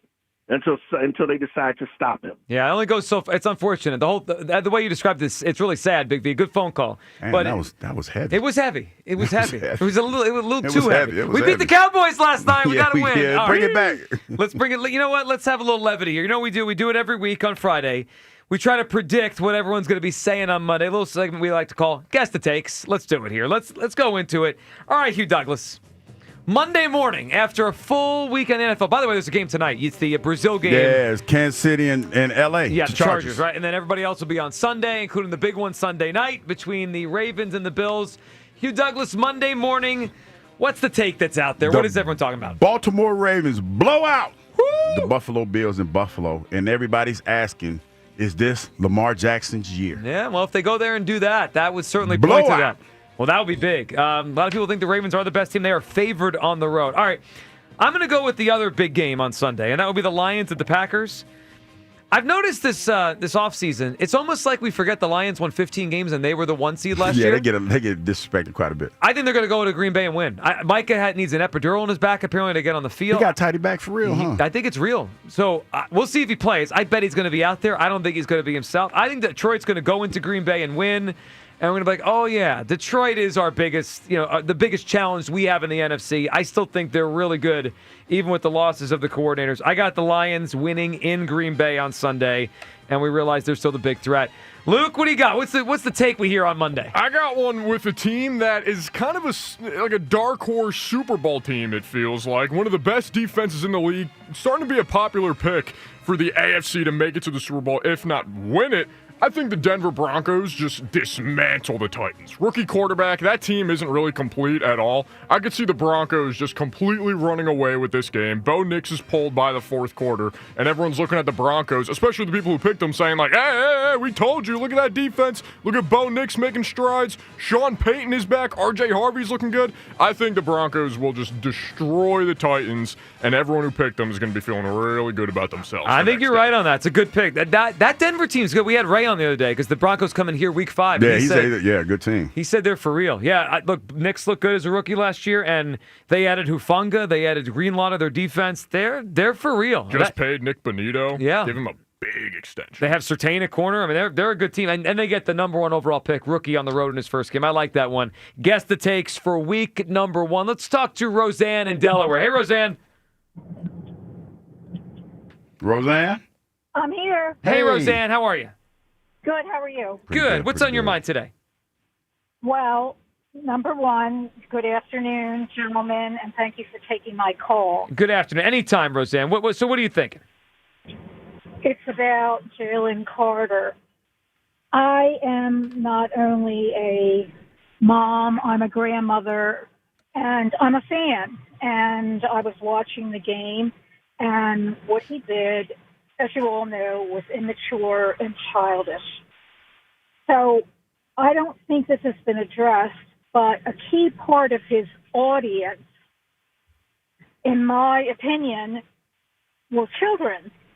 So put yourself on the sofa with your son, and your son is a football fan because of you, and he sees this, and he says, what happened? Is that okay to do in a game? So if I'm playing against somebody that I don't like, I can spit in that person's face. So what do you tell a child that's watching it?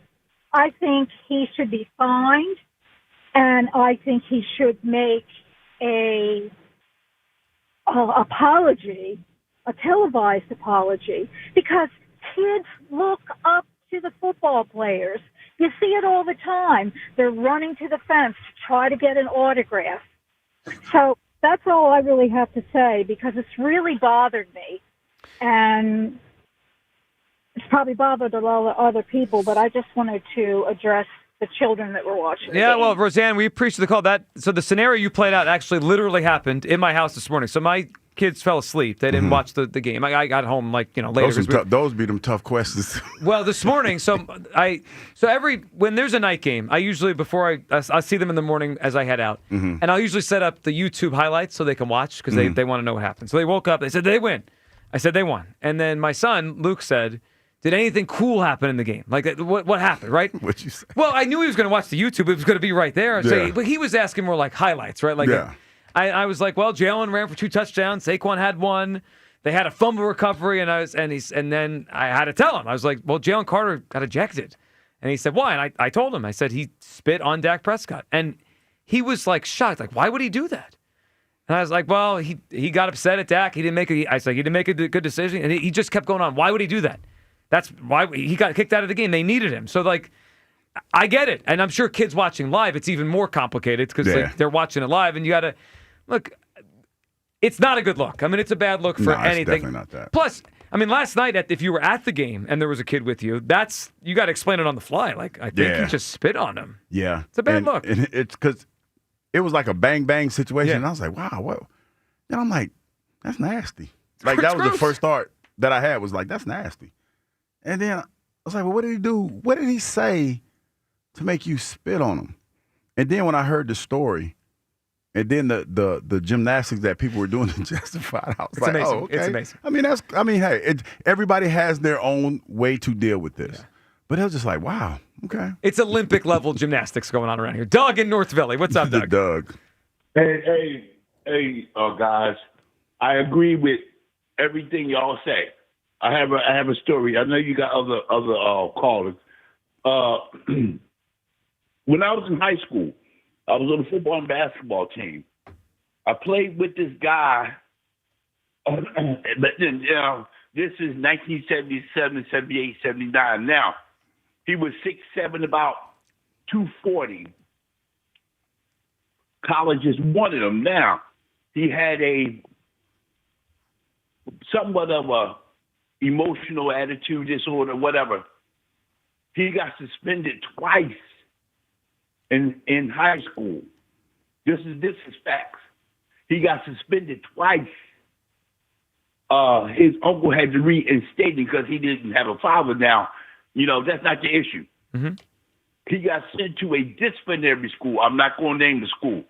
He got sent to a disciplinary school just to try to straighten him out. I don't think it worked. And then I seen him. I said, "What's up?" I mean, I'll call him Jay. I'm not gonna put his name on the air. I said, "Man, colleges looking at you." Didn't the colleges backed off from him based on his attitude and So he said, "This is what he told me." He said, "F college, man." I said, "Huh?" He said, "F college, man. I'm all right." I said, "All right, man." I felt because my overall point is two points. I ran across his uncle about 3-4 years after he left disciplinary school. He didn't go to college. He told me F college. So how did it turn out? How did it turn out? Get him there, Joe. Help him. No, I ran across his uncle. I said, "How my boy doing?" Because his uncle knew we was in high school together. Right. His uncle looked at me. Help him out, Joe. I don't know how.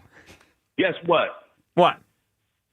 He got into an altercation with some dudes and he got shot and killed. Well, it's a very sad ending to the story. Yeah, and look, Doug, we appreciate you sharing, and very sorry that happened to that person.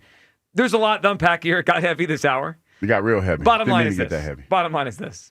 Jalen Carter needs to make better choices. The Eagles need to help him make better choices. Because we need him, man. We trying to go back to back.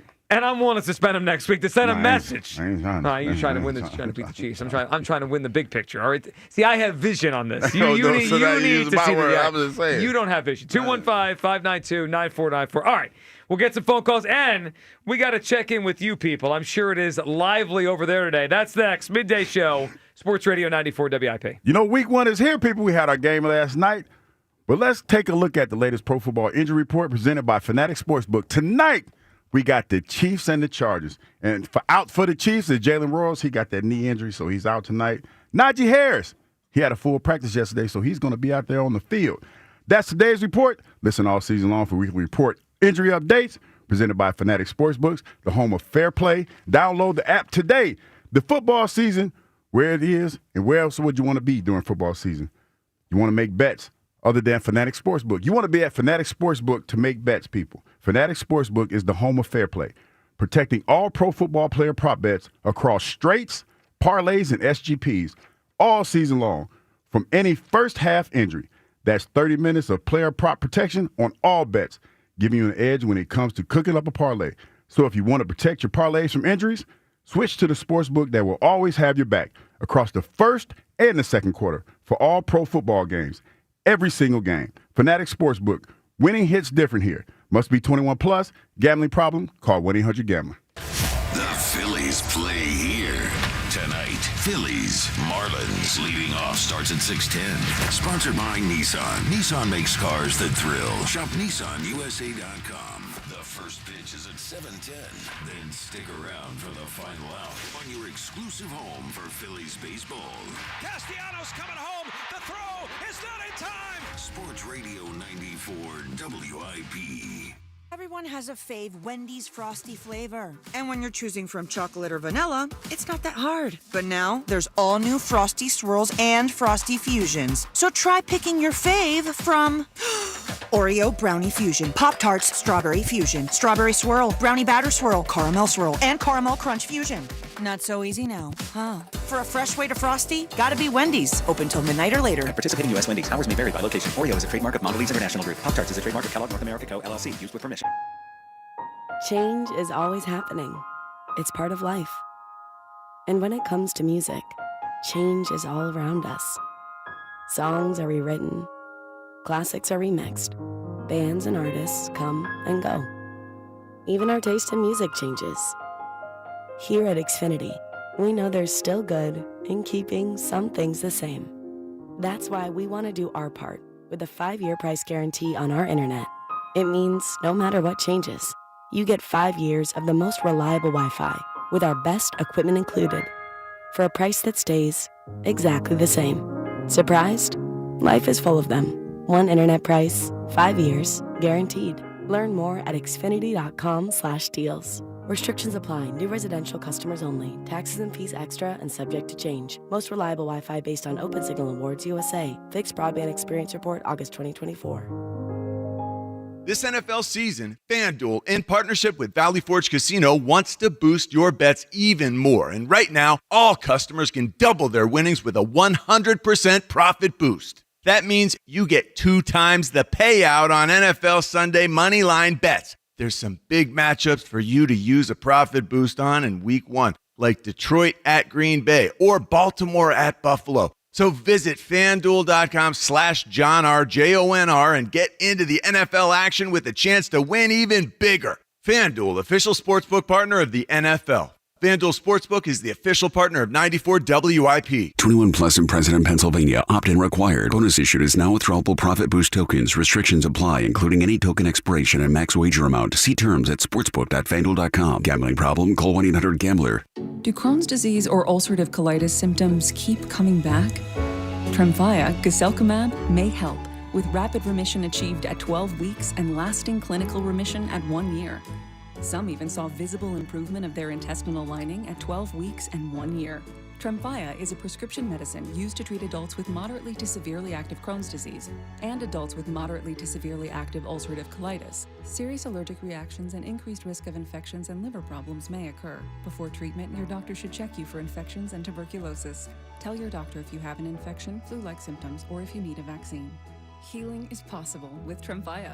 Approximately 3 out of 10 patients were in endoscopic remission at 1 year, based on areas visualized on colonoscopy, which may not represent the deeper bowel layer or entire GI tract. Individual results may vary. Ask your doctor about Tremfya today. Call 1-800-526-7736 to learn more or visit tremfyaradio.com. Your exclusive home for Phillies baseball. My boss doesn't know I'm listening to the Phillies on the Odyssey app when I'm nodding at him. Sports Radio 94 WIP. You people. It's time to hear from you people. What do you mean, you people? Oh, what a day for you people. Right after the first Eagles win of the 2025 season, but obviously came with a little drama. And then an ejection last night, and me calling for the best player on the defense to be suspended next week. So, what do we got, Luke? What are you people saying today? So, the you people chat was going crazy today. A lot of debate and argument amongst themselves, I will say. But I'm going to get my insult out of the way pretty quickly here. This person said, the guy filling in for Kyle sounds like the guy who sang Chocolate Rain. Chocolate Rain. Yeah, I remember that guy. Have you ever seen him? He's a little lately. dude. Well, no, he's a little dude, and he wears glasses. I follow him on Twitter. What's his name? I forgot his name, but he was talking about Yeah, let me see his picture, Joe. Is that him? Yes. Yes. Oh, you don't look like him. No, he sounds like him. He sounds like no, him. you definitely don't look like him. Yeah, I can say the sounding. Yep, I got it. Let's see. This person said A.J. Brown needs to give Jalen Carter a book to read. Calm him down a little bit. It'd actually be kind of funny if Jalen Carter had a book on the sidelines next week. Yeah. That's great. Well, we didn't get a book from AJ last night. One more game with 1 or 0 targets, and we might get a whole library on the sideline. Yeah, you're going to have a bookshelf. Yeah. That's it. Imagine if AJ rolled out a bookshelf, just had a whole bunch of books. When he I like to read while I'm not playing or participating in offense. This one was during Merrill Reese saying that he didn't think Jalen Carter should have been thrown out of the game. Yep. This person said, hey, the Phils won. It really is an all-time moment. Hey, what's a little saliva? I mean, I ain't got nothing to say. He called games in 80s and 90s. He's probably seen work. Well, that's probably true. Merrill's an OG, and we respect OGs around these parts. What's a little saliva, Hugh? That's all. So people aren't buying the Adoree Jackson giving himself a C. I said Adoree Jackson, modern day Byron Maxwell, and then the comment right under that, Nnamdi Asomugha. Yeah, I remember We Nnamdi. are one game into the Adoree Jackson CB2 era, and he's getting Byron Maxwell and Nnamdi Asomugha. Luke, it wasn't as bad, but do you remember Byron Maxwell's presser after Julio Jones cooked him in Atlanta? He had a post game similar to Adoree, like where they talked to him about getting cooked, and he basically laughed. I mean, he laughed at how bad he was. I remember there was that picture of him on the bench on the sideline just looking lost. Oh, my goodness. He had the look on his face of, like, what is going on? It looked like he was just being, like, dazed and blinded by Julio Jones. So it's not over, and I know you said it's too early to make a firm statement on Adoree. He did have a night that it feels like bad Eagles corners have. Yeah. Like, it feels like we're going to remember Adoree Jackson maybe I like those when guys. you say it with a straight face. See? Yeah, I have a C. We won. I love the we won. And so he knows he had a D, but he boosted it up. We got to be careful of the That's Bradley like that group. Fletcher and Michael Jaquette. Oh, That's when you are part of the group project. But you didn't do but anything. you didn't do your part. Yeah. You know what we didn't even mention? The big run by Miles Sanders that Bond caught him. Yeah. Did you see Adoree try to get in that pile? He tried to get in there, and the guy just like shoved him out of the way. He rolled over. We call that throwing him out the club. He got thrown out the club. He got thrown way out of the club. This one says, anyone can do what Giglio does. You just need to drive a minivan. That's cold. Yeah, I have the minivan today. I'm surprised. I ain't catch no strays today. I'm surprised. I'm a lot of people one or are two agreeing things. with you.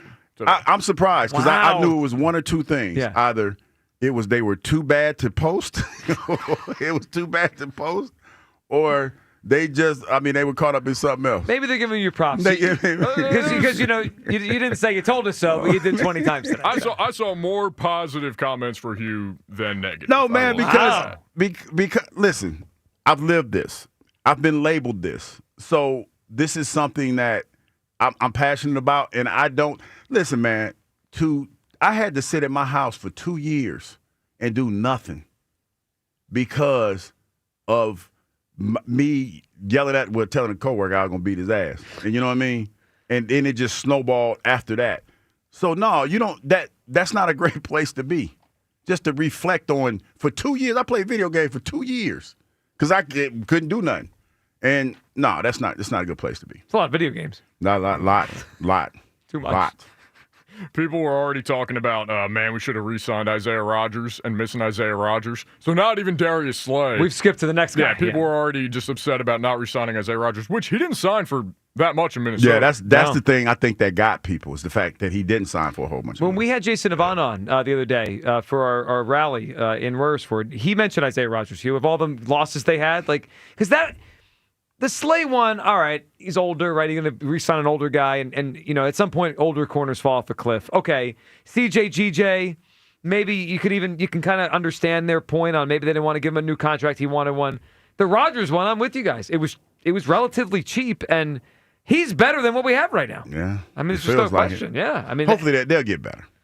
I think it's going to end up being Ja'Cory Bennett. I wouldn't be surprised if he starts next week. He got a little handsy last night, but he might be out there. Yeah, I just think he gives you a better shot than Adoree Jackson. It's still shocking to me that Ringo just didn't get a single snap defensively. Yeah, that's Even during telling. the Bennett and Adoree Jackson being hurt Yep. thing. Last one here. This person, I guess, all for Jalen Carter, spitting on Dak. Just bought my Jalen Carter jersey. Let's go.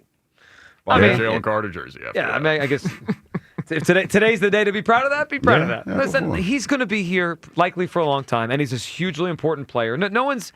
I don't want to end the guy's career as an Eagle. I think there needs to be some sort of discipline for the bigger picture. You got to channel it. Yeah, something has to change. I mean, this has been 3 years. Like, if this was his rookie year, maybe we can go through this. We're in year 3. I mean, he was talked about before the season as Defensive Player of the Year in the NFL. There should be a graduation of. We're past this, and obviously we're not. Let's go to the phone lines here. AJ in Texas. What's up, AJ? What's going on, fellas? AJ. What's up, Texas? How's it going? What's up, AJ in Texas? All right, I got 2 points. Ride with me for a second. Okay. Let's go ahead and get the Jalen Carter thing out the way. So, first point, Jalen Carter. You guys, I hear what you're saying, and I agree with some of the things that you're saying, but not all of it.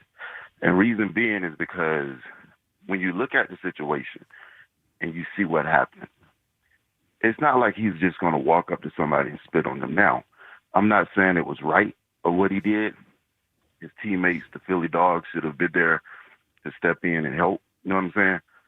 But to completely look at it, to say he's just going to do that out of the blue, he's not going to do that out of the blue. Now, I blame some of this on the NFL because if they look at their taunting rules and if they're going to use the rules for taunting, they need to look at what Dak Prescott did also. What did he do? I agree with what did he do, AJ? I'm curious. What did he do? He spit at the man first. Okay. I'll let you live your truth because we about to go home. So yeah, we about to go. So this is what I'm saying. Like grown man to grown man. Like Jalen Carter, what he did was wrong. He does need to control his emotions. I agree with that. But he's not just going to walk up to another man and just spit on another man for no reason. I know he's not. Did you hear the story that Dak told? Now, I heard it, and that man it was word salad. No, Dak said he spit in his direction, and if you read his lips, it sounds like he used some more colorful language. And Jalen Carter asked him, "Are you trying to spit on me?" And Dak said, "Why would I do that?" But come on, if you look at the film, and Dak was laughing at him, though. Okay, and like Dak and guess what? Dak is allowed to laugh. So Dak isn't allowed to laugh. I'm not saying he isn't allowed to laugh, but he's not allowed to taunt. If the NFL is going to use the taunting rules, so I get your point, AJ, and I think the taunt, like the thing that Nolan got 15 yards on last night, and AJ, we appreciate it. He stood over, man. Like that's the equivalent. Like since we're going there, that's the equivalent of a tea bag. Wait a minute, you got to dump that. Yeah. I forgot. I can't say that on the air. Hey, my bad. I got to tell you. You did say we're about to go home. Wait a minute. I actually consider that. You might not. I consider that a moment of growth. Because you did something wrong and immediately recognized it and said, I shouldn't have done that. No, because as soon as I said it, I saw Spike's face saying, dump that. You did that with them? You're like, we can't do that. You can't say that. But that's what that was. The Nolan thing? Yes. Yeah. I don't know. I didn't think the NFL needed to go as far as they have with taunting, but they have. Those are the rules now. Everyone's got to deal with it. All right. I think that is more than enough for us for today. It's time. We're on little sleep. I want Jalen Carter suspended, and it's time for us to go home before Hugh says something else we have to dump. All right, this was an interesting reaction to a victory. One of the more interesting ones I can remember. You guys have a great weekend. Enjoy the first full weekend of the NFL. We'll be back on Monday as we get set for week 2. It's also Phillies and Mets next week, so it's going to be a big, big week around here.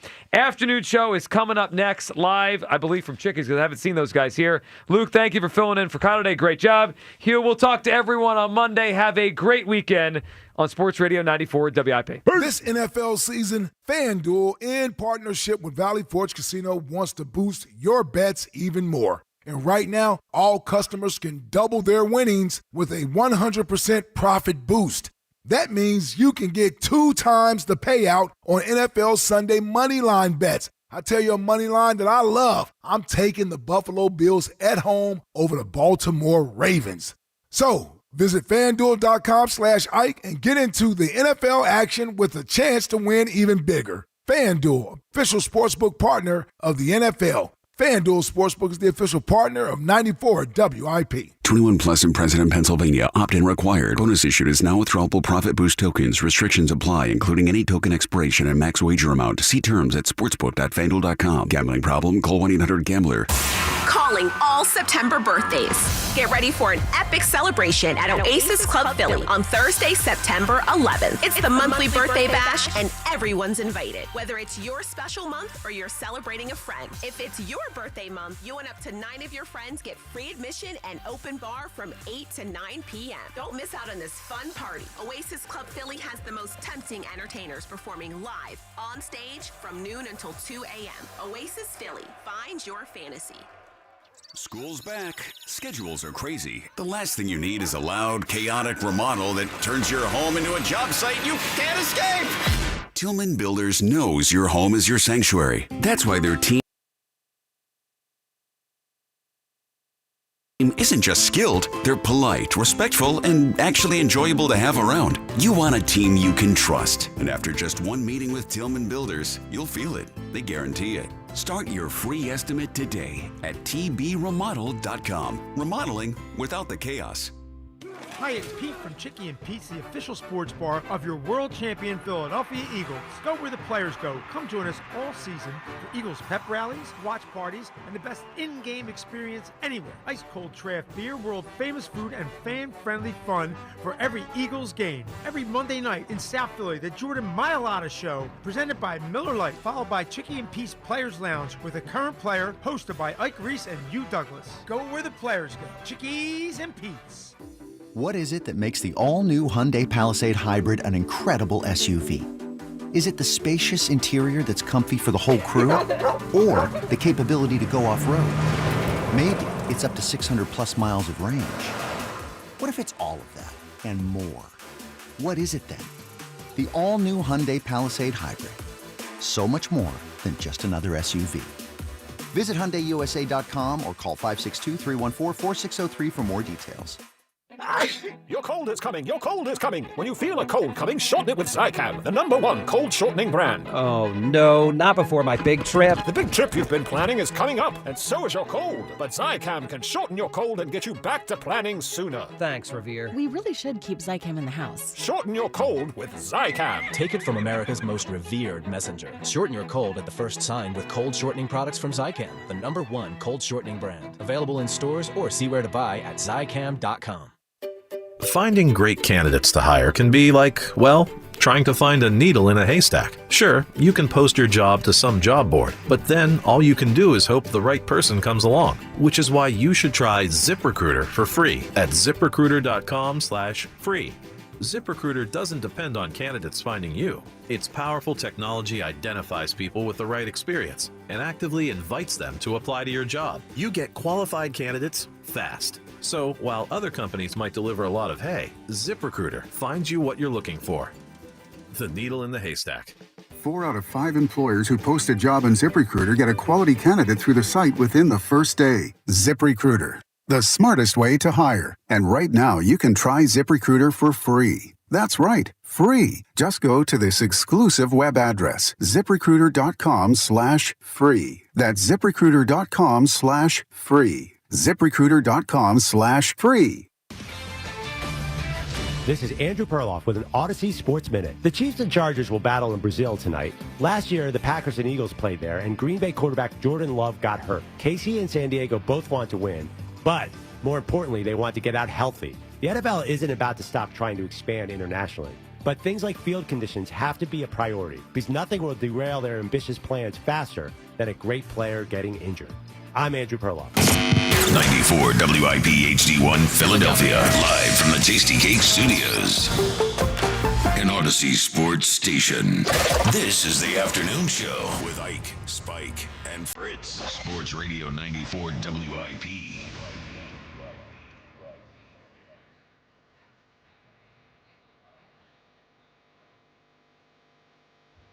Here we are. It's the WIP afternoon show with Ike, Spike, and Fritz at Chickies and Pete's on a Friday for the final time of the year. Eagles win the opener over the Dallas Cowboys. Ike Reese, your thoughts? Victory!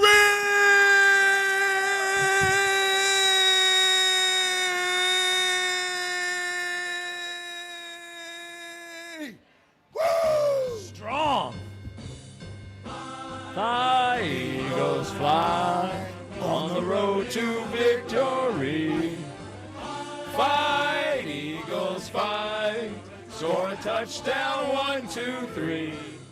Hit 'em low, hit 'em high, and watch our Eagles fly. Fly, Eagles, fly on the road to victory. E-A-G-L-E-S, Eagles! All right. Woo! Here we go. So we're here on a Friday. We will be here again on Monday, and we'll be here Mondays the rest of the season. Yep. But you all right, brother? That was a strong one from week one. Man. Yeah, I didn't know if I had that in me. Yep. Too long. What? Shut up, Fritz. You're the worst. Look, to celebrate, everyone find the person closest to you, spit right in their chest. Oh, God. No, just kidding. So, Eagles win the opener against the Dallas Cowboys. Ike, it was a look. It was a win.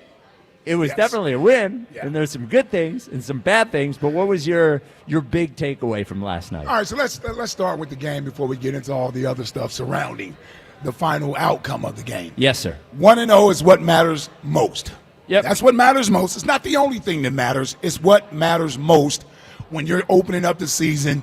You want to be one of the 16 teams that's actually on the winning side of the ledger, right? You're going to get half that win, half that lose. You want to get your season off to a good start. 1-0, let's get that out of the way. We were able to get that done. So, wasn't the cleanest of games. Obviously, the delay with the Lightning being in the area, that hour delay, I'm not going to act as if that was the sole reason why we only scored 3 points in the second half, but I can imagine that contributed. Well, both offenses looked dead. Seemingly, stymied after the delay.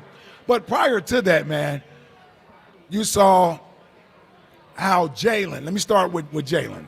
You saw how Jalen can impact the game in multiple ways.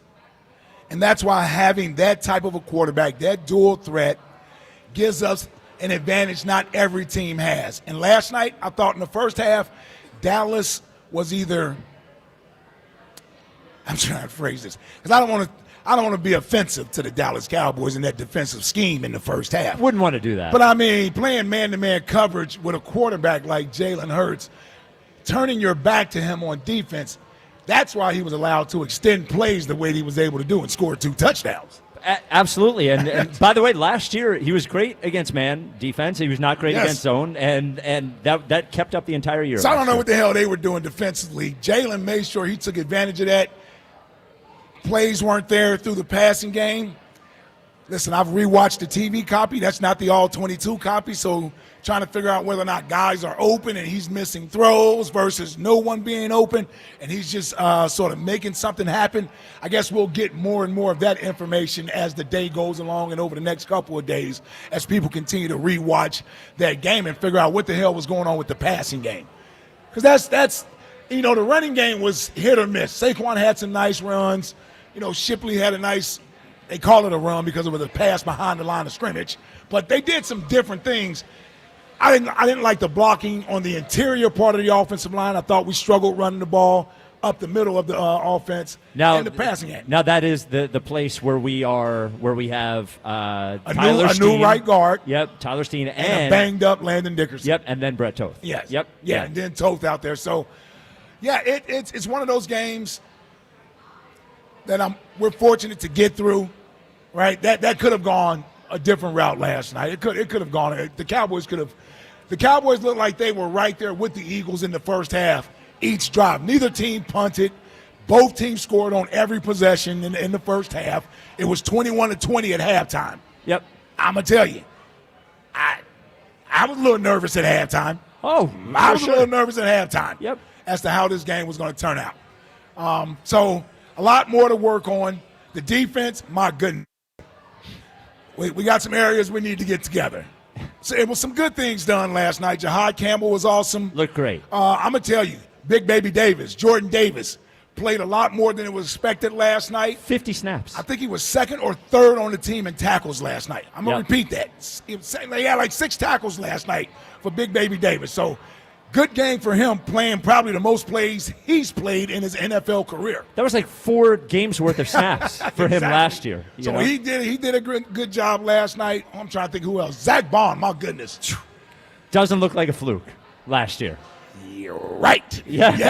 Yes. So we can get that out of our heads. Yep. I mean, just to play along, being able to run down Miles Sanders. Yep. Miles Sanders is not a slow running back. By the way, run him down and try to pop the ball out before he eventually tackles him anyway. So he's a heady player and still made the tackle because some guys do that and the guy wind up scoring. Yep. Because you're trying to go for the fumble. Obviously, that tackle led to the other big play from Jahad Campbell and Brian Young, right? B.Y. Byron Young. I played against Brian Young for the 49ers. He's Byron Young. Okay. They forced that fumble on Miles. That changed the game. That basically won the game for the Eagles. It was a huge all intents play. and purposes. Yep, huge play. So good win, but still a lot more work to do. Yeah, the So you're right. They won the game, and there were good things to take from the game. I thought Jalen in the first 3 drives specifically looked like the Jalen Hurts from the NFC Championship game in the Super Bowl. Just sort of was making the defense pick their poison. And it wasn't even just making plays. Everything seemed particularly smooth, right? In those first 3 drives. The throw to Dotson, by the way, was a dime, right? It was perfect. Yeah, that wasn't underthrown. No, that was certainly not underthrown. Yeah. But then and this is why the game's so weird. When we're talking about both sides of the ball, we're talking about offense, it's weird because of the delay. When we're talking about defense, it's weird because of no Jalen Carter. So I want to couch all of that saying the Cowboys didn't do anything offensively really after the delay either. Yep. But they had some opportunities. They did. Oh, they did. You cannot go a game and throw A.J. Brown the ball one time. I'm just you can't. And we can talk about scheme all we want from today until whenever. But you can look around the league. Look, nobody thinks the Giants are brilliant, and they find a way to get Malik Neighbors 10 to 12 targets a game. Nobody thinks that the Jaguars are brilliant, but Brian Thomas Jr. ends up with 10 or 12 targets a game. Nobody thinks that the Jets are brilliant, yet somehow Garrett Wilson gets targeted a bunch of times in the game. There's no way we just have 3 straight offensive coordinators who just simply don't know how to get A.J. Brown the ball. So, either he's hurt or there's something wrong there. By the way, it's not like Devontae Smith was featured either. He had a few catches for, 20 yards? 3 for 16, I believe. So I have him in my fantasy league. And then can tell. And then defensively, I would like to not overreact to the things that look bad if they weren't the things that we were looking for before the season started. Yeah. So we lose our CB2. We don't replace him with anybody but Adoree Jackson. Shocker, they can't cover anybody, right? We lose Josh Sweat and Brandon Graham, essentially. We don't replace them with anybody but 2 bargain bin guys. One guy wasn't even activated last night, and we didn't really get any pressure on the quarterback from the outside. Davis got some pressure on the inside. So those are things, if Nolan Smith and Jalen Hunt are going to be your primary edge guys, and the last thing on defense is they have to be built around pressure or coverage. One of the 2 things. And if you're not getting pressure and your guys can't cover, you're going to have problems all year long, right? So, and then the final thing is that thing that Jalen Carter did last night was so stupid. It was so stupid. It was embarrassing for the team on the night that they were celebrating. It was harmful for the team because they rely on him in such a major way. It was so obvious. He did it right in the ref's face. And anyone saying well, Dak, look what Dak did. If you can't understand the difference between spitting on the ground and spitting directly on an opponent's chest in front of the referee, you are either looking through midnight green goggles or you're stupid. Because those are 2 very, very different things. You cannot risk the game to do something like that. And it makes me, this is 2 straight years, by the way, that they will, whether he gets disciplined or not by the team. He was disciplined last year. He was benched for the start of a game last year because he was late to multiple meetings. And then this game, if they lose the game, you can point directly at him and say one of the big reasons they lost the game was because of him. It makes me nervous giving him $150 million and anchoring your entire defense around a guy that you can't count on to not act stupid in that situation. Yeah, and it's not even sometimes guys get caught in an emotional situation where they're mad and they do something but that he walked over to the guy. The play hadn't even started yet. Nope. And it was very, very, very stupid. Yeah. And it can't happen. It just can't happen. No, I totally agree. And it was embarrassing. He should be embarrassed. It was embarrassing for the organization.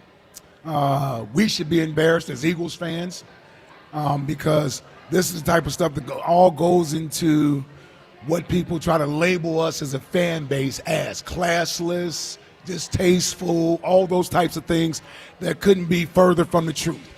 So I've had a chance to listen throughout the day. I hear everyone's point of view. I'm just giving you mine.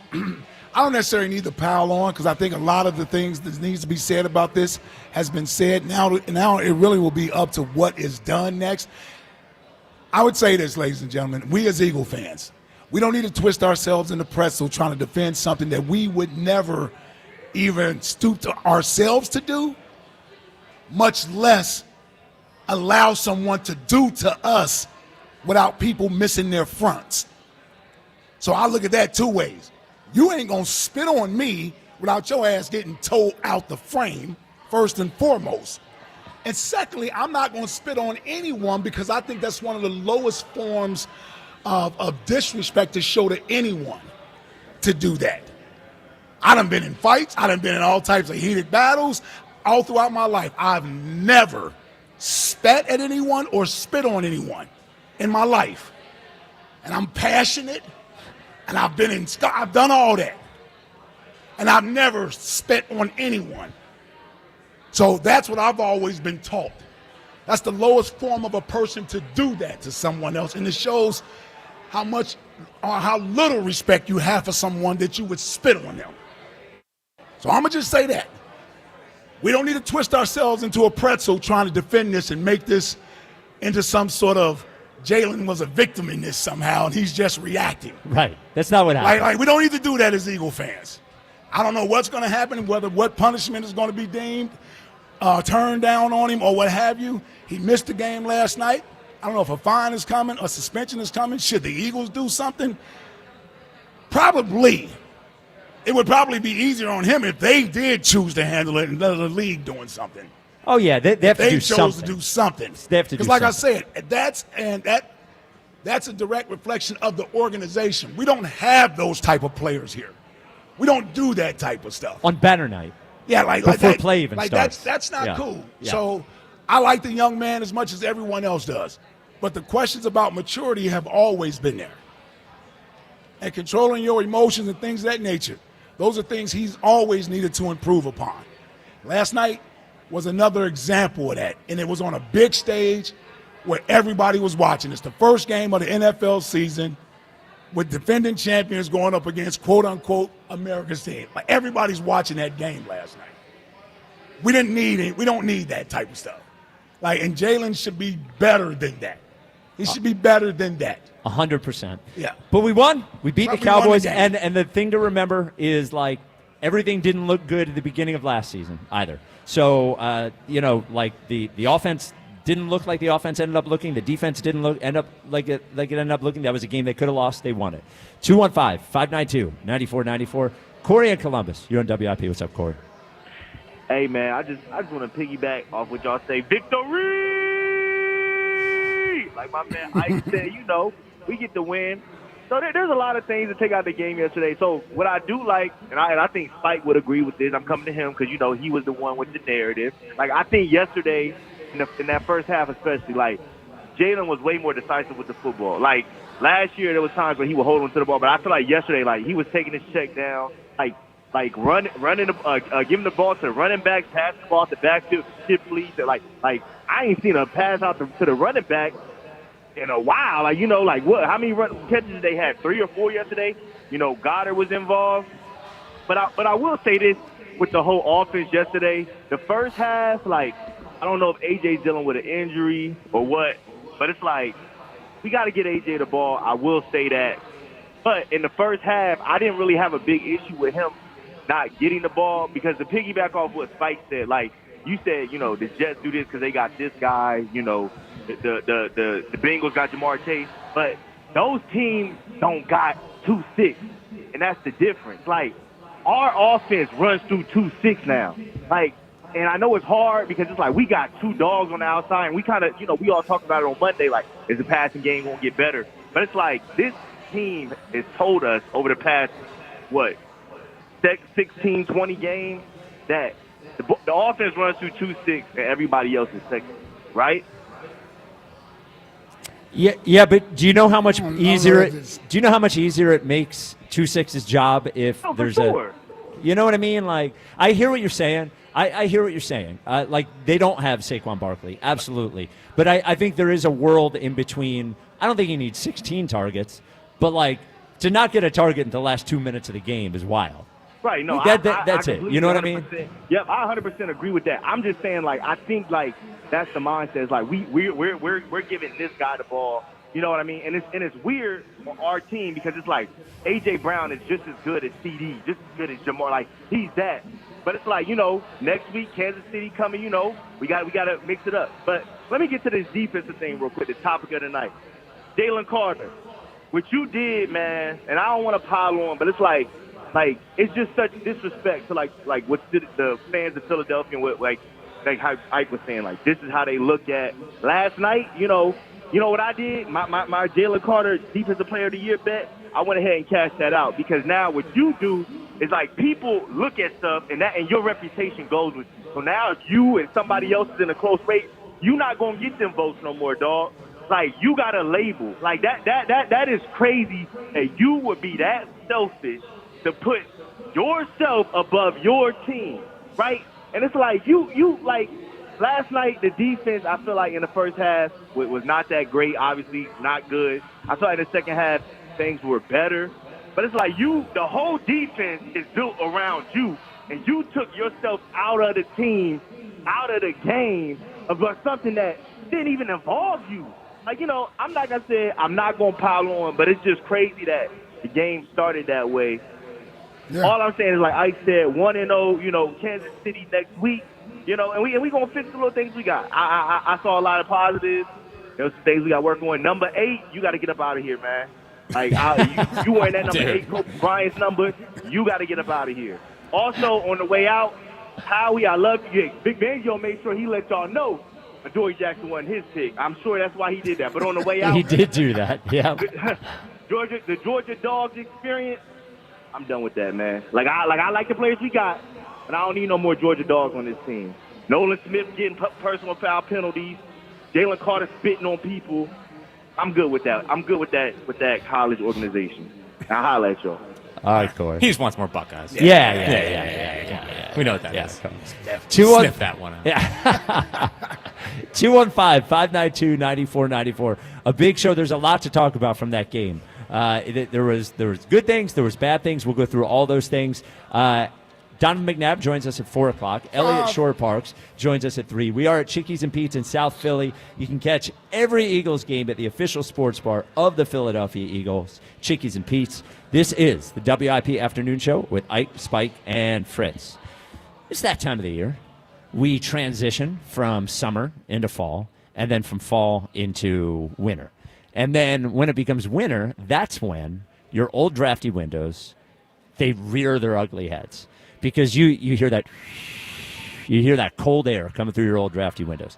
Do something about it. Do it now so you're prepared for winter. Call my good friends at Guided Door and Window. Right now, they have their buy one, get one half off sale on all qualifying windows and doors. It is exactly as it sounds it is. You buy one window, you get the next one at 50% off. You buy a door, you get the next one at 50% off. You can mix and match them, right? Get yourself an entry door. Maybe there's a window you're going to get at 50% off. You get yourself a sliding patio door. Maybe there's a garage door you get at 50% off. And the more that you get, the more that you save. You replace everything in your house. Half of it is 50% off. Don't wait. Call Guida now. You can start your project with no money down and take 18 months to pay it off interest-free. This is for a limited time. Restrictions apply. So call them, as I mentioned, for a free no-obligation in-home estimate at 877-GO-GUIDA or visit them at GoGuida.com. That's GoGuida.com. Joe versus Jack. Jack is the winner. He even turned around to taunt the camera. Look, it was pathetic. I don't know what to tell you. It was horrendous. Joe versus Jack.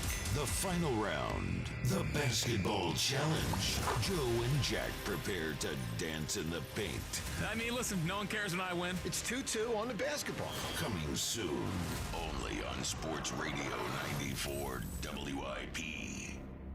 This NFL season, FanDuel, in partnership with Valley Forge Casino, wants to boost your bets even more. And right now, all customers can double their winnings with a 100% profit boost. That means you get 2 times the payout on NFL Sunday money line bets. I like Denver at home against Tennessee to go up and win and get their first victory of the season. So visit FanDuel.com/GIGLIO and get into the NFL action with a chance to win even bigger. FanDuel, official sportsbook partner of the NFL. FanDuel Sportsbook is the official partner of 94 WIP. 21 plus in President, Pennsylvania. Opt-in required. Bonus issued is now withdrawable profit boost tokens. Restrictions apply, including any token expiration and max wager amount. See terms at sportsbook.fanduel.com. Gambling problem? Call 1-800-GAMBLER. This Merrill Reese update is brought to you by Acme, official supermarket of the Eagles. The Eagles squeaked by last night by beating the Dallas Cowboys 24-20. The game was stopped for almost an hour by lightning, but the Eagles did what they had to do to win. A pair of touchdowns for Jalen Hurts. Jake Elliott connected with a 58-yard field goal. So it wasn't pretty, a lot of sloppiness, but the important thing is they won, and they get the season started, and they're 1-0. With the Eagles, this is Merrill Reese. This Eagles season, get in the game at Acme and enter their Swoop In and Win sweepstakes for your chance to win Eagles tickets, autographed jerseys, helmets, and more. Download the Acme app or visit acmemarkets.com/swoopinandwin for more details. Plus, save 5% when you shop on game days wearing your Eagles apparel. Acme makes sure Eagles fans have all their game day needs. Pick up the football items of the week: Hormel chili and Planters peanuts, 2 for $5. Acme, the official supermarket of the Philadelphia Eagles. Buy 2 windows and get 2 free, plus no payments for 2 years. Visit windownation.com. Hey, football fans, tune in this week to kick off with Boomer and Valenti, where the guys break down the biggest headlines and stories from across the NFL. Kickoff with Boomer and Valenti is brought to you by Nationwide. For your insurance and financial needs, Nationwide is on your side. Auto Lenders is the proud sponsor of the coin toss before every Birds game, because when you see their huge inventory of one-owner vehicles, you'll flip. Week 1 starts now, and every touchdown brings you closer to a payout with DraftKings Sportsbook, an official sports betting partner of the NFL. New customers, this one's for you. Bet just $5 and get $300 in bonus bets instantly. Plus, grab over $200 off NFL Sunday Ticket from YouTube and YouTube TV. Your season starts now. Download the DraftKings Sportsbook app and use code Philly. That's code Philly to get $300 in bonus bets instantly when you place your first bet of $5 or more. Plus, over $200 off NFL Sunday Ticket from YouTube and YouTube TV. In partnership with DraftKings. The crown is yours. Gambling problem? Call 1-800-GAMBLER. 21 and over. Pennsylvania only. Eligibility restrictions apply. Bonus bets expires 7 days after issuance. See sportsbook.draftkings.com/promos. NFL Sunday Ticket offer for new subscribers only and auto renews until canceled. Digital games and commercial use excluded. Restrictions apply. Additional NFL Sunday Ticket terms at youtube.com/go/NFL Sunday Ticket/terms. Limited time offer. If you're 55 or older and into that whole saving money thing, T-Mobile has an exclusive phone and internet bundle just for you. Right now, get 2 unlimited phone lines plus 5G home internet for just $30 each per month with autopay, plus taxes and fees. And with 5G home internet, setup is easy with just 1 cord and no technician needed, which is great if you're also into that whole keeping it simple thing.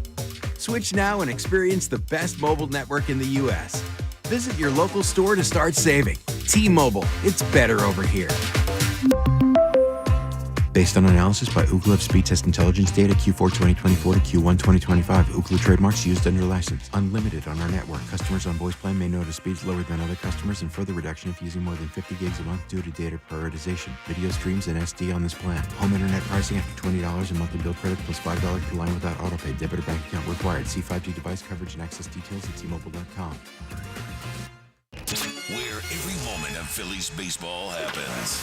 And that is gone! Sports Radio 94 WIP.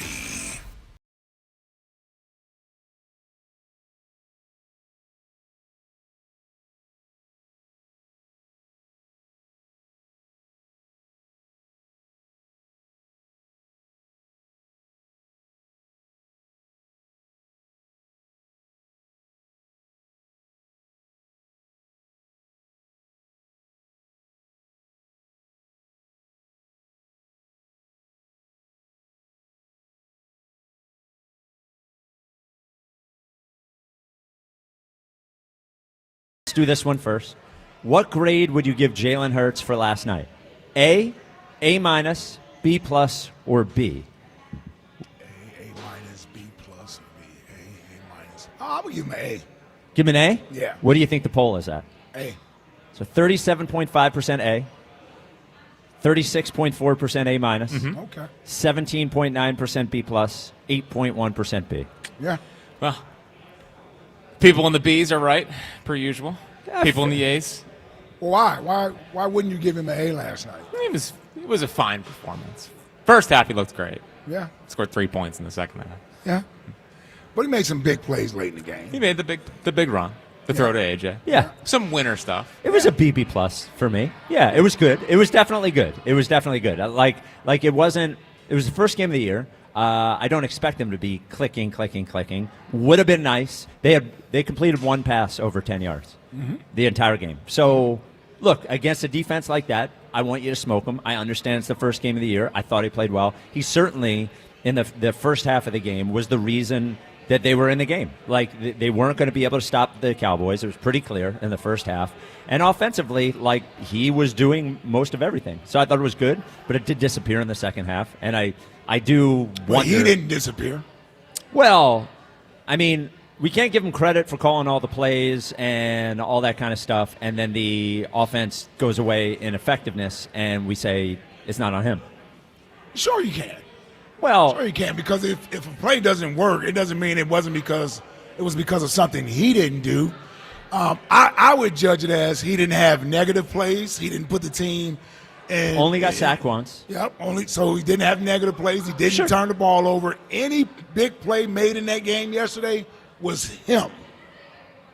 It was him. I agree. From the Eagles, like, other than the forced fumble, everything else he set up the play for Saquon's touchdown with the big throw to Dotson.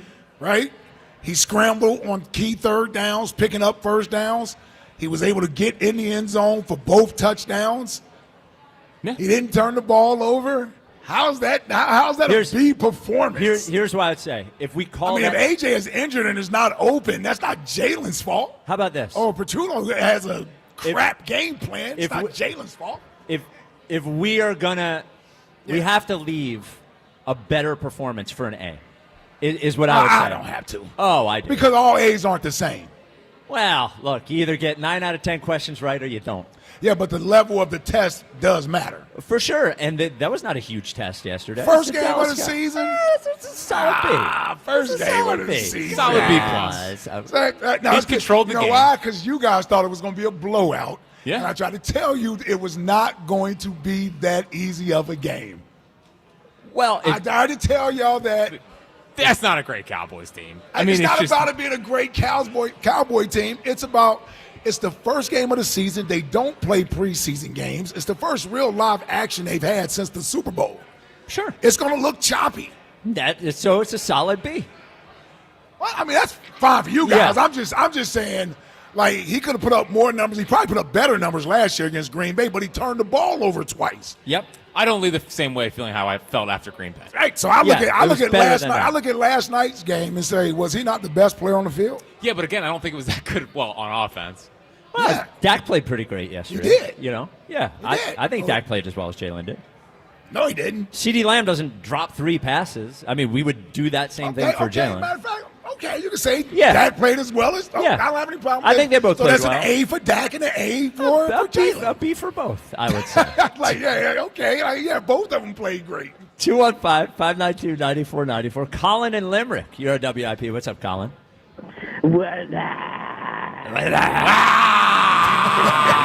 Dallas sucks. It's been a while. I had to call after that game last night. The whole drama, how it started the game. Now how it started with the fullback Van Summerall or whatever getting injured. That stinks because I think they really had some creative things to sort of try to get the fullback position to be something real. So that sort of stinks. And then with JC. Hold on, Colin. Yeah. What? I'm just wondering, are you implying that somehow Ben Van Sumeren going out took away from the Eagles' game plan? They were going to feature him somehow? They had plays for Ben Van Sumeren last night? No, I think during the year, because the fullback position is pretty much like non-existent anymore, except for like that dude over in San Fran or whatever, and maybe a few other guys. So I thought maybe like during the year, maybe a few times they had something planned to sort of like try to bring the fullback position back. Certainly not last night at all. And then JC, it's a despicable act, regardless of what was said or done before that. And it also says a whole lot about him and what he thinks of himself, that he would actually do that. You should have so much more respect for yourself than to be doing something like that. Spike, what grade did you were given Jalen? A B for yesterday. A B. It doesn't matter what grade you gave him because we got Day to one. you, baby. Yeah. Well, then let me ask you this. Yeah. Let me ask you this, Colin. What, does it matter that what? Does it matter that Adoree Jackson played bad? Does it matter that Adoree Jackson played bad? Yeah, of course it does. Okay, but they won. They won. He did what it took to win. Yeah, he wait, down that one ball. Wait, hold on, Colin. Does it matter that Jalen Carter got thrown out before the game even started? Yeah. Oh, they won. They won, so it doesn't matter. Right? All right, get out of here. Goofball. All right, shut up. He was fine. Yeah, he was good. He was good. It was solid B+. So Adoree Jackson. I kind of want to go through these things because it is early, right? Yeah. And early in the got season. our first. We actually have real live Yes. game action to break down. So- Can I be honest? Let's do it. Not surprised it went that way with Adoree. Not at all. Yeah. So here is Adoree Jackson was asked to grade himself after the game. Here's what he had to say. I give myself a C. Room for improvement. Things that I did well, things that I can correct and get better at for the next week. So I'm not gonna hang my head or hang it too high or too low at the end of the day, regardless if I play good or I didn't. It's always things that I can find to get better at and do better at. I give myself like a C. C's get degrees, but I give because we won, so I give myself a C. C's to get degrees? Is that what he said? Yep. It seemed like he understood that he didn't play that well, even though he gave him a C. Yeah. So with these things, I want to sort of try to figure out, is it just early or is it something to worry about? Adoree Jackson, just early or something to worry about? No, something to worry about. Yeah. No, without question. Yep. And listen, those are two pretty good receivers to have to face. So I'm not going to act as if he was going up against nobody. Yep. Out there, they are very good. And to be honest, I mean, based on what we expect from Q, you could say he had about a C game. Yeah, he was not great. Based on his talent and his ability, you expect more out of that than from Q. Got burned, had the interference, and then, by the way, dropped an interception that could have ended the game, by the way. And that's not nothing. Dropping interception is not nothing. But we're not concerned about him. No. But with Dory, I would like to see a little more Jacorian Bennett. We traded for him. See what he sort of brings to the table with some extended playing time. Right? I understand he hasn't been here for long, and he's still trying to get caught up in the playbook. But once you understand the basic coverages and things they want to run, the playbook shrinks during the season because you're specifically game planning for that team. Right. So now he can focus in on what I have to do for this week versus this team. And the great thing about Kansas City, he played in that division and went up against those guys twice a year. Yeah, I bet Jacorian Bennett starts the next game. Based on how Fangio talked about him, I think Fangio is at least a little optimistic there. How negative Fangio was about Adoree Jackson when he talked about him during camp, and how that looked, man. And you're right. Those are both good receivers. Pickens a good receiver. CeeDee Lamb's a good receiver. They catch balls on everybody. Yep. But, that was bad. That was bad. And it was something we all knew coming into this year that was going to be a weak spot, and none of their plans have panned out so far. It really brought back some, Byron Maxwell, Nolan Carroll, Kerry Williams, Bradley Fletcher vibes with him out there. Isaiah Jenkins. He's going to cost. Old enough for I'm that not one. old enough for Isaiah. I've seen toast. plenty of bad cornerbacks. But Since then, he's going to cost them. He's a chance to cost them games. He's a liability out there. Yeah, well, I mean, he only started 5 games for the Giants, and the Giants' secondary stunk last year. So, if he can't get on the field on a bad secondary, and it makes everybody else worse. You have to an extent, the secondary is about You can have a great player, but if you have one bad player, it's like a weak link. It's a weak link in the defense, yeah. If you're a weak link back there, it makes everybody worse. So, Dory Jackson's going to be a problem. 215-592-9494. Shy in Cherry Hill, you're on WIP. What's up, Shy? What's going on? A win is a win. I'll take it any day. There's just obviously stuff that I see that's going to make this feel like a much longer season than we're anticipating. You said a much longer season? Yeah. Oh, you think it's going to be some tough games? Oh, yeah? Yeah? Yeah, we have the hardest schedule in the NFL. There's problems in the secondary that I hope get addressed. Remember 2 years ago we brought in Kevin Byard and we thought it was going to be like the best trade ever, and it just ended up being I think that's why they won't go all. get Justin Simmons. Because of Kevin Byard. The same vibe. The Byard thing happened during the season. Yes, and then he threw a mutiny against Sean Desai and got him fired. Yeah. But the Jalen Carter thing is just it's despicable. It's disgusting. It's a disgusting act. People want to complain.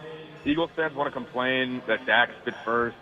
Whether he spit first or not, everybody knows that the guy who retaliates gets caught. It's 99% of the time the guy who retaliates gets caught. I don't even think Dak spit at Jalen Carter. I think he just spit on the ground. I don't know. Well, he definitely spit on the ground. Whether it was meant to did. screw with Jalen Carter or not, he definitely spit on the ground, which is definitely a different thing than spitting directly on a person. And now teams are just going to try to bait Jalen Carter. Yeah, of course. If he reacts like that easily? Yeah, absolutely. And the Eagles... He had problems last year. There's plenty of times where he should have not gotten thrown out, but plenty of unsportsmanlike conduct. Well, he could have drew the flag, for sure. Now, the other thing is, it's not rare for the guy who plays that position to have a nasty disposition, right? No, I mean, there's a lot.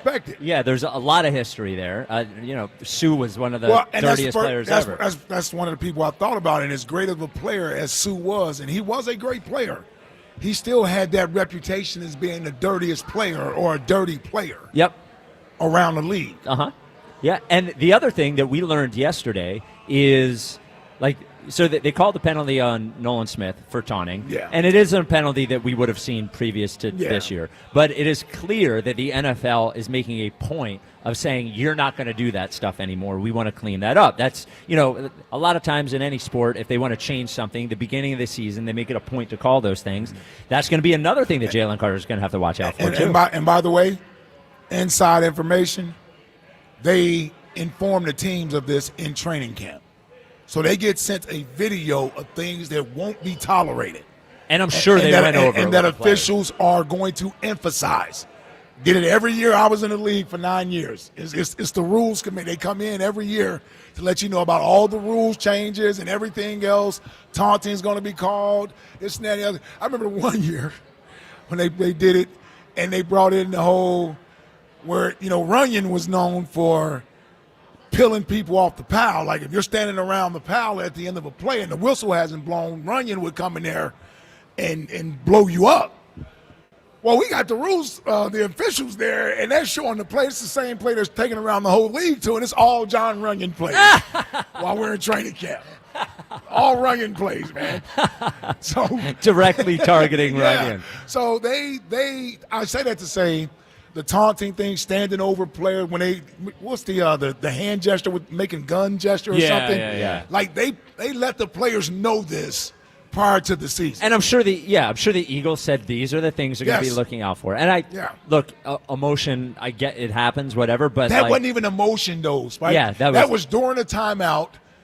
And I could see if Jalen. Oh no, I was talking about Nolan. Okay, I'm sorry. Yeah. Okay, I was going to say with Jalen, I could see if Jalen had reacted to what Dak did. He didn't even react to what Dak did. No.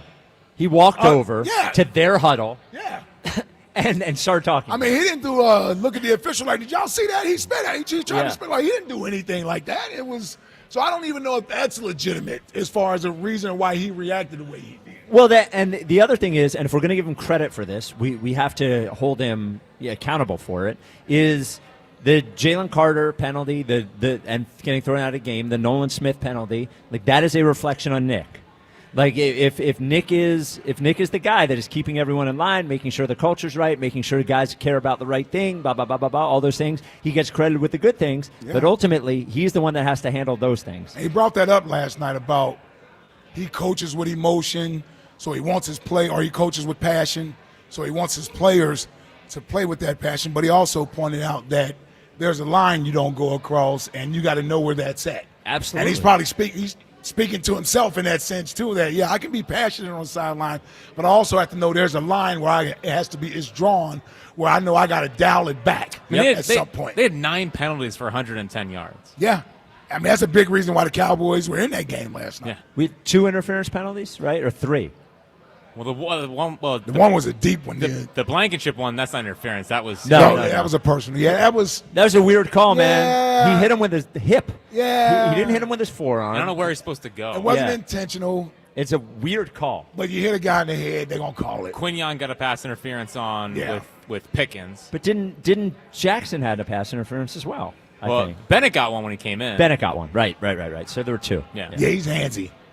Yeah. Bennett is. Yeah, he's a little handsy. He plays up on guys. Yeah. Yep. By the way, I think he likes to grab a little bit. Yeah. I think on one of the CeeDee Lamb drops, Cooper might have gotten away with grabbing him too. I think on that big drop. That drop one, that big one. It looked like Cooper grabbed him on the jersey. Yeah, Cooper was like, help! Yeah.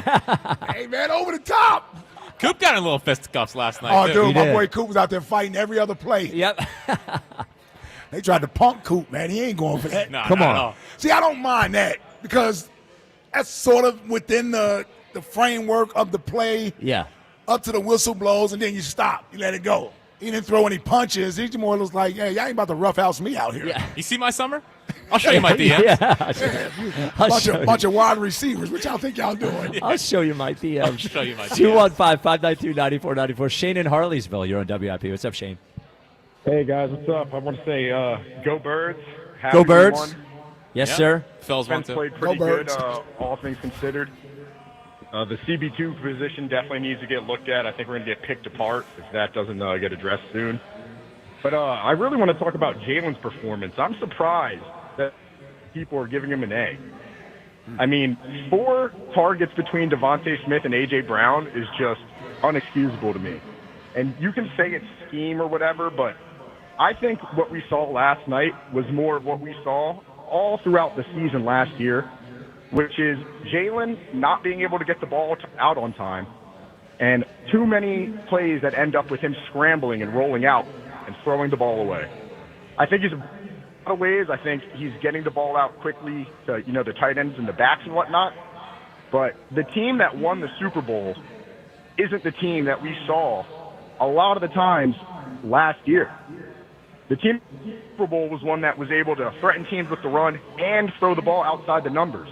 But I feel like a lot of our fan base forget that we were complaining all throughout the year, last year, about the lack of passing. And last year, last night, I don't think it was the scheme or AJ being hurt.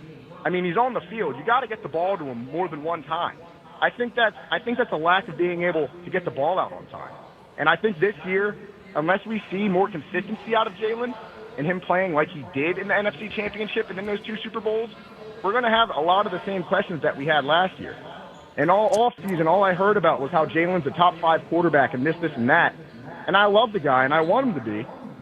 But until I see him consistently push the ball downfield, he has 2 of some of the best receivers in the league. I mean, with all these people giving him an A, I mean, he game, and he did play well. He took what they gave him. But they were playing man coverage in the first half. I mean, and they didn't have much lane integrity. I mean, he has to run there. I need to be proven more, Jalen still. I need more consistency. I know he can do it. I've seen him do it plenty of times. But I've then why do you never need to seen see him do more? it consistently. Okay. I need more consistency out of him. I get it. He's a great player, and he won us a Super Bowl. I mean, I can't argue with that. But his consistency, being a top 5 quarterback. Listen to me. Yeah, I heard that. Here's where his consistency is rooted at, in making good plays when they're there to be made, not making negative plays. His consistency isn't rooted in passes down the field, getting AJ the ball 10 times a game. And I'm not telling you you're not wrong in saying you want to see more of that, but you said you want to see consistency. I'm telling you what his consistency consists of. It's not what it's not what you want it to be. It's how it works for him, and this is what he consistently does. Right? Like this is what he consistently does. This is how he consistently plays. I can agree with that, and I can agree we are a run-first team. Our team runs through Saquon. But the performance we saw, three completions for 16 yards to Devontae, one for 8 to AJ, that's inexcusable. We have two of the best receivers. We have one of the best receivers. The thing I would say, Shane, the thing I would say is that, like, just because somebody is capable of doing something sometimes doesn't mean that they're capable of doing it all the time. And we can see that in every single sport.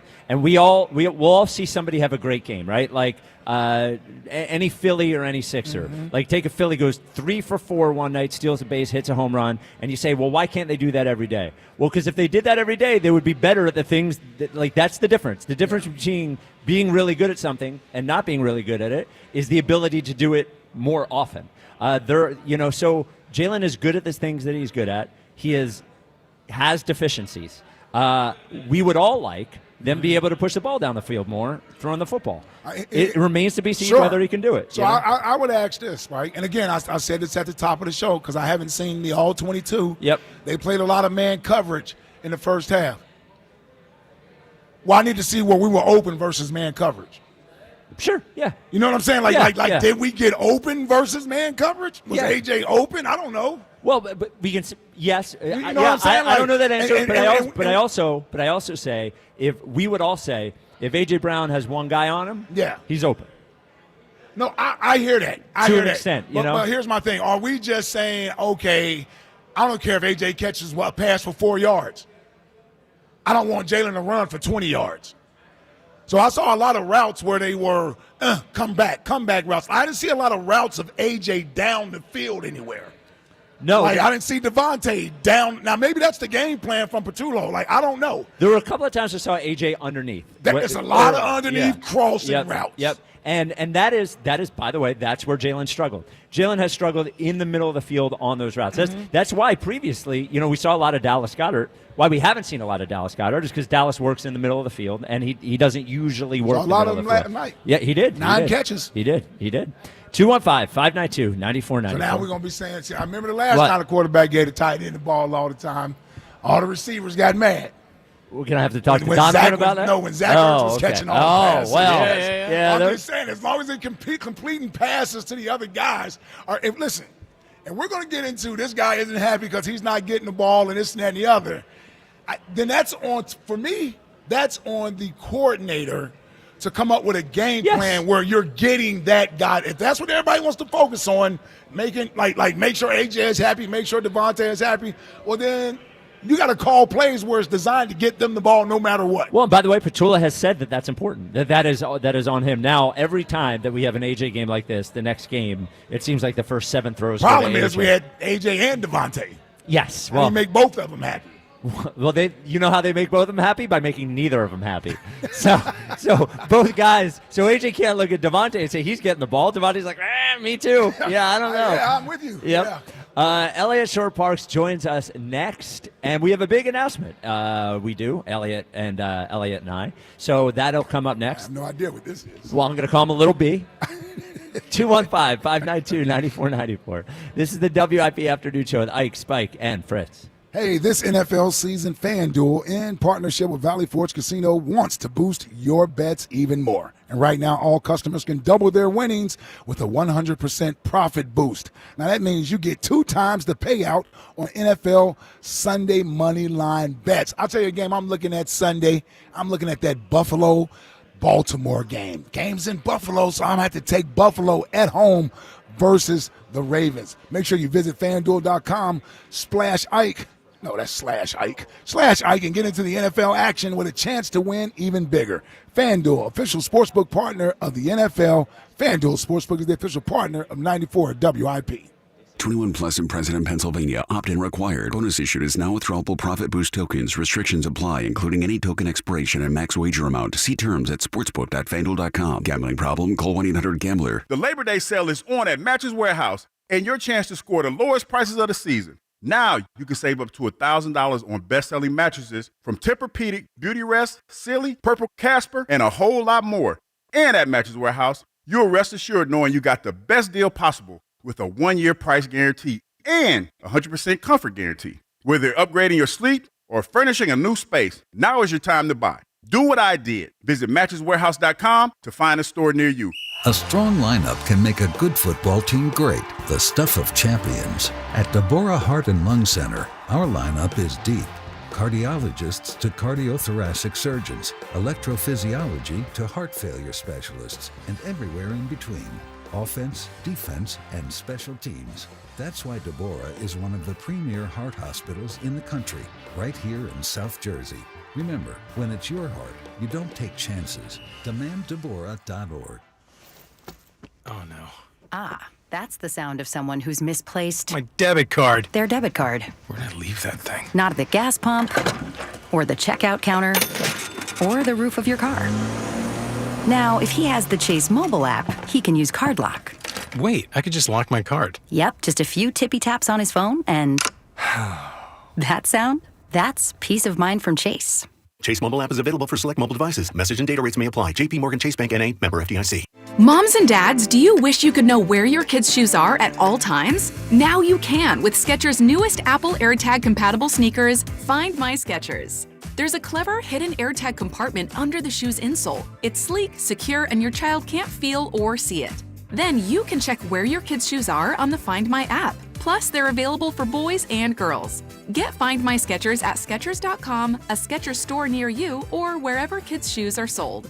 Apple AirTags sold separately.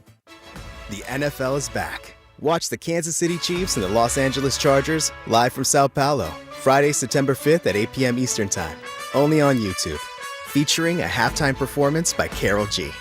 Watch it all live and totally free from the comfort of your living room, which if you turn the volume up just right, will make it feel like you're right on the 50-yard line. Tune in Friday, September 5th at 8 p.m. Eastern Time and kick off the NFL season, only on YouTube. Certain local broadcasts available. Another checkup? Why are so many people getting new puppies? Dr. Kim's veterinary office is littered with cuteness. We are booked solid for weeks, but who can say no to a puppy, right? Oh, who's your good boy? Oh, who's your? Oh, She needs to find extra vet techs to get those pups some extra love. I need Indeed. Indeed you do. When you sponsor a job on Indeed, candidates can find it easier, so you can hire easier. Redeem your $75 credit at Indeed.com/credit. Terms and conditions apply. Finding great candidates to hire can be like, well, trying to find a needle in a haystack. Sure, you can post your job to some job board, but then all you can do is hope the right person comes along, which is why you should try ZipRecruiter for free at ZipRecruiter.com/free. ZipRecruiter doesn't depend on candidates finding you. Its powerful technology identifies people with the right experience and actively invites them to apply to your job. You get qualified candidates fast. So while other companies might deliver a lot of hay, ZipRecruiter finds you what you're looking for. The needle in the haystack. 4 out of 5 employers who post a job on ZipRecruiter get a quality candidate through the site within the first day. ZipRecruiter, the smartest way to hire. And right now, you can try ZipRecruiter for free. That's right, free. Just go to this exclusive web address, ZipRecruiter.com/free. That's ZipRecruiter.com/free. ZipRecruiter.com/free. This is Andrew Bogish with an Odyssey Sports Minute sponsored by Chumba Casino, your online casino for plays, spins, and a chance to score. Must be 21 and over. Terms at ChumbaCasino.com. The focus will be on Caitlin Clark, shutting it down for the rest of the season. But don't miss the Golden State Valkyries becoming the first expansion team in WNBA history to make the playoffs in year 1. I'm Andrew Bogish. 94 WIP HD1 Philadelphia. Live from the Tasty Cake Studios. An Odyssey Sports Station. This is the afternoon show. Sports Radio 94 WIP.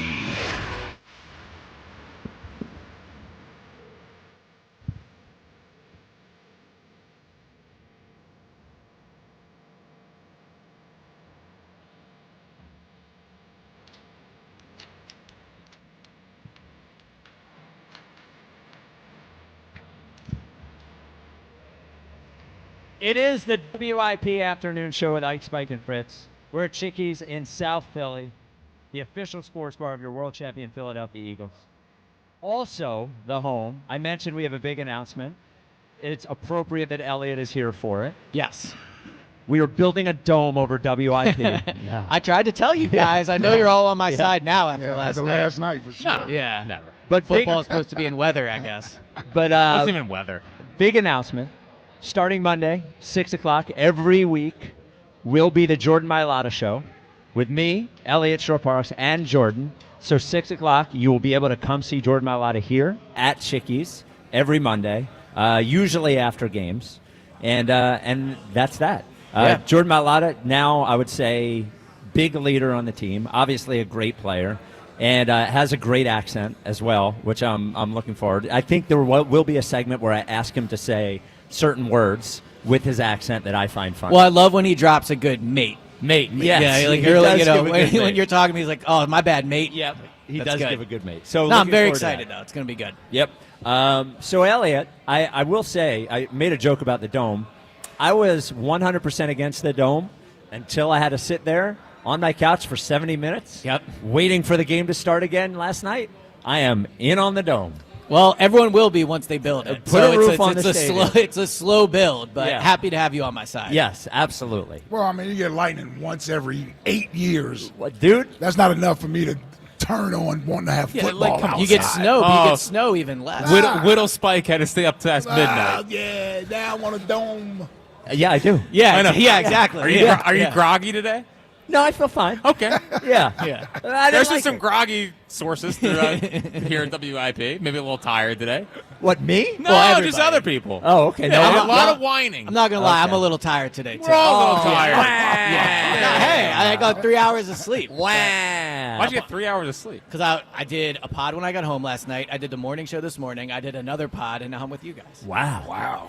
So It Elliot, doesn't stop, right? What a hard life I live. So Elliot, a lot from that game Yeah. yesterday. Why don't we start, instead of starting with Jalen, instead of Hurts, let's start with Jalen Carter. Yeah. I think not only reflects bad on him, reflects bad on the team, I think reflects bad on Nick, honestly. Do you think, I don't think the league is going to do anything to Jalen Carter. Do you think that the Eagles do anything from a, what's the word I'm looking for? From a discipline perspective with Jalen Carter? I think they will, for sure. Well, they will for sure do something. The question is whether or not that's something that we see next Sunday in Kansas City. Right. And, they've benched him before, so you could argue this is, a second offense in a way. It's obviously very different types of things, but they've had to take disciplinary action against him before. And to me, you mentioned it's a bad look for Nick. I kind of disagree with that, but where I would agree with you is when it happened, one of the first things I thought about was Nick, because, no pun intended, this is literally spitting in the face of kind of everything he preaches. Being disciplined, not losing the game because of self-inflicted mistakes, like playing with emotion, but playing within control with that emotion. And with Jaylen Carter specifically, it is someone he has had to talk to about this. Last year in New Orleans, remember, he was like kind of going out of control at the end, and that was somewhat okay. Like, it's a heated game, whatever. This is obviously different.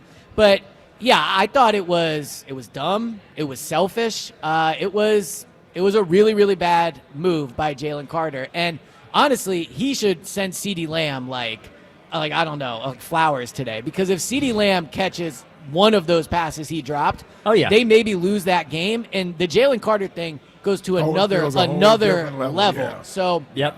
Yeah, I mean it was really, really bad. And I would seriously consider sitting him next week. Really?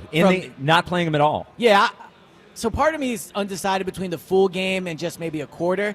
But I think this is a true chance to send a strong message to the rest of the locker room. Like, Jalen Carter is a leader on the team. He is one of the best players, obviously, one of the biggest voices. Like, he's a huge deal in that locker room. So if you don't do anything to him for this, I don't know how later in the year, if guys do something, you can seriously discipline them for that. So it's early in the year. I think in a season where controlling your emotions is going to be a big part of whether or not this team is successful, it's a really good chance to send a message. I would say this. I certainly wouldn't be outraged if he was suspended next week. I wouldn't be outraged by it. And I wouldn't be outraged if they decided he just doesn't start. They sit him for, I don't know, either a half or a series or two. You know, he did miss the entire game yesterday. I know some people question how remorseful he really was after the game. So, sorry, can I touch on that really quick? Just because as someone that's at all the Jalen Carter press conferences, I think that's just kind of how he is. Like, I didn't get a sense of he didn't care. Like, that's just kind of how he talks. So now maybe he could have intentionally shown more remorse, but I've heard today a lot, you know, he didn't.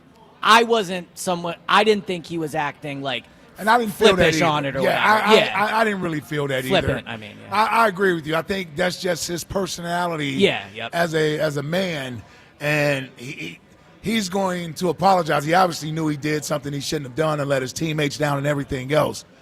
But one thing I was, I guess, happy that I didn't hear was a bunch of justifications, a bunch of excuses, and that sort of thing. So I'll give the young man credit for that. And this is where the Eagles know better than we do as it pertains to Jalen Carter and how much he's grown 100% since the last time they had to discipline him. If they are pleased with that growth and he's been showing the maturity that they asked of him last year, and this was just a blip in the radar, and he basically had a lapse in judgment, but everything else he had been doing is everything they expect of him and want from him, then I think you give him more leniency, right? He missed a game. If you want to fine him, if you want to sit him for the start of next week, I'm okay with that. I don't think this is something we need to prolong or make worse. Like, we don't need to take him all the way down to the bottom, right, to try to build him back up. No, to build him back up. That's what I've been debating. I will also say, for the talk about he's getting put on the skewer like he should today. Yes. Yep. Today he's paying for his penance last night. I do give him credit for speaking last night. It would have been very easy to not be in the locker room, to save it till next Wednesday, and that would have prolonged the story to your point. And that would have made it worse, yeah. What I can't decide is, because I thought, you know, the way you put it, like push him all the way down, I just wonder how much a fine really gets to him, and how much, I hate to use this word, but like how much you got to embarrass him a little bit to like make him truly feel the consequences of his actions. And I know he didn't play last night, but sitting against the Chiefs in the Super Bowl rematch, in the, you know, game of the week, that is a real, like, hey, Jalen, like, everyone sees why you're not out there because of what you did. I think that's something you remember more than, I don't know, whatever the number would be. He's about to get life-changing money. I agree. The fine. I'm just saying, but the fine would show that they did something. But I agree. Yeah. I agree. Taking him out of his habitat where he wants to be, out there on the field with his teammates, would certainly hit home more. But he didn't escape last night without. Agreed. Those, you know what I mean? Like, he didn't escape last night without being national spotlight, put on the grill. Yeah. Everybody's talking about it and everything else, and he's going to get that for the next few days. All I'm saying is that I wouldn't be outraged if some punishment is levied against him. Sure. You know, to some degree. But at the same time, he did miss the entire game last night. Yep. And the only other thing on it, and then we'll move to other stuff, is I just looking forward. You're saying that this guy is the key to everything we do, right? Like, we're not going to pay edges because we put Jalen Carter in there, and if we do that, then the edge is going to be good because Jalen Carter's in there. We're not going to, like everything is based on him. And it just, in the same way that I may be unsure of Jalen Hurts from a talent standpoint on certain things, but I am not unsure of him in that I don't think he's going to embarrass the team. I think he's going to show up every time. I think he's going to do what they ask of him to do. And that is why he is going to be a centerpiece of the offense. If it just makes me nervous at this point, and I know they don't have to make the decision now, looking ahead and saying, we're going to pay him so much money is going to prevent us from paying other players because he's so important. He doesn't have to be perfect, but this is now 2 years in a row where we're talking about suspending Jalen Carter because of how he acts. So it's just like it's part of the calculus. But once you made that decision, and the Eagles made the decision to draft Jalen Carter, other teams passed on him for character issues or what have you. They didn't want to deal with it. The Eagles made that decision to do it. So they made that commitment to him as a player. Now they have to nurture and continue to foster that player And they got to do what's best now, but they got to do it with the intention in mind of making him the best person that he can be for them, because they know he's a great player already.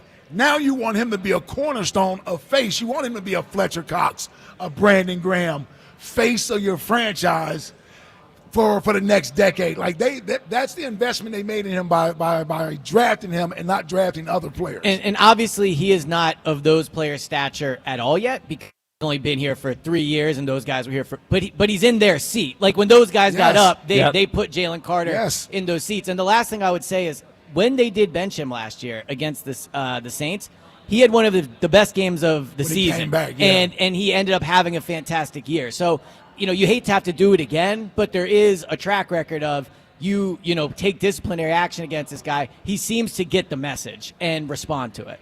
Yeah, everybody's motivated differently. Sometimes it's by playing time, sometimes it's by money, sometimes it's positive, like reinforcement. And he, at least last year, I think, reacted to that, knew it was serious when they sat him.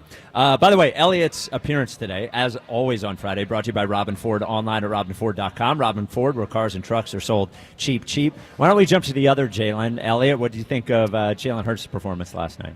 I gave him a B+. I thought in the first half he was really, really good. I think he's the reason they won the game. He took care of the ball. So passing-wise, I thought he looked a lot like he did in training camp. The difference is, in a real live game, those running plays where he was running in training camp are more impactful in a game, right? Like when a quarterback runs in training camp, the play's basically dead. Last night, he made a lot of big plays with his legs. The touchdown he had from about 8 yards out, I think, is the poster for what a running quarterback can do to you, because the Cowboys played that play perfectly. Like, nobody was open. They played good defense, but because he can move, they give up a touchdown on a play where they all did their job. So I thought he was very, very good. The only reason I wouldn't go to a full A is because I did not think the passing game was good last night. He had 30 yards passing before that long Dotson throw to end the first half. I rewatched the game today. In my opinion, I do not think guys were open and he was missing them. Like last year, I thought that was an issue. There were plays where it happened for sure. Like there were probably 3 or 4 plays with AJ, but for the most part, I didn't think guys were open. But the what I would say on top of that is, if all offseason and last year I'm going to give him credit for pre-snap adjustments and getting the offense in the right place, I can't just blame Patullo today because it wasn't good. So I think he holds some responsibility for the passing attack not being in rhythm last night. That's very grown up of you, Elliot. Thank you. I would have made that point if you didn't make it. Yeah, you can't give him credit for something that guy can play. Well, it's been a few days since I saw the documentary, so I'm cooled down a little getting bit. further and yeah, further exactly. away. Yeah. Yes. Now, there are questions about AJ's health at this point, because we can say open, not open, whatever. He's still AJ Brown, and there has to be an opportunity, 5 opportunities to throw him the ball. Well, that's the question. When you were watching it, it's hard on TV to watch wide receivers when they're not getting thrown the ball because you don't see what's happening. What did you see from AJ? Did you see anything outside the norm? And when he was practicing at the end, did he look normal? So we don't get to watch them practice in any real capacity at this point. We see him during individuals. I've seen AJ run prior to practice since this injury a few times, and to me, he looks fully healthy when he's out there running. Watching last night, I thought it was interesting how they used him early. It's always tough to tell a little bit what the first read is, but if you look where Jalen's looking initially, it's a pretty good indication. And early on, AJ was not the first read on a lot of these throws. And last night, Nick said, when asked about this, like, you had to get through the progressions to get to AJ. I'm paraphrasing here. So I do wonder. They sent him deep a lot last night. There was not a ton of short crossing stuff until later in the game, where I thought they were trying to get him the ball. I wonder if he's not 100%, but he's playing, and he was a little bit of a decoy early on, and that's why they were sending him deep. But in the second half, he got open. Like, he did. Actually, the plays to AJ last night where he was open did remind me of last year, where Jalen's holding on to it too long. Like, you got to throw it quicker. AJ's doing a quick crossing route. He is open if you get rid of it, but if you hold it even a second, that linebacker is right there, and it becomes a dangerous throw. So I definitely think it's fair to have a discussion about AJ's health, But I thought as the game went on, he did start to get open, and Jalen didn't get it to him. Yeah, that was the if you want to find an offensive problem for last night, is that the second half started feeling like last year. When it I thought the first half looked like it too, though. Honestly, like he was great running the ball, but the passing game did not look good to start the game. I thought the first drive it looked, at least it looked like in rhythm. They had a rhythm last night. I guess, but he had 30 yards with a minute to go in the first half before that Dotson throw. So you make a good point. You know, I mean, that's not a lot, and it was on 7 attempts. So they weren't throwing it a ton. He didn't have a ton of yards. He really did. You know, for everyone that wants to see him carry the offense, like that's what he did in the first half. He improvised, and that's the catch-22 of a great running play. Is it's awesome he can do it, and it's awesome he did it, but it's often the result of the play not working. Like whether it's like a protection breakdown or he misses his first read, so the timing's off. So it masks a little bit. I thought last night that the offense was not in rhythm by the fact he was able to save them. I don't know if the game plan was good last night. Just didn't seem. I saw some good plays, but to me, when you got players like Devontae Smith and A.J. Brown, like the idea of it didn't get to him in the progression. What? Like, what is that? I agree. Like, what is that? He should be the number one read. Like, what are we talking about? He should be the first read in the progression. Well, and as you think, Justin Jefferson I didn't get the ball. I didn't get to Justin Jefferson through my progressions. I was over here looking at Jordan Addison and throwing it to Jalen Naylor over there. Yeah. James Harden couldn't get the ball, to Embiid. Ball didn't find me. And that's the only reason why I'm saying I got to look at Patullo and say, as the coach, you got plays in there that's specifically to get, or you should, to get those caliber of players the ball.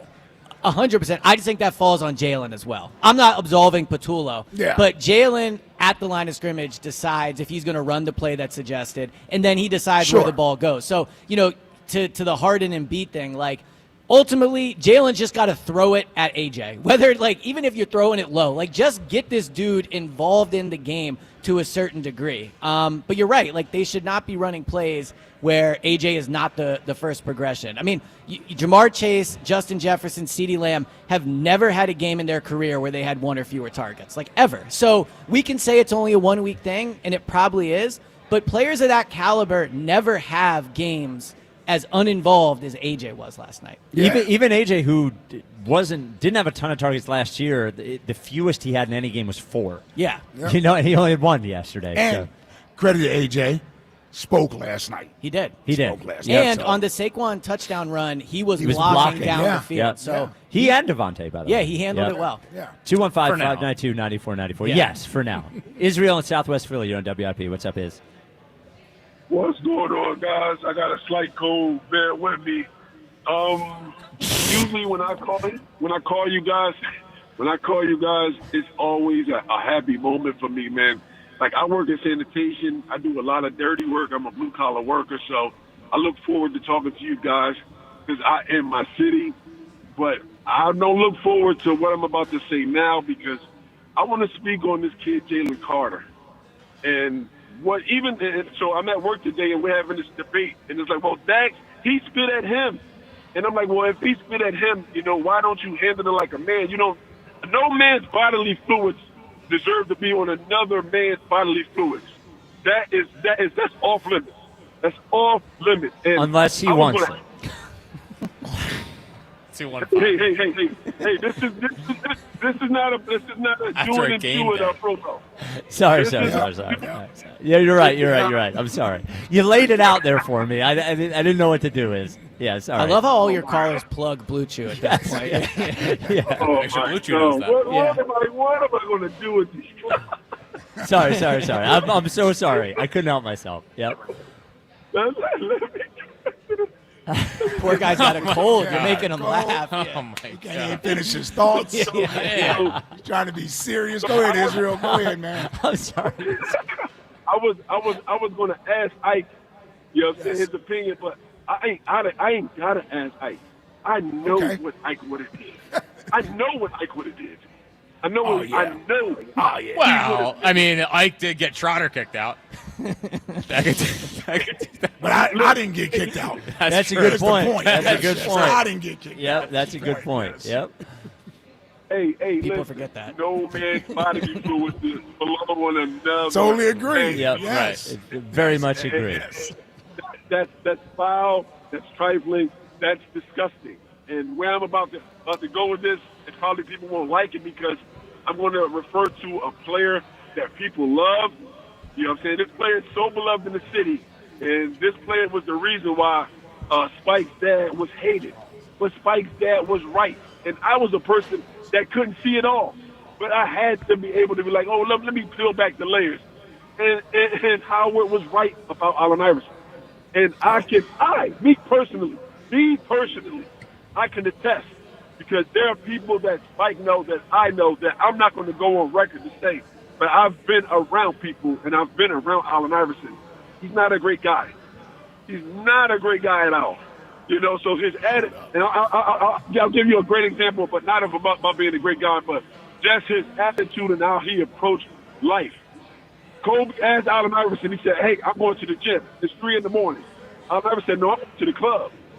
You know what I'm saying? So this is the kid that we're dealing with, because me personally, I don't think this kid he's serious about football. I don't really think this kid is serious about football. And if we go back to a call, I don't know if I was speaking to Ike when Mark was there, but I want to clear. I didn't want Jalen. It wasn't because of his talent, because he has all the talent in the world. That's why I refer to him as Allen Iverson. But he's not serious about football to me. He's not, like, if me and him could switch places, because I go on YouTube and I study film. I love this game. This city of Philadelphia is a people's town. We love football. This is not a Sixers town. This is not a Flyers town.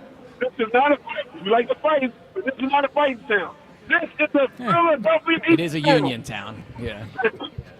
It's an Eagles town. We love this team. So we would love to be these players. We go to jail and throw snowballs at Santa for these players. We represent these players, and this is a bad representation of us. As a city, as a football town, from Jeffrey Lurie to Howie Roseman, down to Ike, down to everybody who loves this team. You don't fit on another man's head.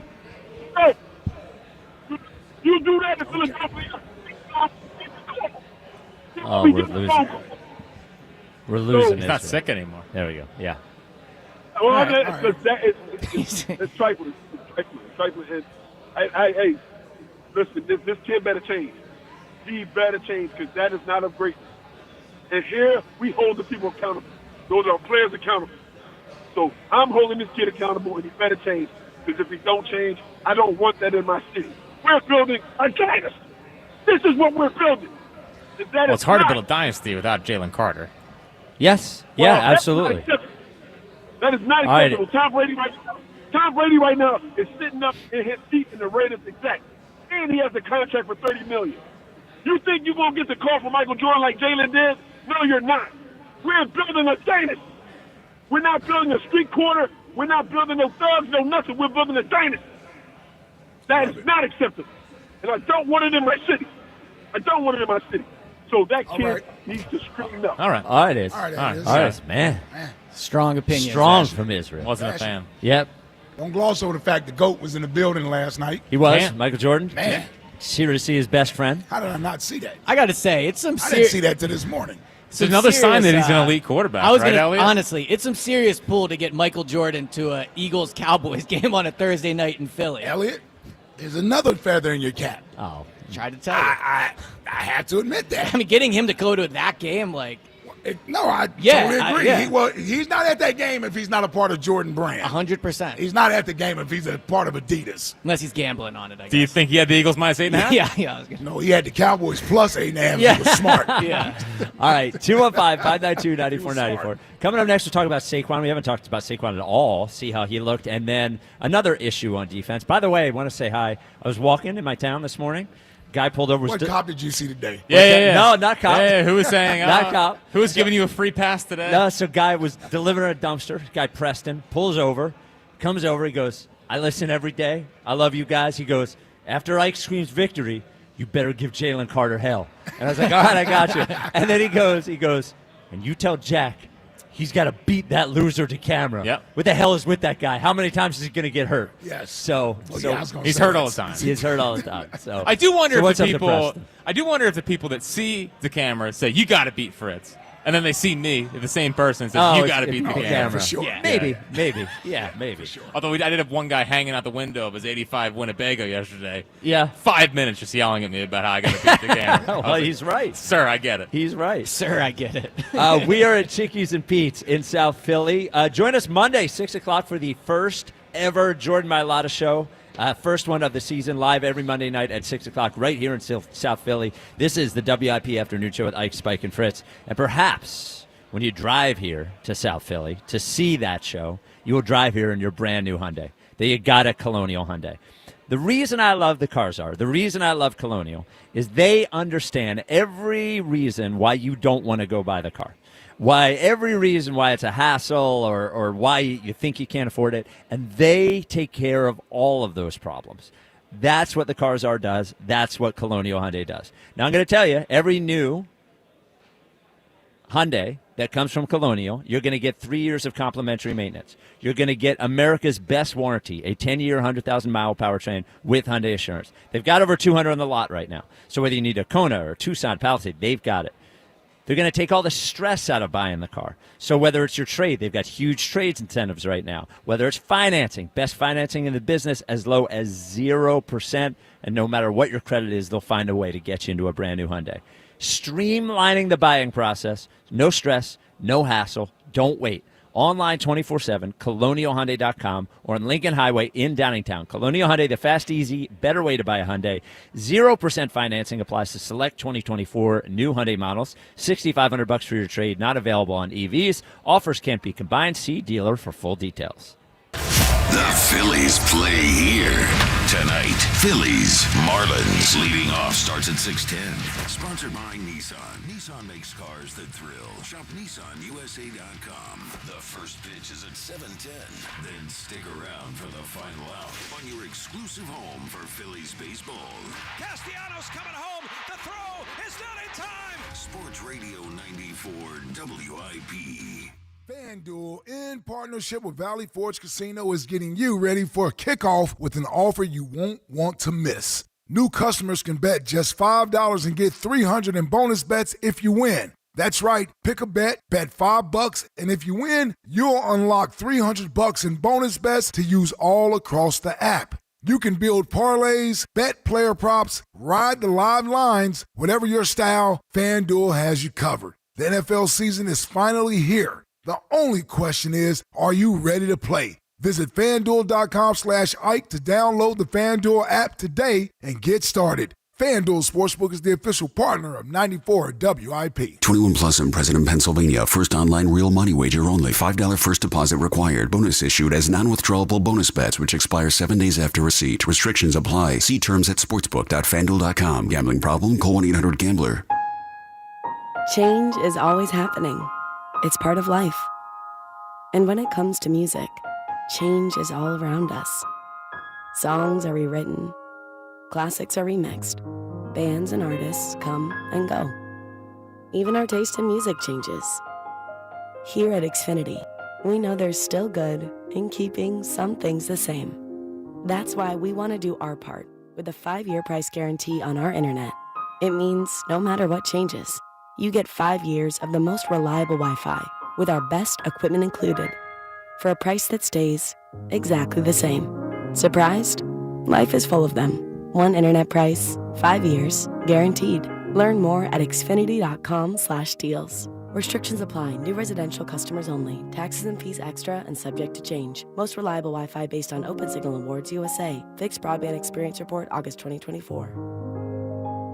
Hey, it's Joe DeCamera. Let's be honest. Shopping for an engagement ring can feel like a lot, like shopping for a used car. You walk in, you don't know who to trust, or if you're getting the real deal or a sales pitch. That's why people turn to Family and Company Jewelers. They're changing the game with full transparency. No pressure, no commissions, and now every piece of jewelry has the price right there on display. No surprises, no haggling. Just real value from our friends at Family and Company Jewelers, doing things right. Family and Company Jewelers on Route 70, Marlton, New Jersey. When you need to know. Depend on KYW News Radio 103.9 FM. It's Victory Friday for the Birds after last night's win over the rival Cowboys. Bicyclists who ride from the Art Museum to City Hall tonight calling for protected bike lanes on every street in Philly. As SEPTA riders look forward to service being restored, transportation advocates continuing to push for a long-term funding plan. Get the latest anytime on KYW News Radio. Now on Crystal Clear 103.9 FM. You've never needed us more. What's up, everybody? Nick Costos here with the Sports Betting Minute, brought to you by BetMGM. Make it legendary. Please gamble responsibly. Coming up Sunday, Week 1 in pro football, Seattle, a 2.5-point home underdog against San Francisco. Total in the game, 43.5 or 43. And a lot of hype this season for San Francisco following a down year last year. And maybe San Francisco realizes that hype over the course of the season. I don't like San Fran in Week 1. I like Seattle plus the points. I think Seattle's going to win the game. Seattle could have the best defense in the league this season. We get Seattle as a home underdog in Week 1. Give me Seattle plus 2.5. That's it for this Sports Betting Minute, brought to you by BetMGM. Download the BetMGM app today, and please gamble responsibly. BetMGM and GameSense remind you to play responsibly. See BetMGM.com for terms. 21 plus only. Pennsylvania only. If you or someone you know has a gambling problem, help is available. Call 1-800-GAMBLER. You know that Big Bargain detergent jug is 80% water, right? It doesn't clean as well. 80% water? I thought I was getting a better deal because it's so big. If you want a better clean, Tide Pods are only 12% water. The rest is pure, concentrated cleaning ingredients. Oh, let me make an announcement. Attention shoppers, if you want a real deal, try Tide Pods. Stop paying for watered-down detergents. Pay for clean. If it's gotta be clean, it's gotta be Tide Pods. Water content based on the leading bargain liquid detergent. Having insurance isn't the same as having State Farm. It's like needing a best man speech, but getting one from some random plus one.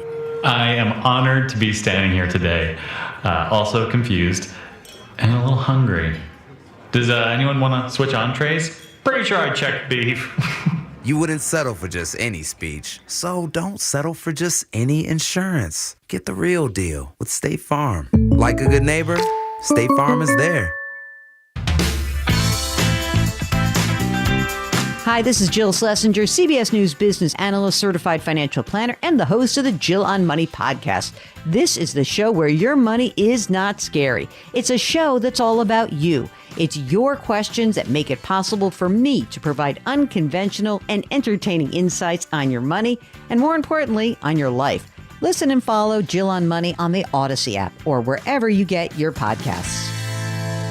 Stream the screams. Catch Phillies baseball with the Odyssey app on 94 WIP.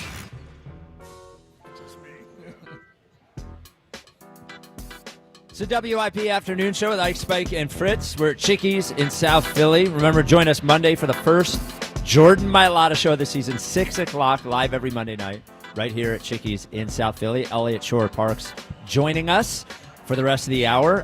Don McNabb joins us at 4 o'clock to talk about last night's game. The Twitter question brought to you by Mark's Jewelers. Experience the Mark's difference with showrooms in Montgomeryville and Mount Laurel. Online at marks-jewelers.com. Who should start at CB2 next week? This is not a surprise. Adoree Jackson or Jacorian Bennett. You could have put Adoree Jackson or me, and I think I probably would have won the poll. Jacorian Bennett, 91.7%. Jacorian Bennett has the backup quarterback vibe right now for the Philadelphia Eagles. Can you also read the other Twitter poll question? Oh, okay. Do you believe Kevin Patullo has to do a better job of scheming A.J. Brown and Devontae Smith? This is 2023 written all over it. Yeah. 89.1%. Say yes. Yeah. Yeah, there Wow. it is. There it is. Every other offensive coordinator in football is able to scheme their number one wide receiver open, but us. Yeah. So, Can I take an unpopular opinion, something real quick? You would never. Yeah. Right. Yeah. So look, Adoree Jackson did not play well last night. Full stop, right? But I think it's a little hypocritical that for other players that didn't have good games, or for the team in general, it's just week one, they didn't play in the preseason, they're rusty. But with Adoree, it's like he can what? Like whom? Who what? Like who else would you fit? No, in that I'm just category? saying when other players, like the team did not play well last night. It was not a great performance, but I think there's a lot of it's only one game, it's the first game, you're not going to play your best out the gate. I think Adoree deserves a little bit more grace than he's getting. He's covering CeeDee Lamb, who's a top 3 receiver in the NFL. It's the first game of the season. Like, I'm not, like, pounding the table he should start next week, but I think he's getting a little too much criticism when the whole team didn't really play that well. Well, but it's not like Adoree Jackson was. Jahad Campbell played well. He did. No, Jahad was great. Zach Jordan Bonner Davis was good. played well. Yeah. Zach Well, I'm Bonner. saying the whole team did not give their best performance. For sure, but Yeah. Adoree Jackson wasn't good before he got here. That's Fair. the issue. Fair. You know what I mean? Like he couldn't even. He was part of a bad secondary with the Giants and didn't even. I think he started 5 games or something. I think the concerning thing with Bennett, now he is new to the team, so he has not had a lot of time, but I mean, they see these guys in practice in the meeting room, and they feel more confident in Adoree right now, at least. We'll see if that's the case next week. Do you think it's just they don't think he knows the defense yet? That's all it is. Yeah. Yeah. I mean, they traded for him. Yeah. So they clearly like his physical traits. Well, he's definitely bigger than Adoree. Like they traded for him. So to me, it's more or less about understanding the defense and knowing what he's supposed to be doing. Listen, I don't need to pile on Adoree Jackson. I've said this. We wouldn't be in this situation had the corner, somebody stepped up and grabbed the cornerback situation. 100%. So Adoree, to this point, has been the best available, and that's who they're going with. But Elliot, whether he's going against CeeDee Lamb this week, Xavier Worthy next week, whomever it is, if he's on the wrong end of the receiver catching the ball against him multiple times during the game, it's hard to hide that. No, he was. They're going to pick on him. Yes. He was very bad last night. I 100% acknowledge. I wouldn't even say it was very bad. It seemed like he didn't make any plays. He on was the the ball. weak link. Yeah. He was the weak link on the defense, I thought, last night. And this is why I think they really need to consider going and trading something of substance for. I mean, they can give Ja'Cory Bennett a shot. I think he has upside. I think he has better physical traits. But he's also unproven. He also, has been with the team. I agree he needs to learn the defense, but he's also, not out there. Yep. They screwed up in the offseason. They screwed up on corner and they screwed up on edge. Yeah. They did. They screwed up on both of them. We haven't even talked about the edge. Should have just paid Isaiah Rodgers. $4 million. Yeah, just $4 million. I get you set your price and walking away, but it's such a small amount of money. The difference between what you would have paid him and what he got. Yeah. They went. For the brief time we talked to Mike Mayock yesterday, he said, the money thing was eventually going to become an issue. I thought they navigated it the best way they could, and blah blah. I just disagree. I don't think you have to go into a season. Now, every team isn't perfect, and people have weak links everywhere, but you don't have to go into a season where your starting cornerback is Adoree Jackson or Kelee Ringo. You don't have to go into a season where Josh Uche, Azeez Ojulari. By the way, Azeez Ojulari wasn't even active for last night. He might be the most expensive Week 1 scratch this team has had. What's it, $5 million? Is that what he got paid? Because Devin White was hurt last year. Is priced off the most expensive Super Bowl scratch? Yeah, he was. So you're going from the most expensive Super Bowl scratch to, a $4 million player that's a healthy scratch in Week 1 is pretty rare. So I think they need to decide on defense. What we've been through this a million times is last year that they were a team that was really good in coverage that made up for the fact that they didn't get to the quarterback all that often, right? Gave him time. Or you can be the other way, where you're getting to the quarterback all the time and maybe you're not as good in coverage, but they don't have to cover as long. We don't have either of those things right now. Yeah. So they're going to have to decide when they make a trade, are we going to go get an edge guy? And it might just be who's available. Are we going to go get an edge guy who can contribute? Or are we going to go get a cornerback who can help us? Because the way that it is now, I know the Cowboys only scored 20 points last night. The Cowboys moved up and down the field real easy. Stopped in that first half. Guys were wide open. Yeah. Now, I did think Josh Uche had a good game. I thought Nolan Smith had a good game outside of the personal fouls. I thought it was interesting late in the game in big passing situations. Josh Uche was on the field over Jalix Hunt. It's something we saw a little bit at the end of camp, but I thought that was just a rotational thing. So I actually feel, decent, or at least last night didn't hurt my opinion of the edges. It's more now you only got 3 guys. It's pretty clear. You don't have a 4th or a 5th guy. They hit Dak Prescott one time.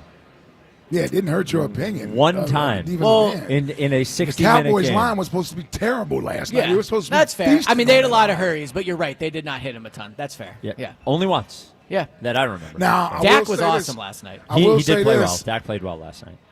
coverage and pass rush is supposed to mirror each other. So in other words, you need the secondary to hold up for the pass rush to get there. You also need the pass rush to get there so that the secondary doesn't have to cover all night. Sure, yeah. Covering these wide receivers. Yeah, 100%. I mean, I thought last night, and I think the defense will. That first half didn't look like it looked terrible. I didn't think we stopped the Cowboys at all in the first half. And let's be real, at the end of the game, it looked a lot like the defense at the end of the game last year is in tight situation. Oh, yeah. The Falcons went up and down the field at the end. The Panthers did it. Well, Washington CD catches did it. if Miles Sanders doesn't fumble. Yeah. We let them get back in field goal range right before the half. Yep. They got the ball with 34 seconds on the clock and went down the field with no problem. I do think a positive, though, was the linebackers were pretty unbelievable. Linebackers are awesome. The strength of the defense. You might have been right Who'd about have him thought? as a stand-up linebacker. Oh, He looks pretty. Now, again, I still think he will take snaps at edge, and he did kind of do it last night.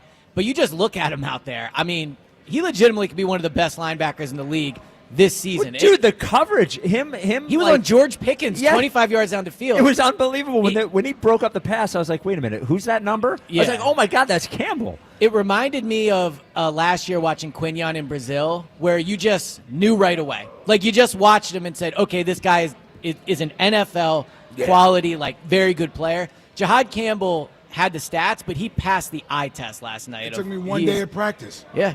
That's why you played the position. One day of practice. One day I came out there, I'm like, yeah, this dude looks different than everybody else on the defense, and he's a rookie. I'm sorry. I'm so distracted. Herb by distracted us. Herb's. What I said. Thank you, Herb. Thank you, Herb. Thank Good you. job. Thank you, Herb. Yeah. Thank you, Herb. Thank you, brother. Herb All right. got a fresh cut. Yeah, well, And a Herb's nice shirt. Nice Yeah, shirt. he knows his game day. Yeah. Herb's always got fresh. Hell cut, yeah, man. Herb. Yeah. I heard you and Hugh had an issue. I heard about you and Hugh Douglas. Yeah, I didn't know this till yesterday. You got a little feisty yesterday with Hugh. You and Hugh Douglas?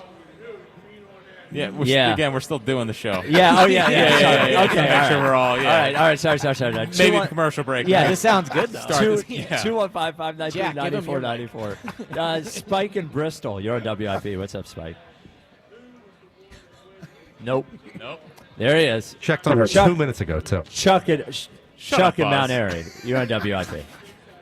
Hey, what's up, fellas? Hey, listen. What's up, Chuck? Chuck? Let me say this. Yesterday, I'm used to the ugliness now. With Dick Serriani and Jalen Hurts, people need to realize these guys don't care about nothing but winning. My question is, how long will A.J. Brown be able to tolerate this? Not being targeted all game. I think he's doing a fantastic job, even dating back to last year, of just holding in. But it's only but so much. I mean, this guy, everybody else getting all the credit around you, and you're not even a part of the offense. I just want to know how long is it going to take for him to be able to hold this in. Chuck, I was looking for that book last night. I was waiting for it on the sideline. I was waiting for it. I'm telling you, man, that book has really entered his soul, because I tell you, I mean, the old AJ, this guy, he's doing what he can. He's still being a teammate, showing up. But when you see people around you, you're still human, getting all the credit. Saquon Barkley, Jalen Hurts, and all the Jordan endorsements, third, and you taking the back seat. I just don't. I mean, I agree with you, Chuck, and the truth is, too, and I know we can all say as long as they win, he should be happy. No. Like, that messes with his money. It messes with his Hall of Fame chances. All these things, like his legacy, it is absolutely fair. And I think sometimes maybe he's exhibited in the wrong way, AJ, sometimes, but it's absolutely fair to worry about your own production if you feel like you're a great player and you're not being optimized the way that 100%. You should. Yes, and I think he had the one or two comments last year, but by and large, for a guy who ended up, he bit his tongue a lot. Yeah, 40th in the league in targets. Who Pro Football Focus is the best receiver in the NFL. So I don't know how long this lasts. I can tell you, if I were the Eagles, I would not only get him one target next week. Well, that's a tough thing, too, because the Chiefs' defense knows this. Spagnuolo's going into it being, well, we know they're going to try to get A.J. the ball. So it does put the offense in a bit of a tough spot next week if you're trying to force feed him just to force feed him. Yeah, let me say this, George, real quick, too, right, about Jalen Carter, right? Listen, the same people that's calling up here that's going to smash Jalen Carter for his despicable act that he did yesterday should be the same people that look themselves in the mirror for the disrespect that they showed on that anthem, that stand up and lift every voice anthem. You guys should be ashamed of yourself that was in that stadium yesterday. And that's all I got to say about that. We all got respect and love for each other, but when it comes to certain things, when you're ignorant and rude and don't know something, you completely wipe it out. And I just thought it was just despicable on the city and the representation of Eagles to do that on a national anthem that you don't consider yours. That's all I got to say about that. Just look yourself in the mirror, too. Well said, Chuck. All right, Chuck. Now, again, I'm in the press box, so I didn't actually hear it. I don't even think we were up from the pregame show at that point. That was the Black National Anthem. Because that was saying, before 8 o'clock. Lift every voice, yes. And I saw on Twitter, I guess there was some booing in the stadium. Oh, I didn't hear that. Yeah. It was a weird, honestly, on TV. It was a weird production. The mix was weird. They had the crowd way too loud, so it almost sounded like a performance in a cover performance in a bar where everybody's talking. That's what it was, a weird mix on television. You know who they needed there? Nope. They needed you there. Why? Oh, to shut everyone up? Well, you would have fixed the production. Yeah, well, you would have been remote spike. Yes. Yelling at everyone. I would have yelled at somebody to turn the mics down. I did not hear the booing, though. I didn't hear that on TV. No. Saquon, his numbers were not great at the end of the game. He had 16 carries for 60 yards, whatever it was. But I will say this. He looked like he had the same pop he had last year, at least physically. He looked like the same Saquon to me that he saw last year. He didn't break one, but I thought physically he looked good. Yeah, I mean, he averaged 3.3 yards per carry, which is the second lowest he's had in an Eagles uniform, dating back to last year, obviously. So production-wise, it wasn't great. But I agree, even rewatching today, every yard he got, it was self-created by him. An underrated story it might be, I thought the Cowboys' defensive line more than held their own against this Eagles offensive line. We did not dominate their line like I in thought the we run would. and in the pass rush. So, there was not a ton of lanes. He had some of the more impressive 4-yard runs you'll ever see, like stiff-arming that guy, spinning out of it. So, but yeah, they were not able to run the ball last night effectively. Yeah, which is surprising for the Philadelphia Eagles, to be honest with you. And against the Cowboys, who had one of the worst run defenses in the league. Maybe that trade was the right move. In particular, between the tackles. Yep. So running in that inside, where last year, whether it was Landon to the left with Jordan Mailata or it was Mackay to the right with Lane, they usually were pushing people around. And Cam, wherever the tandem block was designed to go, they didn't have any problems running inside last year whenever they needed to. I thought last night we couldn't move the ball inside. Way too many times where I saw penetration from the defensive line, in the backfield, and Saquon was hit before he could even get going.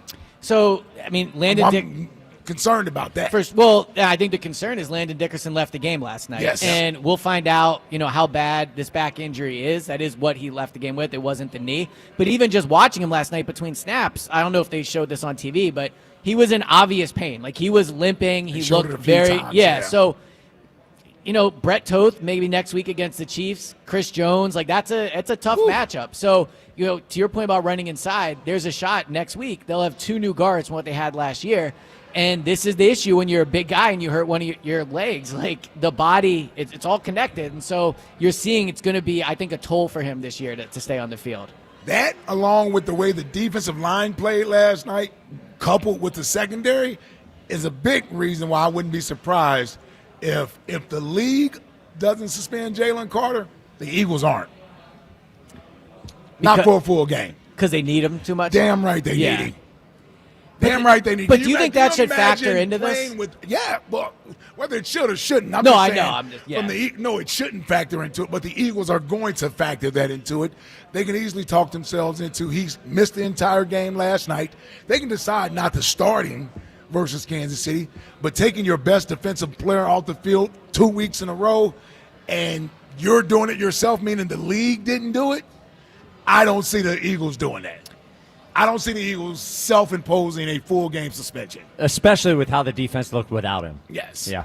I thought Corey from Columbus actually made a good point earlier when he said he probably lost himself Defensive Player of the Year last night. He did. And that is quite a punishment for him. For someone that had a chance to win it, to someone that was in that discussion, I do think that's a very real thing. Like in that national game to get kicked out, spitting is something everyone will remember. Like that will cost him votes, no matter how good he is the rest of the year. Speaking of next week, everybody want to guess what the line is? Eagles, I'm surprised Chiefs. it's out yet. Just it is saw out. Yeah. Okay. So Jack already knows. You already know the line. Well, I expected Kansas City to be favored already. I did. Right? Well, they didn't play yet. So. Oh, no, I'm saying, but they do spreads prior to the season starting. I think the Chiefs were already like a 2-point favorite. Do you think it went up? I'll say the Chiefs are still favored. 2.5. So I was going to go Elliot? 1.5. It is 1.5. Oh, okay. Chiefs are look 1.5. at Oh, wow. Look at that. You never even placed the bet. Yeah, 215-592. Not like you, I can tell you that much. Which is a good thing. Yeah. Spike and More donations to FanDuel last night. Spike in Bristol, you're on WIP. Hi, Spike. Oh, hi, Spike and Fritz. It's me, Spike. So, Hi, Spike. Guess what I'm doing right now? I just was watching a rebroadcast of last night's game. Okay. And I saw Jalen Hurts score one of his touchdowns, and I saw Saquon Barkley dipping and diving and moving, and thank you, God, for Saquon Barkley. So this is what I think as a mother as far as the spitting. I think that the only person who, in Jaylen Carter's life right now, who's going to make him understand that it was low class, just low class, and you got to have a little more class even when the other people are not.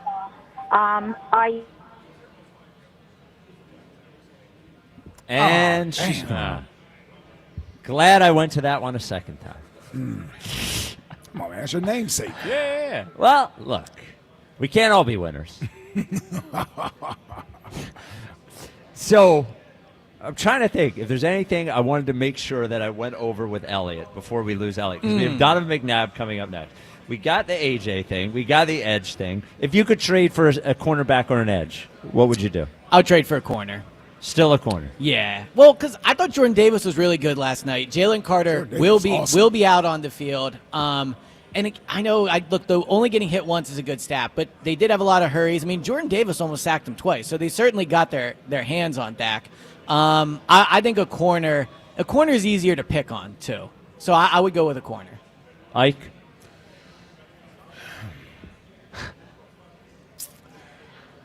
Well, when you think about the caliber of player you would get right now, you'd probably get a better corner than you would a pass rusher.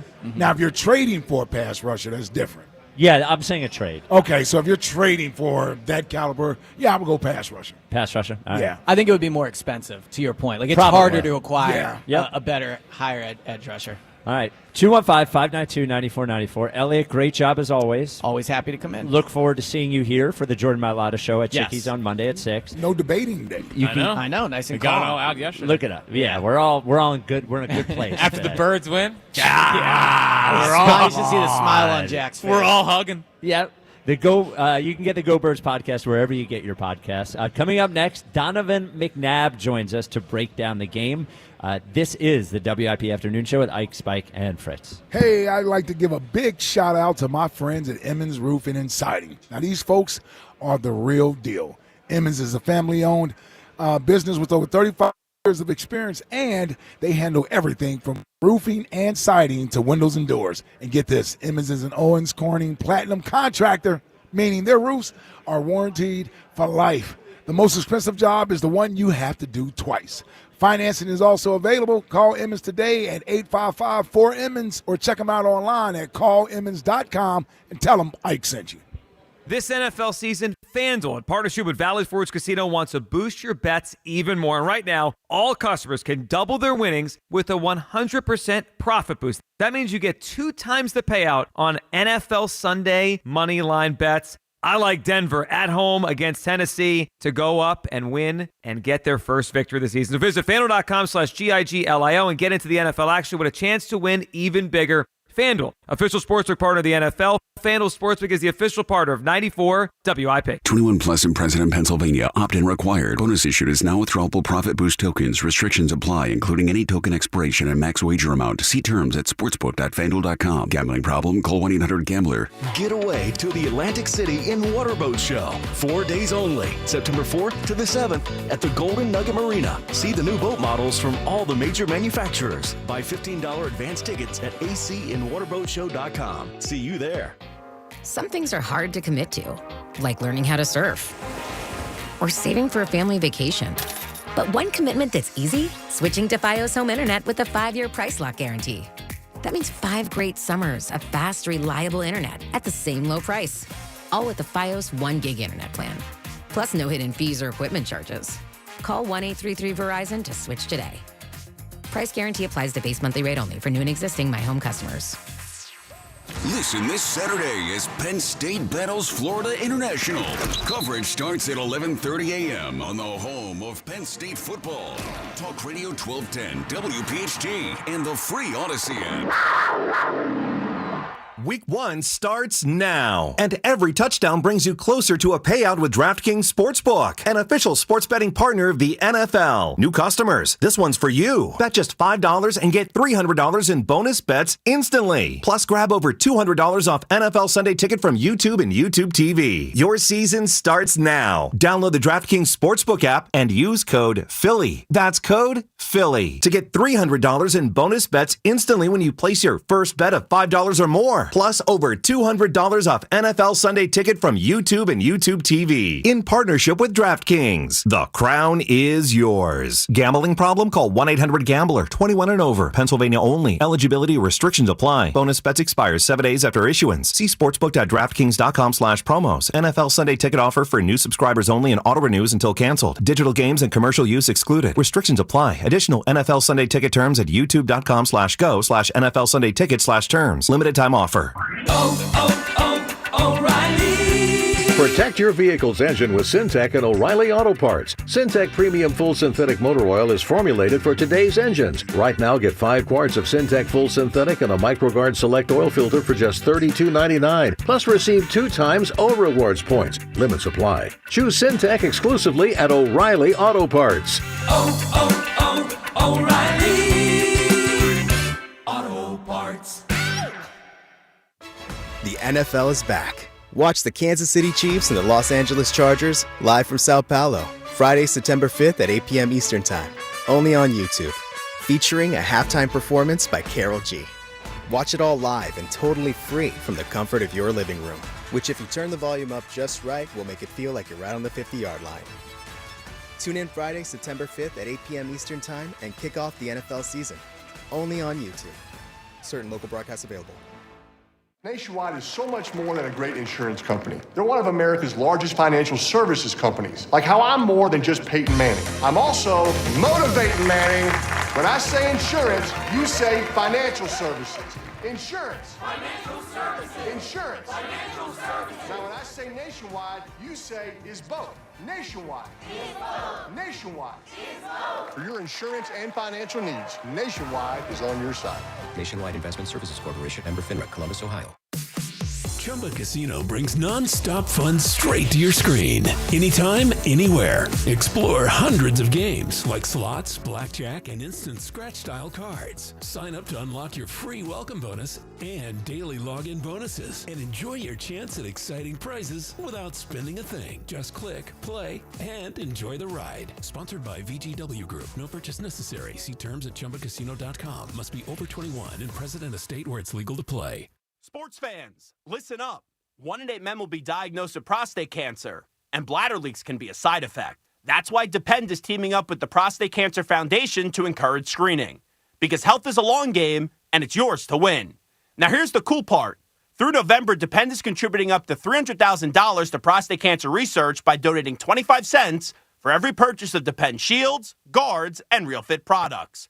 Void in Mississippi. Learn more at Depend.com. This is Bill Ryder with an Odyssey Sportsman. It's sponsored by BetMGM. Own your moment. Make it legendary. Please gamble responsibly. Gambling problem? Call 1-800-GAMBLER. So the Eagles beat the Cowboys in the opening game of the NFL season. But the only takeaway is that Dallas isn't particularly impressive. This was a game where Jalen Carter removed himself from the competition before it began. The Eagles looked lackluster, and yet somehow Dallas found a way to lose. Because the Cowboys are still the Cowboys. I'm Bill Ryder. 94 WIP HD1 Philadelphia. Live from the Tasty Cake Studios. An Odyssey Sports Station. This is the afternoon show. Sports Radio 94 WIP.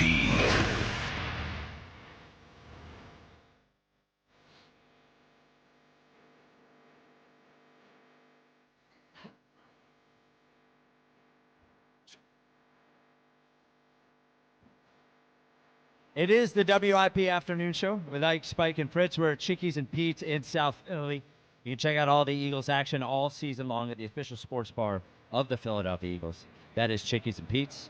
Donovan McNabb will join us at 4 o'clock to talk about the game. The Twitter question is brought to you by Mark's Jewelers. Experience the difference with showrooms in Montgomeryville and Mount Laurel. Online at marks-jewelers.com. What grade would you give Jalen Hurts last night? 43% say A. 33% A-. You know what I thought watching last night's game? Yet another first month of the season sloppy football game in the NFL is like,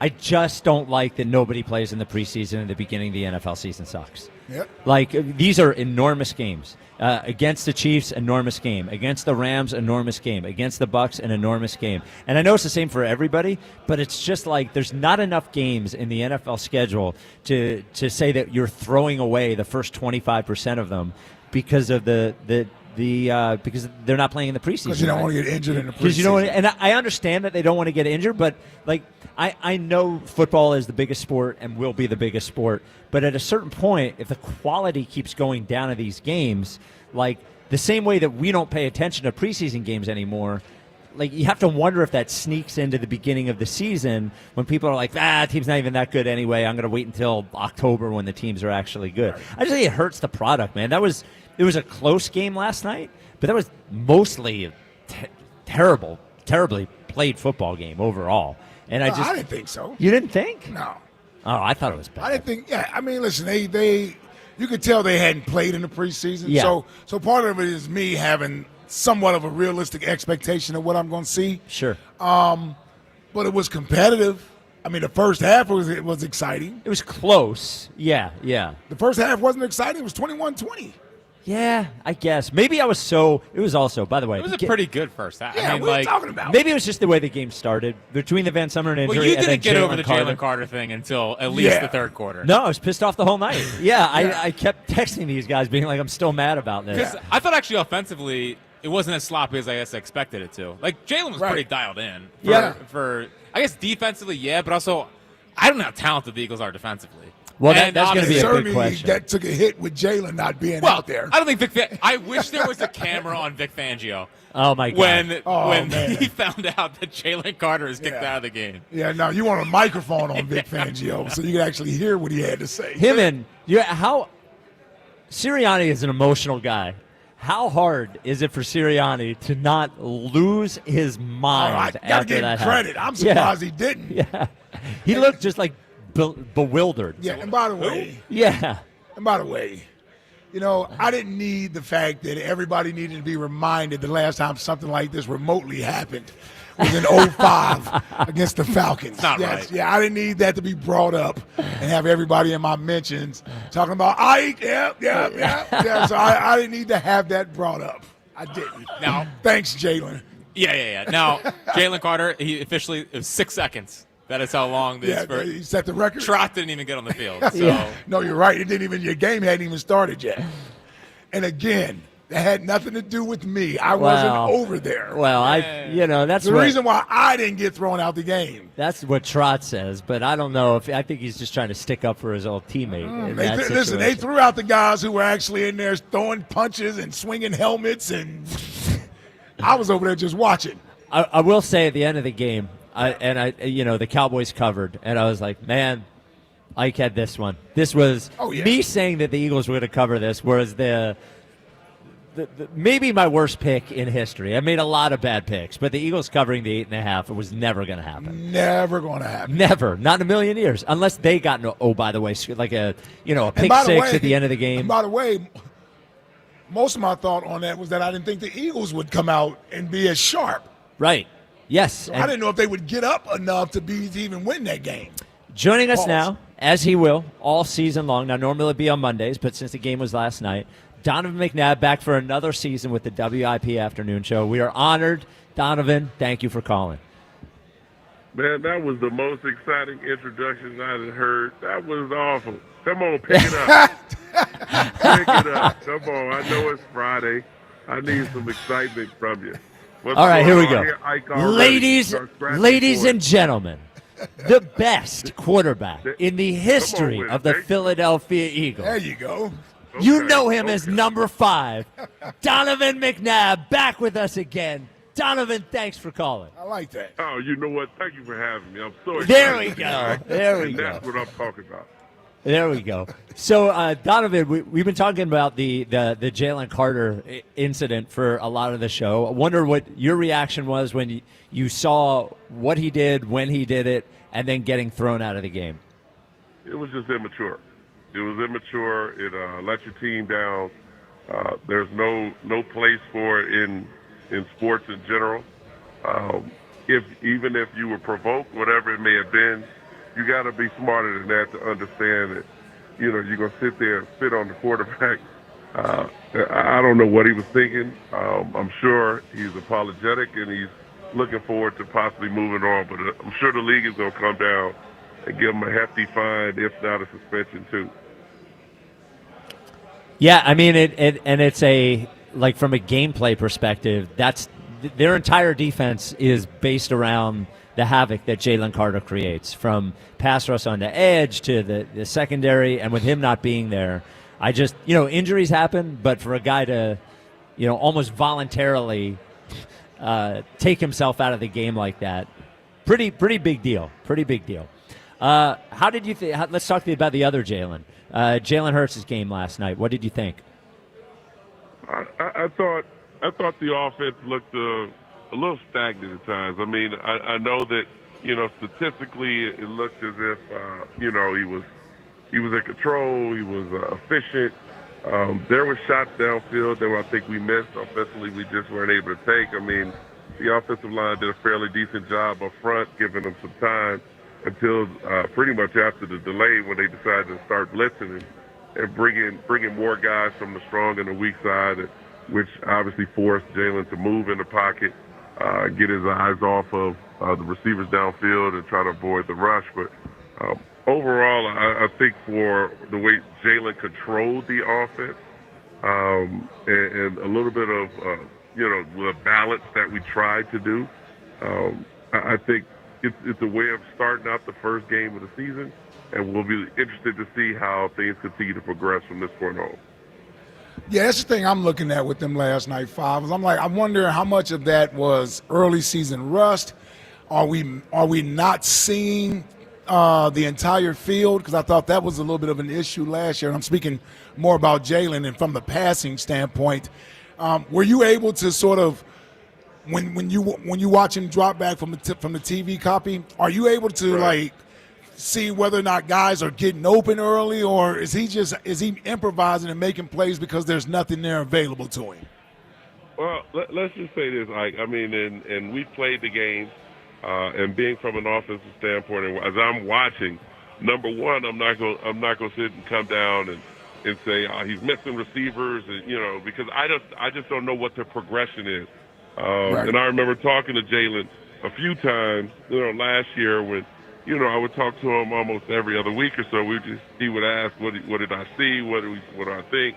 And, that was kind of the first question of, what's your progression? And when I would go to different plays of just, are you reading front side? Is your X your number one receiver? Is it to your wide, to your back? And coming backside to the backside dig, obviously, is usually number 3 or number 4 in the progression.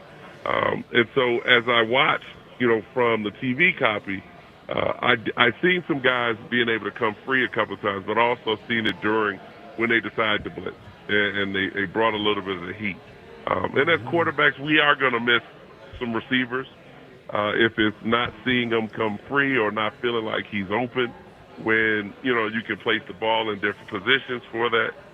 But I will say that it just wasn't the downfield attacking type of defense versus a team that played, I would say, a decent percentage of man. So that, you would think we would attack that with the guys we have. He did get the ball to the tight end, which I know that is a sweet spot for you. So at least Dallas Cowboys got 9 catches in there, too. Donovan, I wanted to ask you about Landon Dickerson, who, just had, knee surgery a few weeks ago, had a back issue. Right. You were a guy who played through pain quite a bit, a few notable examples.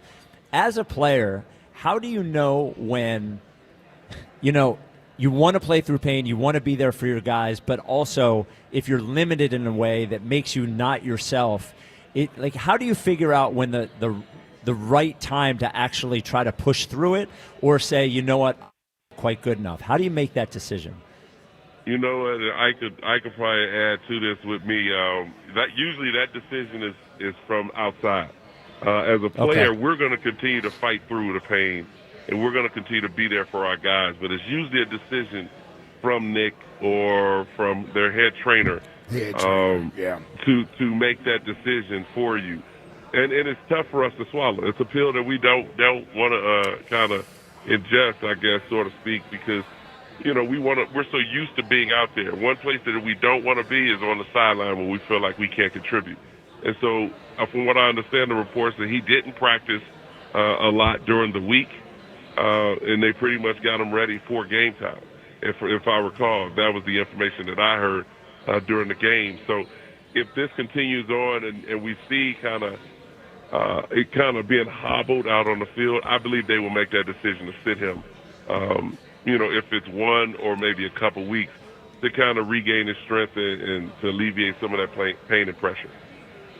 Yeah, I mean, hell, they leave it up to us, man. We are usually going out there to play. If you leave it up to the player, most of us are going to go out there and play. When you look at the offense, how much would you chalk up to lack of playing time in the preseason, rust coming in early? Like how much of that do you think factors into what we saw last night? 100%. That's why whenever I talk to a lot of people about these particular games, I don't really hold any weight until after week 4, going into week 5, because to me, taking away the preseason, and I don't care if you're practicing together with these other teams or whatever, being in a game situation and that game adrenaline is a whole lot different than just sitting there going to practice. Like, you know how it is when we practice against each other after about 3 or 4 times. It's like, man, let's just get through these reps. When are the twos up? You know what I mean? Yeah. It's like, okay, what special teams?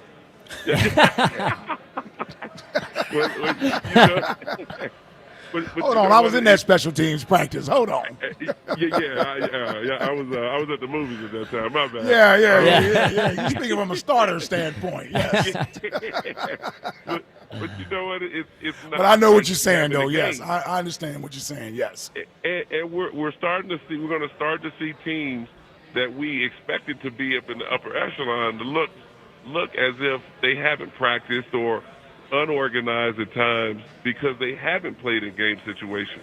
And I think, it's a situation where I think, Rodgers going to have to come up with something, or these owners, because you're taking away from these guys' ability to be ready for the beginning of the season. I know you want to add games and make more money in that situation, but there are guys on the street that weren't able to display their talents in game situations enough to be able to help these teams, and we're just sitting there watching lackluster football for the first couple of weeks.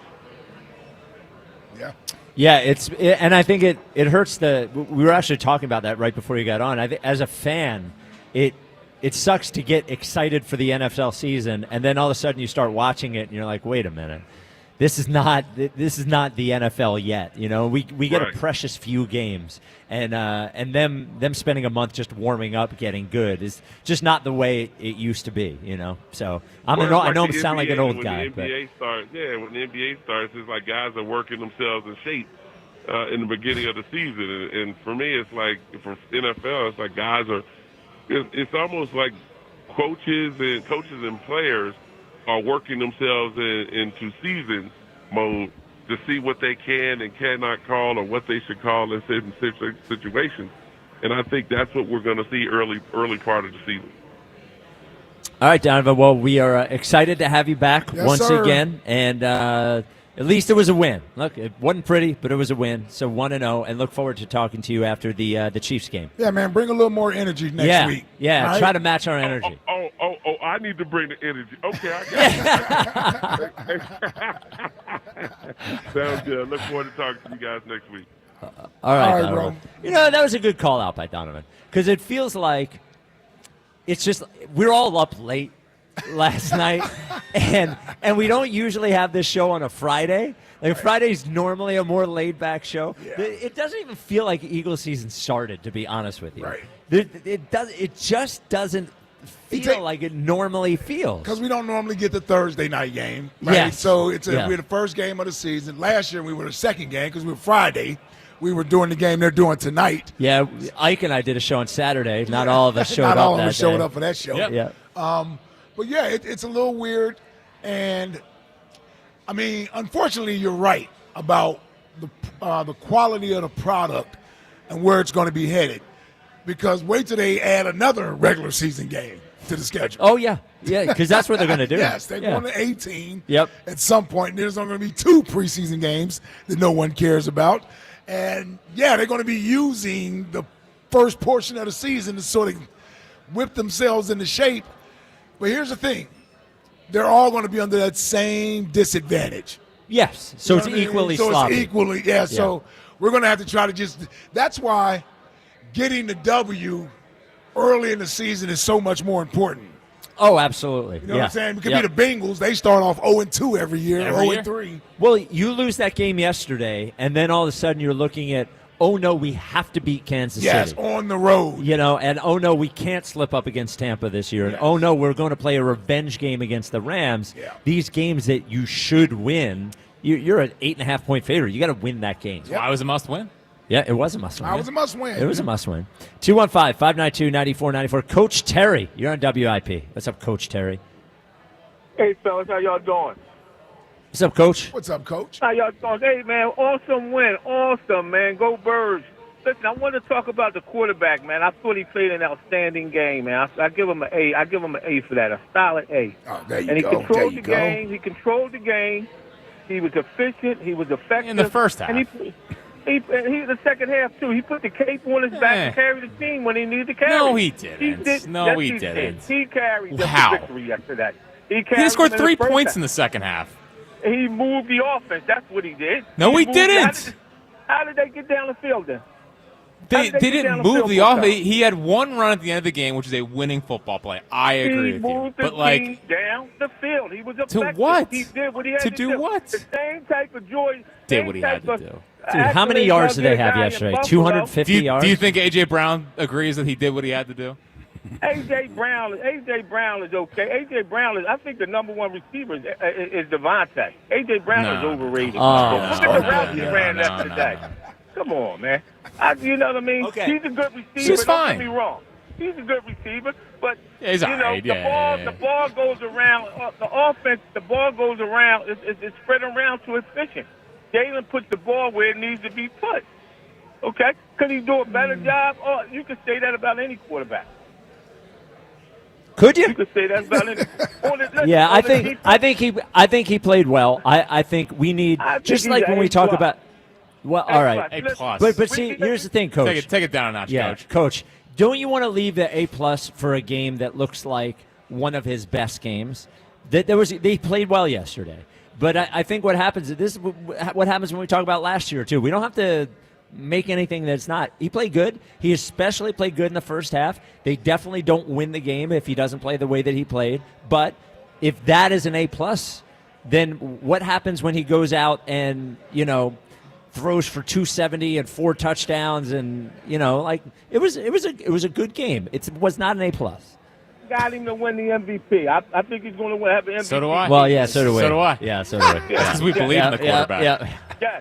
Listen, Dude, the cash out went up by $7 too after the first half. On defense, Oh, really? Yeah. On defense, we missed Slay and C.J. Garner-Johnson. We missed them guys, and we kind of pushed them out the door, and they covered up for a lot of things for us last year. Covered up. We missed a lot of guys. I agree with that, Coach. We missed a lot of guys on defense yesterday. Makuba played. Oh, here we go. A lot. What? Oh, Some no. breaking news for the Eagles. Okay. What you got? That is signed Zadarius Smith, the former Lions edge rusher. Yeah, Oh, Zadarius Smith. so they actually had an advantage in that one because I guess the other teams in the That's league right. would have to wait until That's it. Sunday's game. Yeah. Yeah. So 1 year, $9 million. well, that is we need a guy. That's a we need That's a guy. a bleep. Yeah. Damn right. Well, and 9 look, million. can I just say again? Yes. There were guys available for $8, $9, $10 million at edge this offseason. There were, and I don't know about that. I'll go back and I will find examples for you. But again, we said we didn't have any money, and then all of a sudden, I'm not going to say it again. I was right about edge, and I was right about cornerback. One game. They went bargain bin shopping, and it's not going to work out. But I'm glad, by the way, they're able to get an edge guy without having to trade anyone. Yeah. Because that allows them, if they He had want to make 9 a trade for a cornerback. He had 9 sacks last year, too. Man, I tell you what, the only sad thing about this is, I think he just broke up with Cash Doll. Who's that? Yeah, She's a rapper from Detroit. Okay. All He's right. not the one that went AWOL with the Vikings, was he?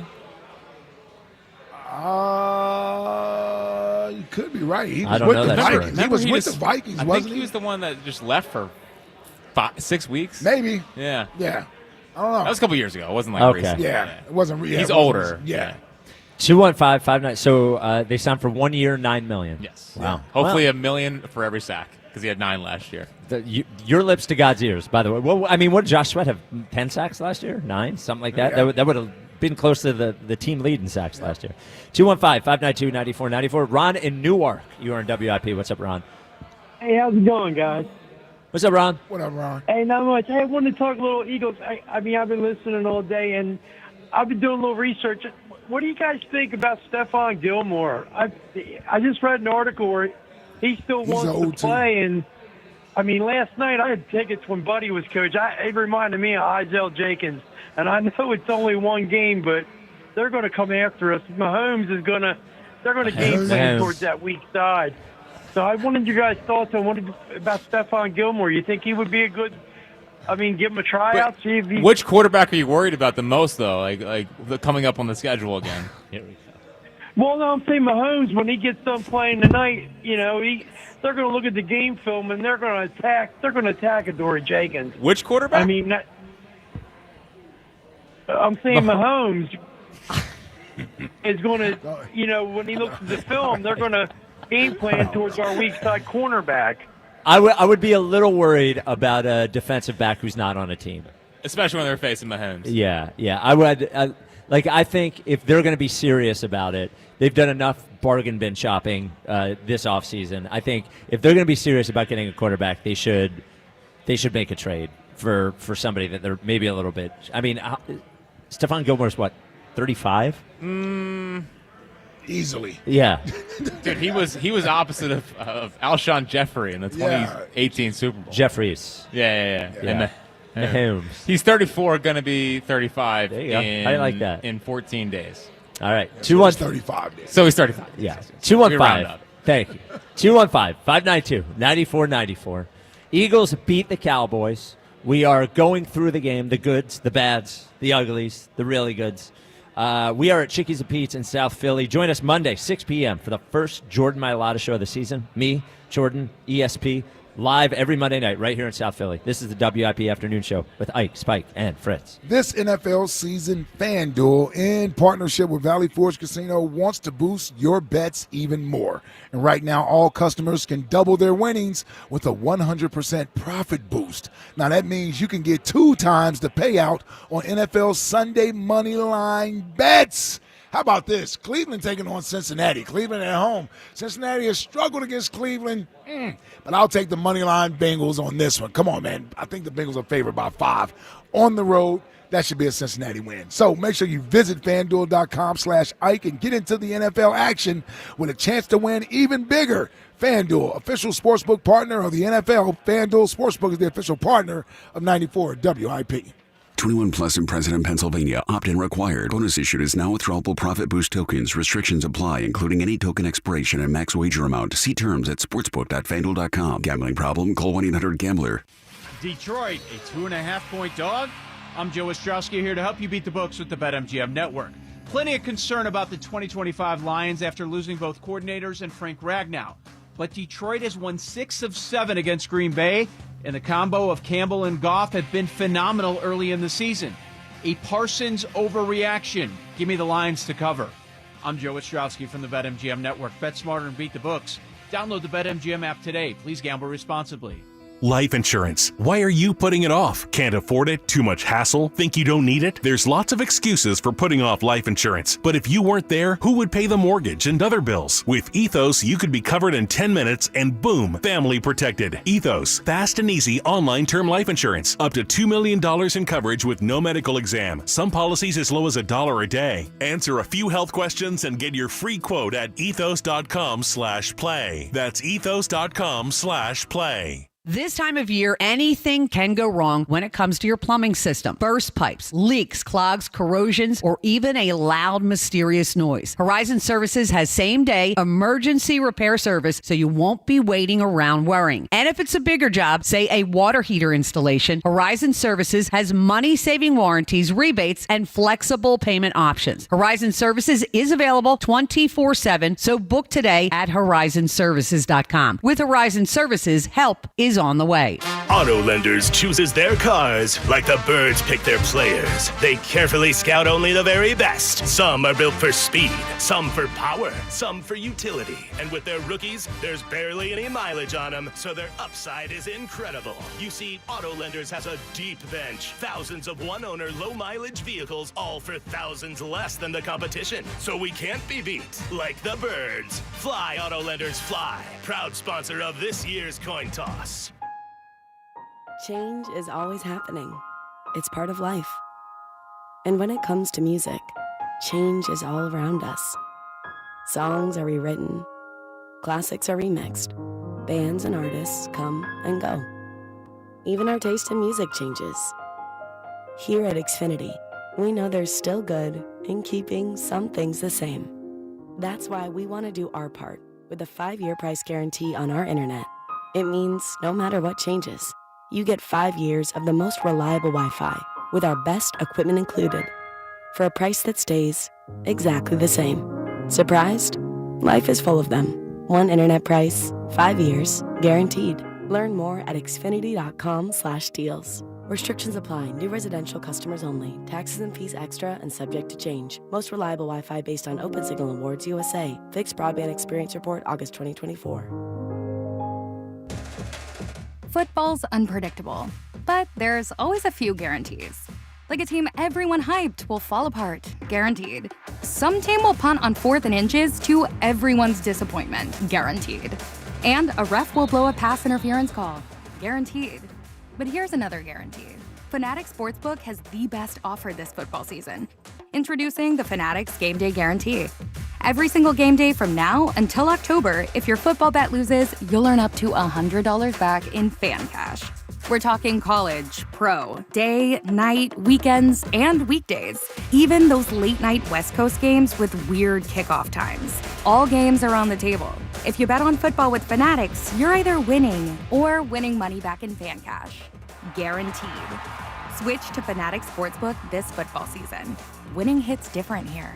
Must be 21 plus. Gambling problem? Call 1-800-GAMBLER. Offer not available in all states. Terms apply. See Fanatics Sportsbook app.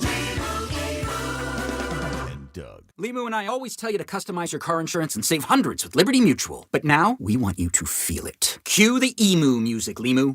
Save yourself money today. Increase your wealth. Customize and save, we say. That may have been too much feeling. Only pay for what you need at libertymutual.com. Liberty, liberty, liberty, liberty. Savings vary. Underwritten by Liberty Mutual Insurance Company and affiliates. Excludes Massachusetts. That's the sound of James adding long-lasting Gain scent boosters to his laundry this morning. Several hours later, James sniffs the irresistible scent of Gain on his shirt. Gain. Several hours later, James has even caught the attention of his mother-in-law, and she never gives him attention. Ooh, you smell amazing, James. Oh, thanks, Mom. I love you too. I never said that. Add Gain scent boosters to your laundry. Add joy to your day. You're still glowing, flirting, grooving. You've still got it. But your immune system weakens as you age, making it harder to fight flu, pneumococcal pneumonia, RSV, and COVID-19. Vaccines are a key part of any health routine and help strengthen your immune response. Ask your doctor or pharmacist which vaccines you need. Schedule in minutes at vaxassist.com. Sponsored by Pfizer. 94 WIP HD1 Philadelphia. Live from the Tasty Cake Studios. An Odyssey sports station. This is the afternoon show. Brought to you by Guida Door and Window. Call 1-877-GO-GUIDA or visit GoGuida.com.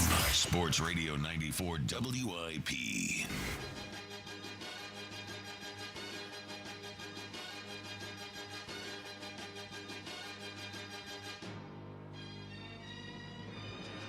It is the WIP Afternoon Show with Ike, Spike, and Fritz. We're at Chickies in South Philly.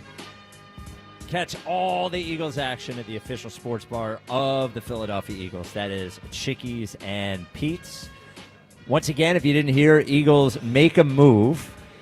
Sign Zadarius Smith, who has been in the Pro Bowl 3 times, most recently with the Detroit Lions.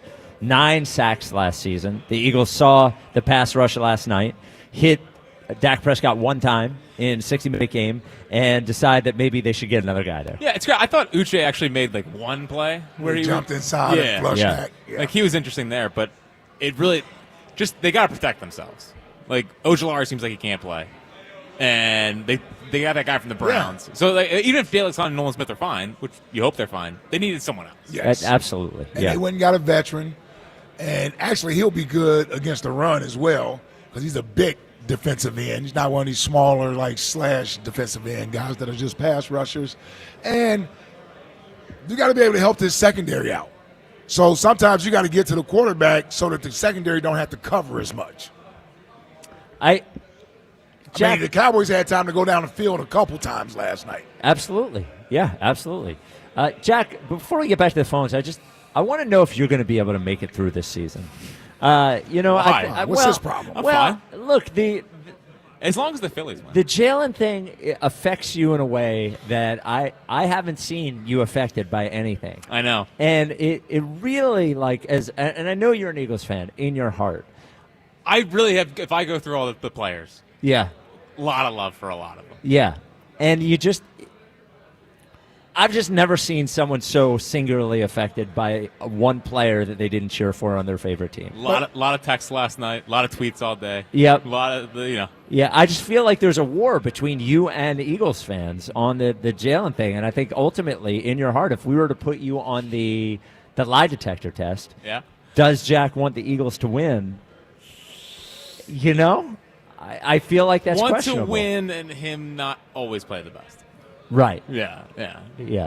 See, that's you, and I don't want to bring people down. That's you and your mentions and your replies. Yep. That's all it is. Jalen he is catching your ire because you're tired of arguing with people. It's not him. About your opinion on Jalen. Yeah. So now you've gotten to this point where you backed into a corner and it's become personal, not with you and Jalen, but with you and the people that you communicate with on social media and on the airwaves, which Jalen becomes a victim of it because you can't ever seem to praise him correctly because you feel like you're giving in to the trolls that you're arguing with. Yeah. We'll see how the game balls go.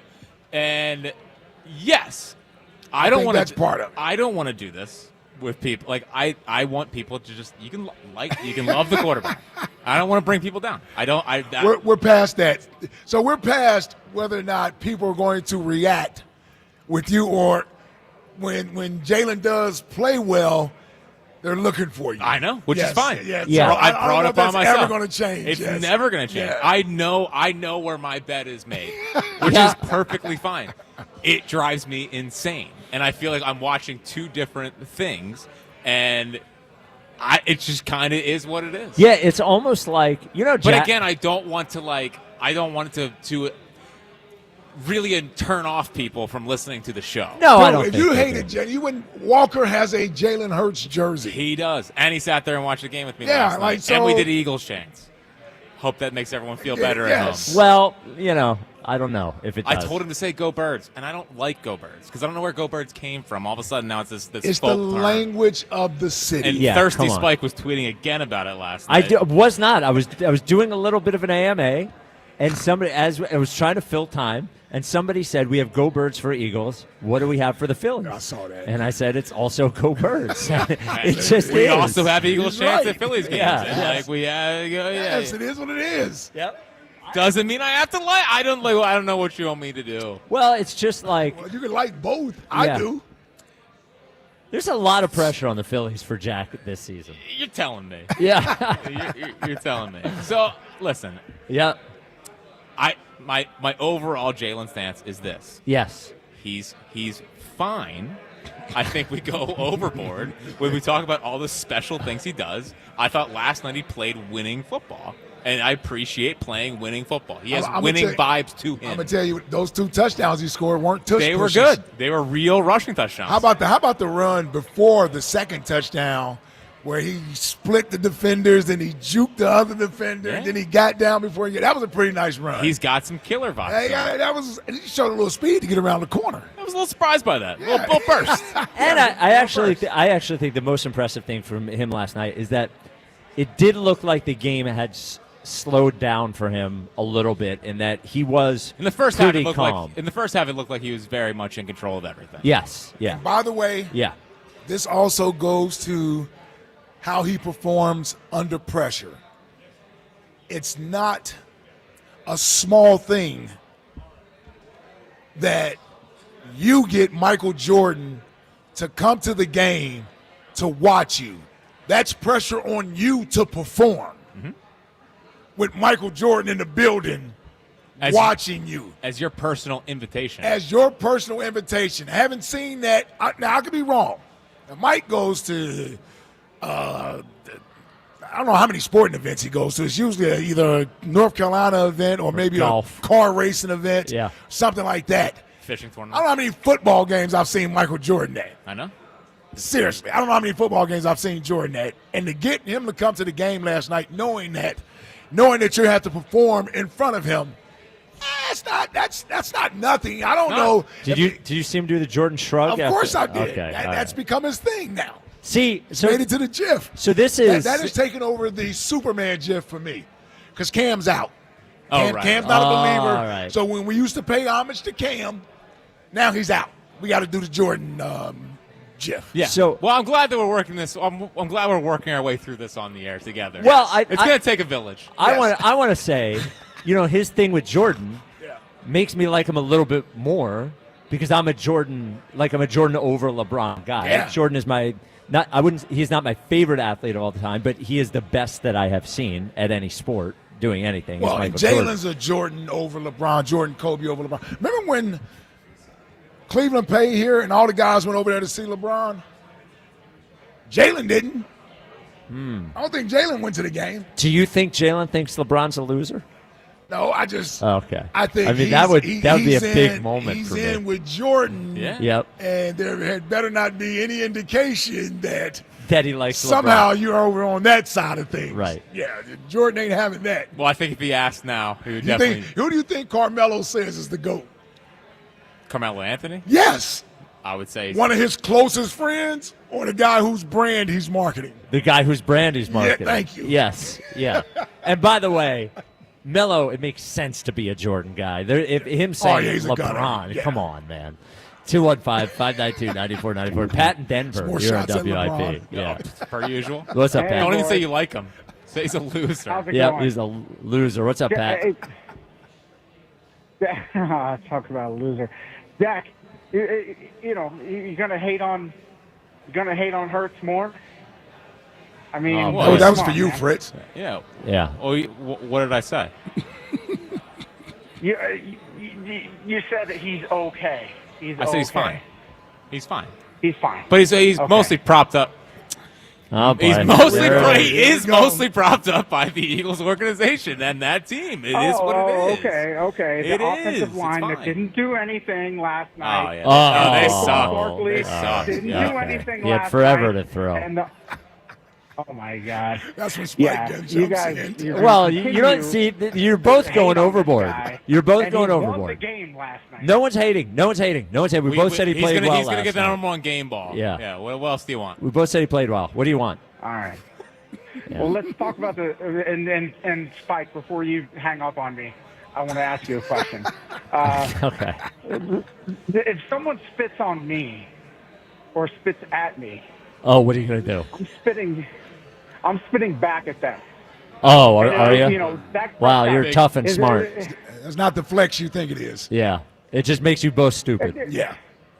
Yes. No. I know it's stupid. I know it's not the right thing to do. It's Can not I tell you this? professional, but- Let me explain Go this ahead, to you, go Pat. And this is anyone else This is who gonna is go well. who is choosing to defend Jalen Carter this way. Dak Prescott did not spit on Jalen Carter. It's not what happened. He spit on the ground. Then Jalen Carter walked up to the Cowboys huddle, talked to Dak Prescott, spit dead in his chest in front of the referee. There is no excuse for that. Dak did not spit on him. By the way, the one angle is deceiving. Because it makes it look like he's field angles closing. look- Yeah. Yes, when you actually see the overhead angle and see how far away they He's were from 15 each feet other. away from him. When Dak actually spat, it was nowhere near Jalen Carter. And everyone being like, this whole thing where it's like, if I got spit on, I would take that guy's head off and blah, blah. No, you wouldn't. Can we just stop it? Or everyone's fighting over being spit on. It was dumb. He shouldn't have done it. So. Well, he All was. right, Dak is the Spike. one who refrained himself Yes. from fighting. Yeah, he won. He was the one who got spat on. Yes. Like Jalen Carter didn't get spat on. Yeah. Come on. It was an argument, and I'm not defending Jalen Carter, but he's a young guy and he needs to learn, right? But Yes. at the same time, you're in the moment, and Let me. says a lot about you, Pat. I don't know. I'm just saying, you condoning this says a lot. He wasn't in a moment. He wasn't even in an argument. Yes. Let me be clear. I want you to go back and watch what happened. Dak Prescott, 15 feet away from him, spit on the ground. Jalen Carter thought that was directed at him and walked up to him and said, "Did you spit at me?" To which Dak Prescott said, "No." And then Jalen Carter spit in his chest. I'm sorry. Stop. It was not an emotional response. It was dumb. What is your question for me? It's not a dumb. My question is, and we're going to shift a little bit for a sec, Spike. My buddy, my good friend, is a Sixers fan, right? Okay. He wants to he's an Asian American. He wants to wear a Jeremy Lin Knicks jersey. Okay. Is that okay? As a Sixers fan? A Lynn jersey? I think retro jerseys are fine. I think generally, I don't think you would have a Lakers fan wearing a Larry Bird retro jersey or something, but I don't it's a retro jersey. I don't 100% okay. Yeah, I don't think it. I wouldn't wear a Jalen Brunson jersey, but a Jeremy Lin jersey is fine. That would be my ruling on that. All right, Pat. All right. I wanted that from you, and the Phillies are going to win the World Series. There we Wow. go. There we go. Don't tempt me with a good time. Yeah. That would be awesome. If the Phillies won the World Series? I know. We're into big takes on this show. Yeah, it would be great. Could really use it. It would be great. It would be fun. Yeah. It would be a lot of fun. Good start with the last And two. by the way, the parade would be during the bye week. Just when Fritz versus the camera is going to be heating back up. Well, there are some reports that it might not be even by then. Guess what? This is happening around Christmas. At the very earliest. I actually think it would be a great off-season thing. Let's just do it in February. Next summer. Yeah. We do not need to, and Ike, you said this earlier, we don't need to tie ourselves in knots to defend our guy, Jaylen Carter, on this. Yeah. We don't, it was the wrong thing to do. It was not an emotional reaction at the time. It was not in the heat of an argument with Dak Prescott. It was one of the dumbest things I've ever seen of an athlete do to get himself, the most important player on the defense, thrown out of the game before the game even started. Yeah. We don't need to make it anything other than that's what it was. Does it make you worried about paying him? Yes. I mean, they'll figure it out, but you have to think about it, right? I mean, that adds to it. Yeah. He's going to be getting his maturity is a big thing. I'll tell you what, when you do things like this, they put clauses in your contract that they can get out of it. Yes. Less guaranteed money. Yes. Yeah. When you do stuff like this, they get concerned about giving you fully guaranteed money because they don't know how you're going to react. So, like I said, we all are big fans of the young man. We want him here. Hell, he's a great player, but you got to do things the correct way. And quite frankly, we as a Eagles community, it's on us as well to make sure we don't make excuses for this type of behavior. We always talk about how we want athletes to represent us the right way and that sort of thing. Well, we can't make excuses for them. And hopefully this is something the young man learns from and grows from, and it doesn't happen again. He apologized for it last night. I'm hoping he was sincere with his apology last night. But it doesn't do him any good. And I love Bubba Chuck. But a guy brought him up earlier. Listen, I didn't like hearing someone speak about Allen Iverson in that manner. But I also remember as a Allen Iverson fan community, we made a lot of excuses for stuff AI would do. Right. That you wouldn't make excuses for somebody else. That you wouldn't normally do because we loved him as a player. Yeah. And I don't know, maybe if we don't do that, maybe he knows that he's held to a certain standard, and maybe we get a little more a longer career out of him here. Yeah, hopefully this is a learning moment and a teaching moment for him. And I almost I think you said this earlier, I almost don't even want to crush him for it anymore because I think everybody has. Yeah.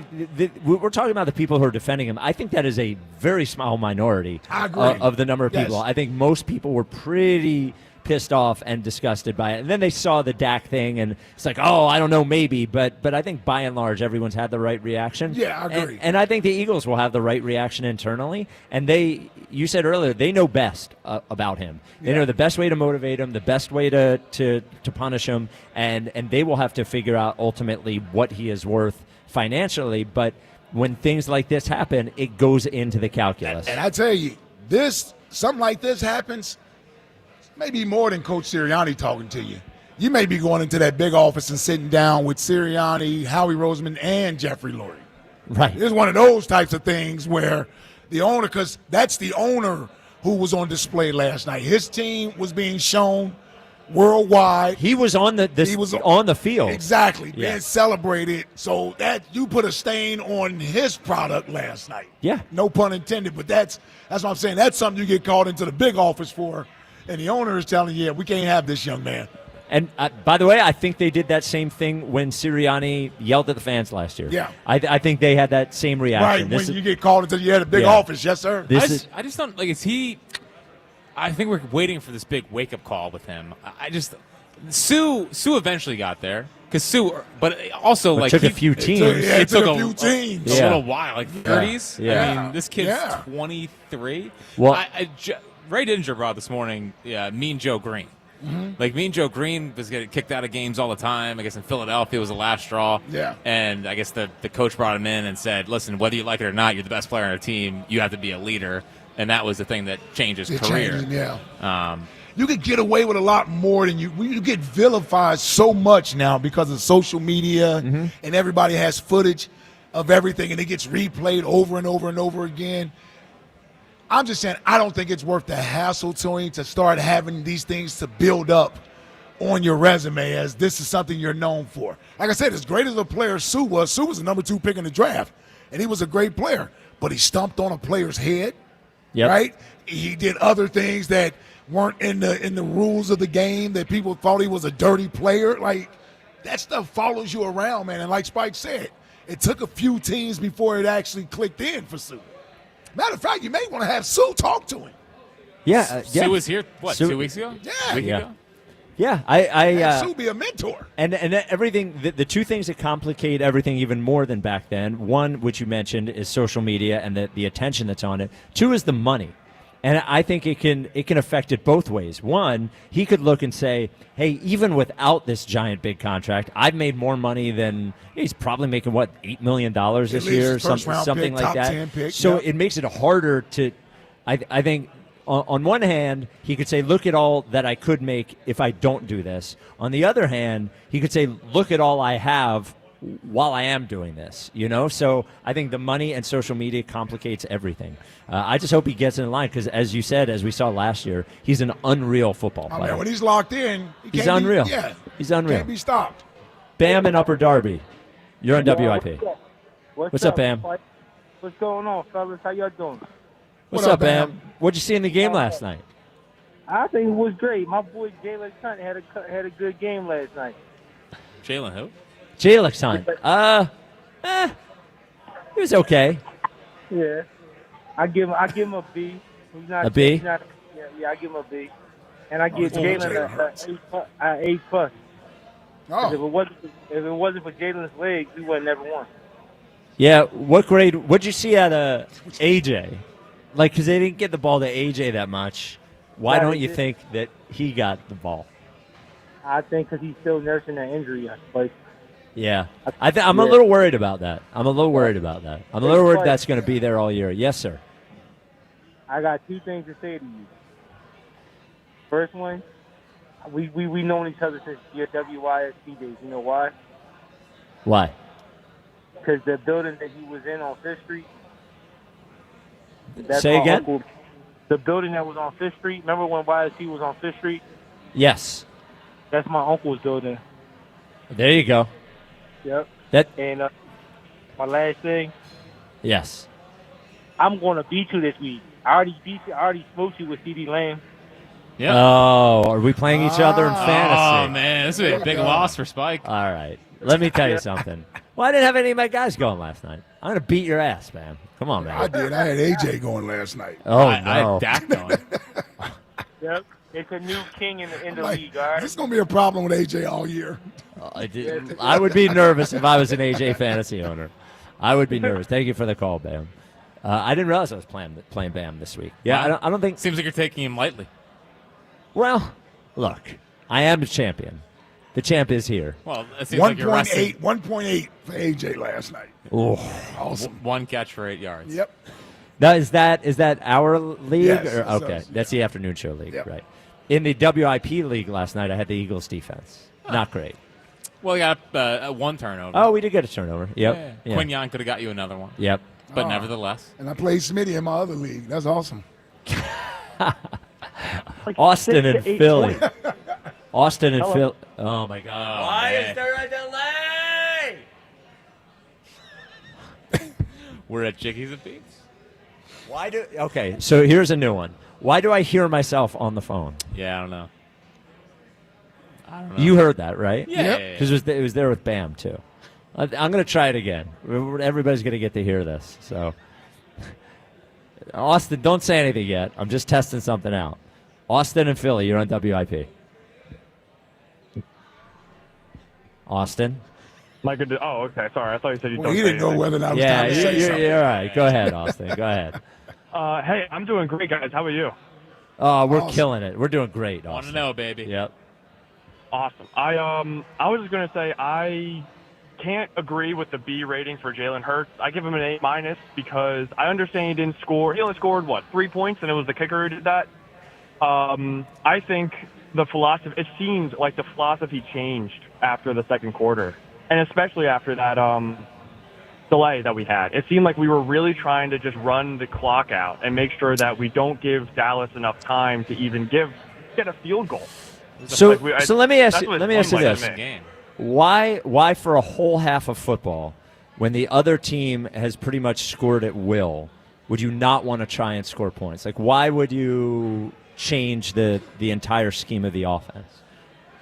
I'm with you on that one. I'm a guy who says I'm also the guy who doesn't take the starters out of the Super Bowl last year. Like, I want to just keep going. I would not take my foot off the pedal. I would give these guys as much practice as they need in this game because, like you guys said, they didn't play preseason. They need to have all this experience that they can have while they have the ability to get it. But I'm not the head coach. If I were, that'd be kind of cool, but, probably wouldn't lead us to as many wins as Kevin Patullo and Nick Serriani can.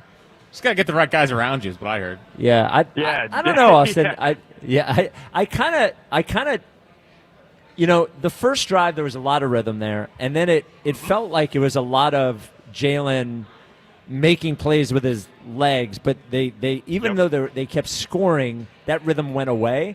And the second half, thank you for the call, the second half just felt like last year to me. When I was watching it be sort of stuck in mud, that there was too much time to be running the time off the clock. I thought Donovan had some interesting thoughts on the passing game. Absolutely, yeah. Like he thought they had some shots down the field that weren't taken advantage of. Absolutely. So it's good. So coming up next, Top 5. Oh, that's right. Top 5 is game ball. Game balls. All right. 215. Who gets number one? I know who should get number one. Come on, Jack. Jack did his top 5 plays of the Eagles' 2024 season last year, and didn't even include not one Jalen highlight. Well, many people complained about that. Yep, many people. Dozens. 215-592-9494. This is the WIP Afternoon Show at Ike, Spike, and Fritz. Nobody ever complains about dogs and cats rule. No. The lead dog, George Perenni, has made sure that is a place that you can go in and make sure that you're leaving with something that will make your pet, your dog or your cat, happier or healthier. Right now, you can make your dog happier with maybe a Jalen Hurts jersey, maybe a Saquon jersey, officially licensed NFL and MLB jerseys, Bryce Harper jersey, Trey Turner jersey. Maybe get them ready for October, get them ready for the Eagles season. That is a dogs and cats rule. And the most important thing, that is a big deal, but the most important thing is your dog's health. And they will make sure that your dog is eating the right food. Same thing with your cat. Maybe you've been feeding your pet the same thing for 4 or 5 years. Pet's a little older now, maybe a little less active. Maybe you need the best advice of what to give your pet. Dogs and Cats Rule not only has top-of-the-line products, but has a staff that will answer those questions. Patient, informed, in a good mood, almost always. No, pretty much always, every time I've seen them. So Dogs and Cats Rule, 7 locations, 2 in Jersey, Pennington, and Princeton, 5 in PA. That is Newtown, Doylestown, Maple Glen, New Hope, and Bluebell. Dogsandcatsrule.pet is the website. Dogs and Cats Rule. Shop small, shop local, shop family. It's Phillies Sunday. Every Sunday home game this season. Join WIP at Citizens Bank Park for extended pregame from the Deborah broadcast booth. I just love playing baseball, and I love doing it here. Only on your exclusive home for Phillies baseball. Get up! It is gone! Sports Radio 94 WIP. Phillies Sunday from Deborah Heart and Lung Center, the Delaware Valley's only heart hospital. Son, do you know what time it is? Your father and I were waiting all night for you to come home. I'm sorry. So we could tell you that you're eligible to become a member of Navy Federal Credit Union. Wait, what? Since your dad's a veteran, our whole family can join and get exclusive savings, discounts, and award-winning service. Thank you. Now go to your room and think about what we said. All veterans and their families are eligible. Join today. Navy Federal Credit Union. Our members are the mission. Navy Federal is insured by NCUA. We finally switched to T-Mobile because with them, we can be connected here and there. Let's watch a movie. And we have Netflix included to enjoy our favorite shows and movies. ¿Qué tal esta? Bacanísima, pero ya la vi. Now the hard part is getting them to agree on a movie. Switch today and get the new Samsung Galaxy S25 Plus with Galaxy AI, all on the best network in the U.S. Visit a store, T-Mobile.com, or call 1-800-T-Mobile. 1-800-T-Mobile.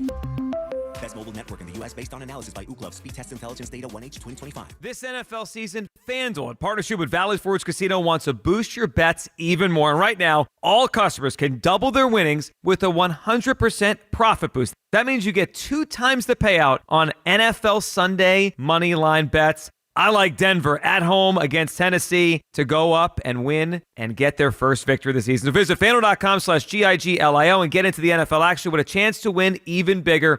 FanDuel, official sportsbook partner of the NFL. FanDuel Sportsbook is the official partner of 94 WIP. 21 plus in President, Pennsylvania. Opt-in required. Bonus issued is now withdrawable profit boost tokens. Restrictions apply, including any token expiration and max wager amount. See terms at sportsbook.fanduel.com. Gambling problem? Call 1-800-GAMBLER.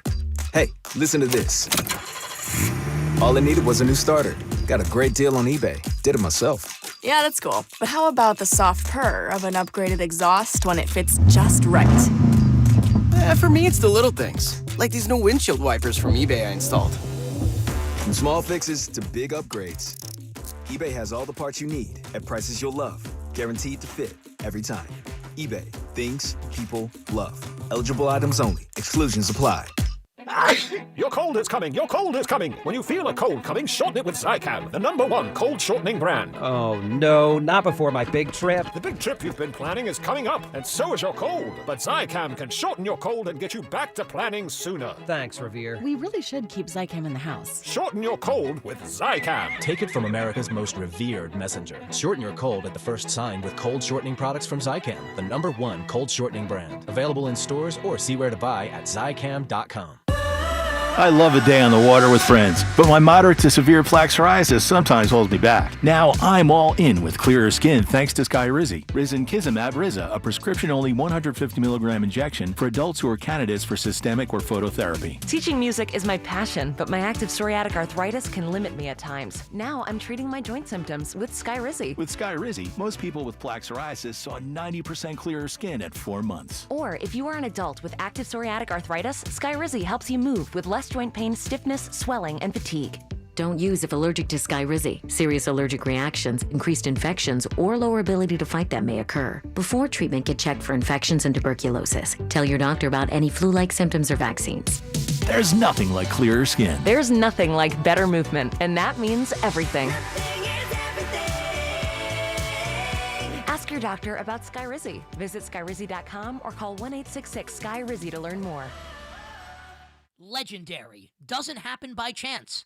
It happens because it's what BetMGM does. Sign up for BetMGM and check out all the exciting new ways you can make this pro football season unforgettable. Shoot your shot with same-game parlays, call your plays like a pro with live betting, or bet on a market you didn't know existed. Thanks to BetMGM Originals, you'll be on the edge of your seat from the very first snap, no matter what type of fan you are. Earn BetMGM rewards points on every bet.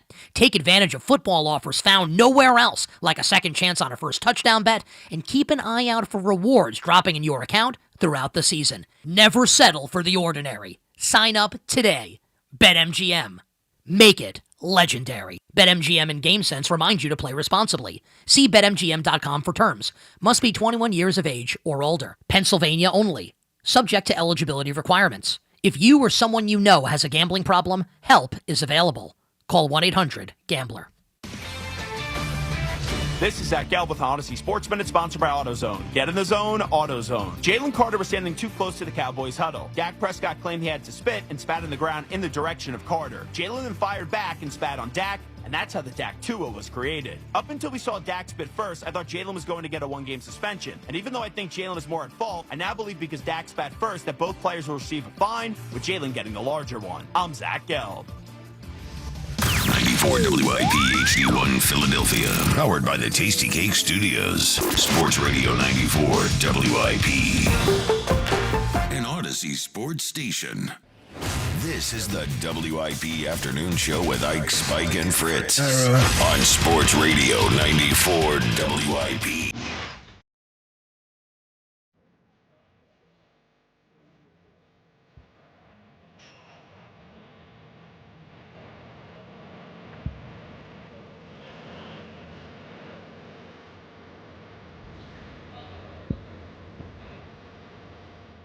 It is the WIP Afternoon Show with Ike, Spike, and Fritz. We're at Chickies in South Philly. Join us Monday, 6 o'clock for the first ever Jordan Mailata Show. It'll be there every week, every Monday night at 6, right here at Chickies in South Philly. The Twitter question is brought to you by Mark's Jewelers. For a one-of-a-kind experience that makes diamond buying less stressful, visit the home team of Mark's Jewelers, online at marks-jewelers.com. Who should the Eagles start at CB2 next week? Jacorian Bennett or Dory Jackson? 91.8% say Jacorian Bennett. That might be our most lopsided poll ever. Yes, yeah. Could you put who should start at CB2, Jack Fritz or Dory Jackson? Yeah. See how it goes. See how it goes. Speaking of Jack Fritz, this is everybody's favorite portion of the WIP afternoon show. It's the 5. Number 5 at 5. With Jack Fritz. Listen, time to hand out some game balls. That's what we do after wins. Yes, everyone at NovaCare is now surrounding the radio. They have one singular old-school boombox in the middle, and they're all huddled up. We'll see. Easy in the crowd, Herb. Wow. That was Herb? I think so. Oh, man. Yeah. It was not Herb. It was not Herb. Okay. It was from his table. Though. Okay. All right. The 5th game ball, given to CD Lamb. Come on, man. 3 drops. Okay. All right. Not I get in a it. positive. I get it. You guys don't have enough faith in me. I get it. I get it. All right. Dude, any of those catches, and that could have been a different ball game yesterday. Yep. CD Lamb. Many people are saying. Yeah. And he had little alligator arms. I mean, he's got the most drops in football since 2020, I believe. Oh, does he? Yeah. Does he? Yeah. Wow. AJ's probably like, I wish I had a chance to drop a pass. Well, you have to get separation first. Yeah. Well, you have to get the ball thrown to you first. So, CD Lamb, congratulations. An honorary game ball. Number 4, I know Ike's brought him up a couple times today. Jordan Davis. Yeah. He had 3 quarterback hurries. 50 snaps. 87% of the snaps. Yep. And, I mean, Miles Sanders, I know we'll get to the play, but, like, he had the one big run. Javonte Williams is good early, but they took him out late. You know, Jordan Davis all of a sudden had to step up and be the man with Jaylen Carter going out. And at least for the first game, he did a good job with that. I hope he took a long nap today after 50 snaps. That was 4 games worth for Jordan Davis for last year. And I'm sure he slept well. Thank God he lost the weight. There's no way a heavier Jordan Davis is able to play as much as he played last night. No, and that's where I think having that endurance and stamina late in the game, that's where that weight loss is going to benefit him. You just got to make sure he keeps it off. So as it starts to get a little cooler in the fall to winter, it's hard to shed that weight. So he has to work even harder to make sure he keeps that weight down through the winter months. But, man, I would label his best game as an Eagle. Yeah. I would have. To me, that's the best I've seen Jordan Davis play. Playing at 50 snaps, good way to keep the weight down. Yep. Exactly right. Nice little workout. Yeah. The 3rd game ball I'm giving to Zach Bond. And he was awesome. I mean, he did chase down Miles Sanders. Yes, sir. Sanders could have scored there. It's so hard to wrap your mind around the Zach Bond thing where they didn't really sign him to be a linebacker. You know, I guess he was more of an edge rusher. We're over that now. I know, it's just crazy. He's basically turned into one of the best linebackers in football. Because he's being used correctly now. And but he's it's just wild. He's just great. Yeah. Like I know. But at some point, you got to get on board with what you're seeing. I am. It's kind of. It reminds me actually like him and Chris Sanchez. Like Chris Sanchez, all of a sudden is turning into like he's a top 3 Cy Young guy in the NL. And Zach Bond, where would they be had they just not signed him to? They could have picked any random linebacker for a 1-year deal. They chose him. He's been unbelievable. It seemed like it was Vic's decision. Yes. Certainly to bring play him in. I don't think Howie brought him in to be. They didn't pay him big money. They gave him veteran minimum. Mm-hmm. It was probably somebody Vic liked and envisioned how he could use him. It didn't cost him anything. No, I kind of noticed You never heard Vic say Zach Bond is Howie's player. I kind of noticed last night. Well, he always says that Howie signed him to be a special teams guy. Yes, yeah. He loves poking Howie, by the way. He really does. A little bit. I noticed last night Zach Bond kind of looks like Dak Prescott. They look like they could be cousins. No. Maybe brothers a little bit. They could seem like square head. Both got that square head. Yeah. I don't know. Dynamite. think they look alike. Okay. The 2nd game ball, I'm giving to a guy that Elliott finally is starting to see a vision on, and that is Jihad Campbell. Yeah. Forced the fumble on Miles Sanders. He was by PFF, he was the Eagles' highest graded defensive player last night. Now, not a very, what I'm looking for. Like, there's not a lot. Yeah, there's not a lot of guys that I'm sure graded out all that well in the Eagles defense yesterday, but he was awesome. Yeah.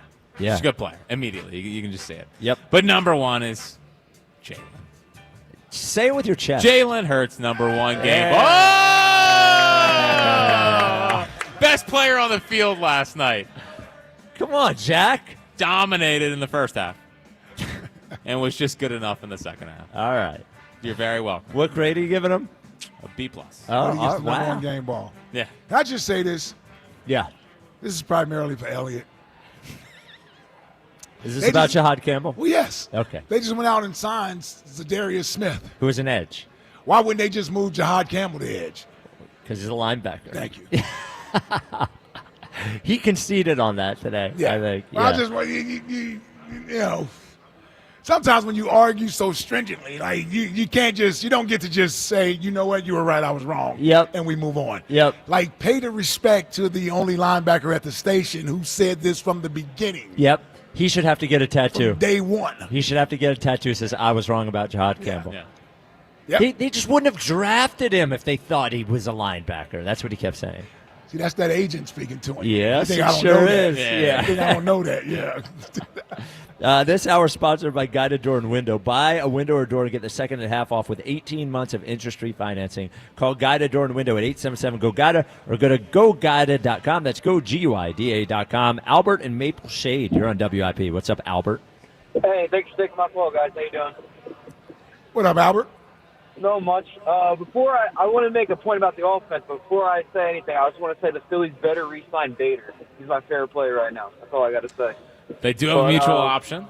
So we'll yeah, see. now mutual option means Bader needs to want to be here, That too. both sides need to agree to it. Yeah. I didn't know that. I did not know that. Okay. Well, I mean, I hope he wants to stay because I definitely want him here. So for Jalen, I think my first rating, I give him a B.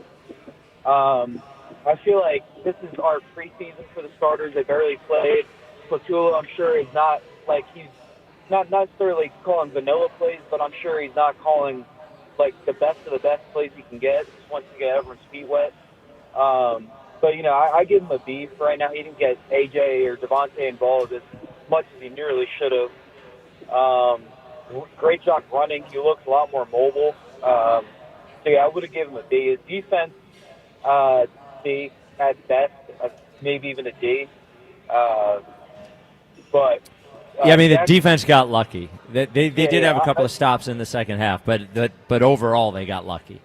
Yeah, 100%. But I also think I'm not one to complain about rest a lot, but some of those calls were just ridiculous. But Adoree Jackson, in my opinion, like I understand he's like a 1-year rental guy, but he never should be. He should not be a starter. He should not be the quarterback too against Cleon. He's going to make the defense look terrible this year if he continues being a quarterback too. Thanks for the call, Albert. They're going to keep cycling through guys until one of them works. I don't think they're just going to keep throwing Adoree Jackson out there starting. I think they'll give Bennett a shot, and then if Bennett doesn't work out, they might have to make a trade. They might, but if last night, I know it's George Pickens and CeeDee Lamb, but there's a lot of good receivers in the NFL. Yeah, they're going to see a lot of good receivers every week. Yeah. Yeah, you're absolutely right. Tampa has 2. The Rams have 2. We're talking about the next 6 Minnesota games. Yes, has 2. Yes. So they're gonna need more than one cornerback this year. So I'm sure they'll try to Corey Bennett. If that doesn't work out, I'm sure they'll trade for somebody. It seems like they've made the decision that Ringo's not the guy. Yeah. That Bennett will be the second guy to get that shot. So I don't think Ringo's going to get a shot to be starter now. I think he had that shot and didn't get it. But they can't go all season with a guy who can't cover at CB2. Well, I guess sometimes teams do, but it's happened before. Yeah, they could. They could. Steve in Trenton, you're on WIP. What's up, Steve? Hey, Ike Spike. First, how you guys doing? Just had to get you off speaker real quick. What's up, Steve? Thank you, Steve. Yeah.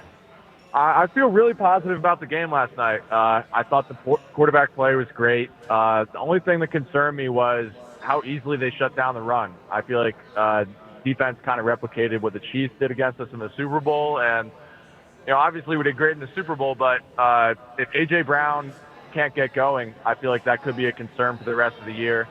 But I felt really happy about the way Jalen played. If I had to give him a grade, it'd probably be an A-. I mean, he really didn't throw one bad pass the whole game if you look at it. I think it was a couple throws and maybe one. I just saw very few incursions at all, and they were mostly throwaways. But, I felt great about the quarterback play, but I wanted to see what you guys are thinking about Saquon, if that's going to get better or, how you feel about the run game. Well, I didn't like what I saw last night, just from the standpoint I thought we'd have a better or more dominant performance, considering the Cowboys had not been a good stopping team, and we are the best running team in football. From a physical standpoint, Saquon looks fine. So I don't see any concern there. Yeah, I don't see any concern there. The burst is there. He made one guy miss on a phone booth where the guy was right there in front of him, and he jumped back to the other A-gap and got like 3 or 4 yards. I just don't see the holes that were there last year. Like when Landon was healthy, when Mekhi Becton was there, like they were literally pushing guys off the line. Saquon wouldn't get touched, so he was 3 or 4 yards past the line of scrimmage on a lot of his runs.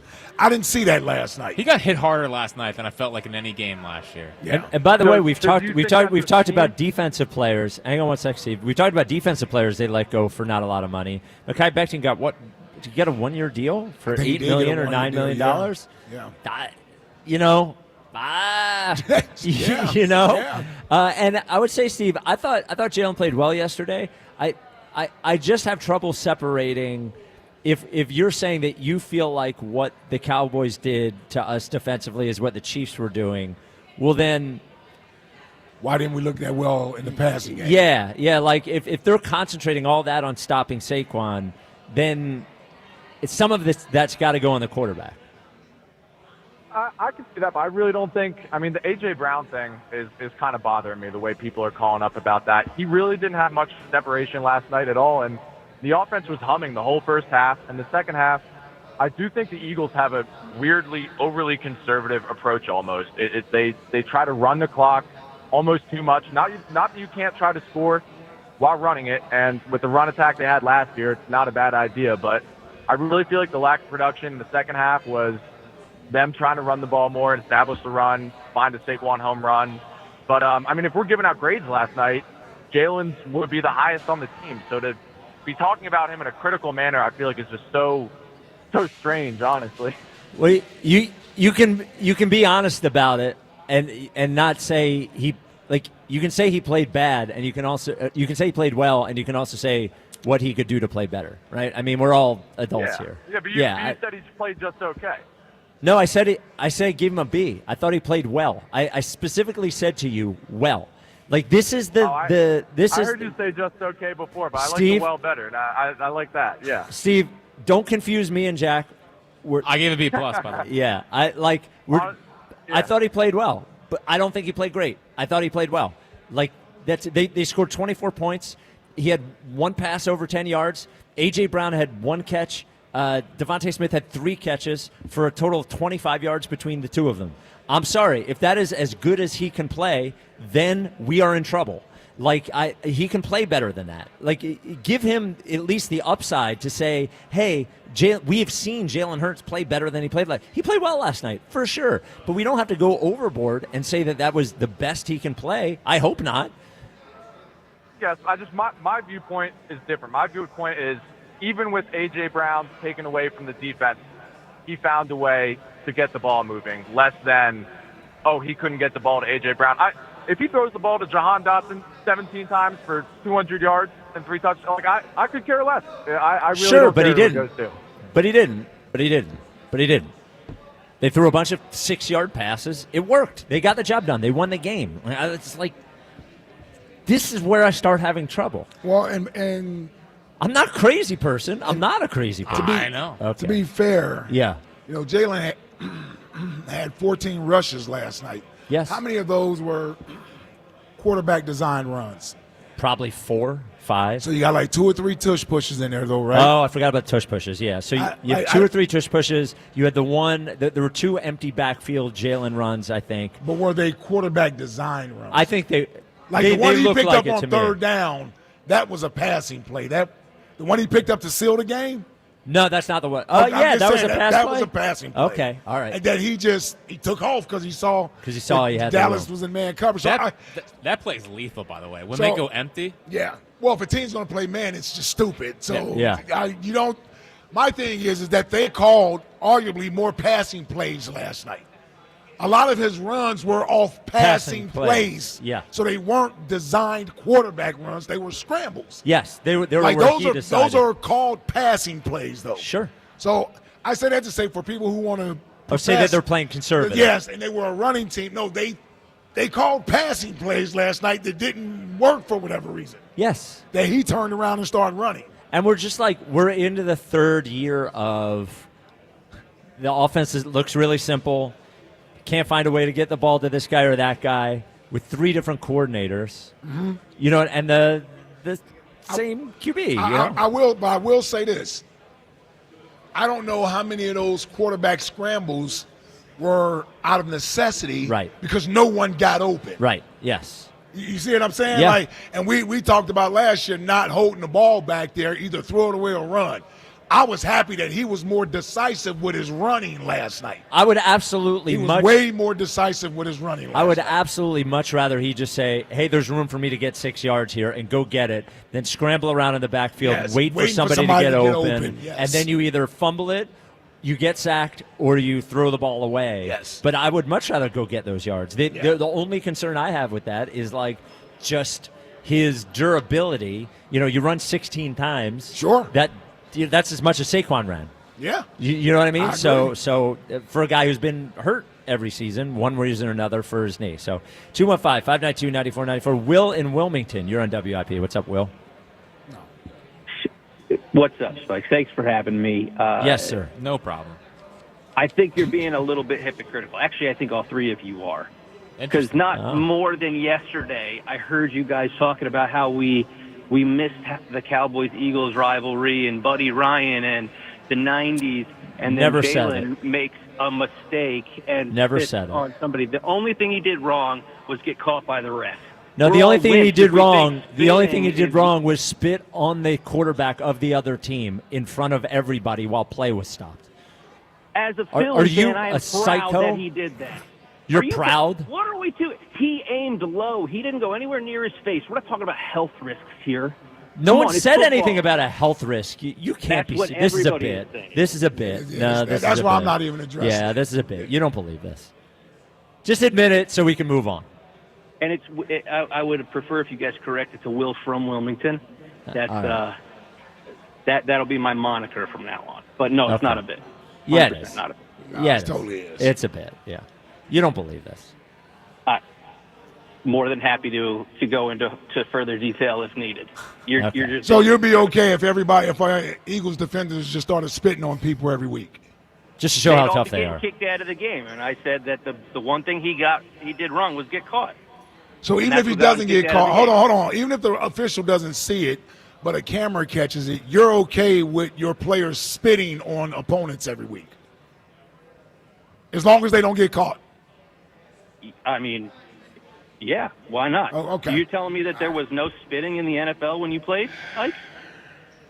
Actually, I think I talked through this I've been conversation spit on longer in than I baseball initially games. wanted to. Okay. I've already lost brain cells with Okay. you on All this. right, there we yeah. go. Yeah. It really sounded like a bit. Yeah, and I still believe it was a bit. Yeah, the health concern. Yeah. None of us have done. Can you imagine? It's a health issue. Yeah. It's an infectious disease issue. What are we? We're Philly. Yeah, we're so tough. Let's spit on everybody. I wish you'd spit on them twice. When by the way, no one would consider spitting on somebody some courageous act or brave act. No. So wearing it like it's a badge of honor, we're from Philly, and this and that and the other. Like, nobody wants to be represented that way. Also, That's spitting on a nothing guy to be proud of. Spitting on a guy half his size. By the way. By the way, a quarterback, yes. Yes, yeah, he didn't do it to an offensive lineman. You know, he didn't pick one of the offensive linemen. 215-592-9494. Carl and Cherry Hill, you're on WIP. What's up, Carl? Hey, what's up, guys? How's everybody doing? What's up, So, I wanted to talk about Dory Jackson from last night. that was atrocious.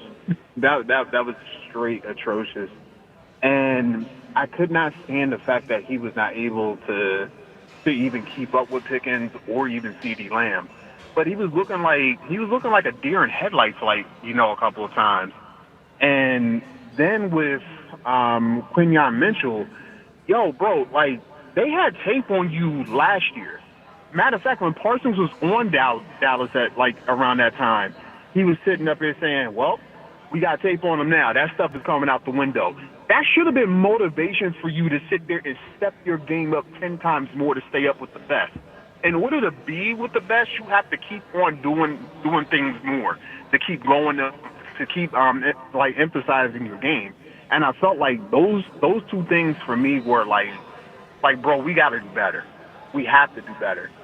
I like the fact that we got Zadarius from Detroit, which is fine, but I'm more concerned. What I'm majorly more concerned with is the cornerback position, and I feel like if we're smart, make the call to daggone like Justin Simmons and pull that trigger.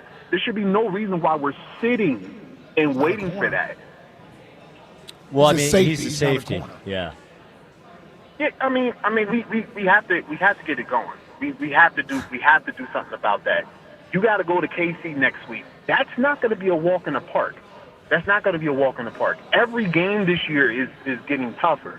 And looking at that time of delay from the rainstorm last night, that really I felt like set the tone. I knew I was seeing a whole bunch of Dallas fans on Facebook and Instagram trolling us for Carter spitting and stuff like that. But also at the same time, when I was thinking about it, I was like, yo, what did Dallas do that was that much greater? Your daggone best wide receiver dropped about 6 or 7 passes and did nothing for me. So I was hearing, well, I'm not impressed. I'm like, well, it's just week 1. This is also what happens too when you don't have your best players playing in preseason. You don't want them to, but also at the same time, that chemistry matters. That whole chemistry matters. So, well, especially thank you for the call, Carl. Especially on defense, they don't have any of really almost no new parts on offense. Yep. Right? I mean, Tyler Steen's been here. He's the only new one. Yep. Defense, there's a new cornerback, there's a new safety, there's a new linebacker, there's new edges that are in there. Ojomo has a much bigger role than he had last year. I was not optimistic that the defense was going to be as good as some people hope this year, but with as much new personnel as is on the team, I think you probably have to give it a month. Oh, no, yeah, you got to wait. I mean, they didn't take off defensively until after the bye week last year. Yeah. They played well against the Saints. But that team ended up being fraudulent anyway. Yeah. Yep. I do think it's funny that you say all that, we gotta wait, and then they still went out and signed an edge rusher today for $9 million. Well, yeah, because they know. Well, they know. They know for real. Yeah. I think now. By the way, I don't. The CB2 thing is a problem. The edge thing is a problem. But as far as how they're going to be as a unit, well, I don't think there's a Zadarius Smith from the cornerback market. I know people say Stephon Gilmore, but he hasn't been good in a couple of years. Yeah, they might have to trade for one. Hmm? Yeah. 215-592-9494. Coming up next, talk a little Phils as the Phils won series it's about against to be the 5:30. Brewers. Yeah. No mention of this? Of what? Interesting. The Phils. Oh, you think we're trying to keep you down? Yeah, once again. Trying to suppress the Phils.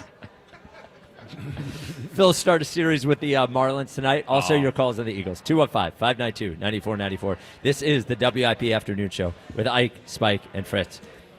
Now, what I'm trying to suppress, I was trying to find a way to do this, is your old drafty windows and doors. Truly embarrassing. Truly embarrassing. Between me and you, the rest of your family, they're like, how have we not done this already? And they blame you. That's right, they blame you. And you're going to go into the winter, and you wouldn't have called Gaida, and you're going to have cold air coming through those old drafty windows, and your energy bills are going to go up, and boy, are you going to feel foolish. Call Gaida today. They've got a good sale going on right now. Buy one, get one half off on all qualifying windows and doors. It is a simple process. You buy a door, you get another one for 50% off. You buy a window, you get another one for 50% off. Mix and match as well. Go door, window, door, however you want to go. It's 50% off. The more you spend, obviously, the more you get, the more you're going to save. Imagine, if you will, you replaced every window and door in your house. Half of them would be 50% off. Do not wait. This offer is for a limited time. And right now as well, you can start your project with no money down and take 18 months to pay it off interest-free. Call GUIDA today to schedule a free no-obligation in-home estimate at 877-GO-GUIDA or visit them at GoGuida.com. That's GoGuida.com. Another road game takeover with Fans of Philly. Join Fans of Philly as we charge into LA for a Monday night showdown. Enjoy airfare, hotel accommodations, an exclusive tailgate party, and game tickets seated with those that bleed green. Fly with 94 WIP's official travel partner, Fans of Philly. Reserve your spot now before they sell out at fansofphilly.com. What's up, everybody? Nick Costos here with the Sports Betting Minute, brought to you by BetMGM. Make it legendary. Please gamble responsibly. Coming up Sunday, Week 1 in pro football, Seattle, a 2.5-point home underdog against San Francisco. Total in the game, 43.5 or 43. And a lot of hype this season for San Francisco following a down year last year. And maybe San Francisco realizes that hype over the course of the season. I don't like San Fran in Week 1. I like Seattle plus the points. I think Seattle's going to win the game. Seattle could have the best defense in the league this season. We get Seattle as a home underdog in Week 1. Give me Seattle plus 2.5. That's it for this Sports Betting Minute, brought to you by BetMGM. Download the BetMGM app today, and please gamble responsibly. BetMGM and GameSense remind you to play responsibly. See BetMGM.com for terms. 21 plus only. Pennsylvania only. If you or someone you know has a gambling problem, help is available. Call 1-800-GAMBLER. When you need to know, depend on KYW News Radio 103.9 FM. More than a dozen arrests in a multi-state car theft ring connected to the shooting death of a Philadelphia police officer. SEPTA's restoring services starting September 14th. Fare increases also go into effect that day, and a new art installation at Dilworth Park lets visitors channel their inner maestro. Get the latest anytime on KYW News Radio. Now on Crystal Clear 103.9 FM. You've never needed us more. Count on Sundays with the NFL on CBS and Paramount Plus all season long. Here we go! Starting with a Week 1 NFC North rivalry between the Lions and Packers. And he's in for a touchdown! Visit ParamountPlus.com/NFL to get started today. Change is always happening. It's part of life. And when it comes to music, change is all around us. Songs are rewritten. Classics are remixed. Bands and artists come and go. Even our taste in music changes. Here at Xfinity, we know there's still good in keeping some things the same. That's why we want to do our part with a 5-year price guarantee on our internet. It means no matter what changes, you get 5 years of the most reliable Wi-Fi with our best equipment included for a price that stays exactly the same. Surprised? Life is full of them. One internet price, 5 years, guaranteed. Learn more at xfinity.com/deals. Restrictions apply. New residential customers only. Taxes and fees extra and subject to change. Most reliable Wi-Fi based on Open Signal Awards USA. Fixed Broadband Experience Report, August 2024. FanDuel, in partnership with Valley Forge Casino, is getting you ready for kickoff with an offer you won't want to miss. New customers can bet just $5 and get $300 in bonus bets if you win. That's right. Pick a bet, bet $5, and if it wins, you'll unlock $300 in bonus bets to use all across the app. You can build parlays, bet player props, ride the live lines, whatever your style, FanDuel has you covered. The NFL season is finally here. The only question is, are you ready to play? Visit FanDuel.com/JohnR, JONR, to download the FanDuel app today and get started. FanDuel Sportsbook is the official partner of 94 WIP. 21 plus and present in Pennsylvania. First online real money wager only. $5 first deposit required. Bonus issued as non-withdrawable bonus bets, which expire 7 days after receipt. Restrictions apply. See terms at sportsbook.fanduel.com. Gambling problem? Call 1-800-GAMBLER. I'm Bob Burke, founder and chairman of Burke America Parts Group, a family of brands that includes RepairClinic.com, an appliance and HVAC parts solution company that's grown into an international brand. Before AmericanEagle.com, we partially launched a new technology platform developed by another firm. American Eagle helped take our technology to a whole new level with digital marketing, software development, and business insights into our key markets, appliances, HVAC, and outdoor power equipment, and did so both on time and on budget. AmericanEagle.com has the resources, experience, and talent needed to produce solutions. Our new technology platform, developed by AmericanEagle.com, has produced tremendous results with higher traffic, conversion, engagement, and online revenue. If you have any home repairs you need to take care of, check us out at RepairClinic.com. If you need a world-class website or technology project, then I would highly recommend AmericanEagle.com. Call AmericanEagle.com at 773-NETWORK. That's AmericanEagle.com, 773-NETWORK. Phillies baseball on the radio. It's just better. Sports Radio 94 WIP.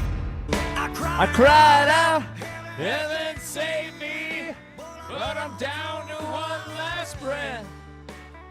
Will it let me say, that guy knows back there. Hold me now, I'm 6 feet from the edge and I'm thinking, that guy knows, baby 6 feet ain't so far down. Go on, Marine guy, you know.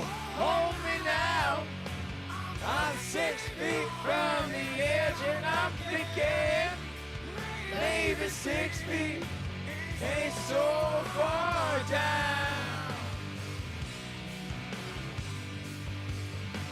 I'm so far down. It's a WIP afternoon show with Ike, Spike, and Fritz.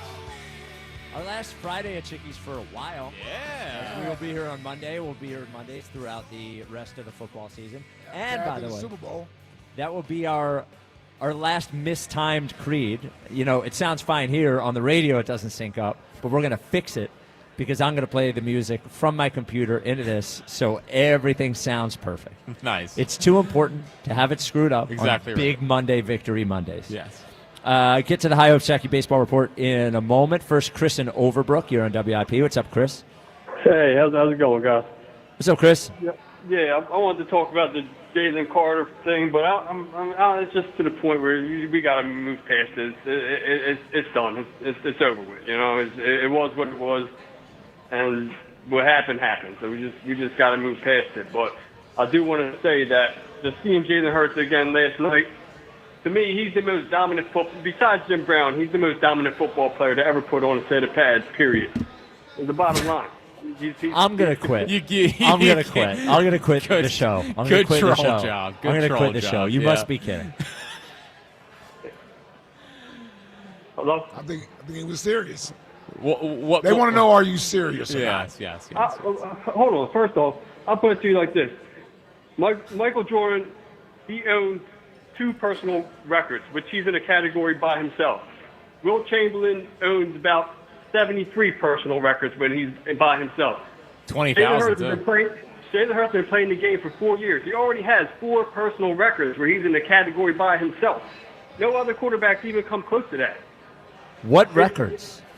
He's What been to 2 Super Bowls in 4 years. records? Huh? I'm sorry, say that again? What records does he have? I gotta look that up, but I definitely know All it's right, personal all record. right. That's not serious. Why you had to go to Jim Brown? I know. Most dominant player. One is a running back. Most dominant player to ever. Whatever. It's fine. Yeah. It's fine. It's fine. I think he was trolling. Yeah, I think he was actually trolling. don't think he was trolling. I actually really don't. I think that's the general mindset. Oh my God! I need a break from this. High hopes. Let's go. Okay. Come on. It's time for the High Hopes Jackie Baseball Report. Here's Jackie Baseball. What's Stones by the Phils yesterday? Strom, big Stones from Strom. 0.87 ERA's last 11 outings, Spike. And you know I'm not a Strom guy. Yeah, no. But they screw up. They get the guy on third. Because JT for some reason can't throw anymore. Can't throw in Milwaukee for some reason. Yep. He has that issue going on. Stones from him. Stones from Trey, 2-out hit. Stones from Stott with the insurance run. Yep. Stott since August 1st is hitting .313 with an .877 OPS. And then Duran. Just back to normal again. Yeah, I mean, I know Bader made the play. I'm not sure. Yeah, it wasn't going to be a home run. I don't think it would have gone out. But even with that, Juan Duran looks much better, much closer to he was when he got here, rather than the 3 blip outings. The great thing about Bader is I hope they were blip outings. I think they were. I'm feeling blippy. We're hoping. I'm feeling blippy. Hey, Governor. I saw him yesterday. Oh, really? Oh, Justin? Yeah, he was at the pregame show. Jesus. Is he running for governor? That's what he said. Thank you for the free publicity. He said in the bathroom, because, again, followed me in there, that he's more popular than O.G. Wade. Did he say that? Probably is. Did he really say Did you that? see some internal fighting amongst the knowledge about college podcast? Hold on. O.G. Wade, what do you think of that? What's up, fellas? How we doing today? What do you think of Justin saying he's more popular than you? I would say this here. Let me be serious about this. Oh, here we go. I love when he gets I don't serious. know if you and Jack know. Justin aspires to be what you guys are. Justin went to school, graduated, and got his degree in what you guys do. But you guys to clown him the way that you did, I thought was very low of you. I didn't really want to keep on bringing it up, but y'all keep making a joke of him. He's not a joke. He's very probably the nicest guy that I ever met. He's never said anything negative about you guys. Hold on, slow down. No. You made it. All right, here we go. You're going on hold. So, all due respect to Justin, who we love, he shows up to events where we say that the public is not allowed to show up to. He showed up to Brian Dawkins' celebrity golf tournament, which he wasn't invited to. He showed up the other golf tournament that he wasn't invited to. He walked into the VIP Brandon Graham event, which he didn't have tickets to, just by walking next to us. Then, when he called us up, he said we were busy giving him free publicity, and he was going to run for governor, and we were suckers for giving him free publicity. So, all that said, he is a nice young man. However, he has put himself in position for us to make fun of him. There you go. Go ahead, OJ. Okay, so I will say again, I think that you kind of is tarnishing the man's character because that's not who he is. So by you putting him on the spot like that, this is the first time he's ever called our show. You know what I'm saying? And our show. You just totally embarrassed him. How did we embarrass him? Oh, you creepy. Because you told the man that it's creepy when he stared the way he stared at you. I mean, dude, get over yourself, Spike. Because you're not that dude. You just said our show, OG. I'm supposed to get over myself. Hold on. Got to put you on hold again. I'm supposed to get over myself when OG Wade just said our show. We're a family. I'm the one that needs to get over myself. All right. Hey, OG, what do you pay Justin for all the work he does for you? Justin actually... He works for you. What does he pay you? What do you pay him? What do you pay him? That's actually none of your business. But do you pay him? Owns half do you pay him? Yes, I do. Yes, what do you pay him? That ain't none of your damn business. I guess it is.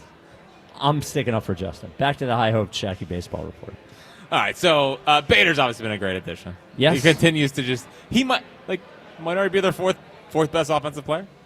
Yeah, I wouldn't get too stuck on the way that he's performing offensively. Well, of course. Yeah, you know what I mean. Like I just feel like the reality for people might be coming in a little bit. He's not going to hit. He's not an OPS 850 guy. No, he's not. Yeah, but he's got stones, and he's a good defensive player, and he has an edge. Yeah, he has. The other thing I like about it, he's done this a couple of times. I think it's a winning player kind of thing. But the last couple times he's come across home plate, he has gone immediately to who's up next and started maybe whispering in their ear what the pitcher is doing. And even if it's just a tactic, because sometimes you do that as a bluff to think that still a smart just thing to to get do. into the pitcher's head that maybe he has something on you. So I continue to be impressed with Harrison Bader. Castellanos is sitting again tonight. 3 out of his last 4 games. He is sitting. Rob Thomas said today also that even if there's a righty coming out of the bullpen, he's not going to just pinch hit Castellanos.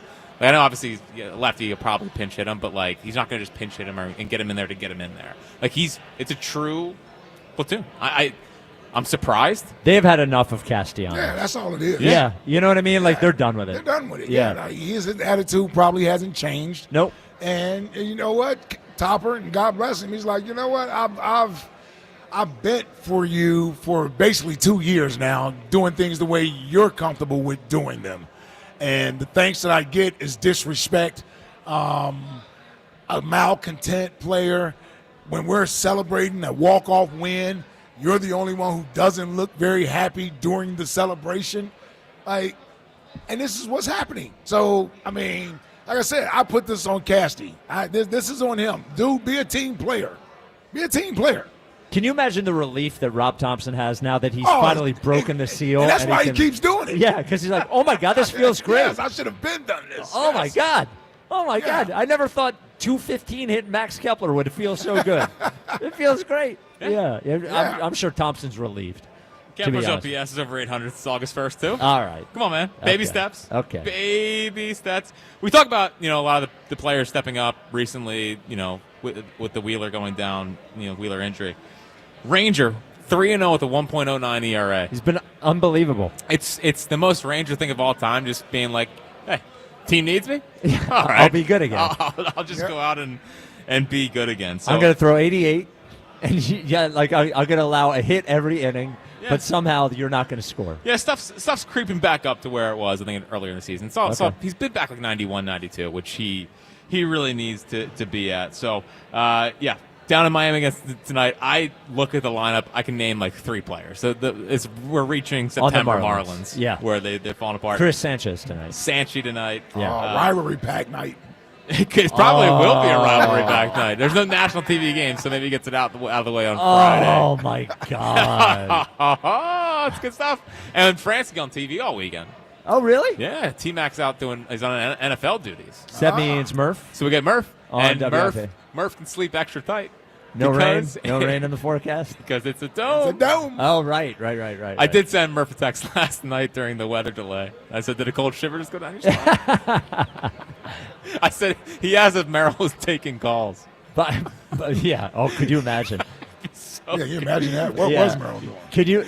What was going on during that Yeah, delay? what happened? It must have been They TK. kicked it back to TK. Yeah. Oh, yes. We need 2 out of 3 against the Marlins. Yeah. And then need 3 out of 4 against the Mets. Though I would take a split, but I would love 3 out of 4. The one thing I hope doesn't happen this weekend is a look ahead. Like they're down in Miami for 3 games. Marlins haven't been that good. You overlook the Marlins, thinking about the 4-game series with the Mets. Little trap series. Yep.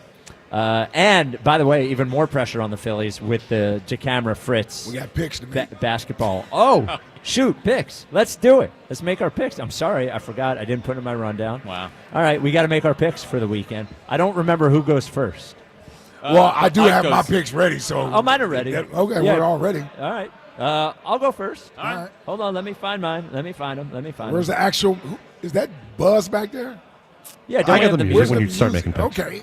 All right. When we start making picks. Start it now. Just start the music now. Yeah, start the music. Make it a little louder. Hey. We're going to get Justin back there. Yep. Governor. All right. Look, here's the thing. All my picks this week are stink. None of them are good games. I just want to throw it out there. No one's going to be excited to bet these. Classic terrible games. Yep. Jags, Panthers. Yeah. Yep. You pick the bad games so you think they're easier to win. Yep. I do. So, Dolphins are on the road against the Colts. It's an even line. Why? Because there's no fun in picking this game. Even line. I want to win. Yeah. So it's a pick 'em? It's pick 'em. I want Dolphins.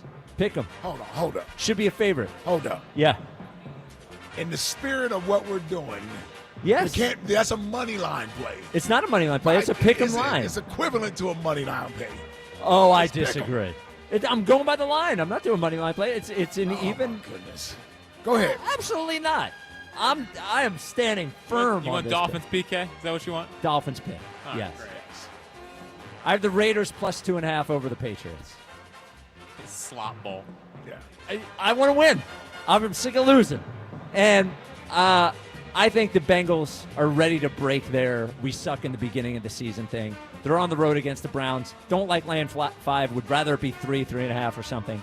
But I'm taking Bengals -5 over the Browns in Cleveland. Riveting.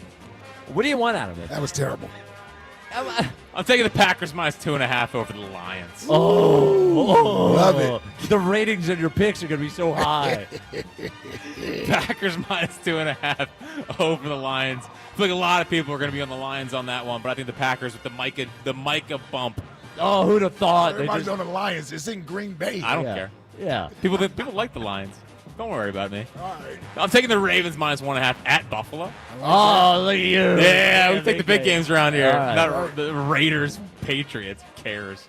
Anyway, so I'm taking the Ravens -1.5. And I'm taking the Vikings -1.5 against the Bears. I like that pick. The Bears stink. I like that pick. Bears won't stink. Caleb Williams stinks. All right. I'm going Bills -1.5 versus the Ravens. Or is that plus? You're plus The 1.5. Ravens are favored, right? Yes. Yes. There's no way that's happening in Buffalo. Give me Buffalo in that game. I'll take the Rams -3.5 versus the Texans. I don't like the hook. I wish it was 2.5 or 3, so I at least get the push. Kind of worried about that field goal game with the Rams and Texans. And then I'll take the Steelers. Aaron Rodgers going back to New York to take on the Jets. Oh, I think they want to beat him. What's the line on that? 2.5. Okay. Steelers on the road. The Jets are terrible. They're terrible. Yeah. Yeah. I do not like the quarterback bet that they made. Right? Justin Fields. Yeah. I get you need somebody. I don't think he's any good. So. The fact they made Aaron Rodgers fly all the way back to New York from California on his own dime just to cut him, the Steelers may go 1-15 this year. It's 1-16 this year. But they're going to beat They're the going to Jets. win that game. Yeah. Yeah, they're going to win that Jets game. I think the Jets defense probably pretty hyped for that. Though I think the Jets players liked Aaron Rodgers, by and large. Yeah. I don't think the organization liked him. I think the players liked him. Right, and then Aaron Glenn came in there and just disrespected him. Yes, he sure did. You don't do that. Dude. Don't do that to a You legend. don't do that to A-Rod. Yep. Now, to be I miss honest, prime Aaron Rodgers, man. He was. Hey, Tom Brady said prime Aaron Rodgers is the best he's ever seen. Yeah. by the way, Jack, I don't know if you know this, Jalen Hurts has won as many Super Bowls as Aaron Rodgers has. I know. Talk to and me. been Yeah. to the same amount. Yeah. Yeah. And been to more. Yeah. Rodgers is good too. He's only been to one. One undefeated. Yep. 1-0. Gary and Vineland, you're on WIP. What's up, Gary? What's up? I'm on the 50-yard line right now. Friday Night Lights. So, Wait, shut up about the, Let it go. Your Pee-wee football team. You got to let it go, Gary. No. All right, fine. Mike, I was a little worried about you. I was waiting for you to talk about the Zach Ball and Dak thing. I thought you were going to go. You know what I'm talking about, Ike. No. Zach Bond What is going Dak. on over here? No, he was a little worried when I was saying that Dak and Zach Bond look similar. Oh, as to say, we look alike? Yes. Well, I but mean, like- listen, Mike Tirico called Jalen Hurts Dak Prescott for like 3 straight plays. Yes, he did. Yeah. They Look at Mike were Tirico. so awful.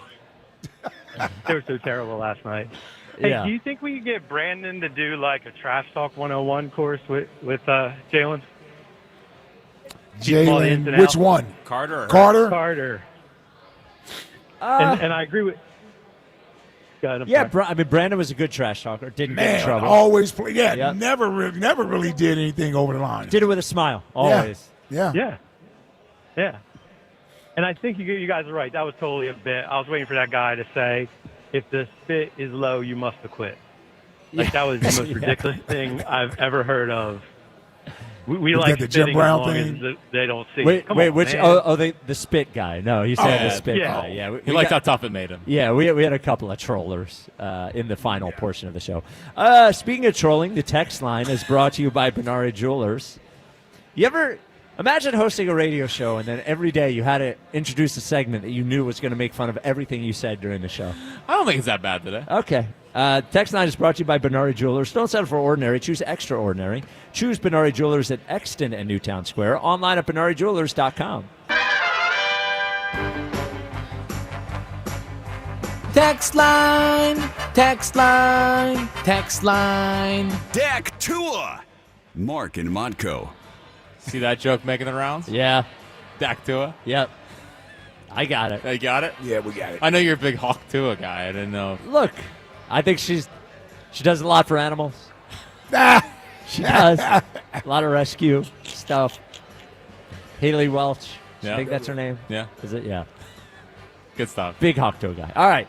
What's next? Those shorts are pretty short, mate. Jordan Mailata on Monday. All right. Yep. I would not wear shorts inside here at Chickies and Pete's. I just want to be clear. Why? Very Why? funny. Because we're inside. What does that mean? Because we're inside.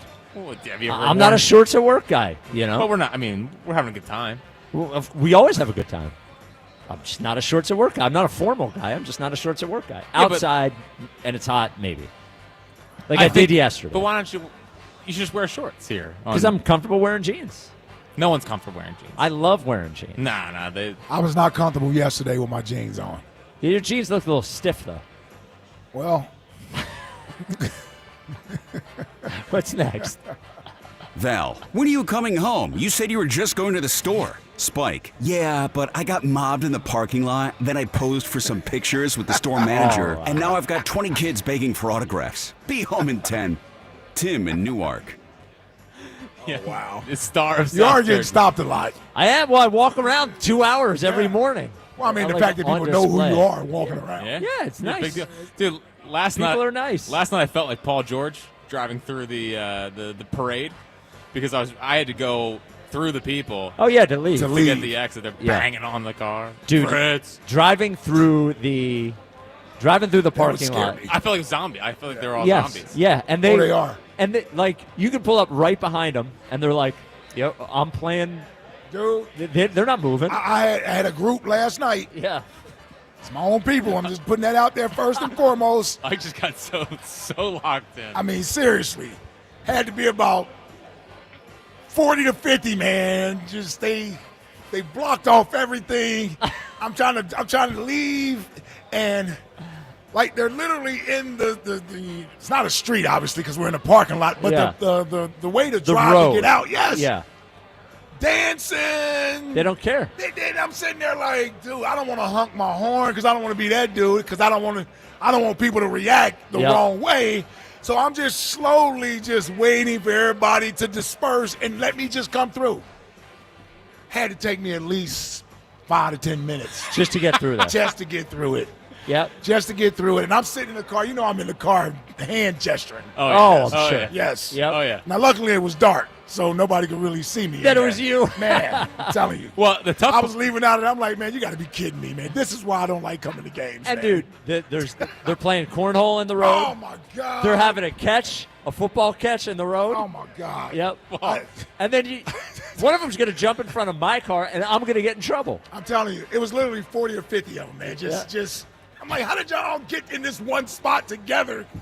I got a line. We line dance. They doing line dances in the middle of the street, man. And you're just trying to go home. I'm just trying to go home.